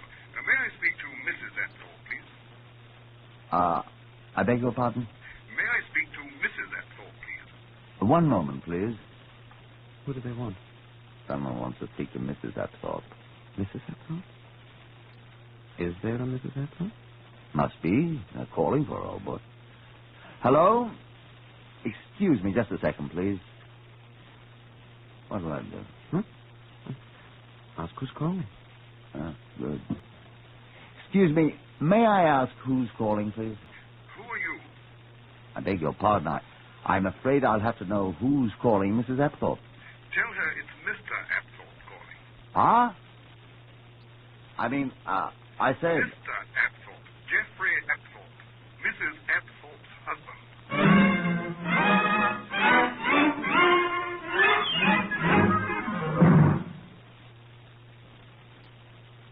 Now, it was obviously impossible, wasn't it, for Mr. Geoffrey Apthorpe to be calling his home by telephone. For Mr. Geoffrey Apthorpe lay there before us, most convincingly dead. And if I may quote Algernon Charles Swinburne, dead men rise up never. The Garden of Proserpine, stanza 12. The Garden of Proserpine and its 11th stanza, beg your pardon. That dead men rise up never. Mr. Apthorpe never moved. And the voice on the telephone spoke again. Oh, sorry. Mr. Apthorpe's gone. And broke off the connection. I couldn't agree more that Mr. Apthorpe was gone, and I immediately rang back to see where Mr. Apthorpe might be calling from. Don't keep them in suspense, old boy. It was a sanitarium calling. Now, don't be giving the wrong impression, Lawrence. Not an asylum or anything like that. It developed Mr. A had been... confined. Had been... committed. Be still, do. He had been staying in this sanitarium because he was a drinking man. He drank to excess and was going through a course of treatment to remedy or alleviate some of the suffering he had been experiencing. He had been there for several weeks, leaving his wife alone in the great house, and he had been certified as recovered. Practically recovered. And he had taken a sudden notion to telephone his wife on a matter of importance, and had asked one of the attendants to ring up his home for him. And before the attendant made the call, Mr. Apthorpe had left the place without saying a word to anyone, obviously to return home. Just in time to be killed. That's right. He had told the attendant that it was of the utmost importance that he speak to Mrs. Apthorpe at once. It was obviously of such importance that he felt he couldn't wait. But what did he want to tell her? You see, he hadn't told the attendant. His wife couldn't have known. Certainly Mr. Apthorpe couldn't tell us now. The message must have been an important one. But what was it?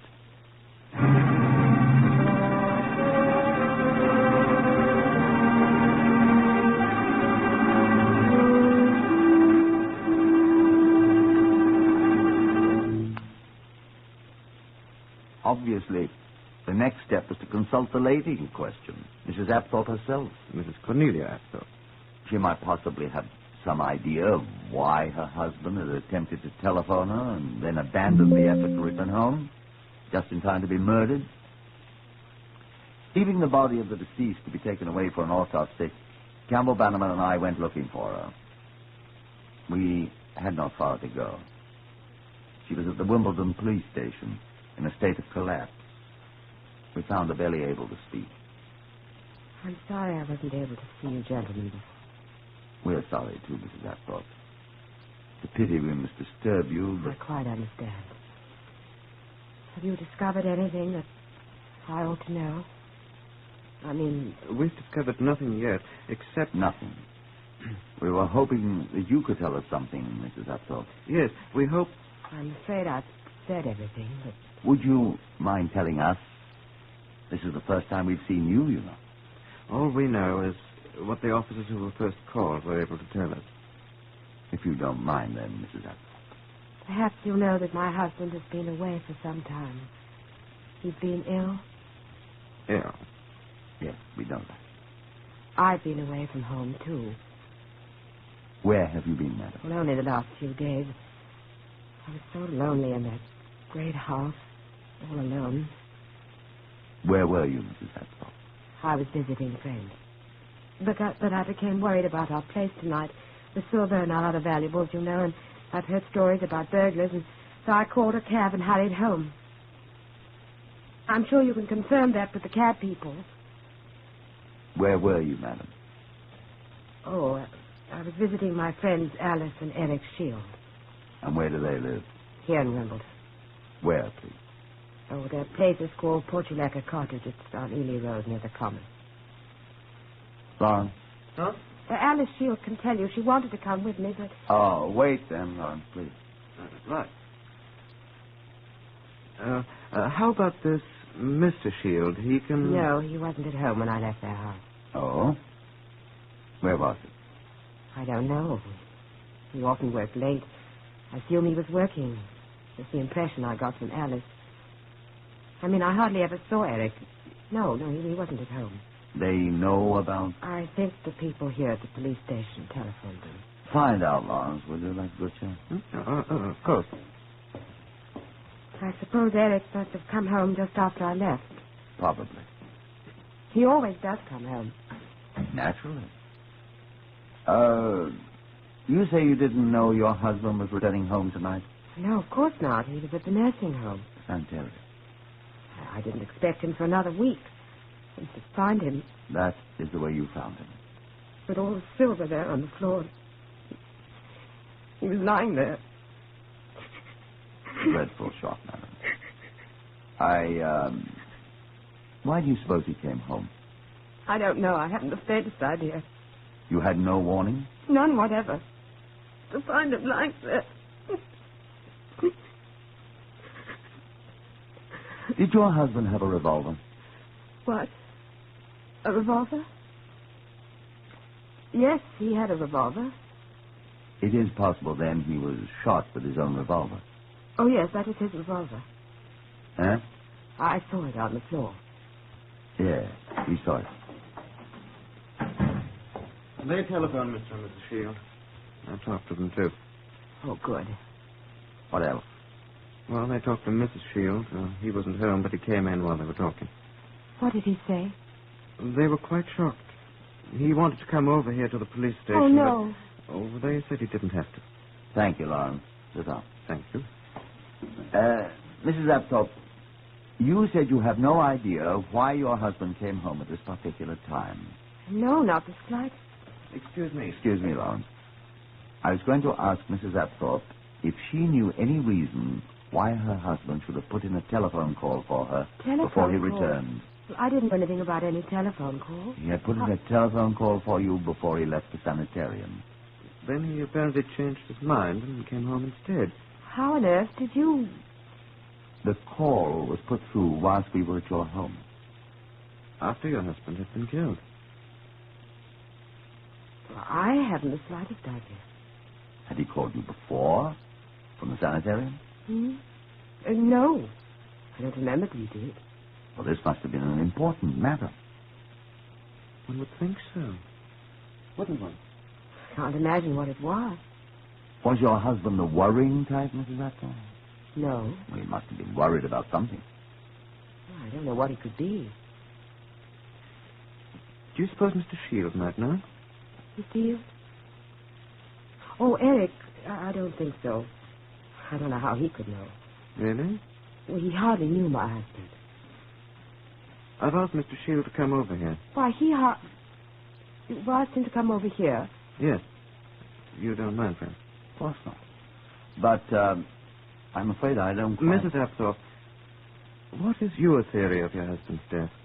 Excuse me. Theory? Why, he was killed by a burglar, of course. By a burglar? Well, of course. The silver was all laid out, ready to be taken away. Yes? The burglar had broken in and, finding the house unoccupied, had decided to do a thorough job of it. And then my husband came home, You still have no idea why he came home so unexpectedly? I'm trying to think, but... No, I just can't imagine. You were saying, madam? Hmm? Oh, when my husband found the burglar, he started to grapple with him. That's when the burglar struck him with the electric torch. What? Yes, that's what I think, too. I forgot momentarily about the torch. Yes. And then my husband must have broken away and went to get his revolver. He didn't carry the revolver with him. No, it was in his desk in a drawer. Go on, please, madam. Well, then the burglar must have shot him. There was no one there when you arrived? No. Just Geoffrey lying on the floor there. The whole thing must have happened before I got there.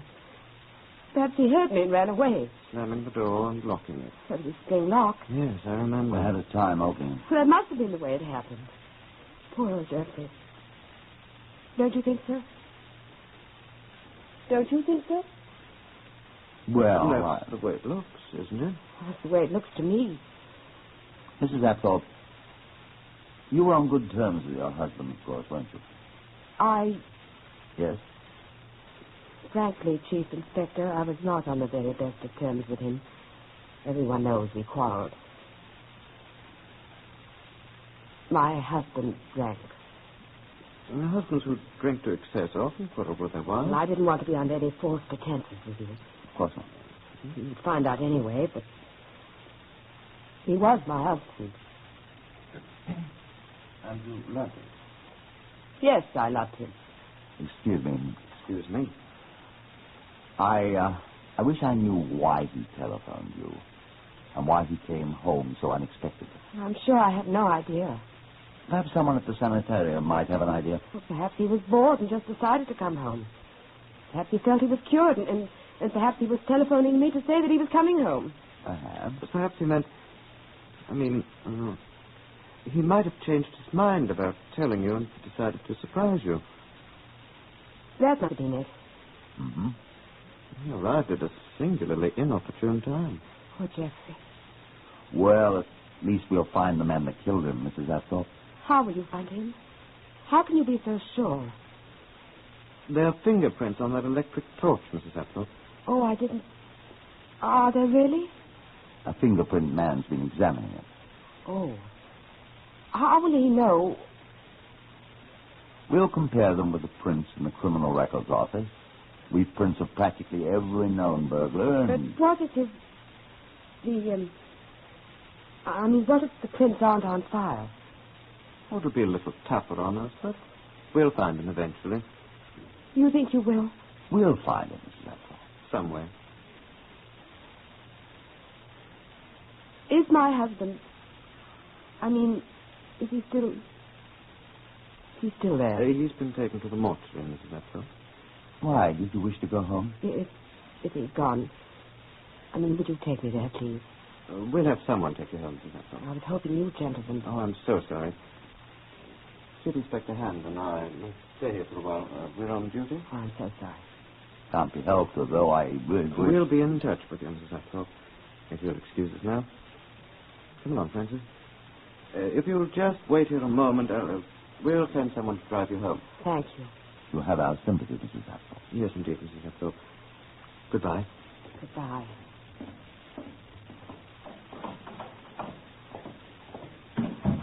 What did you... We could have taken her. Why was I so rude, you mean? Well... You forget, we must see Mr. Eric Shield, my dear Hand. Oh, yes, he's coming here, isn't he? What do you want to see him about? Why couldn't we see him with her? We could. I want to see him alone. Why? He doesn't know anything about all this. He wasn't home. He wasn't there. That's what we've been told, isn't it? He wasn't at the murdered man's home, was he? You talked to him, didn't you? I asked him to come here. Why, for heaven's sake? I want to ask him a question. And I'd like you to hear his answer. What question? I want him to tell us how he knew there was an electric torch involved in this thing, if he'd not been there to see it. This is the last broadcast of Whitehall 1212. We hope that you've enjoyed this series of authentic cases from the official files of Scotland Yard. which is written and directed by Willis Cooper. At the Wimbledon police station, Chief Inspectors Hand and Campbell Bannerman of Scotland Yard await the visit of Eric Shield, at whose home the recently bereaved widow has been staying. Chief Inspector Hand speaks. We sat and waited. Campbell Bannerman's sudden revelation was most startling. We stared at each other, but the same thought, I'm sure, was in both our minds. Look here, I said to Campbell Bannerman. She said he wasn't there. That's what he said, too. She said he was at work. That's what he said. How would he know? Excuse me. Yes. Inspector Hand here. Oh, yes. Bernard. Henry Bernard, the pathologist. What's he got to ask? Yes, Henry, yes. He was? You're quite sure? Quite interesting. Quite interesting indeed. You can swear to that? That's extremely interesting. Well, thank you. That puts a very interesting and quite different light on it, doesn't it? Keep us advised, will you, old man? Thank you. I'll tell Chief Inspector Campbell Bannerman. He'll be more than interested. Thank you. Goodbye. But here, Lawrence, that was Henry Bernard. He's... I was thinking of something. Huh? What? There are fingerprints on that electric torch, aren't there? Of course, all over the blasted thing. Henry Bernard... I wonder who's there. We'll call the CRO. What if they're not there, Mrs. Apthorpe? Do you suppose... I more than suppose. Don't you? I certainly do. I want this man Shields' prints. No way of getting him. Yes, there is. Huh? Wait. Sergeant Murphy. Look here. When I press your buzzer, Sergeant, will you please come in here and take the drinking glass I'll indicate to you? It'll be right here on the table. Yes. Yes. And take it down to a fingerprint man. Edwards is assigned to it. Good. Take it down and have Sergeant Edwards develop any prints he may find on the glass and compare them with the prints on that smashed electric torch we gave him. And then ask him to telephone me here at once. You understand? Thank you. Thank you, Francis. Fancy that will do. Won't be admissible as evidence if we steal his fingerprints. Come in. Oh, excuse me. I was looking for Chief Inspector Campbell Bannerman. I'm Campbell Bannerman. I'm Eric Shield. Oh, how do you do? This is Chief Inspector Hand, Mr. Shield. How do you do? Glad to see you. Sit down. Sure. Sorry to inconvenience you. I just wanted to ask you a few questions. Of course. You knew Mr. Geoffrey Apthorpe, I believe? Yes, I knew him slightly. And you know Mrs. Apthorpe? Cornelia. Oh, yes, my wife and I know her. Yes, she's been stopping at our place for a few days while Apthorpe's been gone. That's a tragedy, isn't it? Too bad. I hardly knew the fellow. Quite a drunkard, though, I believe. You didn't like him? I hardly knew him. Oh, yes, you told us that. What can I do for you, gentlemen? Well, Mrs. Apthorpe mentioned your name. Like a drink of water? Thank you.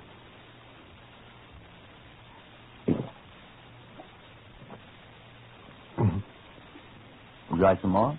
No, thank you. I'll call Sergeant Murphy. Get some more water, please, Sergeant. Yes, sir.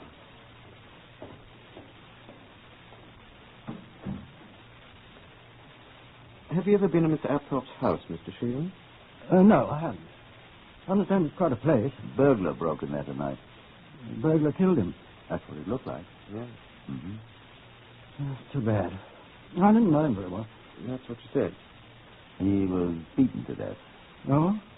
The burglar beat him to death with an electric torch. I thought you said he was shot when you talked to me on the telephone. Shot? With an electric torch. How did you know about the torch, Mr. Shield? Why, you just told me. Oh, you mentioned the torch when you talked to me on the telephone. No, I didn't. How could I know anything about it? Shall I answer? Chief Inspector. Yes, Murphy. They are identical. Thank you. That's pretty quickly. Wasn't much trouble. Edwards was waiting with the prints from the torch. What's the matter? They compared your fingerprints on the water glass with the ones on the electric torch, Mr. Shield. They're the same. That's not true. It can't be. I didn't. I knew. I didn't. Why did you kill him, Mr. Shield?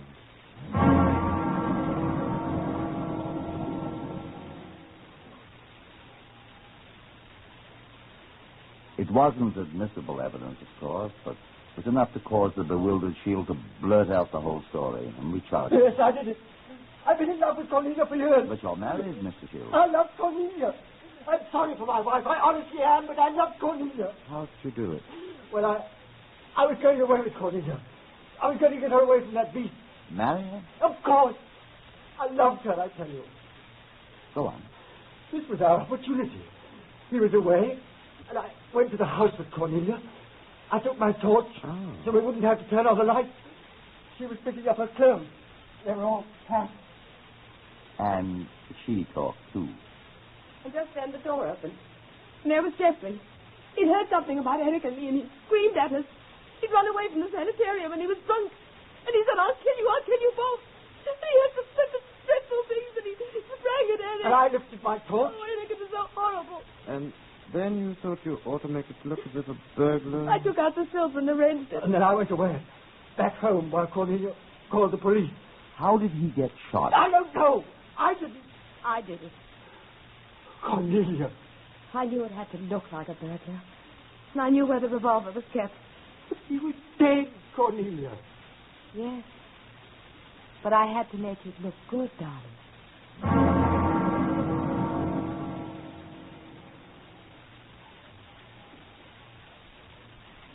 Eric Shield was tried for murder. And Mrs. Apthorpe with him, of course. They were both found guilty. Shield of murder, Cornelia Apthorpe as accessory to murder. Shield was hanged at Pentonville 2.5 months after the crime. And Mrs. Apthorpe served 11 days of her sentence of penal servitude before she died.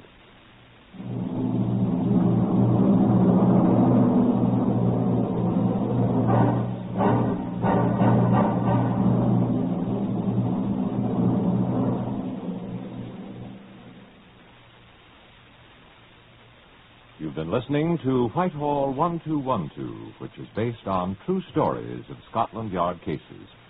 Today's story, The Wimbledon Burglary Murder, is the last of the series. Thank you for listening to us. Heard today were Horace Braham as Chief Inspector Hand and Lester Fletcher as Chief Inspector Campbell Bannerman.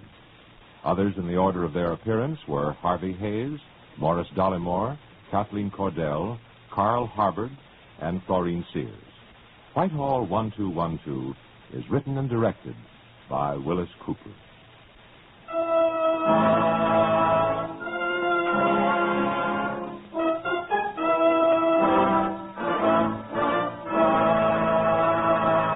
This is NBC, the National Broadcasting Company.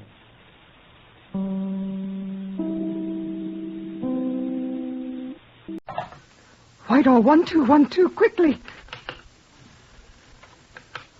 This is Scotland Yard.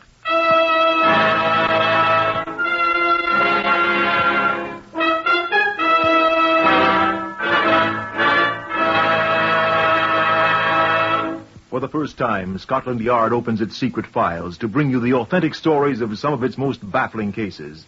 These accurate dramatizations, which are presented exclusively by NBC, are drawn from the official files of Scotland Yard. They're true pictures of the operations of the world's most famous crime detection organization. Only the names of the participants have, for obvious reasons, been changed. The research is prepared by Percy Hoskins, chief crime reporter of the London Daily Express. And the stories for radio, which are performed by an all-British cast, are written and directed by Willis Cooper. Here are the principal participants in case number 108 MR131. 2 of these persons have been hanged for murder. Private Eric Slade, 22, of the Royal Army Ordnance Corps. I was a bomb disposal man. Gladys Brown, who wanted to be a dancer. I'm not so awfully bad looking, am I? Melanie Rodier, 20, a French war refugee. Je suis une pauvre, ne suis pas riche. Charles Brooks, 31, taxicab driver. It was a brand new American Plymouth, a grey one, model 1941. Inspector Stuart Wilcox of Scotland Yard. Which of those 4 voices sounds guilty to you? This lower ground floor corridor on which we're standing leads to Scotland Yard's Black Museum. Come down there with me.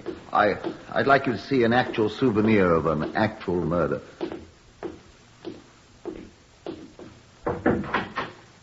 This is the Black Museum.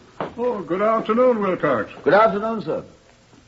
This is Chief Superintendent John Davidson, curator of the Black Museum. Well, how do you do? I expect you've never seen a place like this before. Look about, if you like. Now, the items we have here have all served in some way in the commission of a crime. Here's the bullet from a murderer's gun. This is the linen duster in which the body of a murder victim was wrapped. This is what you came to see. The one thing remaining from our murder case, number 108 MR131. That was what you wished to see, wasn't it, Wilcox? Yes, please. A rather expensive silver cigarette case. Initial. Somewhat tarnished today. It was once quite good looking, wasn't it, Wilcox? Yes, it was. I'll tell you how it came here to the Black Museum. A man died for it. Yeah, 2 men died for it, Wilcox.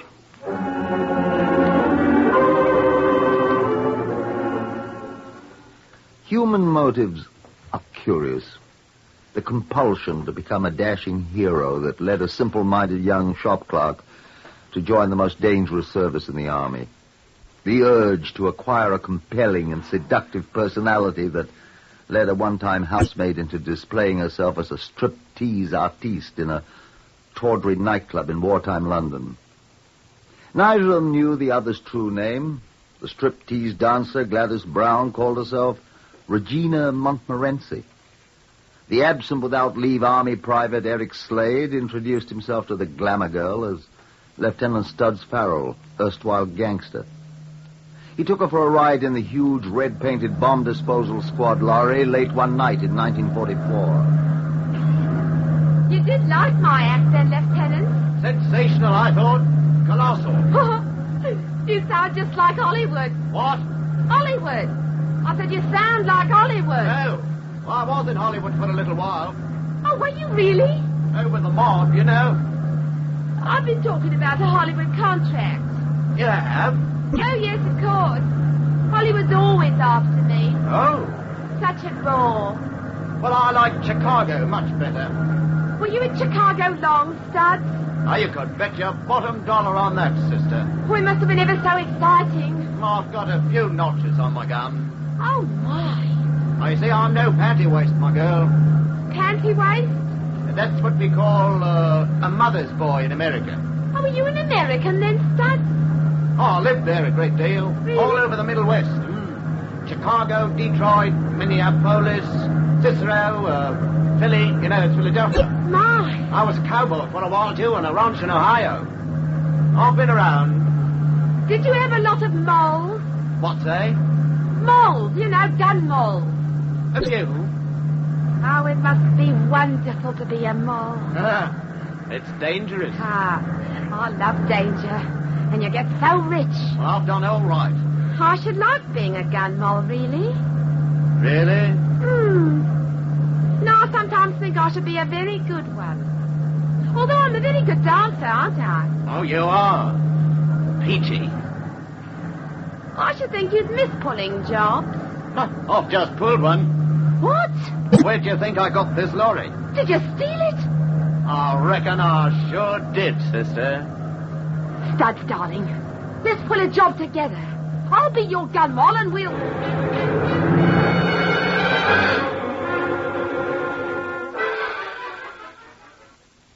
Statement by Melanie Rodier to Inspector Stuart Wilcox in a nursing home at Ealing 2 days later. My name is Melanie Rodier. I've been in England 5 years. I lived in Moulins-au-Bois, just quite close to Amiens. My home was destroyed by the Boche, but I escaped and came here. At 11 o'clock 2 nights ago, I was walking down Staines Road on my way to London, very near Runnymede. You were alone, mademoiselle? Yes, I was alone. I was carrying my valise. A large army lorry painted quite gaily in red stopped, and the man asked me where I was going alone so late at night. Where were you going? I said I was walking to London to catch a train at Paddington to Bristol, where lives my Aunt Becquerel. The man told me to get in the lorry, and he would drop me off at Reading, where he was going. He was an officer, and I was not afraid. It would be a great convenience. Were you carrying money? I'm a very poor woman, monsieur. I had all the money I possessed with me. How much? 5 shillings, sir. So I was not afraid of being robbed for that little money. But when I started to mount to the seat of the lorry, the girl... Girl? What girl? Was there a girl? She was beside the officer, sir. What did she do? She struck me on my head with an iron bar so that I did fall to the road. Huh? What then? I was stunned, and she and the officer did jump down and hit me, and they robbed me of my 5 shillings and beat me until I was insensible. Did you see their faces? Only a little. I would not know them again. And then? I did hear the woman say, "What shall we do with the body?" And I tried to cry out, but she did hit me with a fist. So I do not remember more until I find I am drowning. They threw you into the stream there. The Thames runs quite close to the road. They thought I am dead. Yes. Mm-hmm. Afraid they did. And they have taken all my money and all my clothes. What is to become of me now? We'll find them somewhere.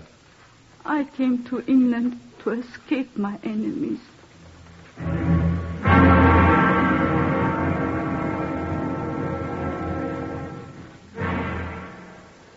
It was a matter that should have properly been handled by the county constabulary, of course. A simple assault upon a friendless person, happily not involving murder.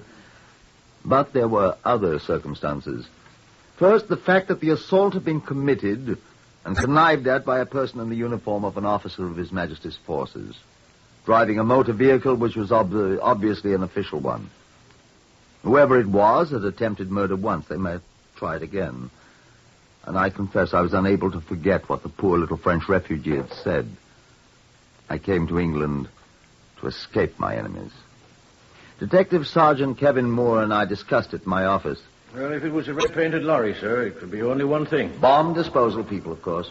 It's a little out of his territory up there in Runnymede, sir. With a girl at 11 o'clock at night. Well, you didn't ask my opinion, sir. Well, why do you think I called you in? Well, in that case, sir, my opinion is that it was some young ex-schoolboy officer who'd had several dozen drops too much in some bottle club in London. And wandering about, he saw the lorry standing somewhere and, well, pinched it for a lark. Or joyride, we used to say. Innocent amusements of the young. Oh, I think so, sir. I doubt that French girl thinks so. Mm. And neither do I. They thought they'd drown the girl for 5 shillings. Mm. And I furthermore think they'll try it again unless we catch them first. Well, we'll try, sir.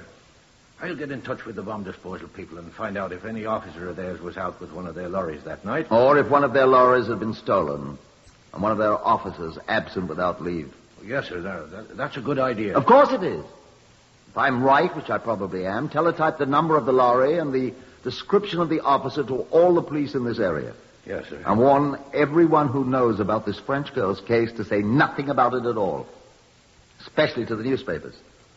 Why is that, sir? If they find out they bungled their first try, our friends may become discouraged and abandon their promising career as criminals. We'll never catch them. Oh. It was the next day before I saw Moore again.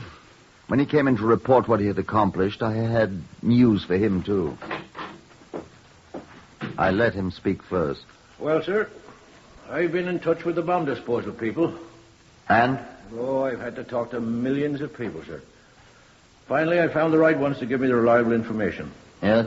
There was a lorry stolen, sir. Aha. Number W14519, an American-made 10-wheel 6x6. Good. There is no officer missing, sir. Oh. All of them in the London district are accounted for, including one who was blown up trying to unscrew a fuse from a buried blockbuster that's been sizzling for a week in Shepherd's Bush. But there's a private missing, sir. Oh? Name of Eric Slade.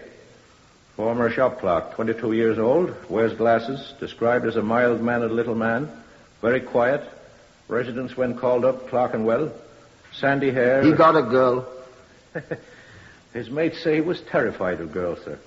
Doesn't drink or smoke. Doesn't seem the type to commit murder, or try to at least, does he? No. How'd a man like that ever get into bomb disposal? Well, believe it or not, sir, he volunteered. Of course, he's been on permanent cook's police ever since. Well, I doubt he's our man, but at least we can help look for the poor little beggar. That is, if they want him back. Now, I've got a bit of news for you. Oh? What's that, sir? Same man that pulled the French girl out of the Thames at Runnymede telephoned me. Well, what's he want, sir? There's been another attempt at robbery and murder. Attempt? Another girl riding a bicycle, run down by a red-painted lorry. A lieutenant, she saw his badges quite plainly. And a red-haired girl jumped out after her. She ran away, but she did hear the girl call to the lieutenant, addressing him as Studs. Stubbs? Studs! Oh. Now, I want you to see your bomb disposal men and ask them if they have a lieutenant named Studs. Oh, excuse me. Inspector Wilcox. Yes? Well, he's right here. 1 second. To you. Oh, thank you, sir. Sergeant Moore here. Oh, yes, Sergeant Major. Oh? Where? Oh. Oh, well, thank you. Oh, by the way, do you have any officers named Studs or Stubbs? Or... Studs! Studs. Yes, I'll wait. Who's that? It was the Sergeant Major I talked to, sir. Yes? Oh, none, eh? None at all? Oh, well. Thank you, Sergeant Major. All right, bye. What was that? I found the stolen lorry, sir, a few minutes ago. They did? And parked all night on a street in Hammersmith in the rain. Which has quite efficiently washed away all fingerprints, Studs and his lady friend and all. Well, we're right back where we started. We're further back than that, sir. How do you mean? Well, they've tried murder twice now, sir. The third time may be the charm.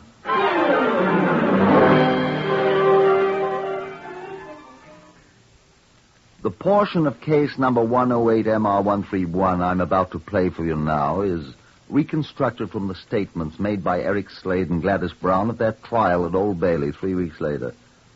I assume it's correct and accurate because it came from their own lips as they were on trial for their lives. They were standing in a darkened doorway, they said, on Hammersmith Broadway late at night. Have I got to walk home then? Regina, darling, I've only got 10 shillings left. 10 shillings. The big shot gangster, the terror of Chicago and all. He's only got 10 shillings. Well, I'll get some more. Well, get it now, gangster. I'm going to ride home. Regina, I can't go back and ask anybody for money. I'm absent without leave. I'm a wanted man. Why'd you have to leave that lorry over there on the street? We could have ridden in that. Somebody'd recognize the lorry. You know that. Oh, is the big bad gangster afraid, then? You stow that. Oh, you're not afraid of girls, are you? I said stow What it. kind of bad man you are. Brave enough to rob a poor girl of her 5 shillings. 5 shillings. But when a man comes along, oh, no, not you. Not bloody well you, my darling. Even made me smash the poor thing on the edge. You weren't man enough to. I'll throw her in the water. After I'd killed her. Don't yell so. Oh, there's no one to hear me. I'm sorry I ever took up with you. I thought you was a man. Now, Regina. Won't even step out and stick up a lousy taxi man. Let me walk home in the rain because you've not got that Now, guts. Regina, Don't come please. back on me now. Take your hands off me. And I thought I was going to be your moll. Take your hands off me. You don't love me. Regina, I do love you. Well, then do something about it. Get me some money. If I'm going to be your moll, you've got to support me. Regina. Do you love me, Studs, darling? Regina, you know I love you. Look. What? Here comes a taxi cab. Stop him. No, I don't want to do anything Stop like him. that. Shout at him. He'll have lots of money. No, I don't think... Haven't we Do done you that? love me? Regina. Do you or don't you? Of course I do. You know that. Taxi! Don't, A Regina. taxi! Don't. Stop. Here, taxi! I don't want to. Now you've got to. Come on in afterwards. Oh, taxi! Yes, ma'am. Yes, sir? Stats. Are you... I mean... Driver, we wish to go to the top of King Street. Come on, Stats. Wait a minute, lady. What's the matter? This isn't a taxi. What? I mean, it's a private hire car. Oh, that's all right. Well, I don't know, lady. Costs a great deal more to ride a private hire car than a plain taxi cab. Am I... he has the money. Haven't you, dear? How much? 10 shillings. To the top of King Street? Shouldn't cost me more than 1 6, you robber. Stats, This dear. is a private hire car, sir. I can charge what I like, you know. I won't pay it. Darling, I want to ride home. You heard what the lady said, mister. It's a filthy night, sir, and there ain't many taxi cabs about.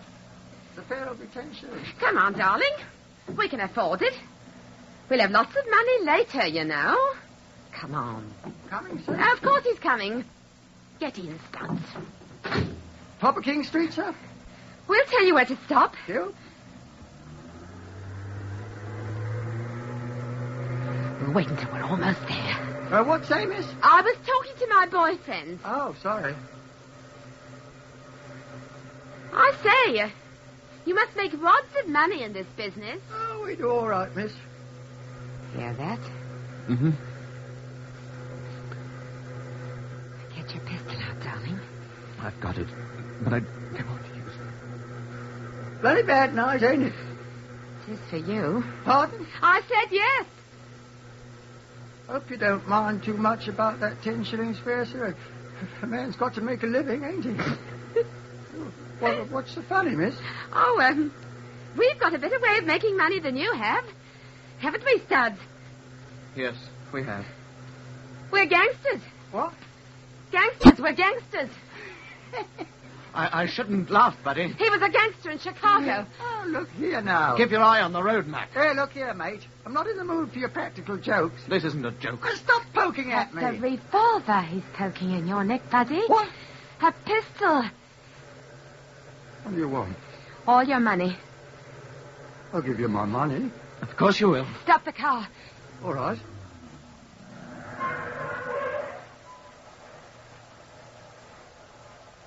I'll give you my money. Keep your hands out of your pockets. What are you going to do? Shut up. All right, Regina. Move to one side. What are you going to do? Studs, you don't have to. You shut up. Get to one side. Now, look here, friend. I'll show you how I deal with rats. Now, say your Now, you prayers, can't rat. Get away. Don't. He's seen us. He'll turn us in. I've got him. No, 1, 2...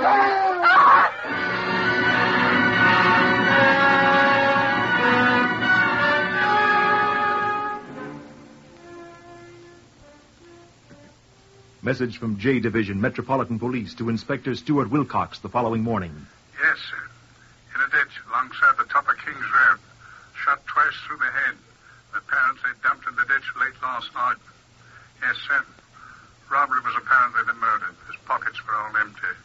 Tire marks on the roadway, very faint in the rain, as if a car had been stopped there. Body's been taken to the mortuary in Horseferry Road. That's all we have, sir. The body of the unfortunate victim lay in the mortuary for 3 days without identification. Although it was obviously murder and we had no single clue to go upon, we were not idle. A detail from Scotland Yard had been hurried out to the place where the body was found, immediately upon receipt of the message from J Division. With great difficulty, they had succeeded in making a plaster cast of the faint tire marks, and the laboratory was able to establish with some accuracy the fact that the tires were identical with those on the model 1941 Plymouth. Beyond that, there was nothing. Until a Mrs. Charles Brooks of Hammersmith identified the body as that of her missing husband, a private hire car driver. I spoke to Kevin Moore about it. Something extremely suspicious keeps occurring in this thing, Kevin. And I lay you threepence. I'm thinking about the same thing, sir. Hammersmith? Right, sir. We found the lorry parked in a Hammersmith Street first. And the dead taxi driver lived in Hammersmith. And the place they found the body was at the junction of King's Road and Hammersmith Broadway. You suppose our man Studs lives in Hammersmith? Or perhaps his girlfriend. You think it was them, sir? I don't know, Kevin. But when we get a series of coincidences like this... Well, it's the only symptom of a lead we have. Let's follow it through. Now, you suppose they've got that car? Oh, it'll be easy enough to find, sir. We've got the number and description of it from the man's wife. Mm-hmm. Here it is. Gray Plymouth Saloon, 1941 model. License number GKP401. About 2,300 miles on the speedometer. I'd be an awful fool to drive it about town. I have an idea he is a fool. Come in. I'm from the detail that was searching the pawn shops, sir. Oh. Do come in. Did you find anything? Yes, sir. Yes. Cigarette case. Pawned at a shop in Soho, sir. It's Brooks, all right. See his initials inside here? C.E.B. Christmas, 1939. It's on the list Mrs. Brooks gave us, sir. Right. Did you find out who pawned it? Yes, sir. A young man in the uniform of the RAOC. Officer? Private, sir. Name? Private S. Farrell, sir. That's a new one. Sir, I know something. What? That's our Studs. How do you know? Well, look, sir, I read a book once. Well. It was an American book, sir, and it was written by a man named Farrell. This man's not an American. No, sir, but maybe he read the same book and remembered. Let's try this all over again, old chap. Sir, the name of the book, which was all about Chicago in America, was Studs something or other. Anyway, he was a very tough young man. Well, maybe our man's read the same book. Well, now. Sir, this is a typical Chicago-style affair, isn't it? And you were talking of coincidences? Our man Studs is the murderer, all right. You see. Well, then, I'll tell you what you do, Kevin. What, sir? You go find Mr. Studs Farrell, the amateur Chicago gangster, for me, will you? Well, I'll try, sir, but he's not an amateur any longer. He's turned professional.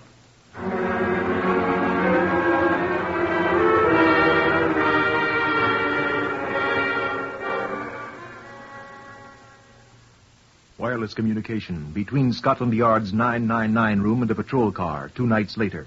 J23 calling MG2W. J23 calling MG2W. J23 calling MG2W. Over. MG2W to J23. Over. MG2W, this is J23 near Fulham.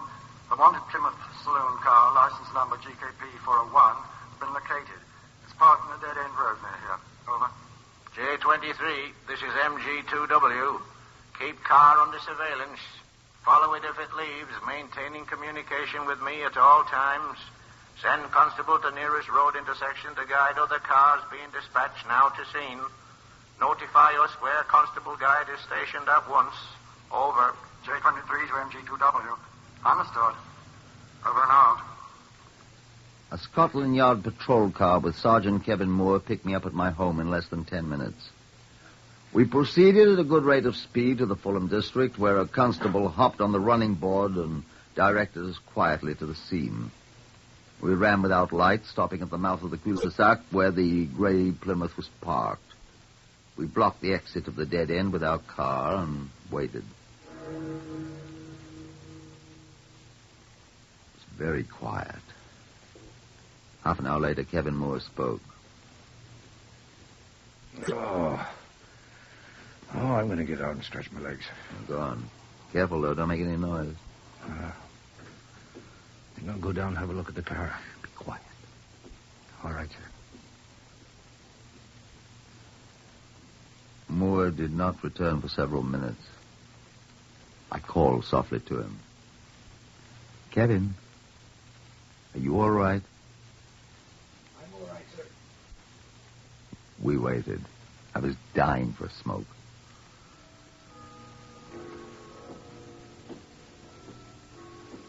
Better not smoke, though. Sir. Eh? Somebody coming. I hear him. Coming out of that house there on the right, I think. Yes, sir. Quiet. Hope they don't see Kevin. Getting in the car. Can't get past us, sir. I'm going down there. All right, sir. Turn your spotlight on them as soon as I call out. Yes, sir. Excuse me, sir. Is this your car? Most certainly is. I'll have to ask you to keep your hands away from your pockets, sir. Look here. Or I shall most certainly be forced to break your jaw, sir. Turn on your light. Shoot him, son. Hold it there. We're Scotland Yard men. Good, sir. Now then, what's your name, Lieutenant? My name is Lieutenant Studs Farrell of the bomb disposal. Well, sir, I'm Detective Sergeant Moore of Scotland Yard.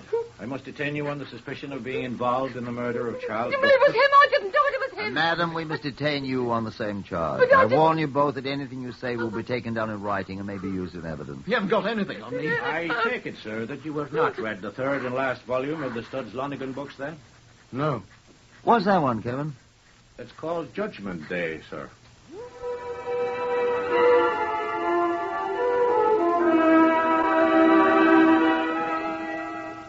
At their trial at Old Bailey a few weeks later, Eric Slade and Gladys Brown fought bitterly over who had been the most guilty. The jury decided. Members of the jury, are you agreed upon your verdict? We are. Do you find the prisoner Gladys Brown, alias Regina Montmorency, guilty or not guilty of murder? Guilty. Do you find the prisoner Eric Slade, alias Studs Farrell, guilty or not guilty of murder? Guilty.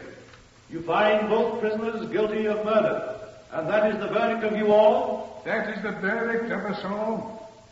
Prisoners at the bar, you severally stand convicted of murder. Have you or either of you anything to say why the court should not give you judgment of death according to law? And the judge? Gladys Brown and Eric Slade, you have been found guilty after a long and patient trial by a jury of your fellow men of a most brutal murder. I entirely agree with the verdict at which they have arrived. There is only one sentence which the law of this country allows me to pass upon you and upon each of you. The sentence of this court upon you and upon each of you is that you be taken to a lawful prison and thence to a place of execution.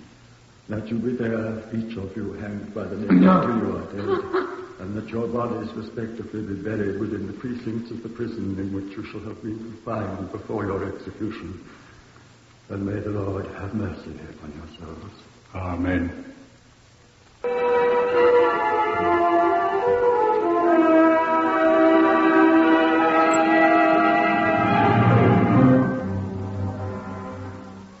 You have heard the story of case number 108MR131 from the files of Scotland Yard. Only the names have been changed for obvious reasons. Research has been prepared by Percy Hoskins, chief crime reporter of the London Daily Express. The stories for radio are written and directed by Willis Cooper.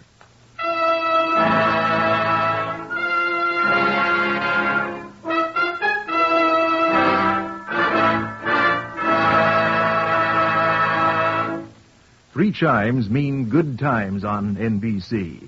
Today...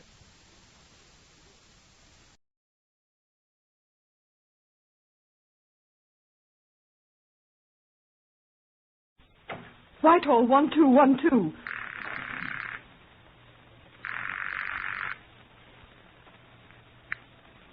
This is Scotland Yard.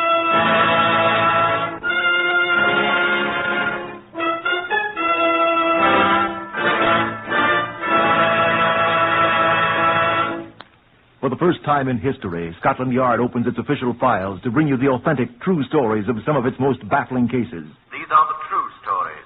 The plain, unvarnished facts just as they occurred, reenacted for you by an all-British cast. Only the names of the participants have for obvious reasons been changed. The broadcasts are presented with the full cooperation of Scotland Yard. Research for Whitehall 1212 comes from Percy Hoskins of the London Daily Express. The stories for radio are written and directed by Willis Cooper. To brief you on case number 914029, here is Chief Superintendent John Davidson, custodian of Scotland Yard's Black Museum. Good afternoon. When taken out of context, the exhibits in the Black Museum seem often far removed from the murder cases in which they played most important parts, either as clues or as actual weapons that caused someone's death. Now, these things here are examples. You would think that a set of false teeth, an upper plate to be exact, and a small bottle, which once contained about 2 grams of petrol, you would think that such a collection of items would have very little connection. But I assure you, you'd be wrong. They both had something to do with a woman's death by murder. She never dreamed that these familiar things would one day encompass her death. Nor could she have known they would be the death of her son, whom she loved. But they're here in the Black Museum today. They've done their part in committing a crime, and then in punishing it. Chief Inspector Leslie Cameron Underhill had a great deal to do with case number 914029. He will tell you more about it. I don't suppose one could say that a man has been hanged in England, in a long time at least, because he ran away, leaving an unpaid hotel bill. But it is certainly a fact that an unpaid hotel bill was a contributing factor in this man's death. No, he was not hanged because he defrauded the hotel, but it is true that he might have escaped had he paid it. I was called to Margate by authority of the Chief Constable of Kent, who had asked for the CID's help on the 1st of November. Inspector Charles Hatcher of the Margate Police told me what was happening. We've got him safe in jail on a charge of unlawfully obtaining credit. We shall be able to put our hands on him when we want him, all right? I don't understand what you need a CID man for on a charge like that one. A misdemeanor, Inspector? It isn't a misdemeanor we want him for, sir. What do you want him for? Murder. Uh-huh. We can't prove it, of course, yet. So we can't charge the blatter. But as long as he's in jail, we can look about a bit. And we're hoping that perhaps you can find out if we're right in our suspicions, Mr. Underhill. I'm glad you know my name, Inspector. Eh? I got the impression you thought it was Holmes. Oh, really now, Inspector? Well, what's it all about? I know nothing, of course. Well, he did the hotel people, the Metropole here in Margate, out of, I remember perfectly, £8, 13 shillings, 11 halfpenny. Food and lodging for himself and the old lady for a week. Yeah? And then he got an advance of £40 on their insurance. Was she dead? Of course, in the fire. What fire? When her room caught on fire. When? Last week, the 23rd. What happened? She died? Suffocated. Carbon dioxide, smoke, etc. 2 doctors certified her dead by misadventure. Well, then... I don't understand it. He took her away to bury her, but instead he rushed up to Norwich. Buried her at Norwich? Her home was at Great Frensham, but he didn't go there. He went to Norwich. Yes, you said that. Well, Norwich is the headquarters of the insurance company. There he got an advance of £40, but he didn't bother to come back here and pay his bills. Oh, I see. And you went up and pinched him? He is in jail here now, awaiting trial on the fraud charge. Well, then... Well, we have an idea that the old lady didn't set herself on fire, accidentally. You think he murdered her for her insurance? With your assistance, we hope to prove that. Let me tell you what we already know. Now... excuse me. Who was the old lady who got murdered? Oh, I thought I told you. His mother.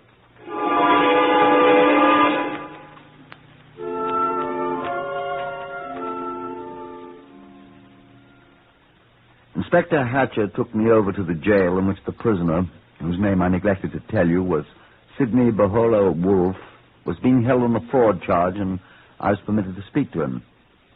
Now, I would remind you that according to the judge's rules, by which all prosecutions are conducted, an officer is forbidden to speak to a prisoner on any subject concerning the crime or misdemeanor with which he is presently charged. The prisoner is under no compulsion to speak except of his own free will. He is warned at the time of his arrest, anything you say will be taken down in writing and may be used in evidence. But he may be questioned freely on other subjects. That is not evidence. So he was brought in from his cell. This is Wolfe, Chief Inspector. Thank you. Hello, sir. Now, Wolfe, I'm Chief Inspector... Underhill's your name, yes. Oh. Did Inspector Hatcher tell you who I am? No, sir. I met you when you was a sergeant in the CID 7 years ago. Remember me? At Woking, sir? Well, I remember you. Forgery, wasn't it, Wolfe? I got 2 years for it. But it wasn't your fault. It did seem to me you had something to do with it, Wolfe. Well, they said I did. Sit down, Wolfe. If you don't mind, Inspector Hatcher. Oh, right ahead. Thank you, sir. Remember, you've been warned, Wolfe. Yes, sir. Soft chair feels good.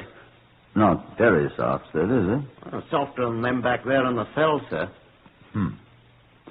So you had your mother insured, Sid? I don't think It's a matter of record, Inspector. Right. Go ahead, sir. What about it, Sidney? I wish I could have afforded more. It was only £3,000. Where'd you get enough money for an insurance policy? Well, I generally get money when I need it badly enough. How long has this policy been in force, Sid? Well, you might as well tell me. I can find out from the insurance company. Since the 22nd of April this year. You kept it paid up? Yes, sir. How have you and your mother been living? I remember it. You two had a rather rough time in the past. We've had that. Go ahead and answer him, Wolf. Well, I had a pension, sir. Oh, yes. 8 shillings a week from my disability in the war. And what about your mother? Well, she had 10 shillings pensions a week on account of my brother Horace was killed with a London Irish rifle, sir. You remember? 18 shillings a week between you. Well, there's other ways, sir. I dare say. Well, when I was sent down last year for 15 months... By mistake, Well... My mother went to the workers when I was at Dartmoor. She was sick. Oh, I'm sorry. And then when you got out? Well, we came up here. A lot of other places before, though. I think I'd look up some of those other places if I were you, Hatcher. I'll just do that, Wolf. When did you come here to Margaret? About 10, 11 days ago. Where did you live? At the blasted Metropole. The place where your mother died. God rest her soul. Were you there when your mother was killed, Sidney? I tried to rescue her. I was overcome by the smoke. That was on the 22nd of October, wasn't it? 22nd of October at 9:07 in the evening. Was your hotel bill paid then? No, sir. Why? Because I hadn't any money. Wasn't next day, the 23rd, the 6th month after you'd taken out your insurance policy on your mother's life? Yes, sir. Did you have the money to pay that? No, sir. And so she died. Wasn't there double indemnity in case of accidental death, Sidney? Wasn't there? I think so. Curious coincidence, isn't it, Hatcher? What? She was killed on the last day her insurance policy was good. Wasn't she, Sidney? You're accusing me of murdering my mother. Uh-huh. Oh, I didn't. I didn't have anything to do with it. How can you say such a thing? Why, Sidney, you were the one who said it. I didn't. You can't make me say I did. I didn't do it. It's a dirty lie. She died of her own self, a suffocation she did. Well, I even tried to pull her out. That's true, Inspector. Did you, Sidney? Why, all but got my own self suffocated in the smoke. You did get quite a lungful of smoke. I nearly got myself killed. Well, let's not scream and shout, Sidney. I want to know what happened when your mother died, if you please. She was reading the newspaper, I told you. You didn't tell me that. What? Well, I've told everyone else. She was reading the newspaper and the paper caught fire from the gas heater. You said she was suffocated. So she was. I went right... Does paper make enough smoke to cause suffocation? Well, there was a lot of smoke, Chief Inspector. Enough to cause a person's death, do you suppose? Well, the easy chair caught on fire, too. I saw it after the fire brigade put it out. It was burned quite badly. It made a lot of smoke. Her clothes were burned, too, I expect. Why, I don't recall that they were. They must have fallen away from the chair. That's right, sir. She fell out of the chair, away from the flames. Mother wasn't burned at all, suffocated by the smoke. That's what the doctor said. And where were you, Sidney? I was unconscious. He was knocked out by the smoke. What did you do, Sidney, when you discovered the smoke? Huh? First, I mean. Oh. Why, I ran into the room. I'd been taking 40 winks in my room next door, and I see my mother lying there. Through the smoke? Yes, through the smoke, yes, sir. Where was she lying? Huh? Alongside the chair. Go on. Well, I tried to drag her out and... to the hallway? No, sir, through my room next door, but she was so heavy and I was coughing, so... I couldn't. And so I staggered out into my room and closed the door. And left your mother lying there in the smoke. What? Well, sir, I was fair perishing. So was your mother, wasn't she? Well, sir, I didn't think. You left your mother unconscious on the floor of a smoke-filled room with the door closed and the place on fire. Well, sir, I tell you, I didn't think. I'd like to ask you something else, Sidney. Yes, sir? What would you have done if your mother hadn't died? What, sir? You hadn't any money, had you? Either of you. I hadn't thought of that, sir. All right, Sidney, that's all for now. What? Don't you You want can me send to... him away, Hatcher, if you please. I'll talk to him again later. Right. Come along, Wolf. Yes, sir. Take him away, Constable. What's going to happen to me now, sir? You're going to be tried for defrauding a hotel keeper. If they don't decide to hang you.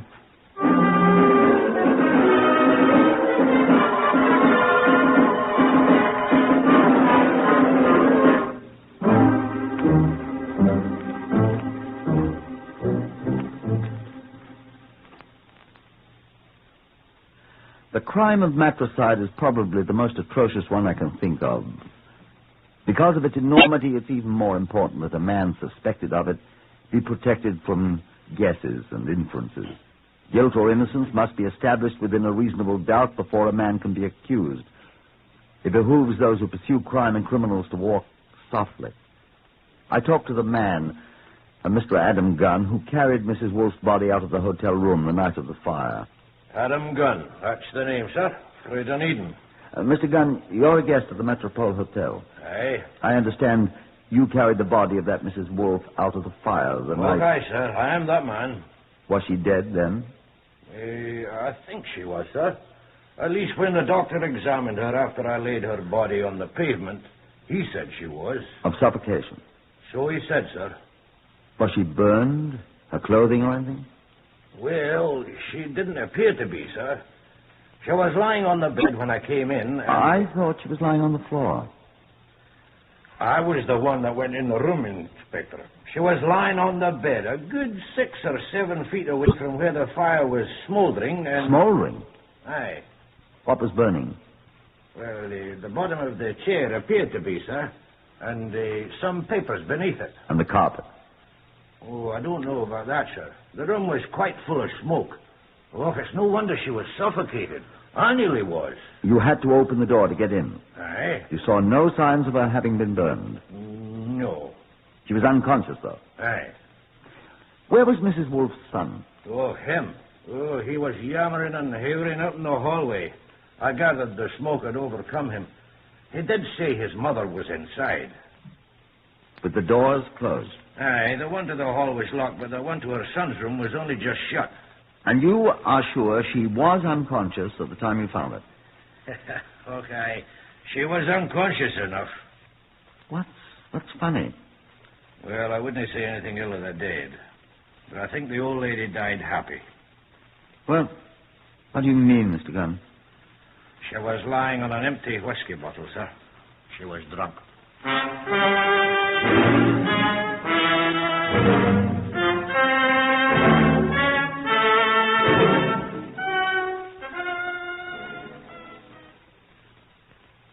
I talked with Dr. Edmund Whittaker, the physician who had examined Mrs. Wolf.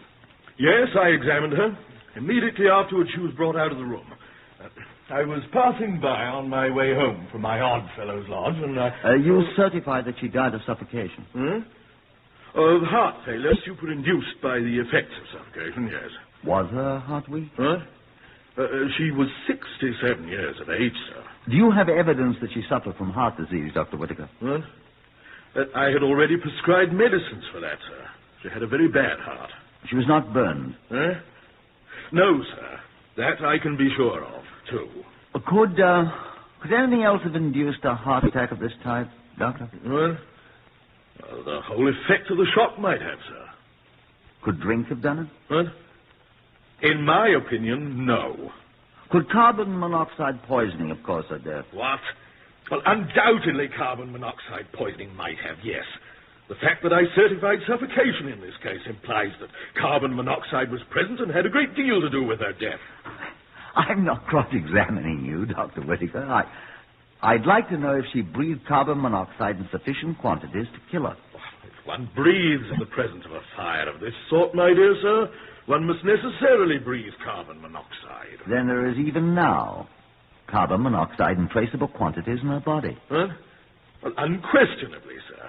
The inner passages of the woman's lungs will be coated with soot and smoke, and the mere process of breathing would introduce carbon monoxide into her blood. But you didn't look to see? Of course not. That would have required a post-mortem operation, and I saw no need whatever for that. Besides, I'm not a surgeon. Do you suppose, Dr. Whittaker, that you could supply me with the name of a competent surgeon? Here, sir? No, in Great Frensham. Why, that's where the woman was buried. Precisely, my dear doctor.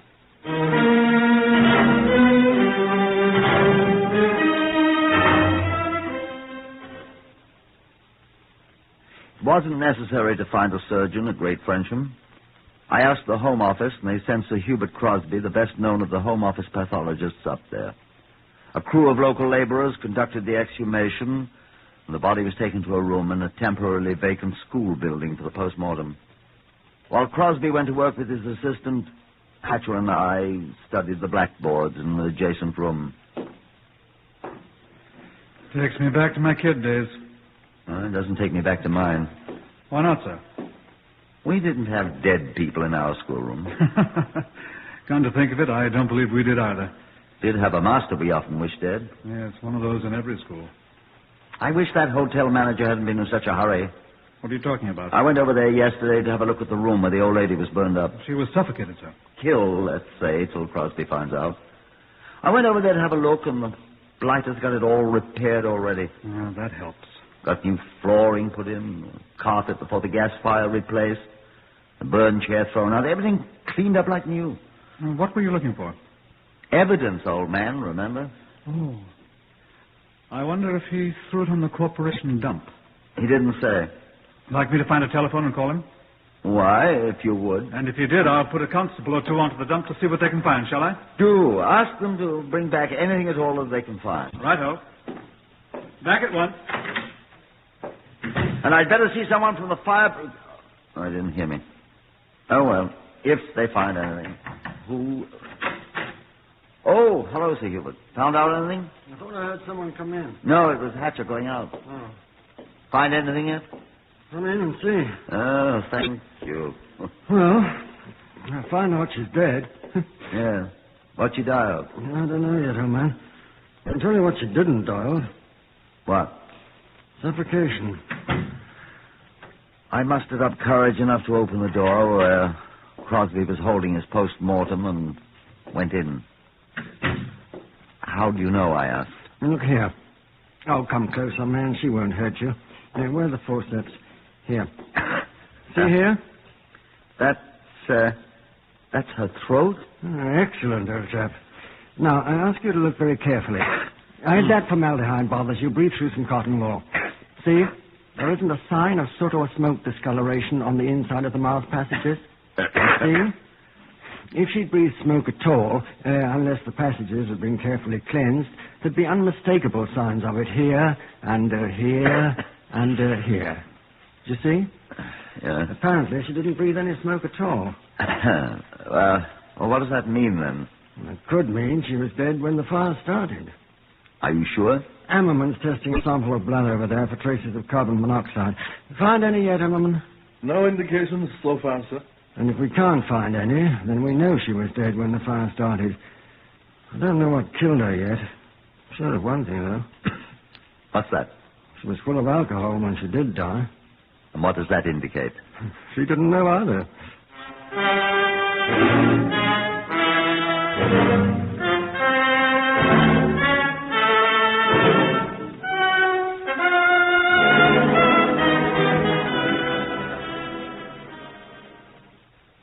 Sir Hubert Crosby returned to London in his laboratory that night with certain specimens he wanted to examine more thoroughly.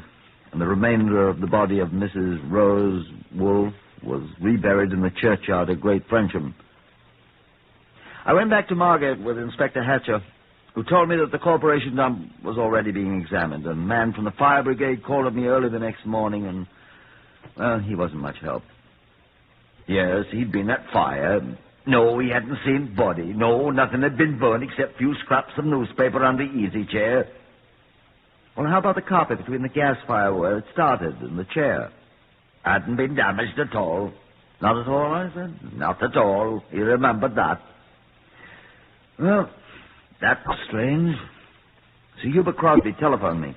Crosby here, Chief Inspector. Look here, this old lady wore false teeth, didn't she? I'm not sure. Wait, I'll ask Hatcher. Hatcher, did Mrs. Wolfe wear false teeth? I'm sure she did, yes. Hello, Sir Hubert. Hatcher says she did. I'm sure she did. Where are they? Where are they, Hatcher? Her teeth? Wasn't she wearing them? Wasn't she wearing them? I never saw them. Well, we'll look around. I don't mean to be impertinent, Sir Hubert, but does it really make any difference? I rather think it does. There are definite bruises inside the mouth, which I believe to be from false teeth. And she wasn't wearing any in the coffin, so where are they? Well, I'm afraid I don't quite get it, sir. Look here, old man, you let me do my job, and when the time comes to do yours, I'll let you do it. Yes, sir. These aren't the ordinary marks, you see. They're more in her throat than actually in the mouth. Do you know what that means? She swallowed them? It's impossible to swallow a set of false teeth, man. Wasn't the throat in the world big enough? Well, what happened then, sir? Someone pushed them down her throat. Where'd they go?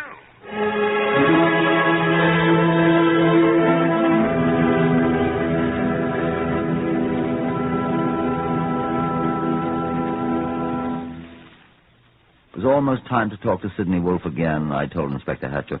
The information about him being up for obtaining unlawfully has got into the police gazette. He'll be wanted in half the towns in England when we get through with him. If we do. Forgery, too.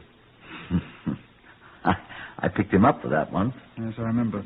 Uttering false checks, defrauding hotel keepers. He and his mother both. They've been living on their wits for years. What was he up for just before he came here? Seems he went to visit a widow, a friend of his mother, and walked out one evening after she'd gone to bed. They got him for one, then. Walked out, thoughtfully leaving the gas turned on. If she hadn't waked up and smelled it, he would have been down to Wandsworth long before this. I think he'll be there soon enough. I think we'd better telephone the Metropole. They should have some information by now. Oh, the hotel, yes. Come in. Constable Harris, sir, from the corporation dump. Yes, Harris. What'd you find out? We found a lady's dress, sir. Here. Oh, where was it? Where they throw the rubbish from the fire. Exact spot, the hotel dustman said. He remembered this dress, too. Recognized it, in fact. Whose is it? Mrs. Wolfe, sir, he says. Oh. He'd seen her wearing it that very day. She always stopped and had a word of greeting from him. Is he sure about it? Yes, sir. He'll testify to it. Oh, excuse me. Inspector Underhill here. Where were they? Are you sure they're the ones? Good. Send them over here at once. Thank you. Thank you very much. I beg your pardon? Oh, you have. Hers, of course. Would you send it over too, please? Yes, right away. Thank you. What is it, sir? Let's have Wolfe in here. Right. Go out and get him, Harris. Yes, sir. What was it, sir? The hotel people called us. They found something. Oh, what? Let's let Sidney Wolfe try to guess. Hello, Sidney. Bring him in here, Harris. Oh, no. Don't sit down, Sidney. We won't keep you long. I don't know anything. We'll see. Where are your mother's false teeth? You remember now, don't you, Sidney? She had them on? No, she didn't. You know perfectly well she always removed them and put them in a glass of water before she went to bed. She had them on. She didn't go to bed. She was sitting in the armchair. Not after she drank the whiskey, Sidney. The whiskey you bought her for a present. I didn't. You knew she'd go right to sleep. Didn't you, Sidney? After all that whiskey that she wasn't used to? I never gave her. Didn't you? But I didn't kill her. You said she was lying on the floor. She was lying on the bed. Drunk. Unconscious. No. Wearing her dressing gown. Her dress hung up quite peacefully. No, I said... Quite unconscious from the liquor her son gave her and choked to death with her son's hand. No! It's true, Inspector Hatcher. Then he went over and set the fire that he claimed killed her. No. Oh, yes, you did, Sidney. We found the bottle of petrol. Your mother used to clean that dress, and it's empty now. Her insurance was due to expire, and you didn't have much time, so you killed her. Choked her with her own false teeth. I didn't. We can prove it, Sidney. You said your mother was wearing her teeth. She was. I've seen them, I tell you. So you did, Sidney, when you choked her. You didn't notice they dropped out of her mouth afterwards, did you? They found them on the floor, behind the bed. No, Sidney Wolf, it won't wash. I arrest you on the charge of murdering your mother, and I warn you that anything you say will be taken down and may be used in evidence. Will you have this man taken away from here, Inspector?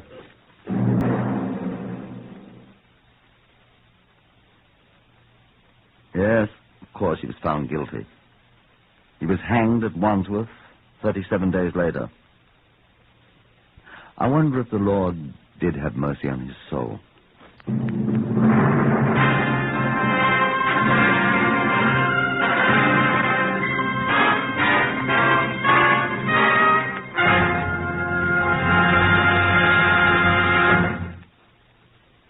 Heard today in the order of their appearance on Whitehall 1212 were Harvey Hayes, Horace Braham, Winston Ross, Lester Fletcher, Pat O'Malley, Ronald Long, Carl Harbord, and Edward Ashley. Whitehall 1212 is written and directed by Willis Cooper.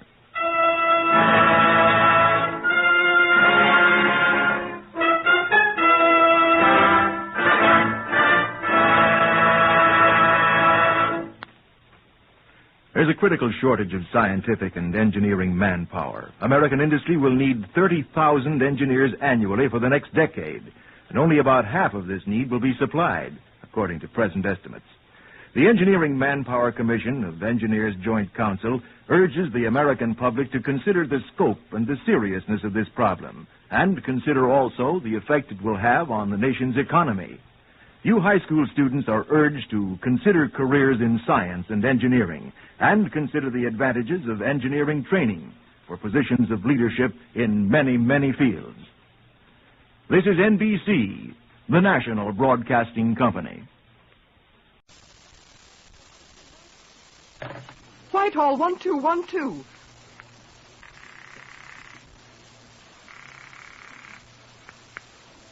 This is Scotland Yard.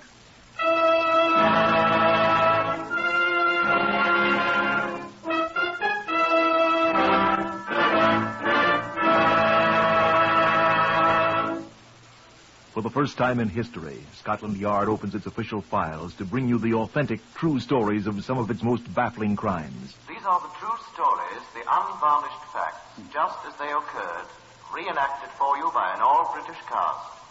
Only the names of the participants have for obvious reasons been changed. The stories are presented for the full cooperation of Scotland Yard. Research on Whitehall 1212 is prepared by Percy Hoskins, chief crime reporter of the London Daily Express. The stories for radio are written and directed by Willis Cooper.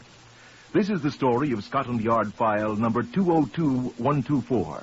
Here is Chief Superintendent John Davidson to brief you. These two rooms constitute the famous Black Museum of Scotland Yard, in which are preserved many of the objects which were of importance in solving of crimes which have confronted us. The exhibits in here range from lethal weapons to the most innocent of hearing items. They're all classified and filed most carefully so that they'll be available for study. We find them quite useful. A bloodstain that led Scotland Yard men to the discovery of a murderer in 1930 may be of great assistance in solving a similar crime in 1952. Here, I show you a plain mirror. tagged 202124. A plain, gilt-framed mirror. Its frame badly tarnished. Just such a mirror as you might find hanging in 100 cheap flats in London's West End. But with one small difference. This smudged fingerprint here in the lower left-hand corner. Here, just there, above the frame. This mirror had looked on murder. This is the murderer's fingerprint. Oh, now here is Superintendent Charles Brereton of Scotland Yard. He's the man who solved this case, 202124. I had the assistance note on of Marjorie Ashley, remember? Why, wasn't Marjorie Ashley the woman who was murdered? Yes. That fingerprint's in her blood.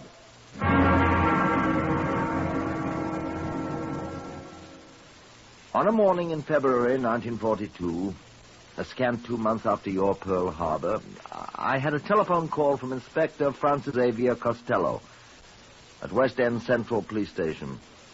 What is it, Frank, I asked? The woman was apparently murdered, sir. Strangled with a green scarf.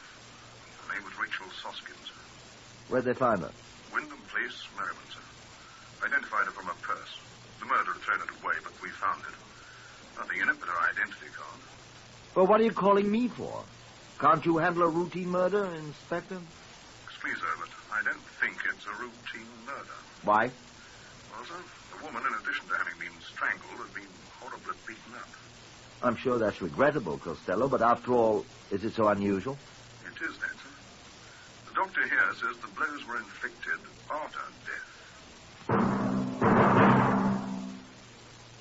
The report from the mortuary by Keith Yarrow, the Home Office pathologist, confirmed the report. The woman had been brutally beaten after she had died from strangulation. At first glance, it appeared that the murderer, in an attempted robbery, had inadvertently committed murder, but with the discovery of the beating... Jack the Ripper. Jack the Ripper flourished in the years 1888 and 1889, 53 years before. He would have been at least 75 years old.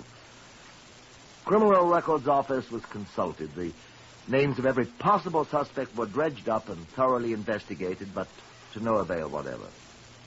Investigation of the murdered woman, Mrs. Rachel Soskind, disclosed the fact that she had been a quiet, highly respectable person whose husband was absent in the African campaign. There was not a single clue of any sort. On the third day, I had another telephone call from the West End Central Police Station. Inspector Costello again. There's another, sir. Another what, Inspector? Another murdered woman, sir. Oh? Water Street in her own flat. Name? Marjorie Ashley, 26. Lived alone. Same type of woman? A dancer. Uh-huh. Found her this morning about 10 o'clock. The landlady looking to collect her rent. Had she been robbed? The room had been ransacked. Apparently only money had been taken, but the way she'd been killed, sir. How? Butcher knife, sir. Her own. It's rather dreadful. Anything new on the other case? No, sir. This could be the same chap, sir. Yes. Mm-hmm. Well, what are you doing? He left his calling card this time, sir. Mm-hmm. With his name? No name, sir. But it's him, all right. Who? Jack the Ripper, sir. It could have been Jack the Ripper's calling card, right enough. I visited the room myself with Inspector Costello. They've got the knife in the laboratory at the yard, sir. No fingerprints on it, I expect. Not on it, sir, I'm afraid. But they're looking. But here's his calling card, sir. Blood. Like a slaughterhouse, sir. But here... On the mirror? Yeah, he touched it, sir. The fingerprint man from the yard is sure it's not hers. Mm-hmm. Smudged a little. He says they can classify it all right, sir. He's photographed it. They're working on it now. Well. You say she was robbed? Took all the money, emptied her purse. Wanted to make it look like robbery. The street were fools. If you could have seen her, sir. Thanks. Well, he's left his prints. We'll find him. I don't think we'll find his print files, sir. Why not? They didn't have fingerprints in Jack the Ripper's day, did they?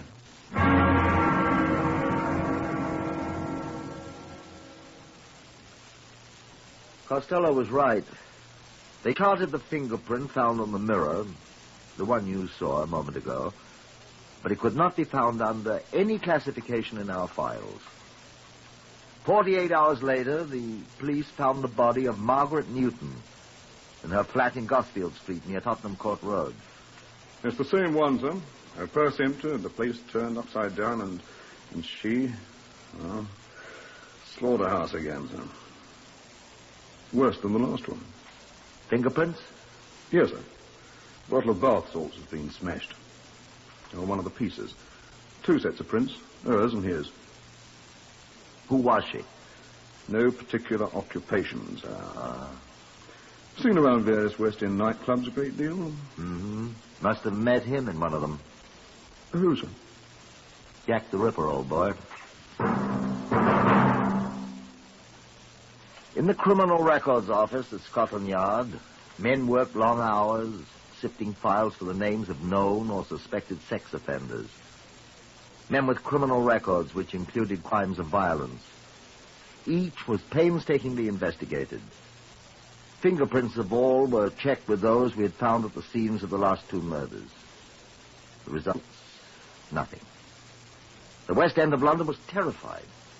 Women stayed in their homes after dark behind locked doors. Hundreds of suspects were questioned. The results? Nothing. Nightlife in the West End all but ceased to exist. 2 days later, Mrs. Doris Brooks, the wife of a hotel manager, was murdered in her flat not more than a mile away from the scene of the last crime. I'm ready for the loony bin, sir. Oh, we all are, Costello. No clues this time at all? None at all, sir. Beat his hair the same way as he did the others, but he didn't leave any clues. Any fingerprints. Well, a fat lot of good the other fingerprints have done us anyway. Yes, sir. Well, cheer up. We'll get him eventually. He's crazy, obviously. He'll slip. Well, how many more poor women will have to be murdered before we do, sir? Well, have you any ideas, then? No more than you have, sir. What puzzles me is why he still keeps up the pretense that the motive's robbery. The man's got a diseased mind. Well, obviously. I mean, I think he thinks he's fooling us, sir. He is.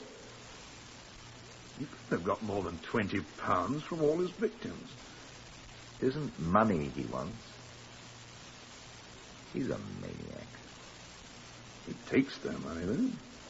That's how he thinks he's fooling us, Costello. He's done this before. Every assault case in the last 10 years has been examined. He's not any of them. Somebody knows him. We've checked the acquaintances of all 4 women, sir. If we could find one person that more than one of them knew... Well? There's no such person, sir. 3 days went by. 4, 5, a week. There are no more reports of violence, either attempted or consummated, on the persons of any more London women. Our people were still hard at work. The scene of each of the 4 crimes had been gone over again and again for clues. But none. None at all. Our voluminous files of crime yielded nothing. Women began to appear again on the streets of London, but still almost as much as a man's life was worth for him to speak to an unescorted woman. The newspapers were still full of warnings. Women screamed for a policeman when a strange man lifted his hat to them. But some women are foolhardy. Such a one was Miss Paula Ingram. I heard about her from the station superintendent at C Division in Savile Row, Arthur Austin. I hurried to Savile Row to see Miss Ingram. A slight, rather pretty little woman with astonishing blonde hair. Of course, I don't know, sir. I know there's lots of soldiers walking the streets, sir, looking to pick up a bit of fluff, especially if they're good-looking, you know. Go on, please, Miss Ingram. Well, it was last night as I was coming out of a place in Jermyn Street when this bloke stopped me. "Hello, sweetness and light," he says. And I didn't realize he was speaking to me. Oh. You didn't see his face, of course. No, sir. I didn't see his face. But I could tell he was in an RAF uniform. How? With a little cap, you know. I could see that. Air cadet he was. I could see the white on the cap. Mm-hmm. Well, going somewhere, he asked me, and I stopped off a moment to speak to him. I always try to be nice to the forces, and he sounded so nice and so polite. Go on, please. And so I stopped, and we started to talk. Mm-hmm. He kept getting closer to me, but I didn't give it much attention. Why? I thought perhaps he was going to try to kiss me. They often do, you know, especially the RAF lads. And all of a sudden, I felt his hands on my neck. What did you do? It came to me in a flash. This is Jack the Ripper, I thought. And I tried to push him away, but he just got his hand around my throat, and I just screamed, "Help! Help!" I said. And he let go my neck and said, "Now, don't." And I screamed again, and he turned and ran. Uh-huh. And then I thought to myself, you're making a bloody fool of yourself. And I called after him, but he was still running. And I thought, well, now, maybe I haven't. And I came over here to the police station and reported it. Did I make a bloody fool of myself, sir? You didn't see his face? No, sir. But he was most pleasant-spoken, though he was rather forward. Oh, dear. Now I wonder if I did the right thing. You're still alive, aren't you? Yes. But, oh, dear! What's the matter? So is he! We kept the news of Paula Ingram and her experience out of the papers. Might be trivial, but then again it might not be, I said to Costello. This girl Ingram, sir. What do you think of her? London's full of girls like that, unfortunately. Soldiers call them Piccadilly Commandos. Right. That was the kind of women Jack the Ripper specialized in, wasn't it? Oh, will you stop that Jack the Ripper stuff? Well, wasn't it? Wasn't it, sir? That's a pretty thin sort of clue, Inspector. What about the other 4 women that were killed? Weren't they the same kind? Well, sir. Could be a clue, couldn't it? All the same class of women. Same way Jack the Ripper used. How are we going to find this Jack the Ripper? How do we know whether he's the right one? How do we... Excuse me. Superintendent Burton here. Oh, yes, Superintendent Austin. Oh, is that so? Well, that's quite encouraging. He's on the way. Good. We'll wait. I expect... Oh, here he is now, I think. Open the door, will you, Costello? Yes, sir. Thank you. Yes, I think it is one of your men. Okay, I'll take it. Right. Costello's got it. Thank you. This is most awfully good of you, old man. Yes, that's it. Thank you. I'll tell you what luck we have. Goodbye. What is it, a gas mask? Yes, sir. For Superintendent Austin at Water Street. Let's have it. It's found in a doorway on German Street shortly after noon, Austin says. Let's see. Uh-huh. LAC Frederick Gordon, RAF, number 70256. 1256.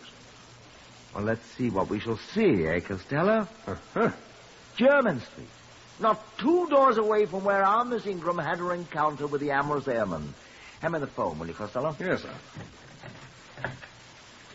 Give me the air ministry, please.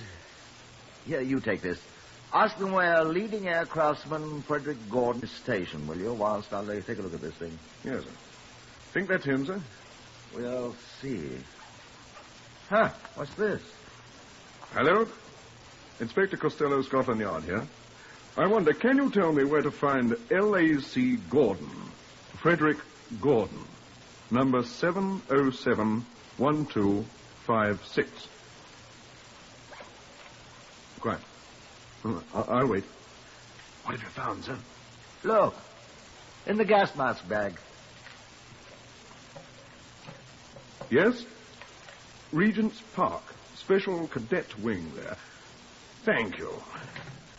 She said he was a cadet, sir. I think you'd better go see him. Yes. What did you find of the case, sir? Does a woman's comb and a lipstick marked DB look like part of an RAF cadet's kit?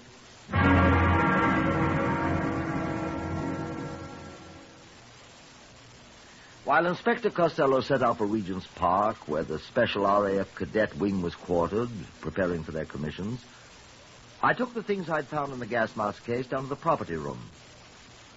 May I see the effects of these women, Mrs. Rachel Suskin, Miss Marjorie Ashley, Margaret Newton, Mrs. Doris Brooks? Jack the Ripper murdered, If sir. you insist on calling them that? Yes, I got them right here. Right here, all together, Well, sir. let's see them. Yes, sir. Well, here's the first one, sir. Rachel Soskin. Mm-hmm. Nothing in it but her identity card, sir. Well, let's see another. Marjorie Ashley. That all? Just a handbag, sir. Uh-huh. What is it? This comb. Same as the other things in it. Where did you get it, sir? The RAF had it. Matches, doesn't it? Yes, sir. Let's see the others. Margaret Newton. Empty. Next. Doris Brooks. Right. What is it, sir? Was there a lipstick in this? No, sir. Then this one was hers. Must be, sir. Yeah, initials on it. D.B. Doris Brooks. Yeah, just like the silver pencil. And the comb. And nail file. Sterling. All the same initials. D.B. Not bad, not bad. Oh, excuse me, sir. Well, that's all I wanted. Property room. Who? Oh, yes, sir. Superintendent Brereton. The call is for you, sir. Who is it? Who is it, please? Inspector Costello, sir. Oh, good. Thank you. Brereton here. Hello, Costello. I'm at Regent's Park, sir. Yes? He's gone, sir. Well? The warrant officer here tells me he's on task. Well, where did he go? Does he know? Yes, sir. He heard Gordon say he was going to visit a lady friend of his.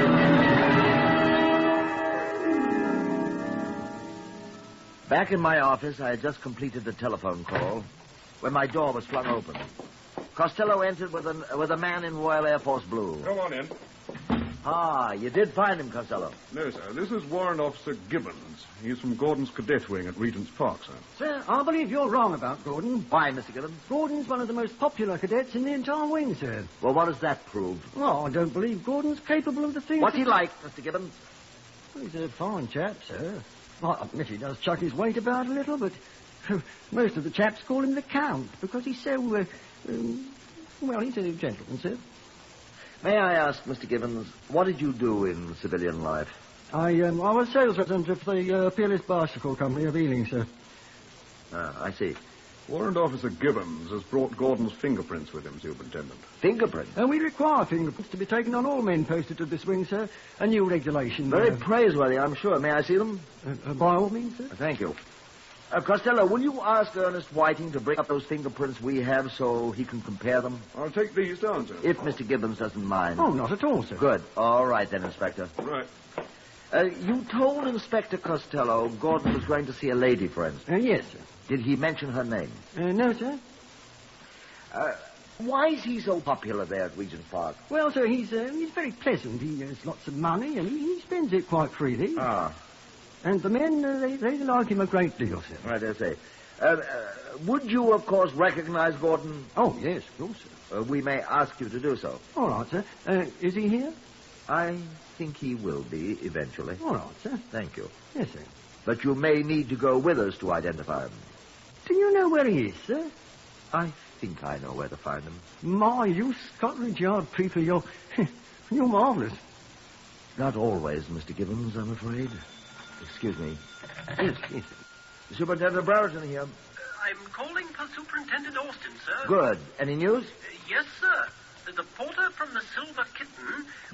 The what? The nightclub, sir, where Paula Ingram works. Oh, yes, the place on German Street where she... That's it, sir. Well, he came in only a minute ago. He said there was a raft man, an airman, asking him where she lives. Miss Ingram? Paula Ingram, sir. Did he tell him? Unfortunately, yes, sir. How long ago was that? But he asked, about 10 minutes ago, sir. Then he got rather terrified. He knows the story, sir, and he ran right over here to tell us. You have men at the place where she lived? Yes, sir. But there are hundreds of men on the street in airmen's uniforms, and we haven't any idea what he looks like. Well, I can remedy that. I have a man here who can identify him. Well, we're afraid we'll be too late, sir. Be there as soon as I can. Now, where the devil's Costello? Costello! Ernest Whiting says they're the same, sir. Eh? The fingerprints, sir. He says he'll swear that they're the same as the ones that we have. Oh, I still think there's some mistake, sir. There isn't. If Ernest Whiting says they're the same, they're the same. He knows more about Come on, Mr. Gibbons. Where are we going, sir? After Jack the Ripper. Come on, quickly. But I say... Here's your cap, Mr. Gibbons. We need you.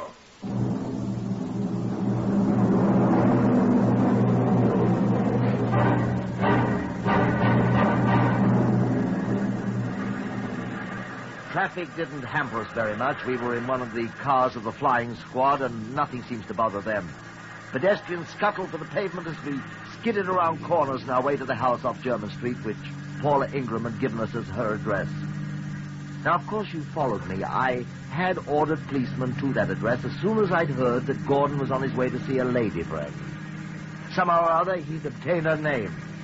I was certain that eventually he'd find the address, and I proposed to find him. If possible, before he'd attack Paula Ingram. It was a long way there. Our car drew up at last a few doors away from the house. Have you seen him yet? There have been several RAF men along the street. Come on, Costello. Come on, Mr. Gibbons. Oh, thanks. Come on. This house. Come on.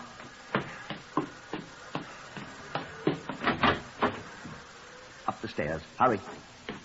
Quiet.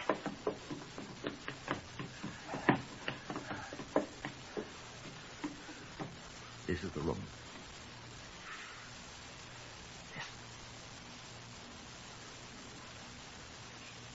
Perhaps he's been here. Quiet. Hear anything? I did. Do you? I don't hear a thing. Do you hear this? Shh. I say. I was going to say, I think I can smell something. Heard perfume. No, sir. It's the kind he always wears. Perfume? He always wears it. It's Channel's Russia leather. I'd recognize it anywhere. We're always spoofing him about it. Come on, at that door. Come on, now. Oh, he came back. It's Chester River. Gordon! What on earth? You recognize him, Gibbons? Of course I do. He's Cadet Frederick Gordon. You copper's knock, you. Frederick Gordon, I charge you with the willful murder of Marjorie Ashley. Take your filthy hands off. And I warn you that anything you say will be taken down in writing and may be used in evidence. Don't touch me. Are you all right, Miss Ingram? He said he'd come to kill me. He said I'd have to die. He said I... Search him, Costello. Hold your arms up, Gordon. Get away from me. Hold your arms up, please. What's this? I know what that is. It's the carving knife the cookhouse sergeant told me had been stolen by somebody. That's the King's property. I shouldn't worry about it, Mr. Gibbons. Cadet Gordon isn't going to use it. Bring him along, Inspector.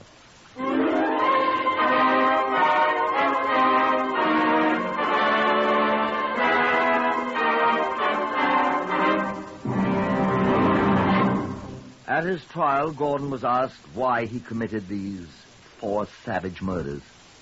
He smiled. He was an extraordinarily attractive young man, and he did have a winning smile. He was asked again, why? It's really quite simple. When I was posted to the special wing, I realized that these young men, my fellow cadets, were young men of the best families, used to much better things than I was. I wouldn't be patronized by them. I'm as good as they. But I need money. Realized, of course, that an officer of the Royal Air Force, which I was soon to be, wouldn't stoop to stealing from his comrades. Oh, I have stolen before, sir. But not since I became a cadet. I felt I must have money, however. Why? One must keep up one's standards, my dear man. But I decided to acquire money. There are many women with full purses, women the world would never miss. And I hit upon this scheme. I would rid the world of quite undesirable people, and I'd have their money. Nobody'd ever suspect they were destroyed for their money if Jack the Ripper killed them. You'd be too sure the murderer was Jack come back to Earth, and you'd never notice their money, too, was gone. I think that was rather clever. They'd be looking around for human fiends and never even glance at the handsome RAF cadet. I've been told so many times that I'm quite attractive to women.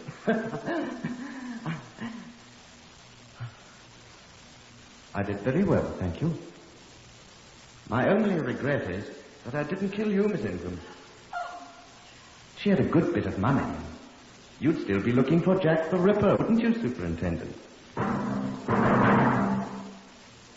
Despite the desperate representations by counsel that Frederick Gordon was insane, a jury at Old Bailey found him guilty of the murder of Marjorie Ashley. He was hanged in June 1942, still smiling in a most charming manner.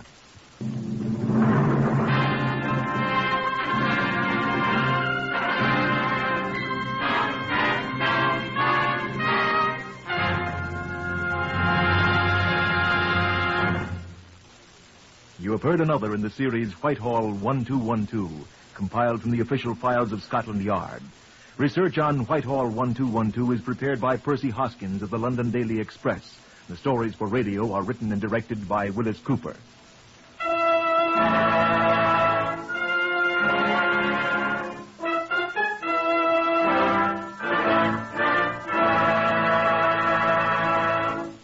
Three chimes mean good times on NBC.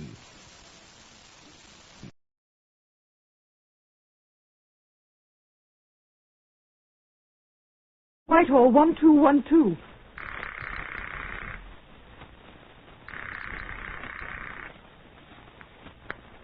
This is Scotland Yard.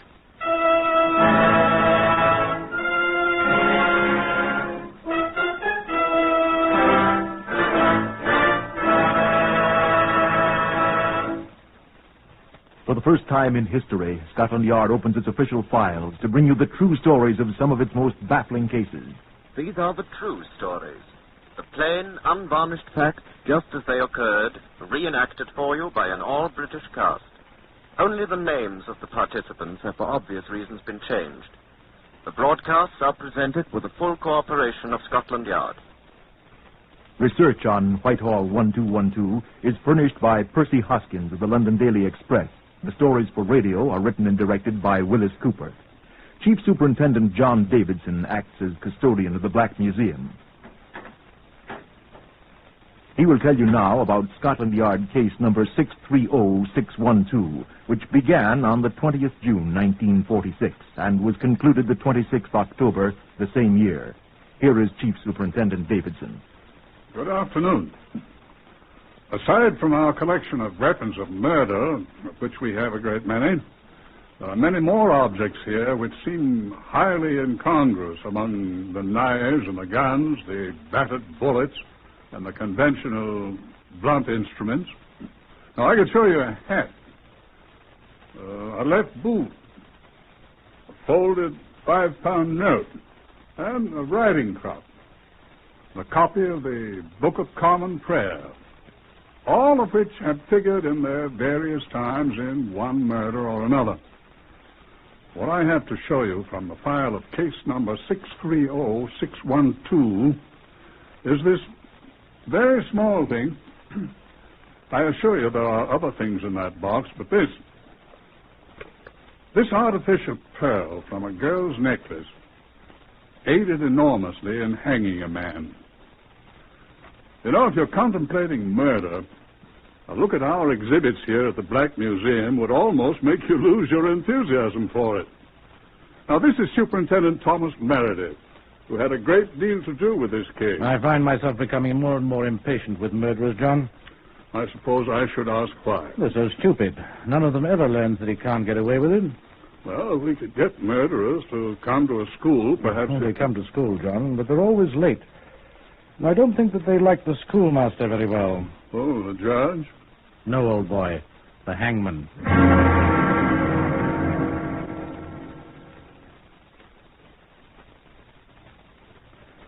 I was unable to accompany Inspector Cecil Daly of the CID when he went down to the Pembridge Court Hotel, Notting Hill, that Friday morning in June 1946, to investigate the reported death of a guest. When I finally arrived there 2.5 hours later, I was glad I hadn't got there before. Inspector Daly told me all about it, though. She was lying there on the other bed, with one arm cramped under her body, on her face. Shot or what? Died of suffocation, the doctor says. Her face was buried in the pillow. Matter of fact, a good bit of the pillow had been stuffed into her mouth like a gag. You'd think she'd have got herself up. She was tied to the bed. Oh? Ankles tied together with a bath towel. Head fastened to the frame of the bed with the belt of her coat. Face down on the pillow. Bloodstains here on the bed. You see them? She'd been beaten. What with? Well, from the marks on her back, I imagine it was a riding crop of some sort. Riding crop? Haven't seen one for years. And they took her over to the Hammersmith mortuary. You can go and have a look at the marks if you like. What about her clothes? Well, she had all her clothes on, except her shoes. The back of her dress was ripped, stuck to her back. Blood. Beating didn't kill her. So the doctor said. I fancy he'll be doing a post-mortem, though, just to be sure. Know who she was? Identity card and ration book in her purse. Name of Marjorie Tate. Murder, of course. I don't think it was measles, sir. You haven't any idea who did it? I think a bloke named Neville George Clevelly King. Oh? That's the name this room was booked under. He's had this room booked since yesterday morning. Had a front door key. The way they run these places. That's a spot careless, isn't it? All the staff goes to bed at midnight, leaving the place locked up. So nobody saw them come in, then? Not a bloody soul. You don't even know he was here, then? Somebody was. Yeah. Well, looks as if we'll have to find him. Well, the manageress gave me his home address. I expect it's phony, though. Let's have a try. Where is it? Seven Oaks in Kent. We'll get the Seven Oaks police on the telephone and... Well, I think I'll run over there if you don't mind. If you like, but a telephone call... I'd rather go in person. I'd like to bring him in myself. But why, when the telephone... You didn't see that poor girl's body.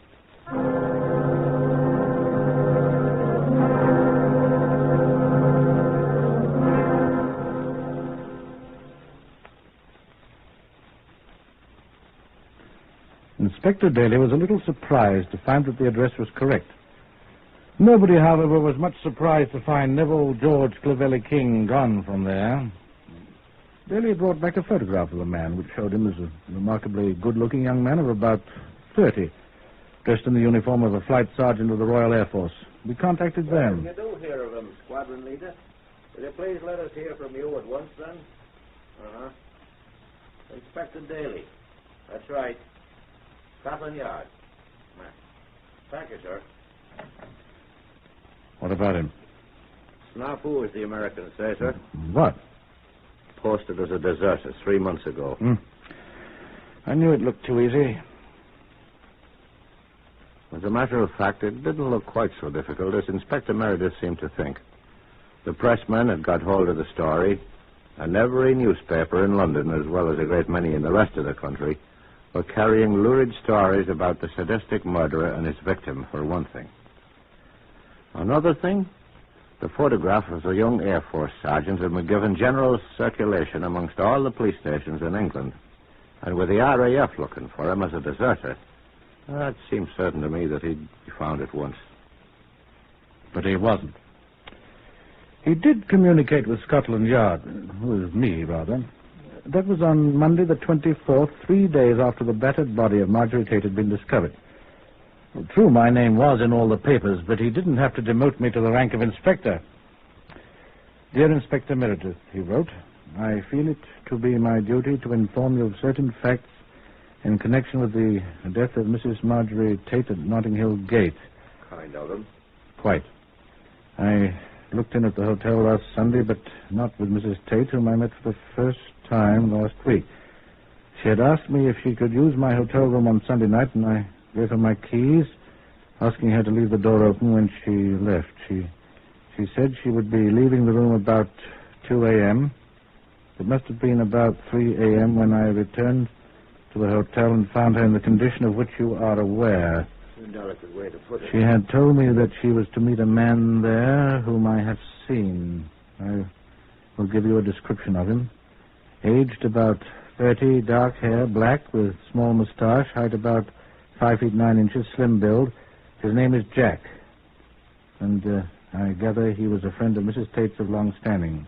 Does he say why you left the place? I realized I was in an invidious position when I found the body, and rather than notify the police, I packed my belongings and left N.G.C. King. The man think we're idiots. Oh, here's a postscript. I'm in possession of the instrument with which Mrs. Tate was beaten, and am forwarding it to you today. You will probably find my fingerprints on it, but you should also find others as well. N.G.C.K. What are you daydreaming about, Daly? I'm just wondering why he killed her, sir. You think he did? Sir, I'm not an idiot.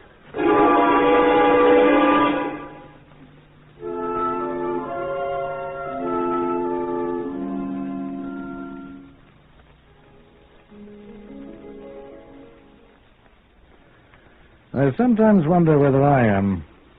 I watched the post eagerly all day for the instrument King had spoken of. Of course, it didn't arrive. Not on Monday or Tuesday or Wednesday.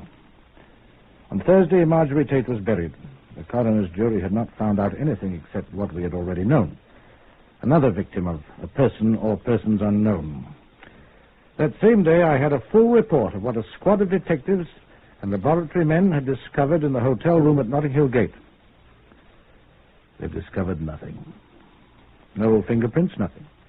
Oh, yes, blood. On Friday, I had a visitor at Scotland Yard. Who is it, I asked Inspector Daly? A young woman. This one's alive. Ask her to come in. And here, please, miss. How do you do? Yvonne Higgins, Inspector Meredith. Superintendent Meredith, Miss Higgins. Oh, I'm sorry. Never called you Inspector. That's quite all right, miss. Who called me Inspector? Why, my fiancé, Inspector. Oh, Superintendent. You know him. You've spoken to him. Well, I mean... Who is this man? Why, he says he knows you, sir. He came in here to see you. Isn't he here? Who is he? What have you done with him? Is he in jail? Why, what's... No, he isn't in jail yet, Miss Higgins. Now, tell the inspector... I'm sorry, the superintendent his name, please. Although I think he knows. I'd like to hear this young lady tell me. Why, it's Neville George Clevelly King. Oh, then you do know him. Don't you? We have heard of him, Miss Higgins, is it? Higgins, yes. But I expect to become Mrs. King one day soon. Neville was visiting me and my parents, you know, just Monday. He told us about the frightful murder that happened in his hotel room whilst he was away. He said you called on him and showed him the body. Very gruesome, he said it was. He had to leave to come to London because you wanted his advice. His advice? Why, isn't that right? Neville said... Isn't he here helping you? My dear young woman, I mean... What I think Superintendent Meredith is asking you, Miss Higgins, is... are you telling us the truth? Of course I'm telling you the truth, officer. I demand to see my fiancé at once. He told me he didn't trust you and didn't want to come. I'm sure of that. Well, where is he? I don't know. You're lying to me. You've got him hidden away somewhere. Oh, make us stop that, Daly. Well, now, look here. Please. I can't do anything with it, sir. You're holding him prisoner. No. Well, that's a thanks that he gets for doing it. Now, young woman. Stop her, Daly. Listen. Sure, I can't stop her.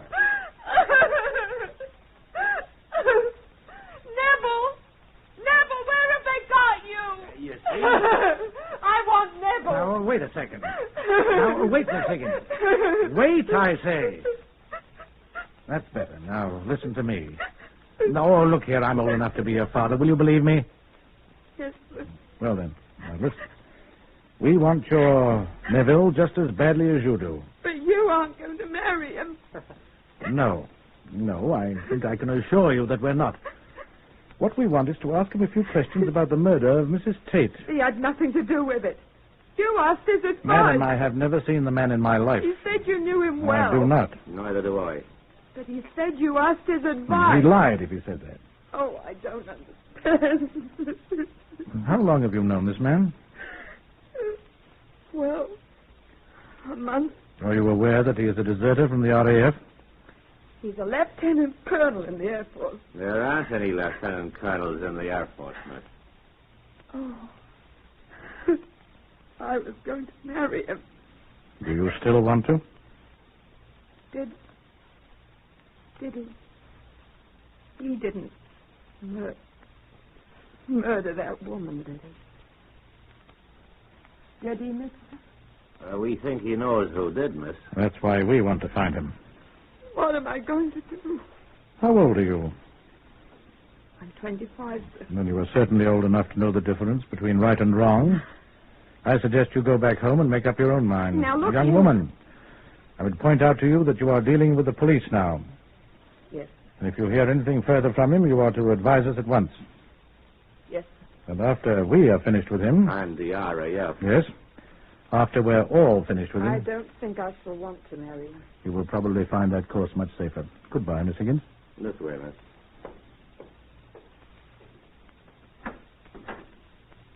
I hope you do find him. Why, there's a thief. Got that, Miss Higgins. Yes. Goodbye. Well, I fancy I handled that quite well, Dilly. But you didn't find him, Superintendent. Oh, you'll turn him up for us. If he doesn't beat another woman to death first.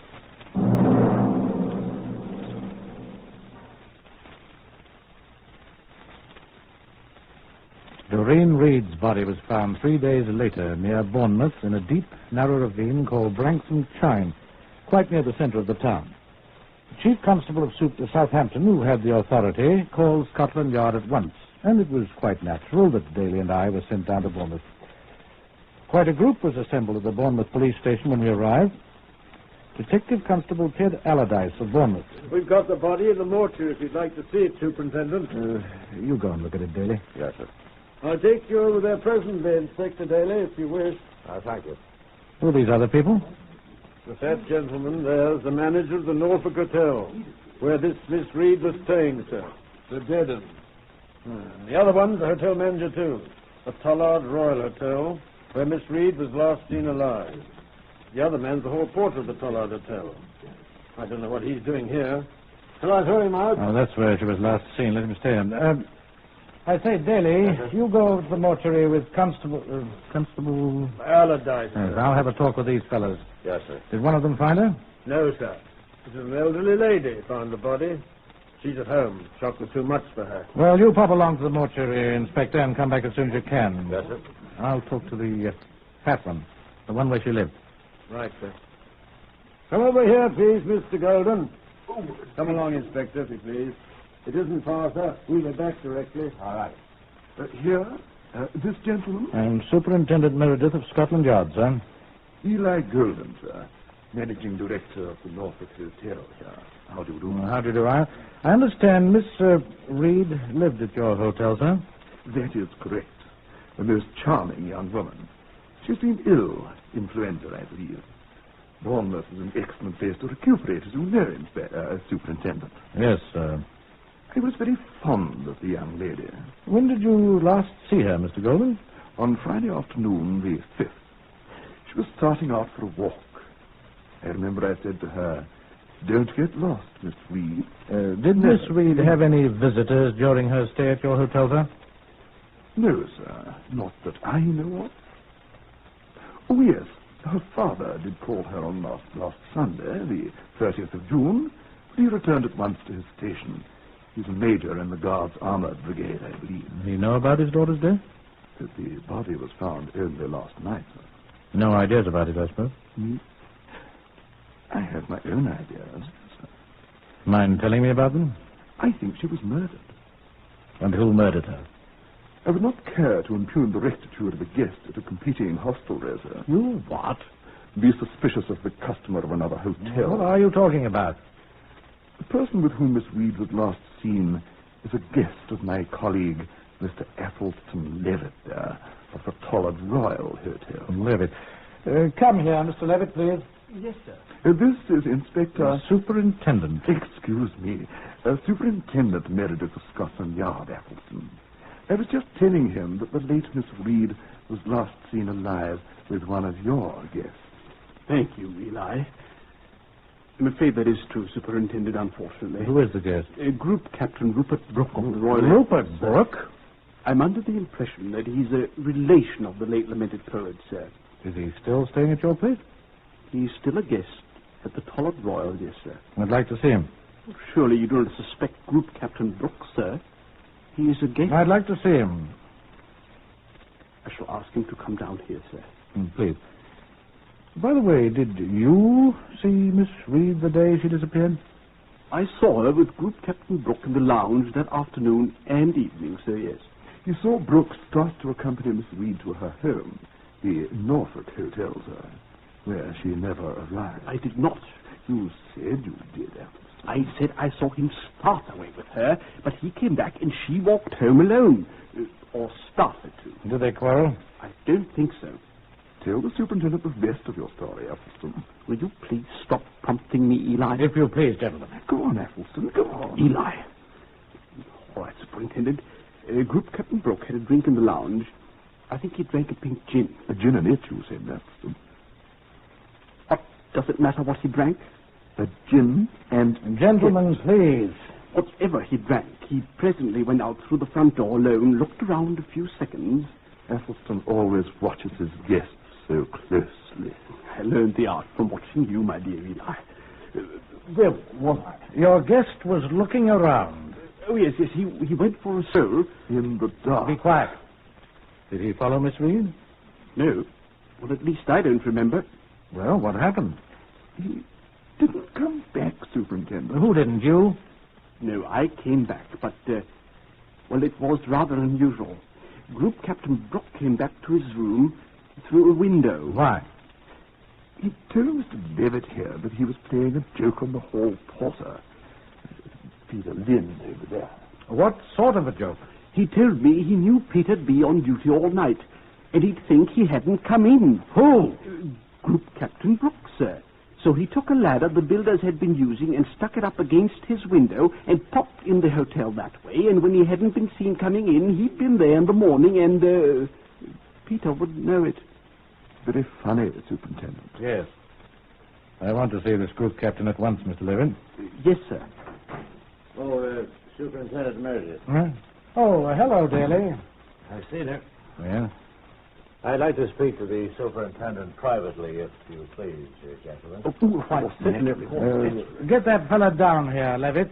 Oh, here's Constable Allardyce. Allardyce, go to this gentleman's hotel with him and bring that group captain, Lord Tennyson, or whatever his name is. Group captain, bring him back here at once. I want to see him. Yes, sir. Now, Mr. Levitt. What's up, Daly? I saw her. No, talk to her. And in my present opinion, it's the same man. Same fellow that killed the other one, you mean? No, she's been beaten, too. The marks look like the ones on the woman at Notting Hill Gate. Like a riding crop, you said then. I take my oath that this was a riding crop, too. She was suffocated, too. One of her stockings had been rammed down her throat. Oh, her face was quite blue. Does look like the same bloke. Yeah, there's only one thing was different. What? He cut this one's throat, too, after he'd beaten her. Something else different, too. Sir?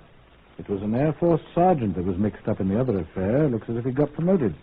There's a group captain mixed up in this one.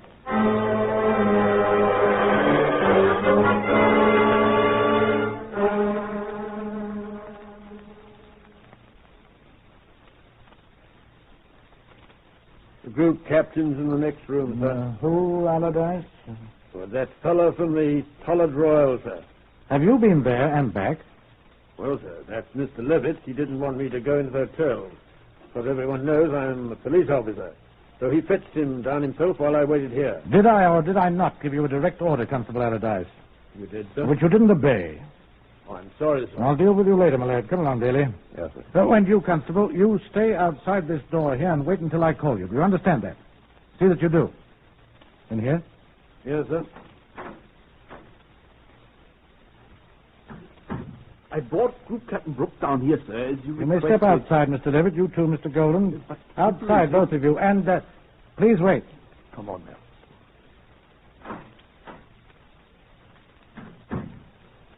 Well, Group Captain Brooke, you're not in uniform. My dear man, I'm on leave.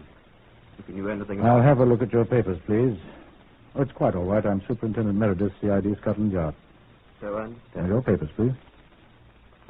Well, look, old chap, they're in my jacket back at the hotel. Good Mr. Levitt rushed me down here in such a hurry. Levitt? Yes, sir. Get this man's jacket from his room down here at once. Yes, sir.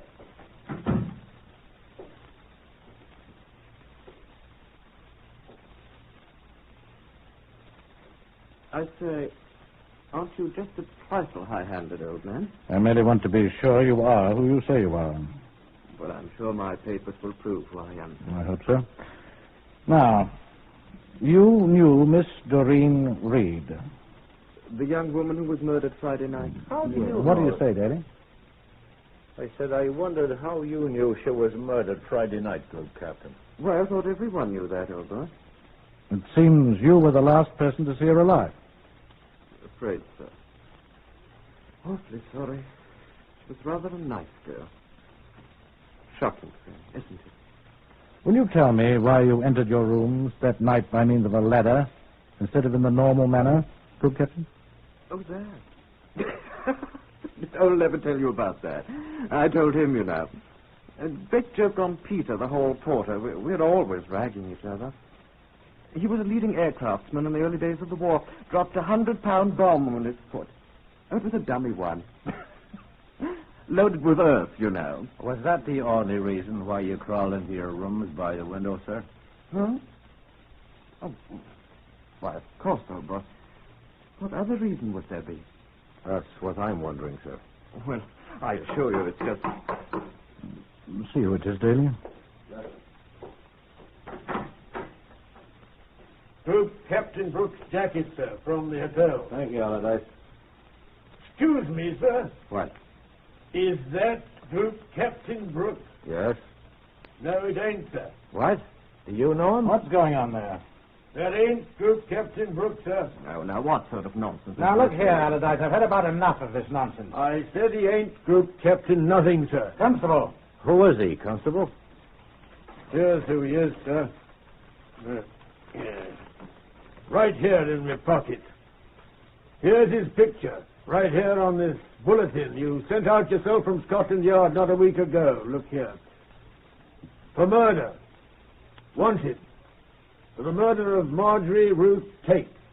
Neville George Gavelli King. That's who he is, sir. Aren't you, Group Captain?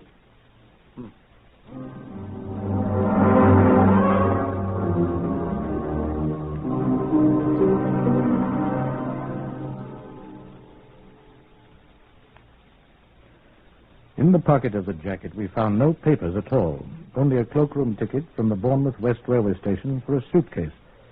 Allardyce went and fetched it, and we opened it up. Group Captain Brooke watched us with his pleasant smile. Inside the suitcase was the name of the owner, Flight Sergeant N.G.C. King, RAF. Inside it, too, were several other things. 1, an old-fashioned riding crop stained with blood. 2, a blue foulard scarf, also slightly stained with blood. 3, a single artificial pearl, broken apparently from a necklace. Miss Reed had been wearing an artificial pearl necklace when last seen. 47 pearls were found alongside the body. There are 48 in a necklace of this type. The blood on the scarf was his.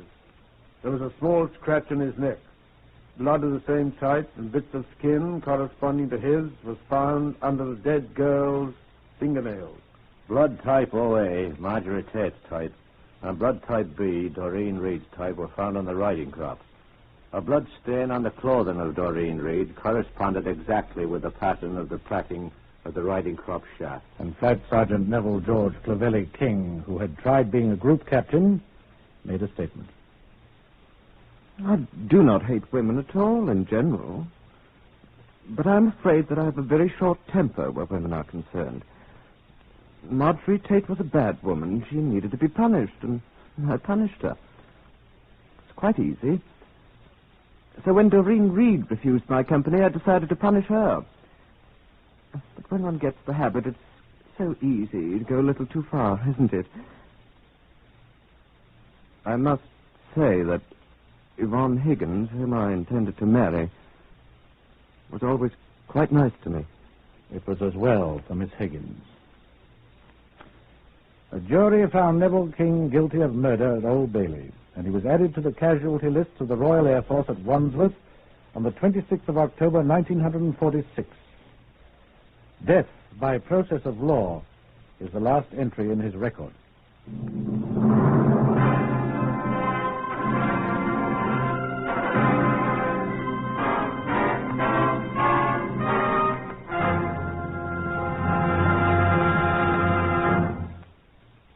Heard in today's reenactment of Scotland Yard case number 630612 were Harvey Hayes, Guy Spall, Morris Dallymore, Gordon Stern, Evan Thomas, Lester Fletcher, Beulah Garrick, and Pat O'Malley. Whitehall 1212 is written and directed by Willis Cooper.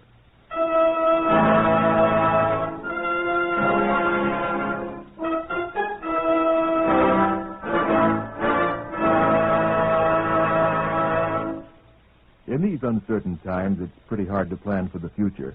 But more and more American girls are discovering a career that offers both opportunity and security. And that career is in modern nursing. There are new and greater opportunities in this job now than ever before. And the demand for nurses is continually increasing. To become a student nurse, you must be a high school graduate or a college student of good health and character. If you can qualify, get full information at the nearest hospital in your community. This is NBC, the National Broadcasting Company.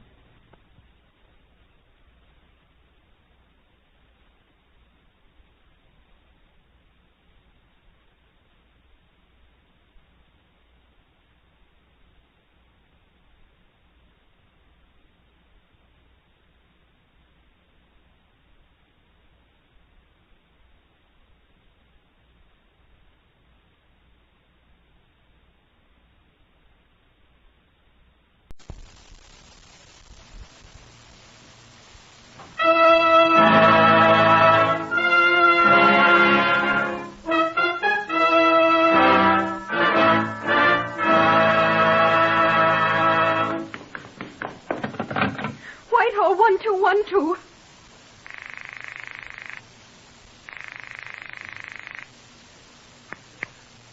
This is Scotland Yard.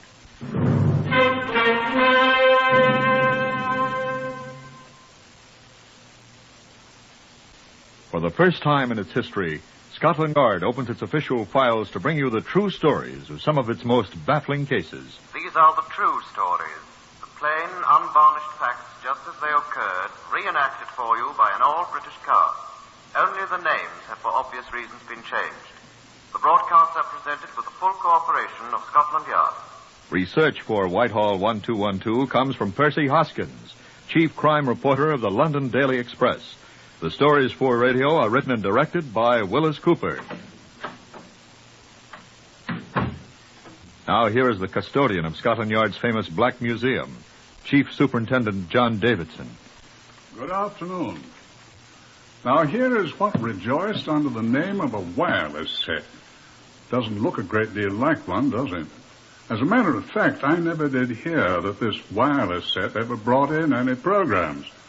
Of course, it's true that there were no radio programs for it to bring in when it was constructed. But I never heard that it brought in any wireless messages either, although I'm told that there were plenty of them. No, I'm afraid this invention was completed with the sole intention of selling it, whether it worked or not. And it is true also that it did something. It helped start a man on his way to the hangman. You see, he was a murderer as well as an inventor. I Ask Inspector George Wells, who knew him quite well, to tell you about him. Yes, I knew him. Tom Adamson, though, the first time I ever heard of him was when he died. I mean to say I never knew him when he was alive, and I never saw the man, but I got quite well acquainted with Tom and his habits, of course. I must agree that that's not uncommon with many of the professional acquaintances of a man in my job. They're either dead when you run across them, or sometimes dead soon afterwards. Tom Adamson was an innkeeper. He had the Blue Anchor at Byfleet many years ago. Tom was what might be described as a hearty man. He was a hearty eater, a hearty drinker, and a good companion. He had a wife, Nancy, who survived him for several years. Tom had a good deal of money, too, at one time, although there wasn't a great deal left when he died, and Nancy spent that in various ways. They sent me to Byfleet from Scotland Yard one night at the end of March in 1924. A chap named Harry Coombs, a newspaper man I knew in London, was sitting there when I came in. "Oh, Coombs," I said, "what are you doing here?" Heard an innkeeper had been poisoned, Inspector. Such a difference from the usual state of affairs, they thought it'd make a good story, so they sent me up. You here for the same thing? Do you think there'll be any necessity for me now you're here, old boy? Well, that's quite sporting of you, sir. But stay, do. Thank you. I'll let you see my notes. Good. Innkeeper seemed to be a good fellow by all I heard. Liked by everyone. Who poisoned him, then? I haven't found out yet. Let you know when I do, though. Excuse me, I've got to see a Superintendent Brady. He's having a supper. I'll tell you all about it. I know more than he does anyway. Dead man's name was Tom Adamson, aged 41, good man with a bottle. Gave up the ghost in audible agony this morning at 10:30. How do you know? Had a glass of fruit salts, it seems. Said, "Strike me pink," and almost immediately was struck pink, or whatever color one is struck by strychnine. Strychnine? That's what the medical gentleman said. How do you know? Superintendent Brady told me. And the medical gentleman name of Auchincloss. Auchincloss? Auchincloss. Oh. He also confided in me. Better listen to me. The superintendent's at this moment up to his eyebrows in bubble and squeak, or something equally horrible, and won't talk. Can't talk with his mouth full. You say strychnine in the fruit salts? That, sir, I don't know. There's never been any in the fruit salts I've drunk, and I've consumed my share of the nasty stuff. Although I must agree, as I said before, that fruit salt is an excellent remedy for the morning after. That was the purpose for which the late lamented drank his. Oh. Seems there was rather a celebration at the Blue Anchor last night for the landlord's 41st birthday. It was also his last. Man cometh forth like a flower and is cut down. I've heard that somewhere. Is that what happened? Isn't the super in there? He's eating his supper, remember? Bubble and squeak. You'll need fruit salts, too, preferably without strychnine. Yes, that's what happened, Inspector. Good old Tom walked into his own bar somewhat unsteadily, poured himself off a glass of the fruit salt whilst one of the guests watched him, drank it off, staggered once more, made his classic suggestion, and... What classic suggestion? "Strike me pink, I told you." Lurched off to his own fair white bed, howled loudly, causing the guest to abandon his breakfast and summon Dr. Auchincloss. Dr. A arrived, heard Master Tom howl once more, and watched him expire. Huh. Exactly what I said. Dr. Auchincloss, also being a police surgeon, is a suspicious man. He summoned a local constable who helped him carry Tom away. Tom weighed 16 stone, no small feat. And presently took a look at Tom's interior economy and bawled, "Arsenic!" I mean strychnine. Further examination proved to him that he was right. And Tom, with certain portions of his innards removed, lies now in the local mortuary stone cold while... Oh, I say, I'm staying at the Blue Anchor myself. Why not come and have a drink with me while the superintendent finishes his loathsome supper? I think Tom drank most of the strychnine.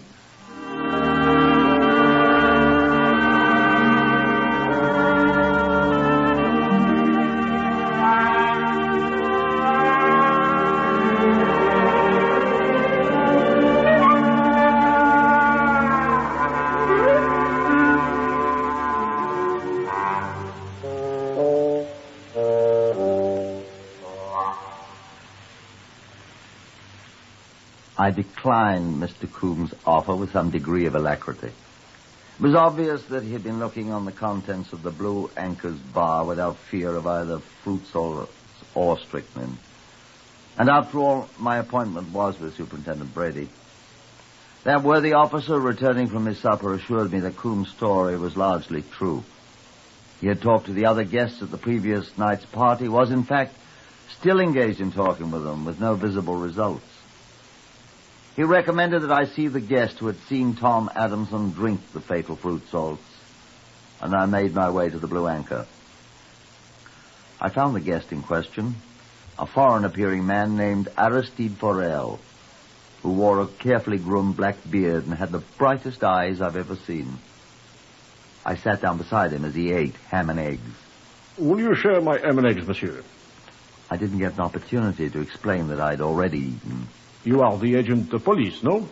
The detective from London, from Scotland Yard, no? I didn't know how he knew that, or I'd guessed it. Madame Nancy is such a very good cook. So? The food's very good tonight, but unfortunately not so good as when the good Nancy is here. The husband is dead. Oh, but you know that. That's why you are here. I understand you were with Mr. Adamson when he drank the poisoned fruit salts this morning. It was not pleasant, monsieur. I'm sure it wasn't. It quite spoiled my breakfast. Huh? Oh, yes. Well, life is like that, it is said. Oh, yeah. Were you aware he was dead? What? Oh. Oh, no, I thought he was suffering from the drinks he'd taken last night. I never suffer me. I'm strong. Where is Mrs. Adamson? Do you know? Ah, the dear Nancy. Oh, alas, she has retired. I was in hope she might be here. But I suppose it's silly to hope to see her. Oh, I will go up and wake her, monsieur. Why? Yes, why not, monsieur? Well, it's hardly... Ah, but we are old friends, monsieur. It wouldn't be anything. Well, you're not that good a friend, sir, if you don't mind my saying so. Oh? You don't think so, my friend?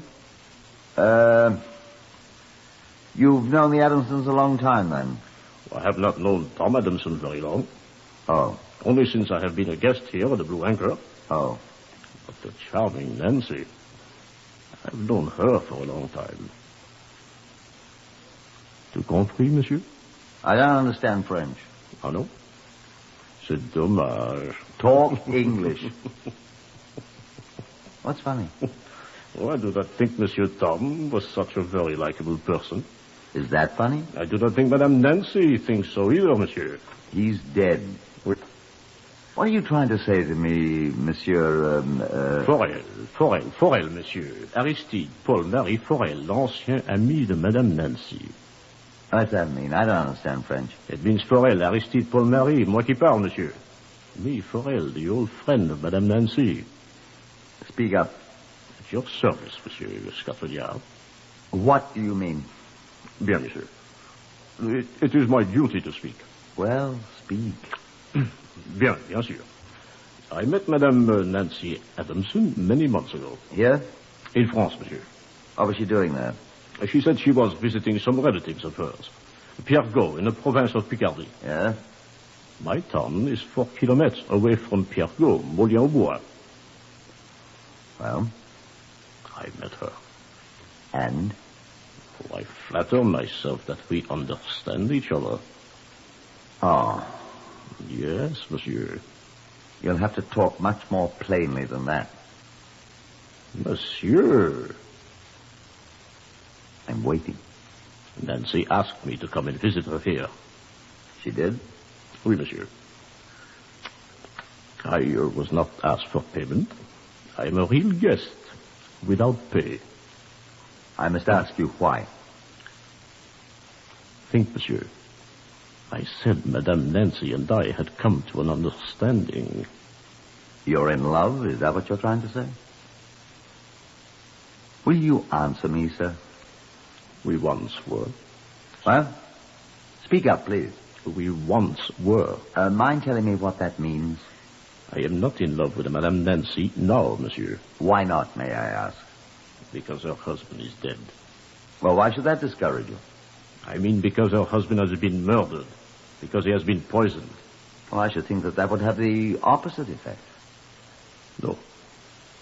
Well, I don't understand it. I'm sorry.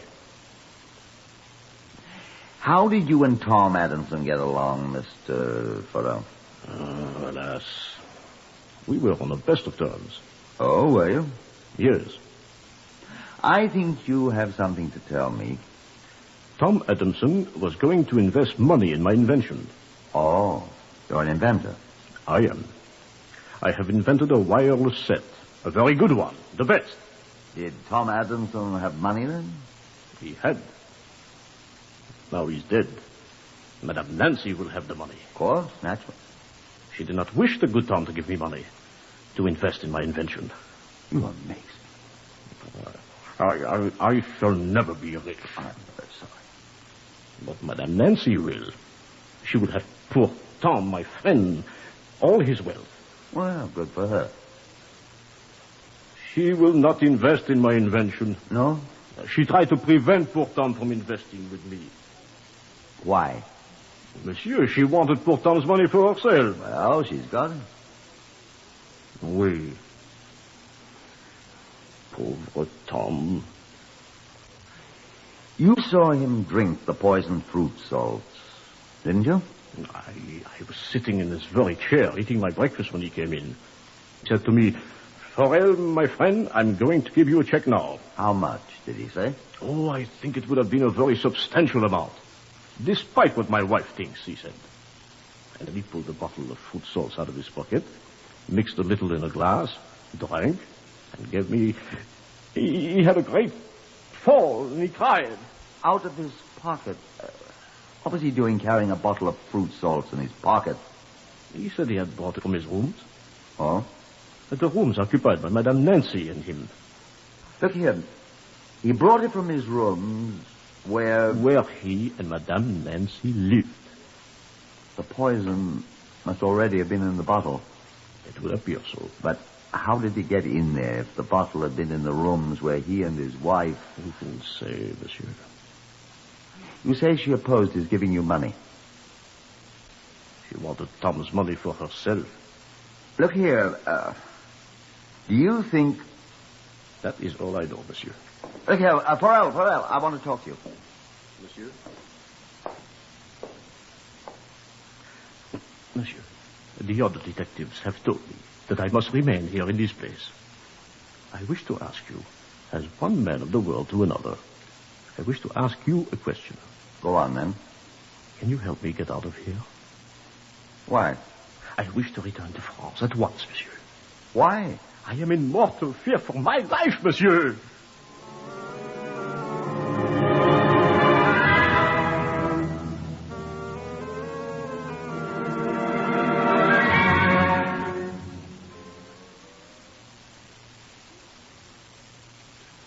The bearded little inventor had put a new thought into my mind. He was obviously a very frightened man, despite his look of cheerfulness, or else he was a very good actor. But I'd seen a mask slip away from his eyes. I knew what I should do. But the widow was not in her rooms. I must talk with someone, though. I remembered that I hadn't yet talked with the medical examiner, Dr. Auchincloss. I telephoned the police station. He was there, hoping to see me. And he came at once to the Blue Anchor. Good evening, Dr. Auchincloss, I said as he sat down. Good evening, sir. I had hoped that you could afford a little time with me, at least. I'm sorry, sir. I haven't had an opportunity to see anyone official yet. I've been very busy. You've had your supper? Yes. Thank you. I've had mine, too. Superintendent Brady and I were waiting for you. I'm sorry, sir. No matter. I've been speaking with the man who saw Adamson take the drink of the fruit salts, the one that apparently killed him. A strange little man. He's been here for some time. Yes, he goes to London occasionally on business for some invention or other of his, but he's been here for some time. I know about the invention. Did you know about Nancy Adamson, too? He mentioned her. The Frenchman's been here as a guest of Nancy's. He met her in France. He told me. Quite friendly with Nancy. So he said. Not with Tom, though. I gathered he was. Wasn't Adamson going to invest in some invention of the man's? Tom wouldn't invest in anything, not even non-paying guests. No. He's a friend of Nancy's. Well, I must check into that. Yes. What about the poison? I've had an analysis made of the contents of the bottle of fruit salts. There's strychnine in it. Tom didn't get it all. And mercury perchloride, as if one poison wasn't enough. How did it get there, I wonder? I wonder. What? I mean, I don't know. I'm a doctor, not a detective. There were traces of both poisons in the glass Tom drank out of. I analyzed it myself. Do you know where that bottle of fruit salts was? No. It was in his rooms. Whose? Tom Adamson's, Nancy Adamson's.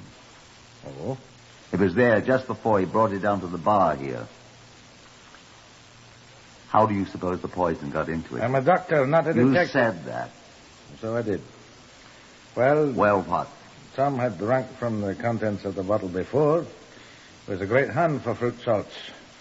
Wonder why he wasn't poisoned before. I wonder, too. You're accusing... I'm not accusing anybody. Not yet. I've known Nancy more than 5 years. I've always rather liked her. Stupid, but harmless enough. Harmless? Well... Where is Mrs. Adamson, do you know? In a nursing home. She's had quite a shock. Shock, indeed. I beg your pardon, sir. She has had, regardless of what you think, a severe shock. I want to see her. When she has recovered from the shock. I'm sorry if she's a friend of yours, She is my patient. Oh. Oh. She is, huh? And you're the police surgeon also? I have my own practice, too. On which side does your sympathy lie, Dr. Auchincloss? The police, to whom you're legally and morally obligated? Please, Mr. Wells. Her husband's dead by poison. I'm aware of that, sir. She had the bottle containing the poison in her hands immediately before his death. But... and do you know this, sir? That this Mr. Forel, whom you suggest is also here at her invitation, is also in mortal fear for his life because of her. What kind of a woman is this? Well, sir... I demand that you take me to her at once, sir.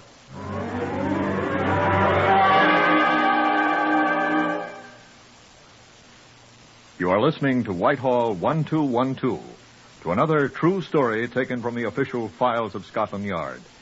Whitehall 1212 is researched by Percy Hoskins of the London Daily Express, and the stories for radio are written and directed by Willis Cooper. In the story, that of the case of the poisoned innkeeper of Byfleet, Inspector Wells of Scotland Yard has just demanded that he be permitted to see the woman about whom he has heard a strange story, the wife of the murdered man. The inspector speaks.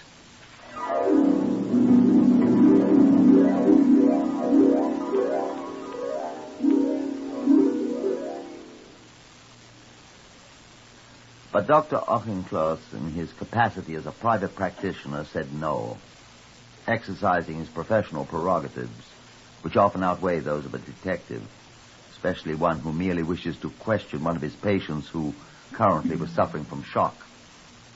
I'll say nothing about his regard for his patient, which he had mentioned.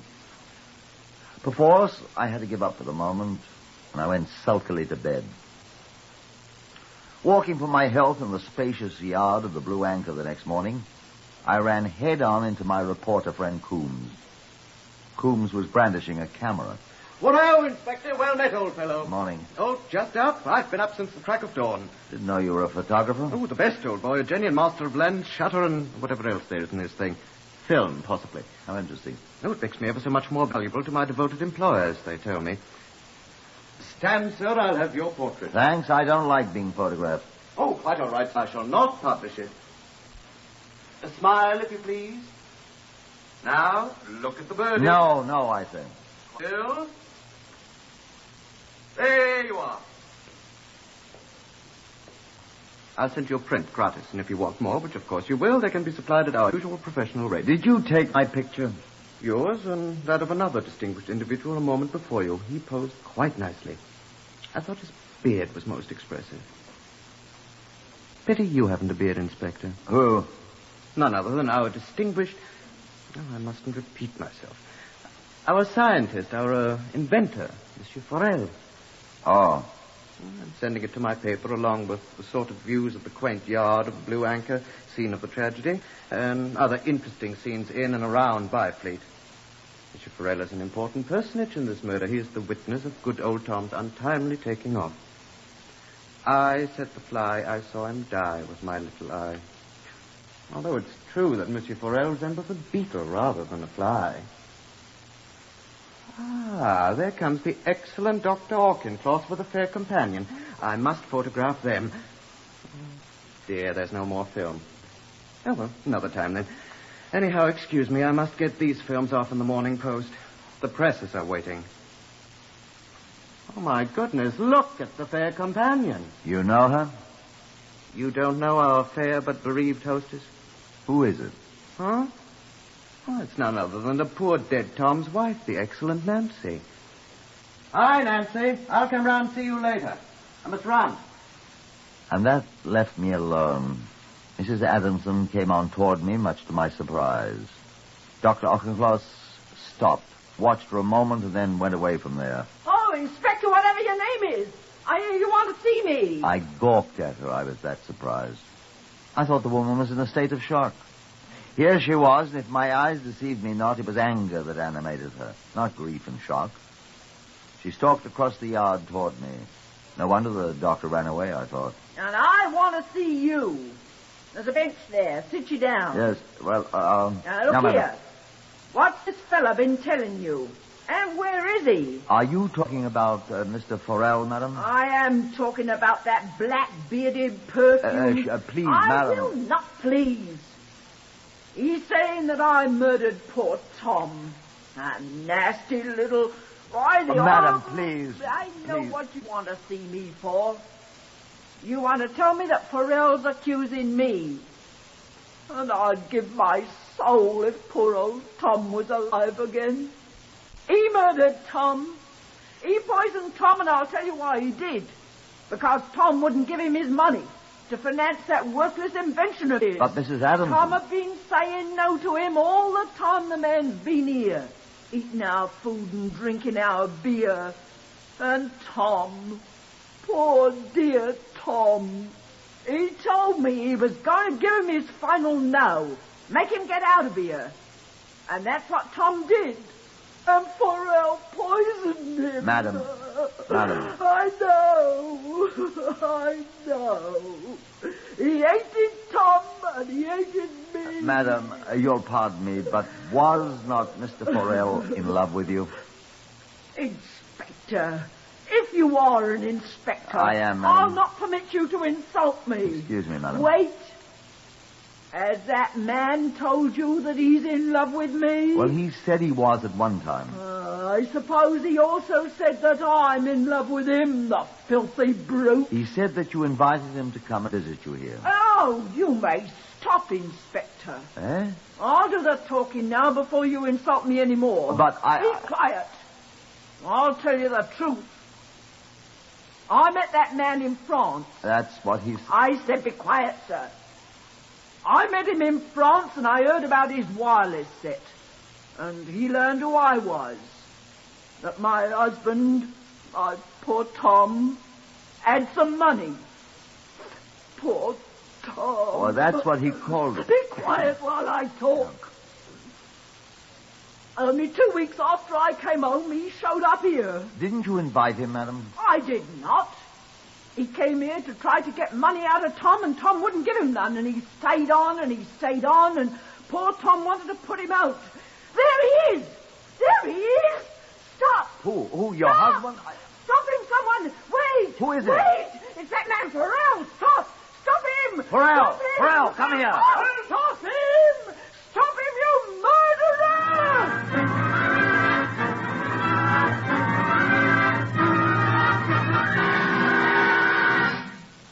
Forel disappeared, as well he might. Mrs. Nancy Adamson fainted and was put in bed in her own room under the expert care of Dr. Auchincloss. All day long we searched the countryside for the Frenchman, but he was not to be found. I gave up about 6 o'clock, and with Mrs. Adamson safe in bed under the care of the good doctor, I sat down in the bar of the Blue Anchor for a much-needed glass of beer. I just finished my second when a telephone call was announced for me. I found the telephone with some difficulty and answered. It was from Scotland Yard in London. Is that Inspector Wells? Yes, Wells here. Look here, this is Superintendent Grove at the yard. Yes, sir. I say, have you seen the newspapers yet, Wells? No, sir, they haven't arrived yet. Well, look here, there's a picture, a photograph of that French fellow with the beard in it. That fellow up there at Byfleet, Flodell, is that his name? Yes, sir, I know about it. There are others who know about it, too. What's that, sir? About 10 minutes ago, a chap rang me up. A chemist, it seems. Yes, sir? He recognized the picture of Farrell, is it? Yes, sir. He recognized him as a chap he sold something to in London here the day before this innkeeper was poisoned. What, sir? He says he sold the man some poison. What? I mean, what? Listen, will you? He says he will swear that he sold Farrell a packet of strychnine and a smaller packet of mercury perchloride. I say, are you listening? Are you there? I didn't wait. I ran out, straight into the arms of Coombs, the reporter photographer, who thrust one of his newspapers into my hand. Isn't it a fine, juicy photograph? Look at his beard, Inspector. You should have heard him when he saw it, the vain blighter. Where did you see him? Have you seen him? Where is he? Why, he's down at the railway station waiting for the London train, of course. Do you want to see him, Inspector? I did. I found him. 2 minutes before the train arrived in which he would have escaped. After he'd been arrested and brought to trial, we found out the rest of it. He told us how he had been refused money for the final time by Tom Adamson and told to get out. He saw Tom reach for the bottle of fruit salts. Tom had always kept in a drawer back of his bar, not in his own quarters, incidentally. And he had offered to mix Tom his pick-me-up, surreptitiously adding the contents of the 2 packets of poison he had bought, of all things in London, to use in improving his wireless set. How, I don't know. The wireless set never did work. And we gave it to John Davidson at the Black Museum. Farrell, he was convicted of murder, and the hangman was very careful to lift his beard so that he could get the rope under it. 1212, with another true dramatization of a case from the official files of Scotland Yard. Heard today Horace Braham as Inspector Wells. Others in the order of their appearance: Harvey Hayes, Lester Fletcher, Francois Grimard, Guy Spall, Catherine Hines, and Carl Howard. Lionel Rico speaking. Whitehall 1212 is written and directed by Willis Cooper. This is NBC, the national broadcasting company.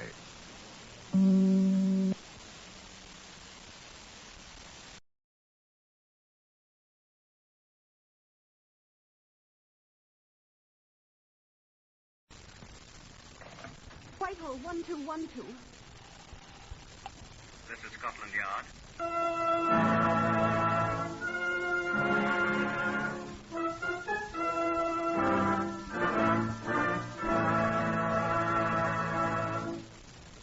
For the first time in its history, Scotland Yard opens its official files to bring you the true stories of some of its most baffling cases. These are the true stories, the plain, unvarnished facts, just as they occurred, reenacted for you by an all-British cast. Only the names of the participants have for obvious reasons been changed. The broadcasts are presented with the full cooperation of Scotland Yard. Research for Whitehall 1212 is provided by Percy Hoskins, chief crime reporter for the London Daily Express. The stories for radio are written and directed by Willis Cooper. The voice you will now hear is that of Chief Superintendent John Davidson, custodian of the famous Black Museum of Scotland Yard. Good afternoon. This curious object, curious unless you happen to belong to the fraternity of the Green Thumb, is not in the strictest sense a lethal weapon, but like most implements of husbandry, quite simple to make it lethal. This thing, if I may be permitted the somewhat citified form of nomenclature, is used in the eradication of weeds in a garden or elsewhere. It operates something like this, I'm given to understand. Certain substance, a powder, placed in here. The nozzle, observe the nozzle, is then placed in juxtaposition with the aforesaid weed. The handle here is pushed vigorously, like this, and a cloud of the substance is ejected onto the weed, which thereupon perishes miserably. Such a device could be, and sometimes is indeed, equally fatal to human beings, for the powder it dispenses is arsenic. Inasmuch as the former owner is no longer extant, having been hanged by the neck until dead, I shall ask Superintendent Frederick George Abbott to relate the essential facts of case number 87-300. Superintendent Abbott has been retired from the CID for many years and is now in poor health. You will hear his voice as it must have sounded at the time of this case some 30 years ago.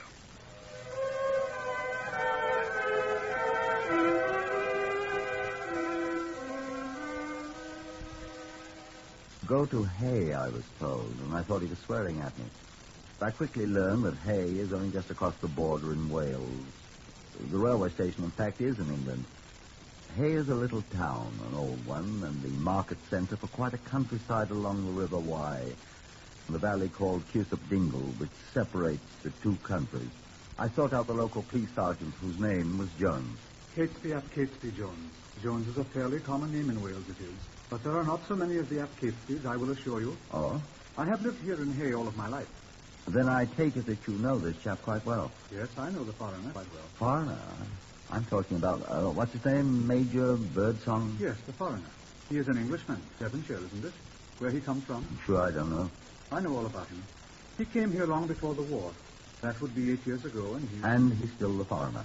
Whoever is not born in Hay is a foreigner, Superintendent. What else do you know about him, Sergeant? Well, he became partner to Mr. Gwilym Evans, the solicitor. And when Mr. Evans died in 1913, he succeeded to the business. Oh? And then he went to the wars and came back a major. And then he wanted to become a partner of Mr. Arthur Hughes. Oh. He was the other solicitor. He had an office opposite on Broad Street. But Mr. Arthur Hughes had a young relation with him in his office. And when he died, this young man, who had served with the Royal Welsh Fusiliers, took over the business by the terms of the will of Mr. Arthur Hughes. Ah. Which is why you have come down to Hay from London, do you see? As through a glass, darkly. Okay. As through a glass, darkly, Sergeant. That's from the Bible, I think. Indeed to goodness, from 1 Corinthians, sir. You didn't tell me the name of this young man you speak of. Oh, for heaven's sake, he is Mr. Owen Davies, who came so near being the late Mr. Owen Davies. I thought it was a maid in Davies' house who almost died. That is true, of course. But if Mr. Owen Davies had eaten one of the chocolates, he might have been made ill, and he might have died, Superintendent. But he didn't. God be thanked. You're certain these chocolates were poisoned? Dr. Llewellyn examined them, Superintendent. But why do you suspect this Major Birdsong Jones? You don't know the chocolates came from him, do you? Who else would have a motive? And besides, isn't he a foreigner?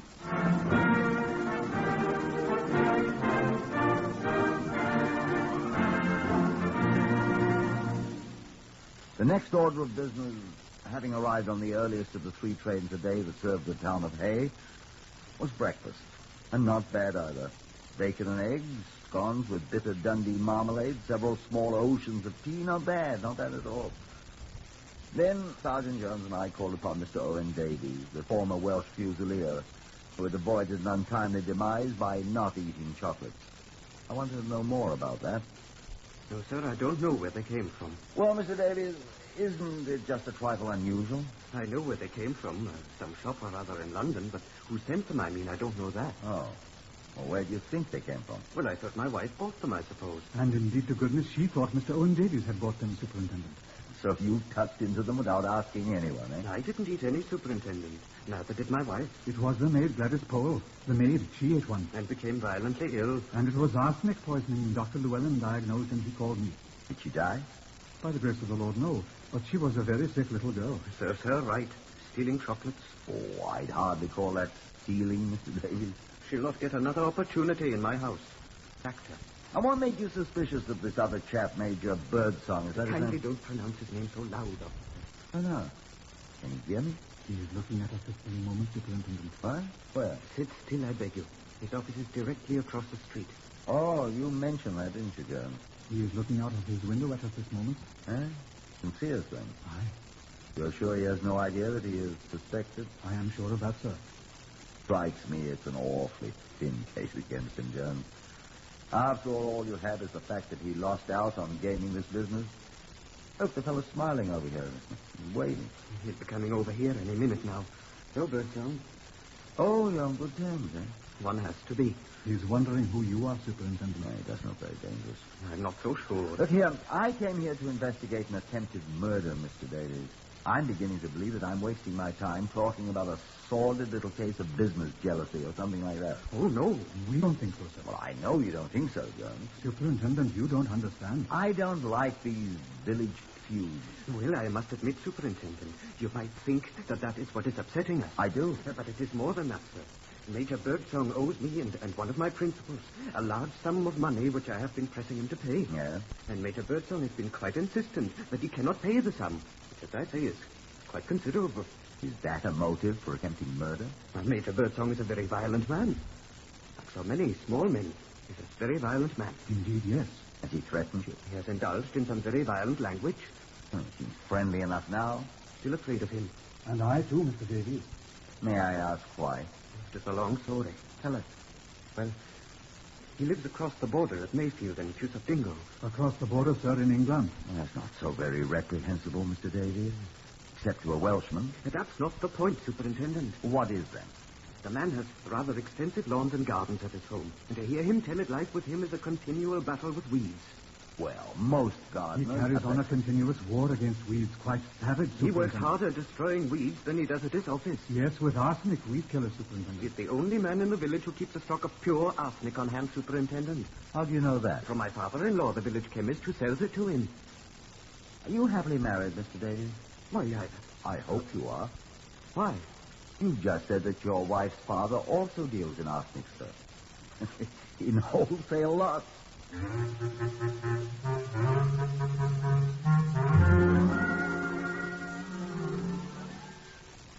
Having left Mr. Owen Davies with what the Irish sometimes call a flea in his ear, I removed myself to ruminate a trifle. The suspicion of the foreigner, Major Birdsong, I must admit, appeared to me much absurd, as I've no doubt it also appears to you.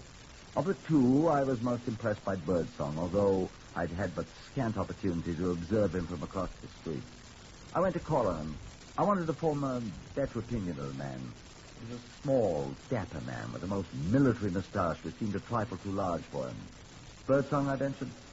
I'm Major Birdsong, yes, sir. May I be of service to you? I noted a black mourning band on the left sleeve of his jacket. Nobody had told me about that.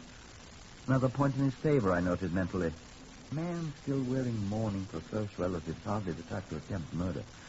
Major Birdsong, I said, I'm Superintendent Abbott of Scotland Yard. He smiled cheerfully at me through his huge moustache. Come to arrest me for sending poisoned chocolates to Davies across the street? Oh. You know about this thing, then, sir? A little difficult to keep secrets, you know, in a town like this, Superintendent. What sort of chap is this, Davies? An amiable fathead. Not so amiable either. Rather soured on the world. I suppose you noticed his expression. Well? Took a machine gun bullet through his cheek at Hummel on the Somme. Stiffened up his face muscles, can't smile. Well, that's not much lost him. I never knew him to smile much before he was wounded. Poor chap. What's this row between him and you? Well, I was naturally a bit upset about the way he did me out of old Hugh's business, which I considered would someday be mine, and I was quite cut up. Natural, I suppose, but Davis. Odd beggar. You owe him money? Not anymore. If you've ever seen a mountain made out of a molehill, that was it. I hear it involved a considerable sum of money. He accused me. I saw you in his office with Dogberry Jones, the local limb of the law, a bit ago. He accused me as usual. He wasn't very happy with you. It was very annoying. It was quite legitimate, but he made rather an issue out of it. Principally, I think, because I was strapped and couldn't find the money at once. But you settled that indebtedness now? Yes. I fortunately came into some money recently, although it took most of it to pay off this fellow. I should be quite well off if he hadn't. Oh, well, it's all over now and forgotten. I'm not so sure of that, Major Birdsong. Oh, come now. Well... Do the men actually think I sent him poisoned chocolate? He points to your use of arsenic. I use my arsenic on weeds. Nasty things. I've been using arsenic for 8 years or more here. Or rather, at my home. I haven't been accused of murder yet. Besides, I buy my arsenic from his father-in-law. I pointed that out. How do he and the old gentleman get along? Viciously. Oh? I think that wound of his has rather put him a little off his trolley, really. I've seen many a case like it. Nothing serious, you know, but, you know. I was in the army, you know. So was I. Buford Cornwall's light infantry. I was in the ASC. Then I take it that so far as you're concerned, Major, there's no ill feeling between you? Oh, decidedly not. Business? All's fair in love and war, and business, you know. Why, as a matter of fact, he and I are driving over to my place, Mayfield, you know, in Cusop Dingle, my house for tea together. That's how unfriendly I am, Superintendent, even if I am a foreigner. Well, don't serve chocolate, Major Birdsong. That's my advice. Thank you, sir, and good afternoon.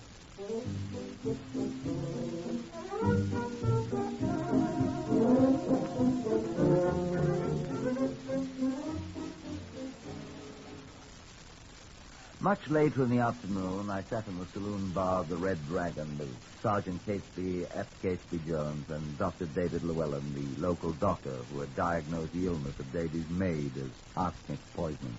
We drank sparingly of the local beer. I gather you don't think so much of the case, Superintendent. I've seen and heard very little so far to convince me that your Major Birdsong's a potential murderer, Sergeant Jones. Well, Gladys Powell was certainly poisoned by arsenic, sir, as Dr. Llewellyn can tell you himself. There is no doubt of that, Superintendent. If I had not taken prompt preventive measures, she would be dead this minute, so she would. Who supplied the poison, Doctor? I know of no place in this vicinity where arsenic is kept except at Birdsong's. And the chemist? Well, yes, at the chemist. Who is O.N. Davy's father-in-law? That is so. You think Birdsong, though? Don't you, Doctor? Dr. Llewellyn, I'm thinking perhaps Superintendent should know about Mrs. Birdsong. What about her? She died. Is that why he's wearing the mourning band on his sleeve? It is. Recent, then? Quite. Mm-hmm. Did she leave him some money? She did. That is where Major Birdsong got all the money to pay Mr. Owen Davies. And just in time. Oh. What'd she die of? Sergeant, you're not drinking your beer. Pour some of it in my glass. Here, let me get you one. No, this is quite enough. I do not indulge very often. Thank you, Catesby. Here, let me... No, Superintendent, thank you. You were talking about Mrs. Birdsong, Doctor. Yes. She was the one in the family who had the money. Birdsong never had anything. Not a farthing. Not till she died. Correct. Mrs. Birdsong had always been a little, shall I say, unstable. I was her physician, you see. About a year ago, she developed certain symptoms. All right, Doctor. What kind of symptoms? Her mind. Oh. And at last, I, together with Dr. Thomas Rattray of Carmarthen, an old and valued friend of mine, and an excellent man, certified her as insane. She was in an asylum at Gloucester for some 7 months, Superintendent. She died there? No. She recovered rather well. Not completely, you understand, but legally sane. Legally? What do you know about this, sir? Indeed, I know all about it, sir. She was brought home to Cusop Dingle, Mayfield, their home. Do get me another beer. I'm thirsty. I'll get it, sir. That is good of you, Catesby. About a month after she returned home, I must add that Major Birdsong was most insistent that she be released from the asylum. About a month later, she developed another symptom, physical symptom, and then she died. Here you are, Doctor. Oh, thank you, Catesby. You didn't say what sort of symptoms, Dr. Llewellyn. Abbott, I'm a true Welshman, and this man is an outlander, an Englishman. But I am also a doctor of medicine, and I have taken the oath of Hippocrates, and I will not suborn myself. He is a foreigner, but I can't help that. I know that, sir. Where is my beer?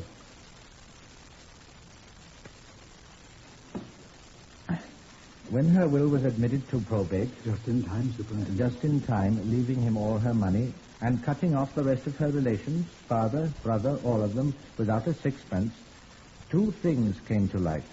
One, the will was a new one, legal, of course, drawn up only a week after she returned from the asylum. Sergeant Jones, you may tell the superintendent what else was discovered. There are certain irregularities in the witnessing of the document, sir. Indeed, there was a considerable disagreement about it. But it was finally decided that the man had had trouble enough with his wife insane and then dying. Nothing was said about it. But the evidence is there. Yes, it is. If evidence indeed it be, sir.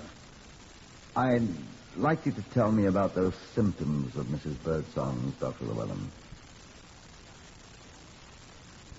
After carefully going over those symptoms in my mind, as best my memory serves, Yes? and in the light of certain recent occurrences of which you are now aware, Get on with it, Doctor. I am prepared to state that her symptoms might, mind you, have been those of arsenic poisoning. But you cannot prove that, Doctor. A post-mortem examination could, Superintendent. You realize what that would mean? Shall the wicked escape while the hunters rest?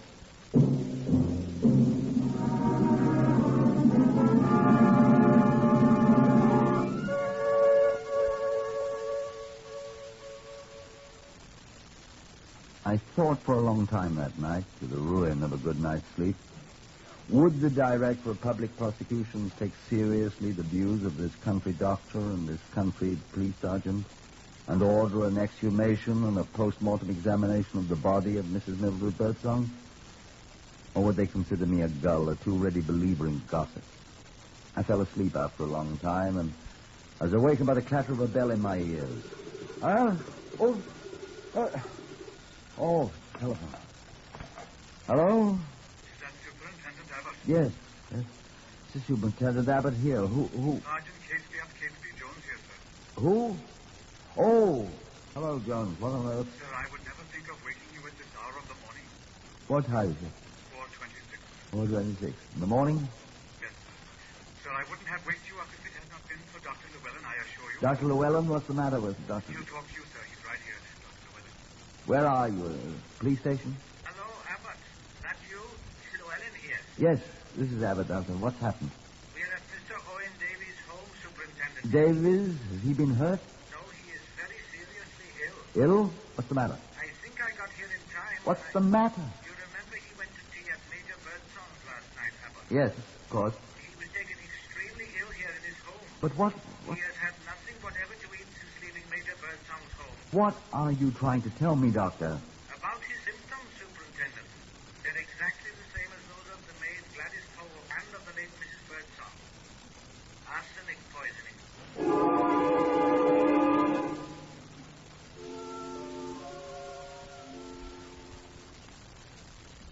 I hurried, of course, to the home of Mr. Owen Davies, who was moaning and feeling very ill indeed. Fortunately, said Dr. Llewellyn to me, arsenic is thrown off quite rapidly from the human body. So he's in scant danger now, but it might very easily have been fatal. You can be certain that this is arsenic poisoning, Doctor? No. I cannot be absolutely certain by what rough and ready tests I've been able to make yet, but we'll know very soon. How's that? I've sent Catesby Jones with samples to the Clinical Research Association, and they'll find out for me whether arsenic is present. It couldn't be anything else. He has the symptoms of a severe bilious attack, that's true, but that rapid pulse, that could be arsenic's doing. You're not sure, then? Frankly, no. But you will know? One way or the other before very long. May I talk to him? Yes, of course. Not very long, though, of course. Of course. In here. Well, Davis, what happened to you? Anything about your suspicions, does he, Doctor? No, of course not. What happened, Davies? That's how Downer tried to poison me. You had tea with him at his home, didn't you? Yes, he had scones. And what? Scones, you know. Those Scottish cakes. I love the blasted things. That's given me this... Oh! Indigestion. Did he eat any of them, too? That some? Yes.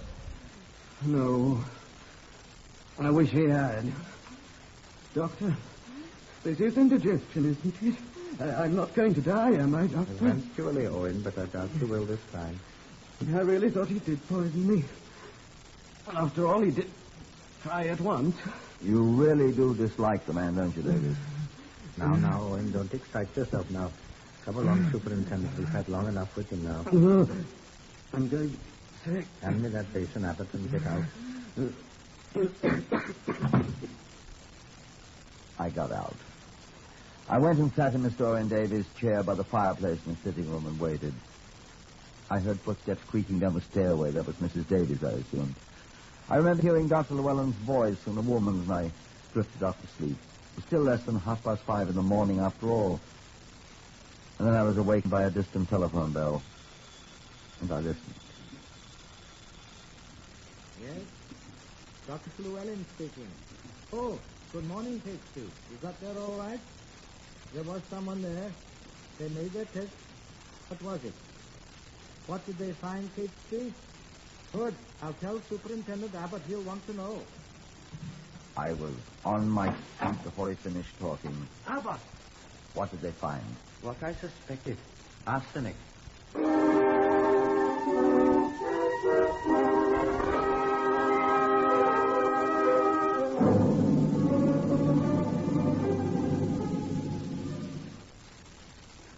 John Davidson here, Black Museum, you know. Superintendent Abbott's mind was, of course, made up. He petitioned the Director of Public Prosecutions for an exhumation order on the body of Mrs. Mildred Birdsong. He also arrested the Major for the attempted murder of Owen Davies. I expect you want to know how the arsenic got into the poisoned chocolates that were intended for Owen Davies and presumably into the poisoned scones. You remember that squirt gun affair that Superintendent Davidson showed you in the Black Museum? Sergeant Catesby ap Catesby Jones, who had kept the remainder of the poisoned candies, went over the Cusack Dingle to Birdsong's home, Mayfield. Tell us what you did, Sergeant. I brought back that same squirt gun. It was still half full of arsenic, and tiny holes in the bottoms of the chocolates matched the nozzle of the thing perfectly. The arsenic had been injected into the candies, by goodness, and it was Major Birdsong's weed gun that had done it. For indeed to goodness, there were small traces of chocolate on the nozzle of the thing. And so, indeed to goodness, we charged him with that, too. But we knew he couldn't be hanged for an unsuccessful murder, of course. And so did the Major himself. And so he sat in the village jail until the justice of the peace could see him. Until the late evening of that rainy day, a week later. The body of Mrs. Birdsong was exhumed at 6 in the morning. It was taken to a 400-year-old stone house not far from Cusack churchyard where she had been buried. And there waited Norman Kirby, the Home Office pathologist, with Dr. Llewellyn and me. I stayed outside. At 4 that afternoon, Llewellyn came out. Well, Dr. Llewellyn, I said. We found it. Enough? Some of the internal organs are fairly solid with it, Superintendent. We found, or rather Norman Kirby did, and he had the reagents to prove it, found nearly 3.5 grains of arsenic months after she was buried.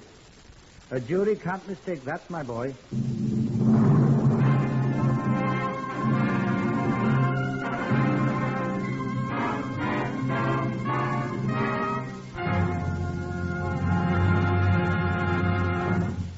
He stood up in the little cell when I opened the door. Albert Birdsong, I said, I arrest you on the charge of the willful murder of your wife, Mildred Clark Birdsong. Correct. And I warn you that anything you say will be taken down in writing, may be used in evidence. Do you have your notebook, Sergeant Jones? Indeed, to goodness I do, sir. I'll make a statement. Yes, I killed her. I killed her because I had to have the money. I had to pay that... No point in calling names, is there? That fellow townsman of mine, Owen Davies. I'm sorry, but she wasn't much use anyway. I mind, you know. It's a pity, but I had to do it. That's long and short of it. I'm sorry about Davies. I'm sorry I didn't succeed. He richly deserved it. After all, it was on his account I killed Mildred, Inspector. Why not hang him instead?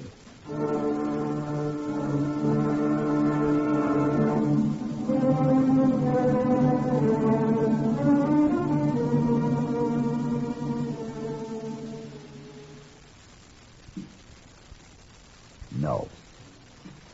The jury at the Summer Assizes at Hereford, the murder was committed at their home in England, not in Wales where his office was situated. That jury recommended that Albert Birdsong himself be hanged, and so he was.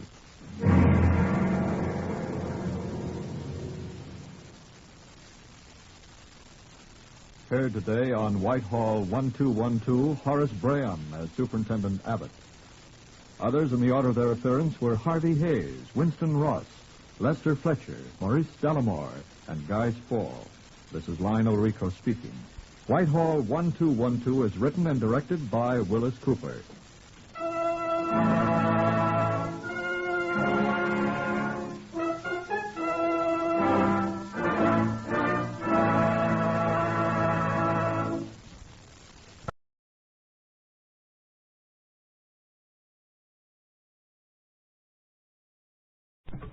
Whitehall, 1212.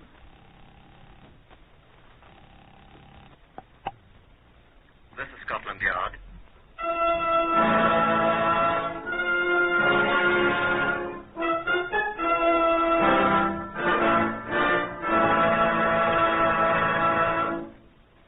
For the first time in history, Scotland Yard opens its official files to bring you the authentic, true stories of some of its most baffling cases. These are the true stories, the plain, unvarnished facts, just as they occurred, reenacted for you by an all-British cast. Only the names of the participants have, for obvious reasons, been changed. The stories are presented with the full cooperation of Scotland Yard. Research on Whitehall 1212 comes from Percy Hoskins, chief crime reporter of the London Daily Express. The stories for radio are written and directed by Willis Cooper. Here is Chief Superintendent John Davidson, custodian of the famous Black Museum of Scotland Yard. Good afternoon.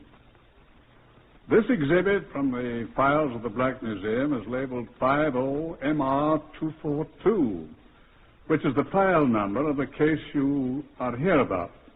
You'll note that it is not a very good wedding ring. That is, it is of intrinsically poor quality. The base metal of which it was made shows through the shabby, worn covering of gold wash with which it was once adorned. Base metal. Yes, as base as the purpose for which the ring was purchased for 6 shillings. As false as the promises of the bridegroom who bought it and took it back again after it had served its purpose. I hope you'll pardon my sentimentality.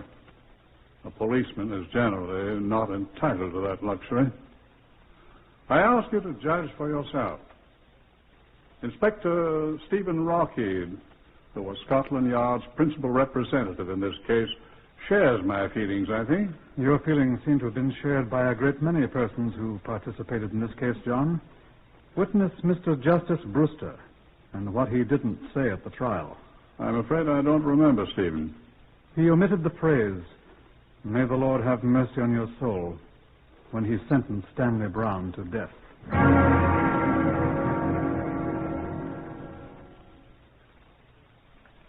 50-242 began for me with what, if it happened in a drama for the wireless, would be described as an incredible coincidence. A letter had been passed to my desk. It had been addressed to Criminal Investigation Department, New Scotland Yard. A letter from a man named Crittenden, living at Aston Clinton in Buckinghamshire. The CID receives dozens of letters of its type daily, and it is our generally tiresome duty to read them all. Whilst I was glancing over it, a visitor was announced. Before he sat down, he laid a 3-days-old copy of the Morning Telegraph on my desk. You're Inspector Rockheed? Yes? My name's Ramsey, Norman Ramsey, formerly of Blackpool, now resident in Shepherd's Bush. Yes? I've been carrying this paper around for 3 days. Why? This article here, sir. This one? Here. Highgate tragedy. Bride drowns in bath. That's the one. What about it, Mr. Ramsey? Well, I've come here because I was a witness to a very similar case 2 years ago. Where, sir? In Blackpool, where I formerly lived. A bride drowned in her bath just 2 days after her wedding. What was her name? Brown. I see. Well, Mr. Ramsey, you are to be commended for bringing this to our attention. That was her husband's name, I assume. Stanley Brown was his name. What happened to him, do you remember? I don't know. He went away the day his wife was buried. In rather a hurry, I thought. Are you making an accusation, Mr. Ramsey? I must admit I didn't like the fellow. Are you making an accusation? I am telling you what I know about an extraordinary coincidence, sir. Excuse me. Did you know the wife's maiden name? Oh, I believe it was Crittenden. Crittenden? No, that's right, yes, I'm sure. Alicia Crittenden. Oh, you've heard of the case. Do you remember how the late Mrs. Stanley Brown, the former Alicia Crittenden, was buried, sir? I most certainly do. But the most shocking thing I'd ever heard of. She was buried in a common grave. With 3 other deceased persons in the cheapest part of the graveyard. How do you know that? Because I have a letter here in this morning's post from her father, relating the same facts you've just told me, and considerably more besides. You speak of a coincidence, Mr. Ramsey. Well, this is amazing. It's more than that, sir. I'm afraid I shall have to ask you a few more questions.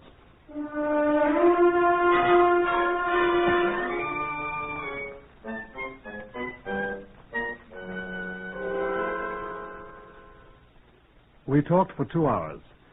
Mr. Ramsey remembered a great many things about the death of the bride and her bath at Blackpool. He remembered a representative of an insurance firm who had asked him his opinion of Alicia Crittenden Brown as a potential risk for life insurance. He recalled having been asked to witness 2 newly drawn wills, one of the husband and one of the wife, in which each left the other everything. He recalled the circumstances of the fatal bath. But they had 2 small rooms on the first floor in this house. It was a sort of private lodging house, you see. Extremely charming people owned it, Mr. and Mrs. Ralston. I've heard that they've gone to America. But I remember the circumstances quite well indeed. The bathroom was just above the kitchen where the rest of us were sitting this particular Saturday night. Do you remember exactly when it was? Early in March, if I remember correctly.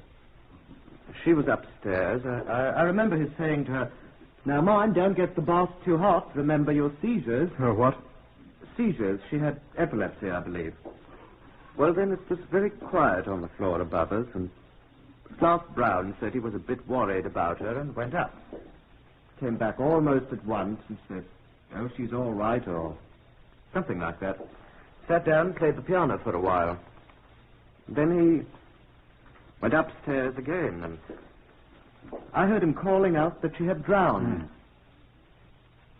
The doctor came, and that was the whole thing. And you have certain suspicions? Not enough to go to the police. Before, I mean. You obviously have now. Did you notice the name of the husband of the bride who was drowned in the bath at Highgate? Why, I... Look at the paper here. Stanley. J. Stanley. Stanley Brown's full name was James Stanley Brown.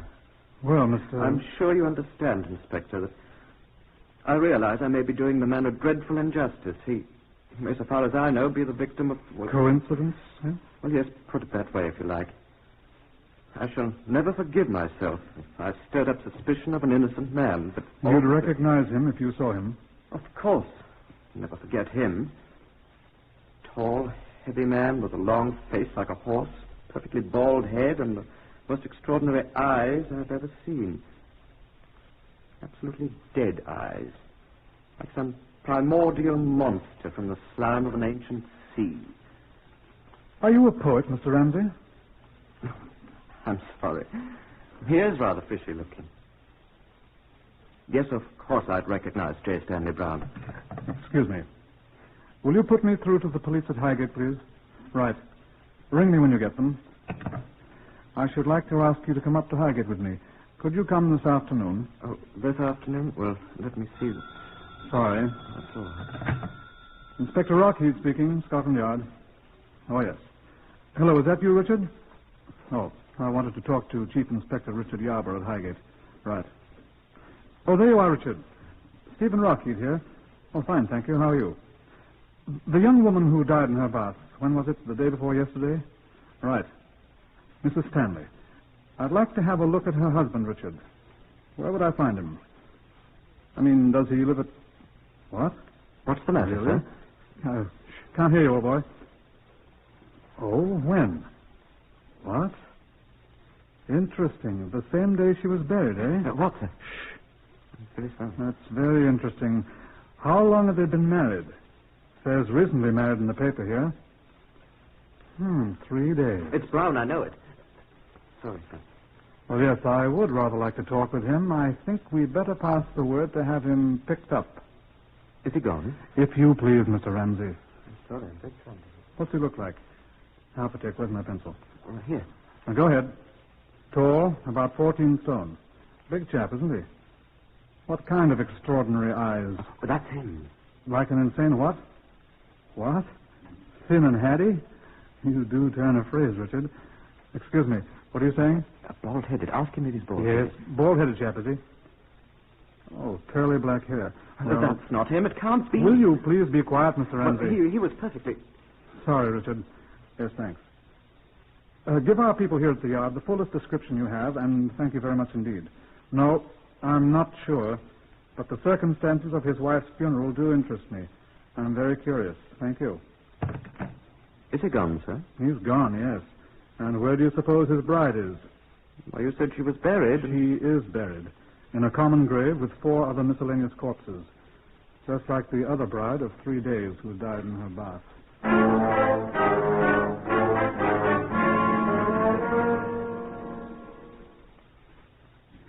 Mr. J. Stanley of Highgate, who bore certain resemblances to Mr. James Stanley Brown of Blackpool, was not to be found. The attending physician at Highgate, who'd signed the death certificate for the drowned bride, told us that she had visited him the afternoon of the fatal bath.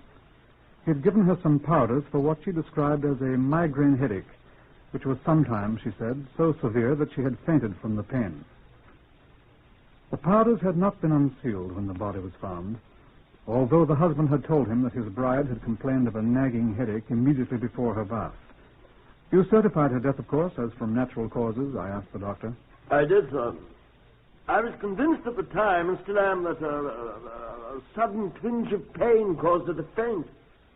She slipped down in the bath until her head was under water, and she drowned before aid could reach her. She was naturally alone in the bathroom, sir. Do you recall anything that her husband said at the time, sir? Well, the man was all but prostrated. He kept repeating that if he'd only insisted she take some of the medicine I had given her, she'd still be alive. Would she have been? In effect, I so certified, Inspector. A post-mortem might... I saw no need there, nor do I now of a post-mortem. If I may venture an opinion, I think you're being needlessly officious, sir. I'm sorry, Doctor. Reply by Mr. Francis Harrington, insurance broker of Highgate, to an inquiry by Inspector Rockheed of Scotland Yard. No, I did not pay the amount of the insurance to Mr. J. Stanley. Mrs. Stanley was insured in the amount of £1,000 sterling.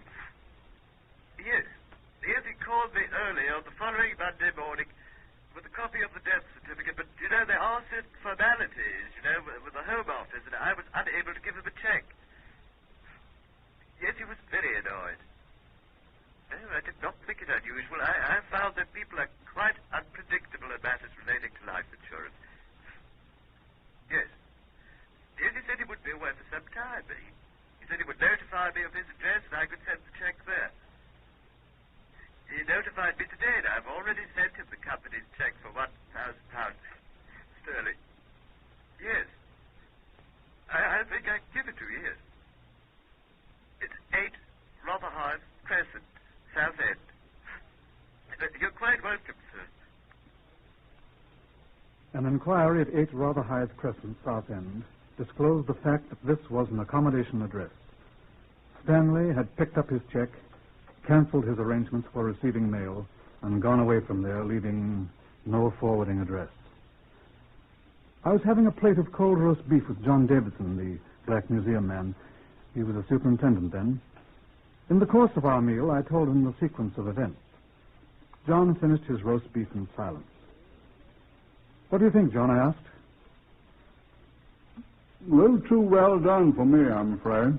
What? I like my roast beef rare. Wasn't that what you were talking about? You know quite well I wasn't, John. Say, pass those pickles if you're not going to eat them, will you? Mm-hmm. Well? Excellent pickles.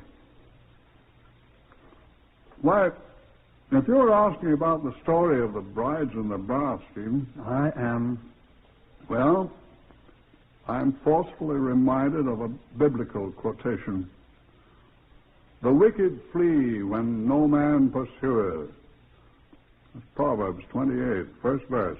We're pursuing this fella. Yeah, but he doesn't know it. As far as he knows, no man is pursuing him. Yes, but he... And he's obviously fleeing. Therefore, he must be wicked. QED. On the face of things, these two deaths are coincidences, John. Well, it's quite possible. We don't even know it's the same man. Bald-headed men don't suddenly grow curly black hair. Well, sometimes they wear wigs. Yeah, I thought of that. Have to find him to prove it. Is there any more beer in that jug? Thank you. No, I don't think they're going about finding him in the right way, Stephen. Do you have any suggestion, then? No more of that beer, I suppose. That's a pity. But I think if I were doing it, I'd take my cue from that proverb I just quoted. Well? I'd give the wicked something to flee from. He just might flee right into your arms. Perhaps you'll tell me how to do that one. Of course. Well, I'd dig up those girls' bodies and let Henry Bernard, the pathologist, have a look at them. Can't say I envy him. One of them's been dead a year or more, hasn't she? 2 years. Poor Henry. Well, at least he could tell you whether the chap's really wicked or not. If he is, then cry havoc and let slip the dogs of war. And Julius Caesar, Act 3, Scene 1.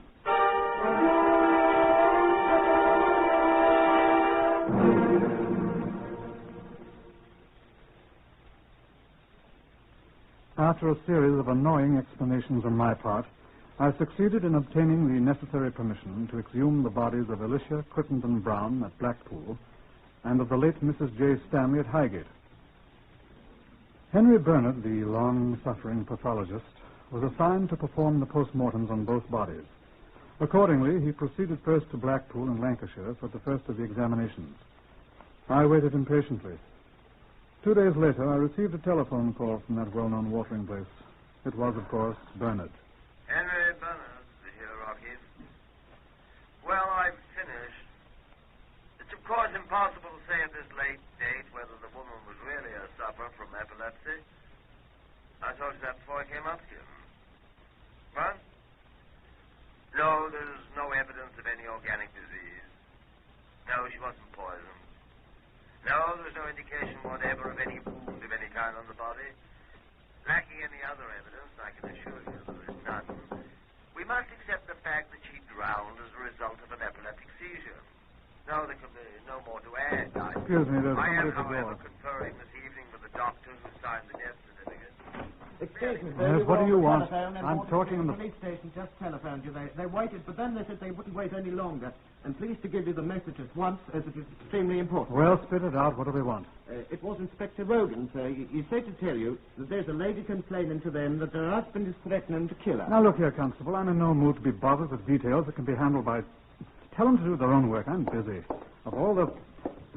Hello, Bernard. Hello, are you there? Hello. He's hung up, damn it. Now, look here. Well, they said you'd be most interested when you hear the lady's name, sir. Well, what is her name, then? Mrs. J. Stanley Brown, sir.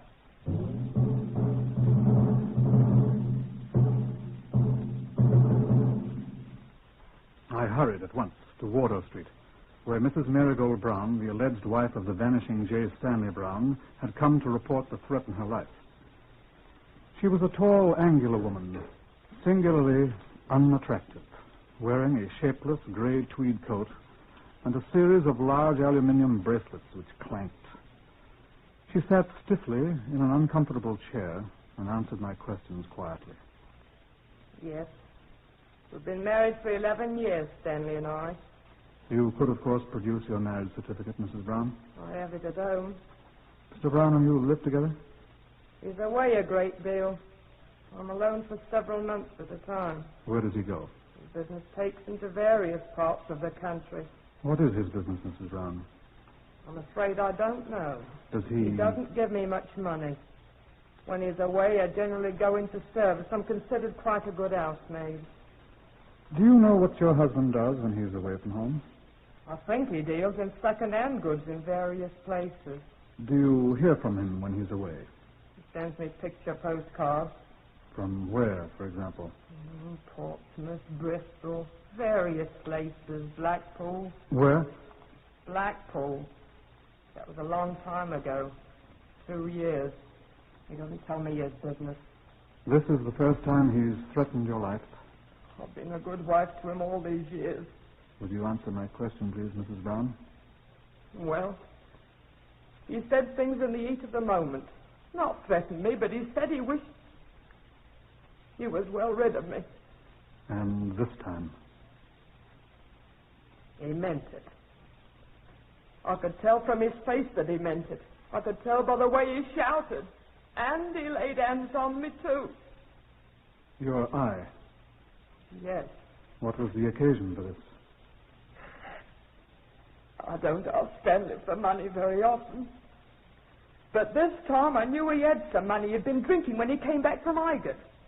Highgate, you say? Yes. When I asked him if I could let me have £2 for a new dress and coat, he flew into a rage. He'd been drinking, I said. And he flew at me and broke my glasses and threatened my life. Just what did he say to you, Mrs. Brown? He said he'd take me and drown me.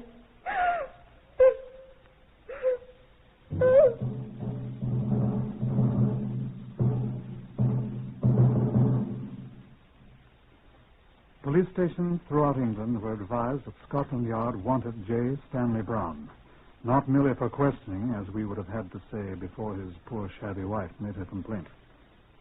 Now he was wanted for a violation of the Summary Justice Act of 1879, threatening a breach of the King's peace, which is felony. The questioning would come later. Henry Bernard, the pathologist, had left Blackpool and gone to Highgate for the post-mortem on the second bride. I came to the mortuary at his request. This is my assistant, Miss Littlejohn, Inspector Rutty. How do you do, Miss Littlejohn? know you, sir. Thank you very much. I found out something, Inspector. Come over here, please. Dead bodies don't bother you, I hope. Oh, no. I've brought the last Mrs. Stanley called himself at Highgate, didn't he? Stanley, yes. Mm-hmm. Well, there's nothing at all I could discover on the one at Blackpool. But this one is much more recent, you see. Little more than a week. Yes.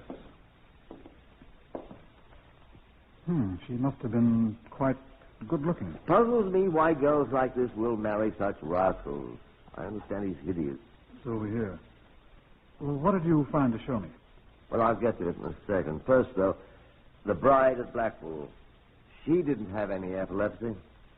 I thought you said you couldn't be sure. I can be sure of one thing. Look, I've had a bathtub brought in here. Where? Oh, there. Well, what's now, that? Be patient, be patient. This is exactly the same type of bathtub in which the woman at Blackpool was drowned. And by another of those coincidences you're so fond of, also the same as the one at Highgate. I've seen them both. Now I'm going to show you something. Miss Littlejohn. Yes, sir. Oh, I hope that water isn't cold. You've had it filled? Of course. Now, Miss Littlejohn, if you'll take off your clothes.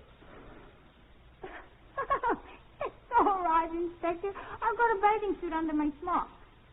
Oh, no, you didn't think...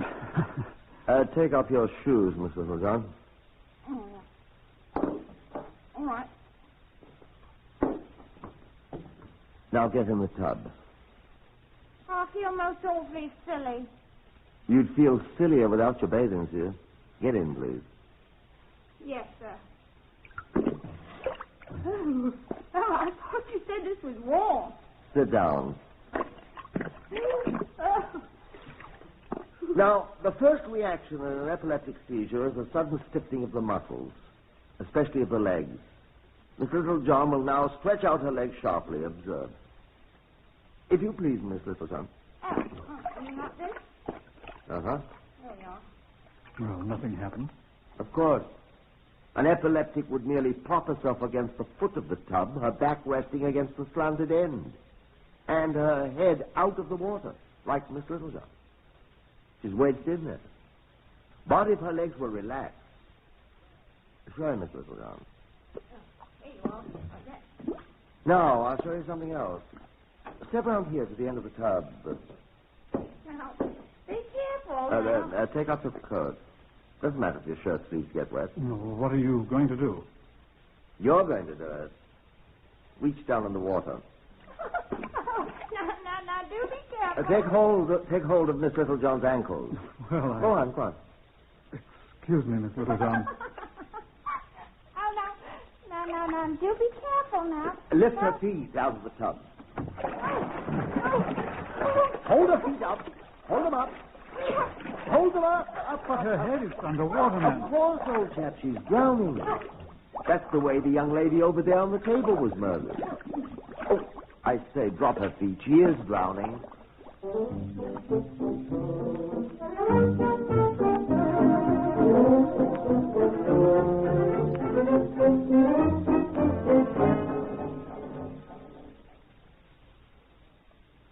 I would not recommend that you try that trick with a friend. It took artificial respiration to revive Miss Littlejohn. And when Bernard showed me marks on the ankles of the drowned bride, marks that fingernails would have just fitted into, well, we measured the tiny scars and photographed them for comparison with the fingers of Stanley Brown, should we ever catch him. It was almost exactly 7 weeks later. I had a telephone call from Mrs. James Stanley Brown, the living one. Please come to my flat at once, she said. It's of the highest importance. I went there. Mrs. Brown was quite excited. I'm so glad you've come, Inspector. What's happened, Mrs. Brown? Oh, Inspector, I want to withdraw the charge against my husband. Please say I can withdraw it. Mrs. Brown, Please say I may. Oh, please. I'm afraid I'll have to know more about this, Mrs. Brown, before I can answer Oh, that. it's quite simple. We've made up again. You've what? Oh, I know, but, we've decided it was so awfully silly for us to be quarreling, and he's promised. You've seen your husband? Yes, he came back to me. And we've had such a long talk. We're going to start over again and... Whose idea was it? Why, his, of course. And now I want to cancel a silly charge I laid against him. It wasn't a silly charge, Mrs. Brown. So ashamed of myself. I simply must have you drop these charges. They're only a formality anyhow. Oh, we're going to be so happy. Already he's begun to treat me just like a bride, Inspector. Where is he now, Mrs. Brown? The dear, great boy. Where is he, please? You won't believe it, but he's upstairs right this minute, preparing me an heavenly bath. Just like a bride. She wept bitterly when I arrested him in the bathroom alongside the inviting full tub, thinking of cheap bath salts for this pathetic last bath. Despite the things he'd done to Marigold Brown, her dreams died hard. But they died when she heard the stories of the other brides who had had their baths. Henry Bernard proved the points he'd made to me and Miss Littlejohn. In the face of it all, Stanley Brown confessed. On that day, Marigold Brown stopped weeping and believing in this black-hearted man. He was found guilty, of course, and sentenced to death. He was guilty of the death of 3 women. On the day he was hanged at Wandsworth, Marigold Brown committed suicide. I think there's some good advice in what Superintendent John Davidson told me. Give the wicked something to flee from. Sometimes they'll flee right into your arms.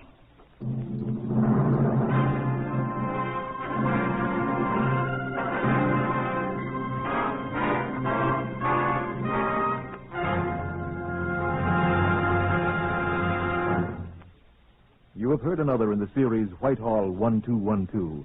Research is from Percy Hoskins of the London Daily Express. Among those heard in today's story of Scotland Yard case number 50MR242 were Harvey Hayes, Winston Ross, Horace Graham, Lester Fletcher, Patricia Courtley, and Beulah Garrick. The stories for radio are written and directed by Willis Cooper.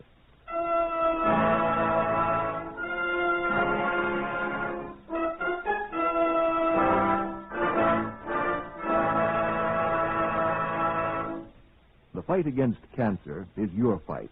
You're personally concerned with its disease, for anyone can develop it. And there is something you can do to protect yourself and your family. First, familiarize yourself with the facts about cancer.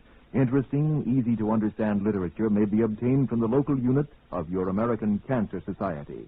Guard your family and strike back against cancer. Mail a generous contribution to Cancer in care of your local post office.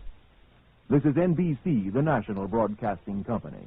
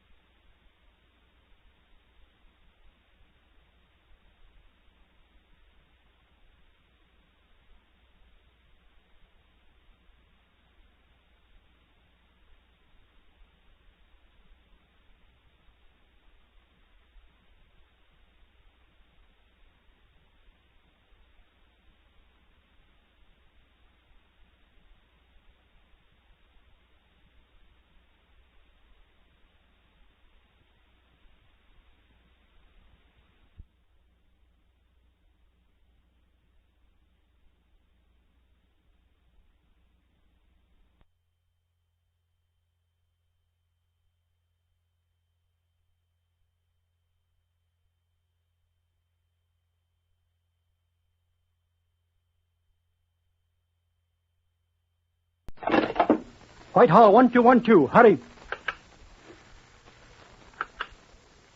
This is Scotland Yard.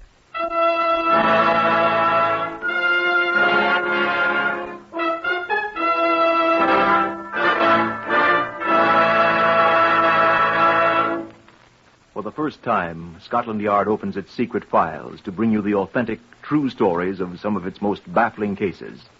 These records are drawn from the Scotland Yard files, and only the names of the participants have been changed. The research has been prepared by Mr. Percy Hoskins, chief crime reporter for the London Daily Express. The stories for radio are written and directed by Mr. Willis Cooper. Here are the principal participants in Scotland Yard case number 397 MR381.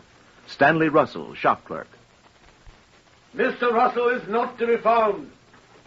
Mrs. Hope Russell, his wife. Mrs. Russell was reported missing on the day before Good Friday. Adolf Hitler's Luftwaffe.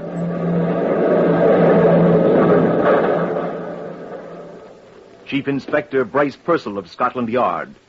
I should like to introduce Deputy Commander William Bird of Scotland Yard, my superior officer. Before we proceed, I believe it would be a good idea to visit the Black Museum.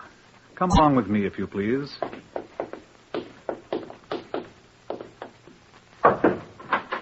After you, sir. Good afternoon, John. Good afternoon, sir. This is Chief Superintendent John Davidson, curator of Scotland Yard's Black Museum. Well, how do you do?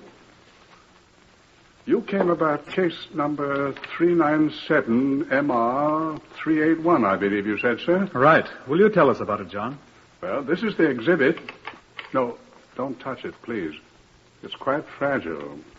And as you can see, it has already been broken. We have a great many other exhibits of crimes in these rooms. Murder weapons, blood-stained garments, bullets that have snuffed out many lives, death masks and many notorious criminals. Almost every instrument of violence that can be conceived. I should explain that these gruesome objects about us are not merely souvenirs. Many of them have aided our men in solving other crimes and bringing the perpetrators to justice. Now, this one. Tell us what this thing is, John. This is Mrs. Hope Russell.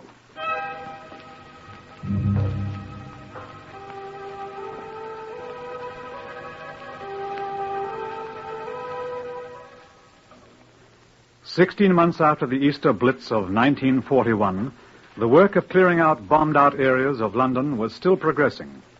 On the 12th July 1942, the Scotland Yard Information Room received an urgent call from PC John Dunn of the Kennington District. A patrol car in which Chief Inspector Purcell was riding was dispatched to the scene, a partially destroyed Baptist chapel. I was directed to the spot by P.C. Dunn, who was on point duty at the road intersection. Right over there, sir, where you see the men standing. They found something, sir. The navvies that's working here. Right, thank you. Morning, boys. Morning. What have you found? Who are you, mate? I'm Chief Inspector Purcell, Scotland Yard. What's up? Down, sir? Down there. In that hole, sir? Yeah. It's an old burying vault, sir. What is it? A skeleton, sir. He's dead. Up down, Georgie and Sean with your torch. All right. There you see, sir. Here he is. Stand to one side, will you? He's off under this stone slab, sir. See? I see him. Well, what's so strange about a skeleton in a burial vault? There ain't been anybody in there since 1934, sir. 1935. I was in that gang that moved the old corpses out of here, Herbert. It was 1934. We didn't leave a one. God bless you. It's the quicklime down here, sir. Quicklime? How'd quicklime get down there? You're the detective, mister. We just work here. The badly burned skeleton was removed to the pathological laboratories at Scotland Yard, together with the other articles found in the vault. A considerable amount of quicklime and a half-burned straw pelleas which had partially covered the remains. There was nothing else. I stood beside Keith Briggs, the Home Office pathologist, while he completed his examination.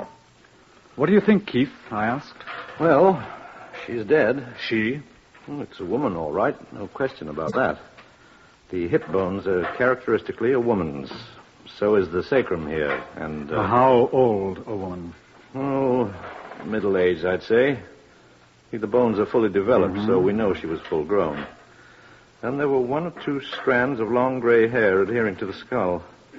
Here they are. And then the teeth here. What about them? Well, you see, they're pretty well worn. Now, you see here, in the upper jaw, 7 of the uppers are missing. Now, see these ridges? Yes. Well, they were caused by a dental plate, which probably consisted of 7 teeth, and then... What are you looking for? The measuring tape. Oh, here. The lady was lying on it. What are you going to do now? See how tall she was. She's rather jumbled about. And the feet, where are they? Oh, the thigh bone's all I need. Oh, hold it, please, sir. This one. Now, let's see. 43 centimeters. Well, that's all right, sir. Now, 43 centimeters multiplied by 3.6. What are you doing? On Sediment scale, you multiply the length of the thigh bone by 3.6. Man's, that's 3.7. And you get the exact height. Now, see, that's 154.8 centimeters. We'll call it 1 meter 55. Meters 39.37 and 55 hundredths of 39.37 is 21.65.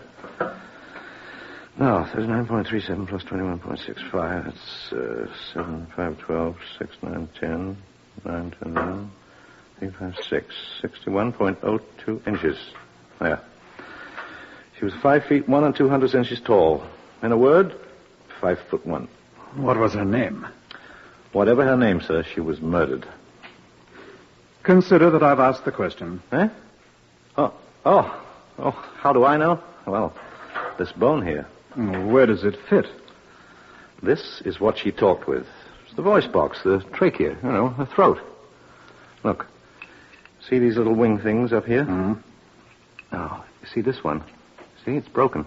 Well, this is one of the most significant fractures in all forensic medicine, sir. Why?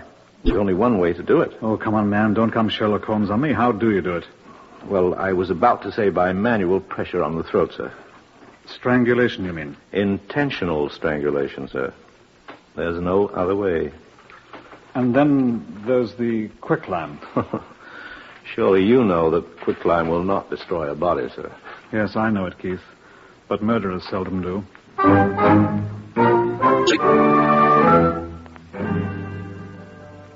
Reference to the ARP records showed that every other casualty and missing persons in Kennington had been accounted for. It was apparent that the victim had not been a resident of that district. I caused bulletins and charts of the teeth to be sent to all the dentists in London for identification. No results were forthcoming, and we were forced to conclude that the dentist in question had become an air raid casualty, or that the work had been done in some other city. I gave Purcell a very difficult assignment. Difficult, sir? Well, it's not so difficult, but it's tedious. It'll take a long time. I know, but it's got to be done. I'm strongly of the opinion that it was murder. We checked carefully, sir, and the only quicklime on the entire premises was that in the vault with the skeleton.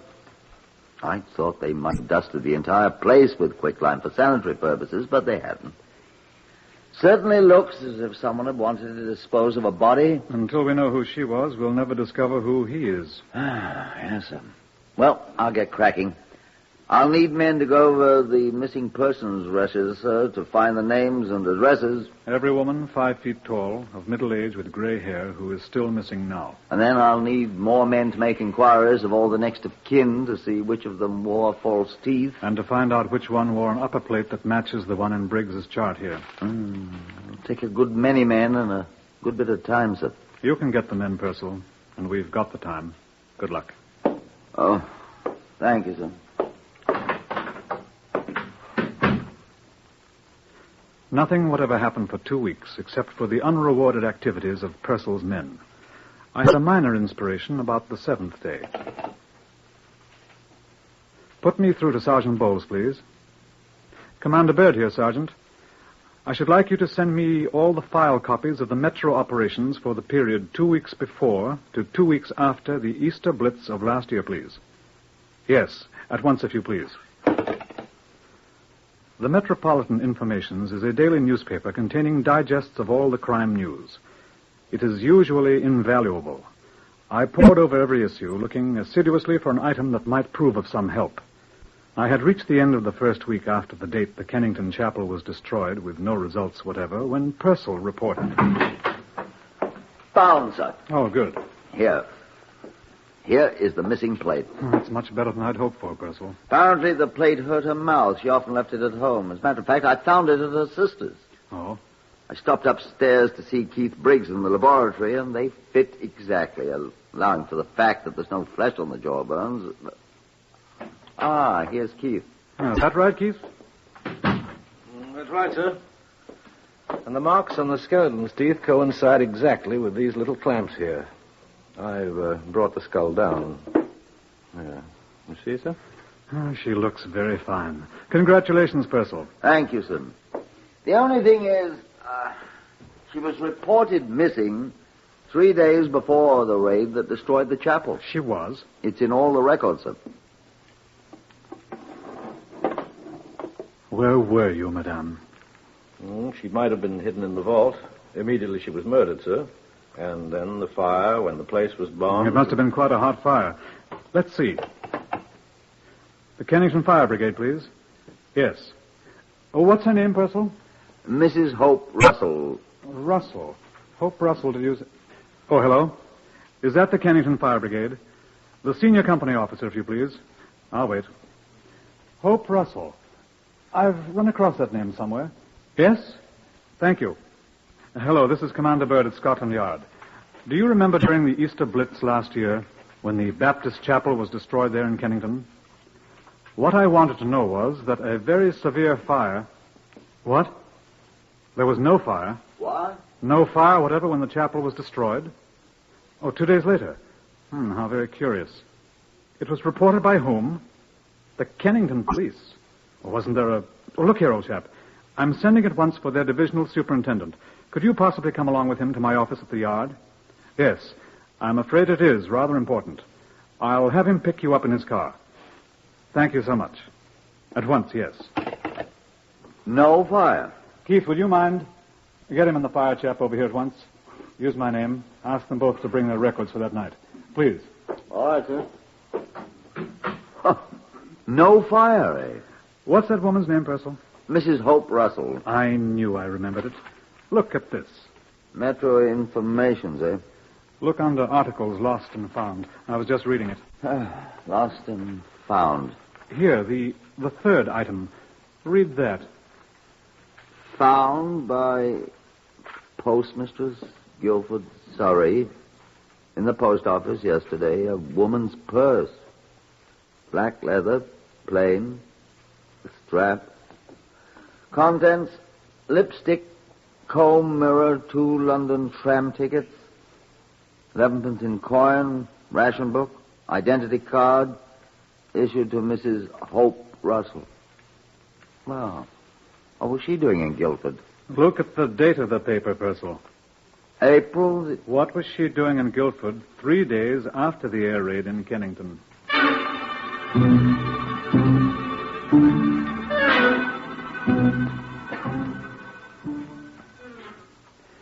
The divisional superintendent and the fire brigade officer from Kennington sat in my office with Purcell and me. I looked at the fire brigade records first. Now, here, sir. This is the day of the big raid when the chapel was destroyed. Good Friday evening, 11th of April, 1941. Yes. Every call is set down in the occurrence book here, sir. Yes, I know. Together with all the calls to the auxiliary fire service, the civilians, sir. Yes, I know. And you can see there's no report whatever of a fire at the Kennington Baptist Chapel from either source. Quite. But over here, sir, on this page, Tuesday the 15th, 4 days later, 11 o'clock p.m. You see, sir? Mm-hmm. Chapel and so forth. Report telephoned in by Kennington Police Station. Do your records correspond, Superintendent? I'll read it to you, sir. 10:57 p.m., Tuesday, 15th of April. P.C. Allison telephoned to report a fire at the ruins of the Baptist Chapel. Alarm telephone to Kennington Fire Brigade at 11 p.m. You rang us up yourself, Robert. I did that indeed. Here's my initials. What do you think, Purcell? Why did the police constable report it? Yes, I was just going to ask that. I don't understand, sir. Wasn't there a fire watcher? Wasn't there? Well, sir, there was a fire watcher. There was supposed to be. Well, where was he? Asleep, sir, probably. Or out catching a drink somewhere. Not an ARP man. No, sir. A private man employed for the wholesale chemist across the road from the chapel. A thoroughly useless man. Completely undependable. Yeah, his employers caught up with him at last, sir. He was sacked 6 or 7 weeks ago. I've not seen him since. Neither have I. Well, sounds like a spiv to me. He is, sir. I knew him quite well. Had a great deal of trouble with his wife, and I used to see him quite regularly. Oh? He agreed to pay in 18 shillings and 9pence, I think it was, weekly, at the police station for her, which he didn't ever do. Not ever. Never once till Easter Monday last year, right after the big raid. He kept it up, too, till he was discharged and left. I suppose this chemical firm he worked for could put us onto him. I'd like to have a chat with the fellow. Wouldn't you, Purcell? I certainly would. I'll telephone them now and ask them if you'll give me the name of the firm and his name. Oh, his name is Stanley Russell. Russell? I wonder if you'd know his wife's name, Superintendent. I've seen it often enough. Yes, sir. Her name is Mrs. Hope Russell.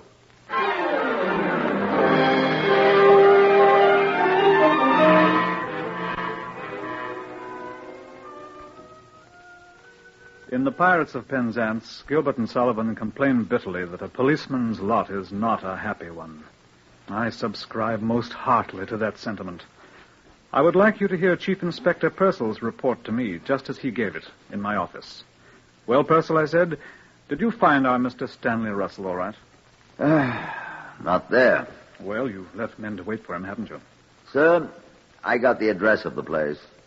Sergeant Hatton and I drove there in a yard car driven by Constable Small. Get on with it, man. The whole bloody place was gone, sir. Gone? The whole bloody block was destroyed. Destroyed by an enemy bomb in an air raid 6 months ago. One day after Russell moved in. Not one person in the whole building's been heard of since. Sir, I respectfully request permission to go somewhere and get howling drunk. You know, Purcell, I think I'll go with you.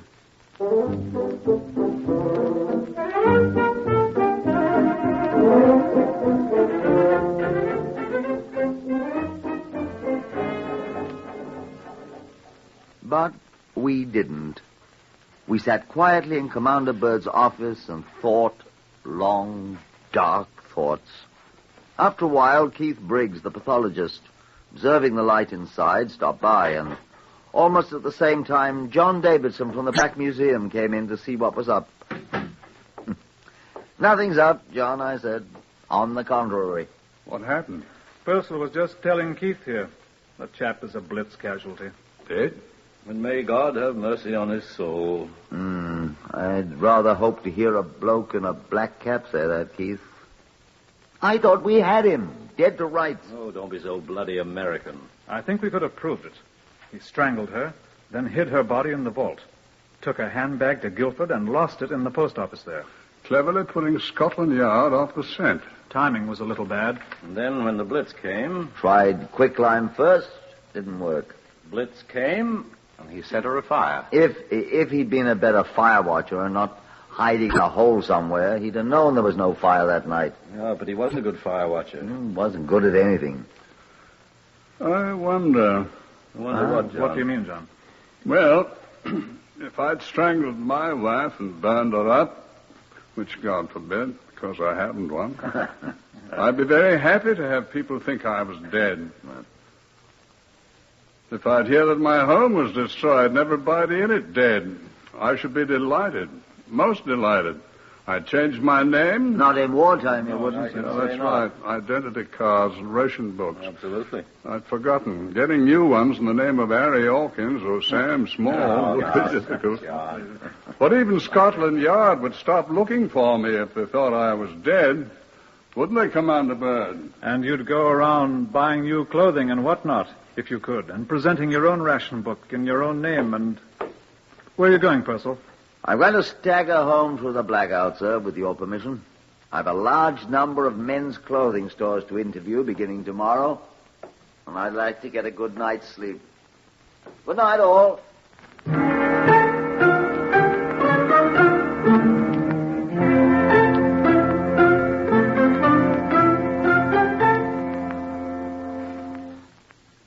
The Stanley Russell crop was enormous.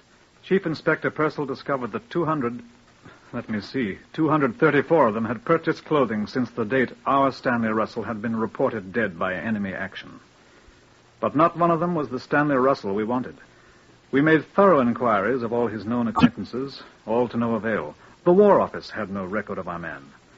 We were reluctantly forced to the conclusion that he was dead, or that he had heard of our search for him and gone to ground most effectively, as I said to a rather haggard Purcell. Purcell shook his head. I'd like to keep on looking, sir, if I may. I have a hunch that he'll turn up unexpectedly. It will certainly be unexpected so far as I'm concerned. I'd like to keep on trying, sir. Well, for a few weeks more, but I'm afraid... Commander Byrd speaking. Yes, he's here. It's for you, Purcell. Well, I'll take it outside, sir. No, don't. Take it here. Thank you, sir. Chief Inspector Purcell here. Who is he? Oh? Well, I don't know him personally, but I know of him. Yes. Will you ask him to wait a moment? I'll ring you back. Sir. Yeah? I've never been so shocked in all my life. Oh, really? What's happened? Somebody dead? Somebody's alive. What? If I'd heard this on the radio, I wouldn't have believed it. Why, what's happened? Mr. Stanley Russell is calling on us. Well, Brother Purcell, let him enter and be received in due form.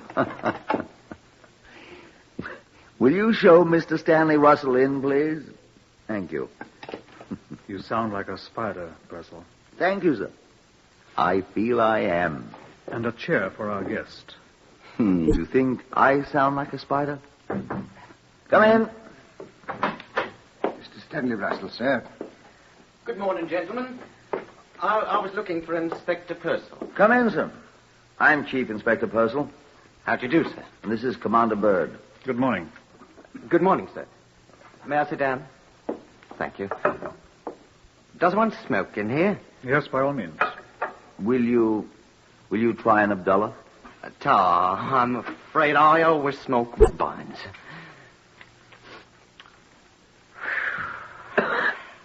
Now, I hear Scotland Yard is looking for me. That's true. Why, may I ask? You've been extremely hard to find. Oh, I've been in the country. Derbyshire. We should have come there eventually. Oh, I've saved you the trouble. What do you want to see me about? You were a fire watcher, Mr. Russell, in Kennington. Yes. There was an unreported fire at the Baptist chapel there whilst you were on duty. When? 2 nights after the raid that destroyed the chapel. I didn't see any fire. Is that all you wanted? No, Mr. Russell. Well, I don't recall any fire, sir. You didn't see or hear the fire brigade? No, sir. Near 11 o'clock? Oh. Well, I must admit I wasn't there. Where were you? I did see the fire brigade moving away when I came back, but... Where were you? Oh, I was out of cigarettes, and I strolled around the corner to see if I could borrow 1 or 2 from the fire watcher at post 4. He says he never saw you, Mr. Russell. Oh, he's probably forgotten. It's a long time ago. He will swear he didn't see you that night. Well, the fire obviously didn't do any damage. A woman was burned to death in it. Murdered? Do you know anything about it? Of course not. I'm very sorry to hear that anything like that... The woman was your wife. May I have 1 of your cigarettes, please? Thanks. So that's what became of her. Do you know anything about it? I'm afraid I must disappoint you, gentlemen. I wasn't on very good terms with her. We know that. I'm afraid I've no tears for her. She was... Oh, well, she's dead now. I shan't say anything. Naturally, I'm shocked. Naturally. But I'm afraid I'm not sorry. Do you know anyone who would have had a motive for murdering him? You had a motive, didn't you, Mr. Russell? I can see how you might think so, but I didn't murder her, I assure you. When did you last see her? I don't really remember. Several months before she was murdered, I think. How do you know she was murdered? Why, you said so. Did I? Oh, I would have had good cause to, Inspector, but I'd have been a fool to do it now, wouldn't I? Yes. Well, Mr. Russell, thank you for coming to see us. If there is anything else you remember, please come back and see us again. I think that's all for now. How can we find you if we need you? We may want your corroboration of certain facts. Well, I'll write down my address, sir. It's a sad affair, and you have our sympathy. Thank you, sir. I admit I'm terribly shocked. Of course. Well, here's the address and telephone number, sir. Thank you. Feel free to call on us at any time. Goodbye. Well, goodbye, gentlemen. I was merely trying to do my duty. Oh, you've done it admirably, sir. Goodbye. Well, thank you. Well. He's a liar. I know it. May I ask why you... Why I let him go? He thinks he's got us completely fooled. He'll be back with more helpful information. Come in, Mr. Russell. I just remembered something that might be of importance. Come in. I remembered that an old straw pelleas, a mattress I used to catch 40 winks on, it was stolen about that time. Oh. Could that have been used to stop the fire? Did you find it? Yes, we found it. Oh, that's good. Well, I must go now. Oh, by the way, was the body destroyed? By the quicklime? Yes. What's the matter? You are a very clever man, Mr. Russell. Much too clever for your own good. Why? Why, may I ask? No one had mentioned quicklime, except you. Well, I thought... I mean... I didn't... I wasn't even there. I tell you, I didn't touch her. I said you were much too clever for your own good. You think I didn't strangle her? Go ahead, Chief Inspector. Mr. Russell, I arrest you on the charge of willful murder. I didn't do it. And I warn you that whatever you say will be taken down in writing and may be given in evidence.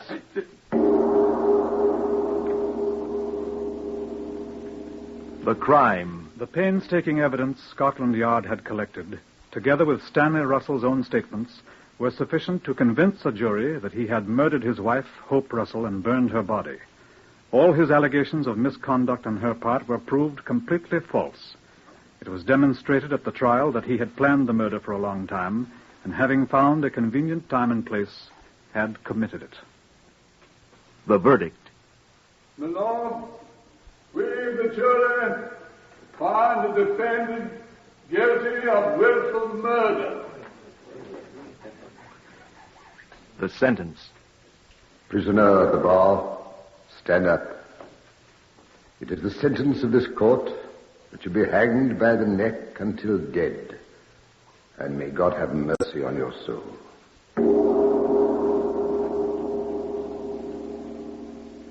You have heard the true story of case number 397MR381 from the files of Scotland Yard. The names of the participants have, for obvious reasons, been changed. Starting next week, Whitehall 1212 will be heard at a new time, 5 p.m. Eastern Standard Time. Research by Percy Hoskins of the London Daily Express. Stories for radio written and directed by Willis Cooper. Next, listen for Tales of the Texas Rangers on NBC.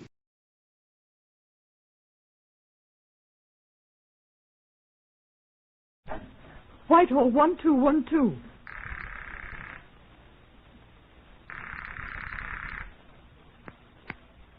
This is Scotland Yard.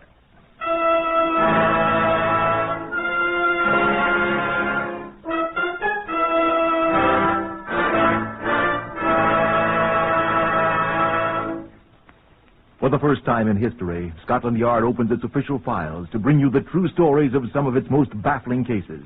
These are the true stories. The plain, unvarnished facts, just as they occurred, reenacted for you by an all-British cast. Only the names of the participants have for obvious reasons been changed.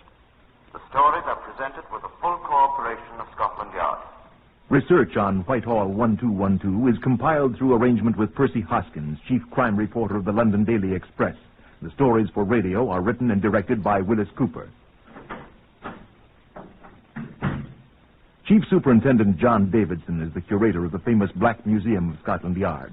He will brief you on today's case from the official files of Scotland Yard, number 899MR952. Good afternoon. If you're a murderer by trade, I would suggest that there is no surer way to hasten the end of your career than to select a policeman as your victim. Now, this thing is the running board of a motor car. It was concerned in the brutal death by violence of a police constable. Now, Chief Inspector Quentin Tabsit of Scotland Yard knows more about this case than any other person. I think that's true, John. Although there were two other men who knew more about it than I. But they're not living. No, they're not. Comparatively few men survived hanging.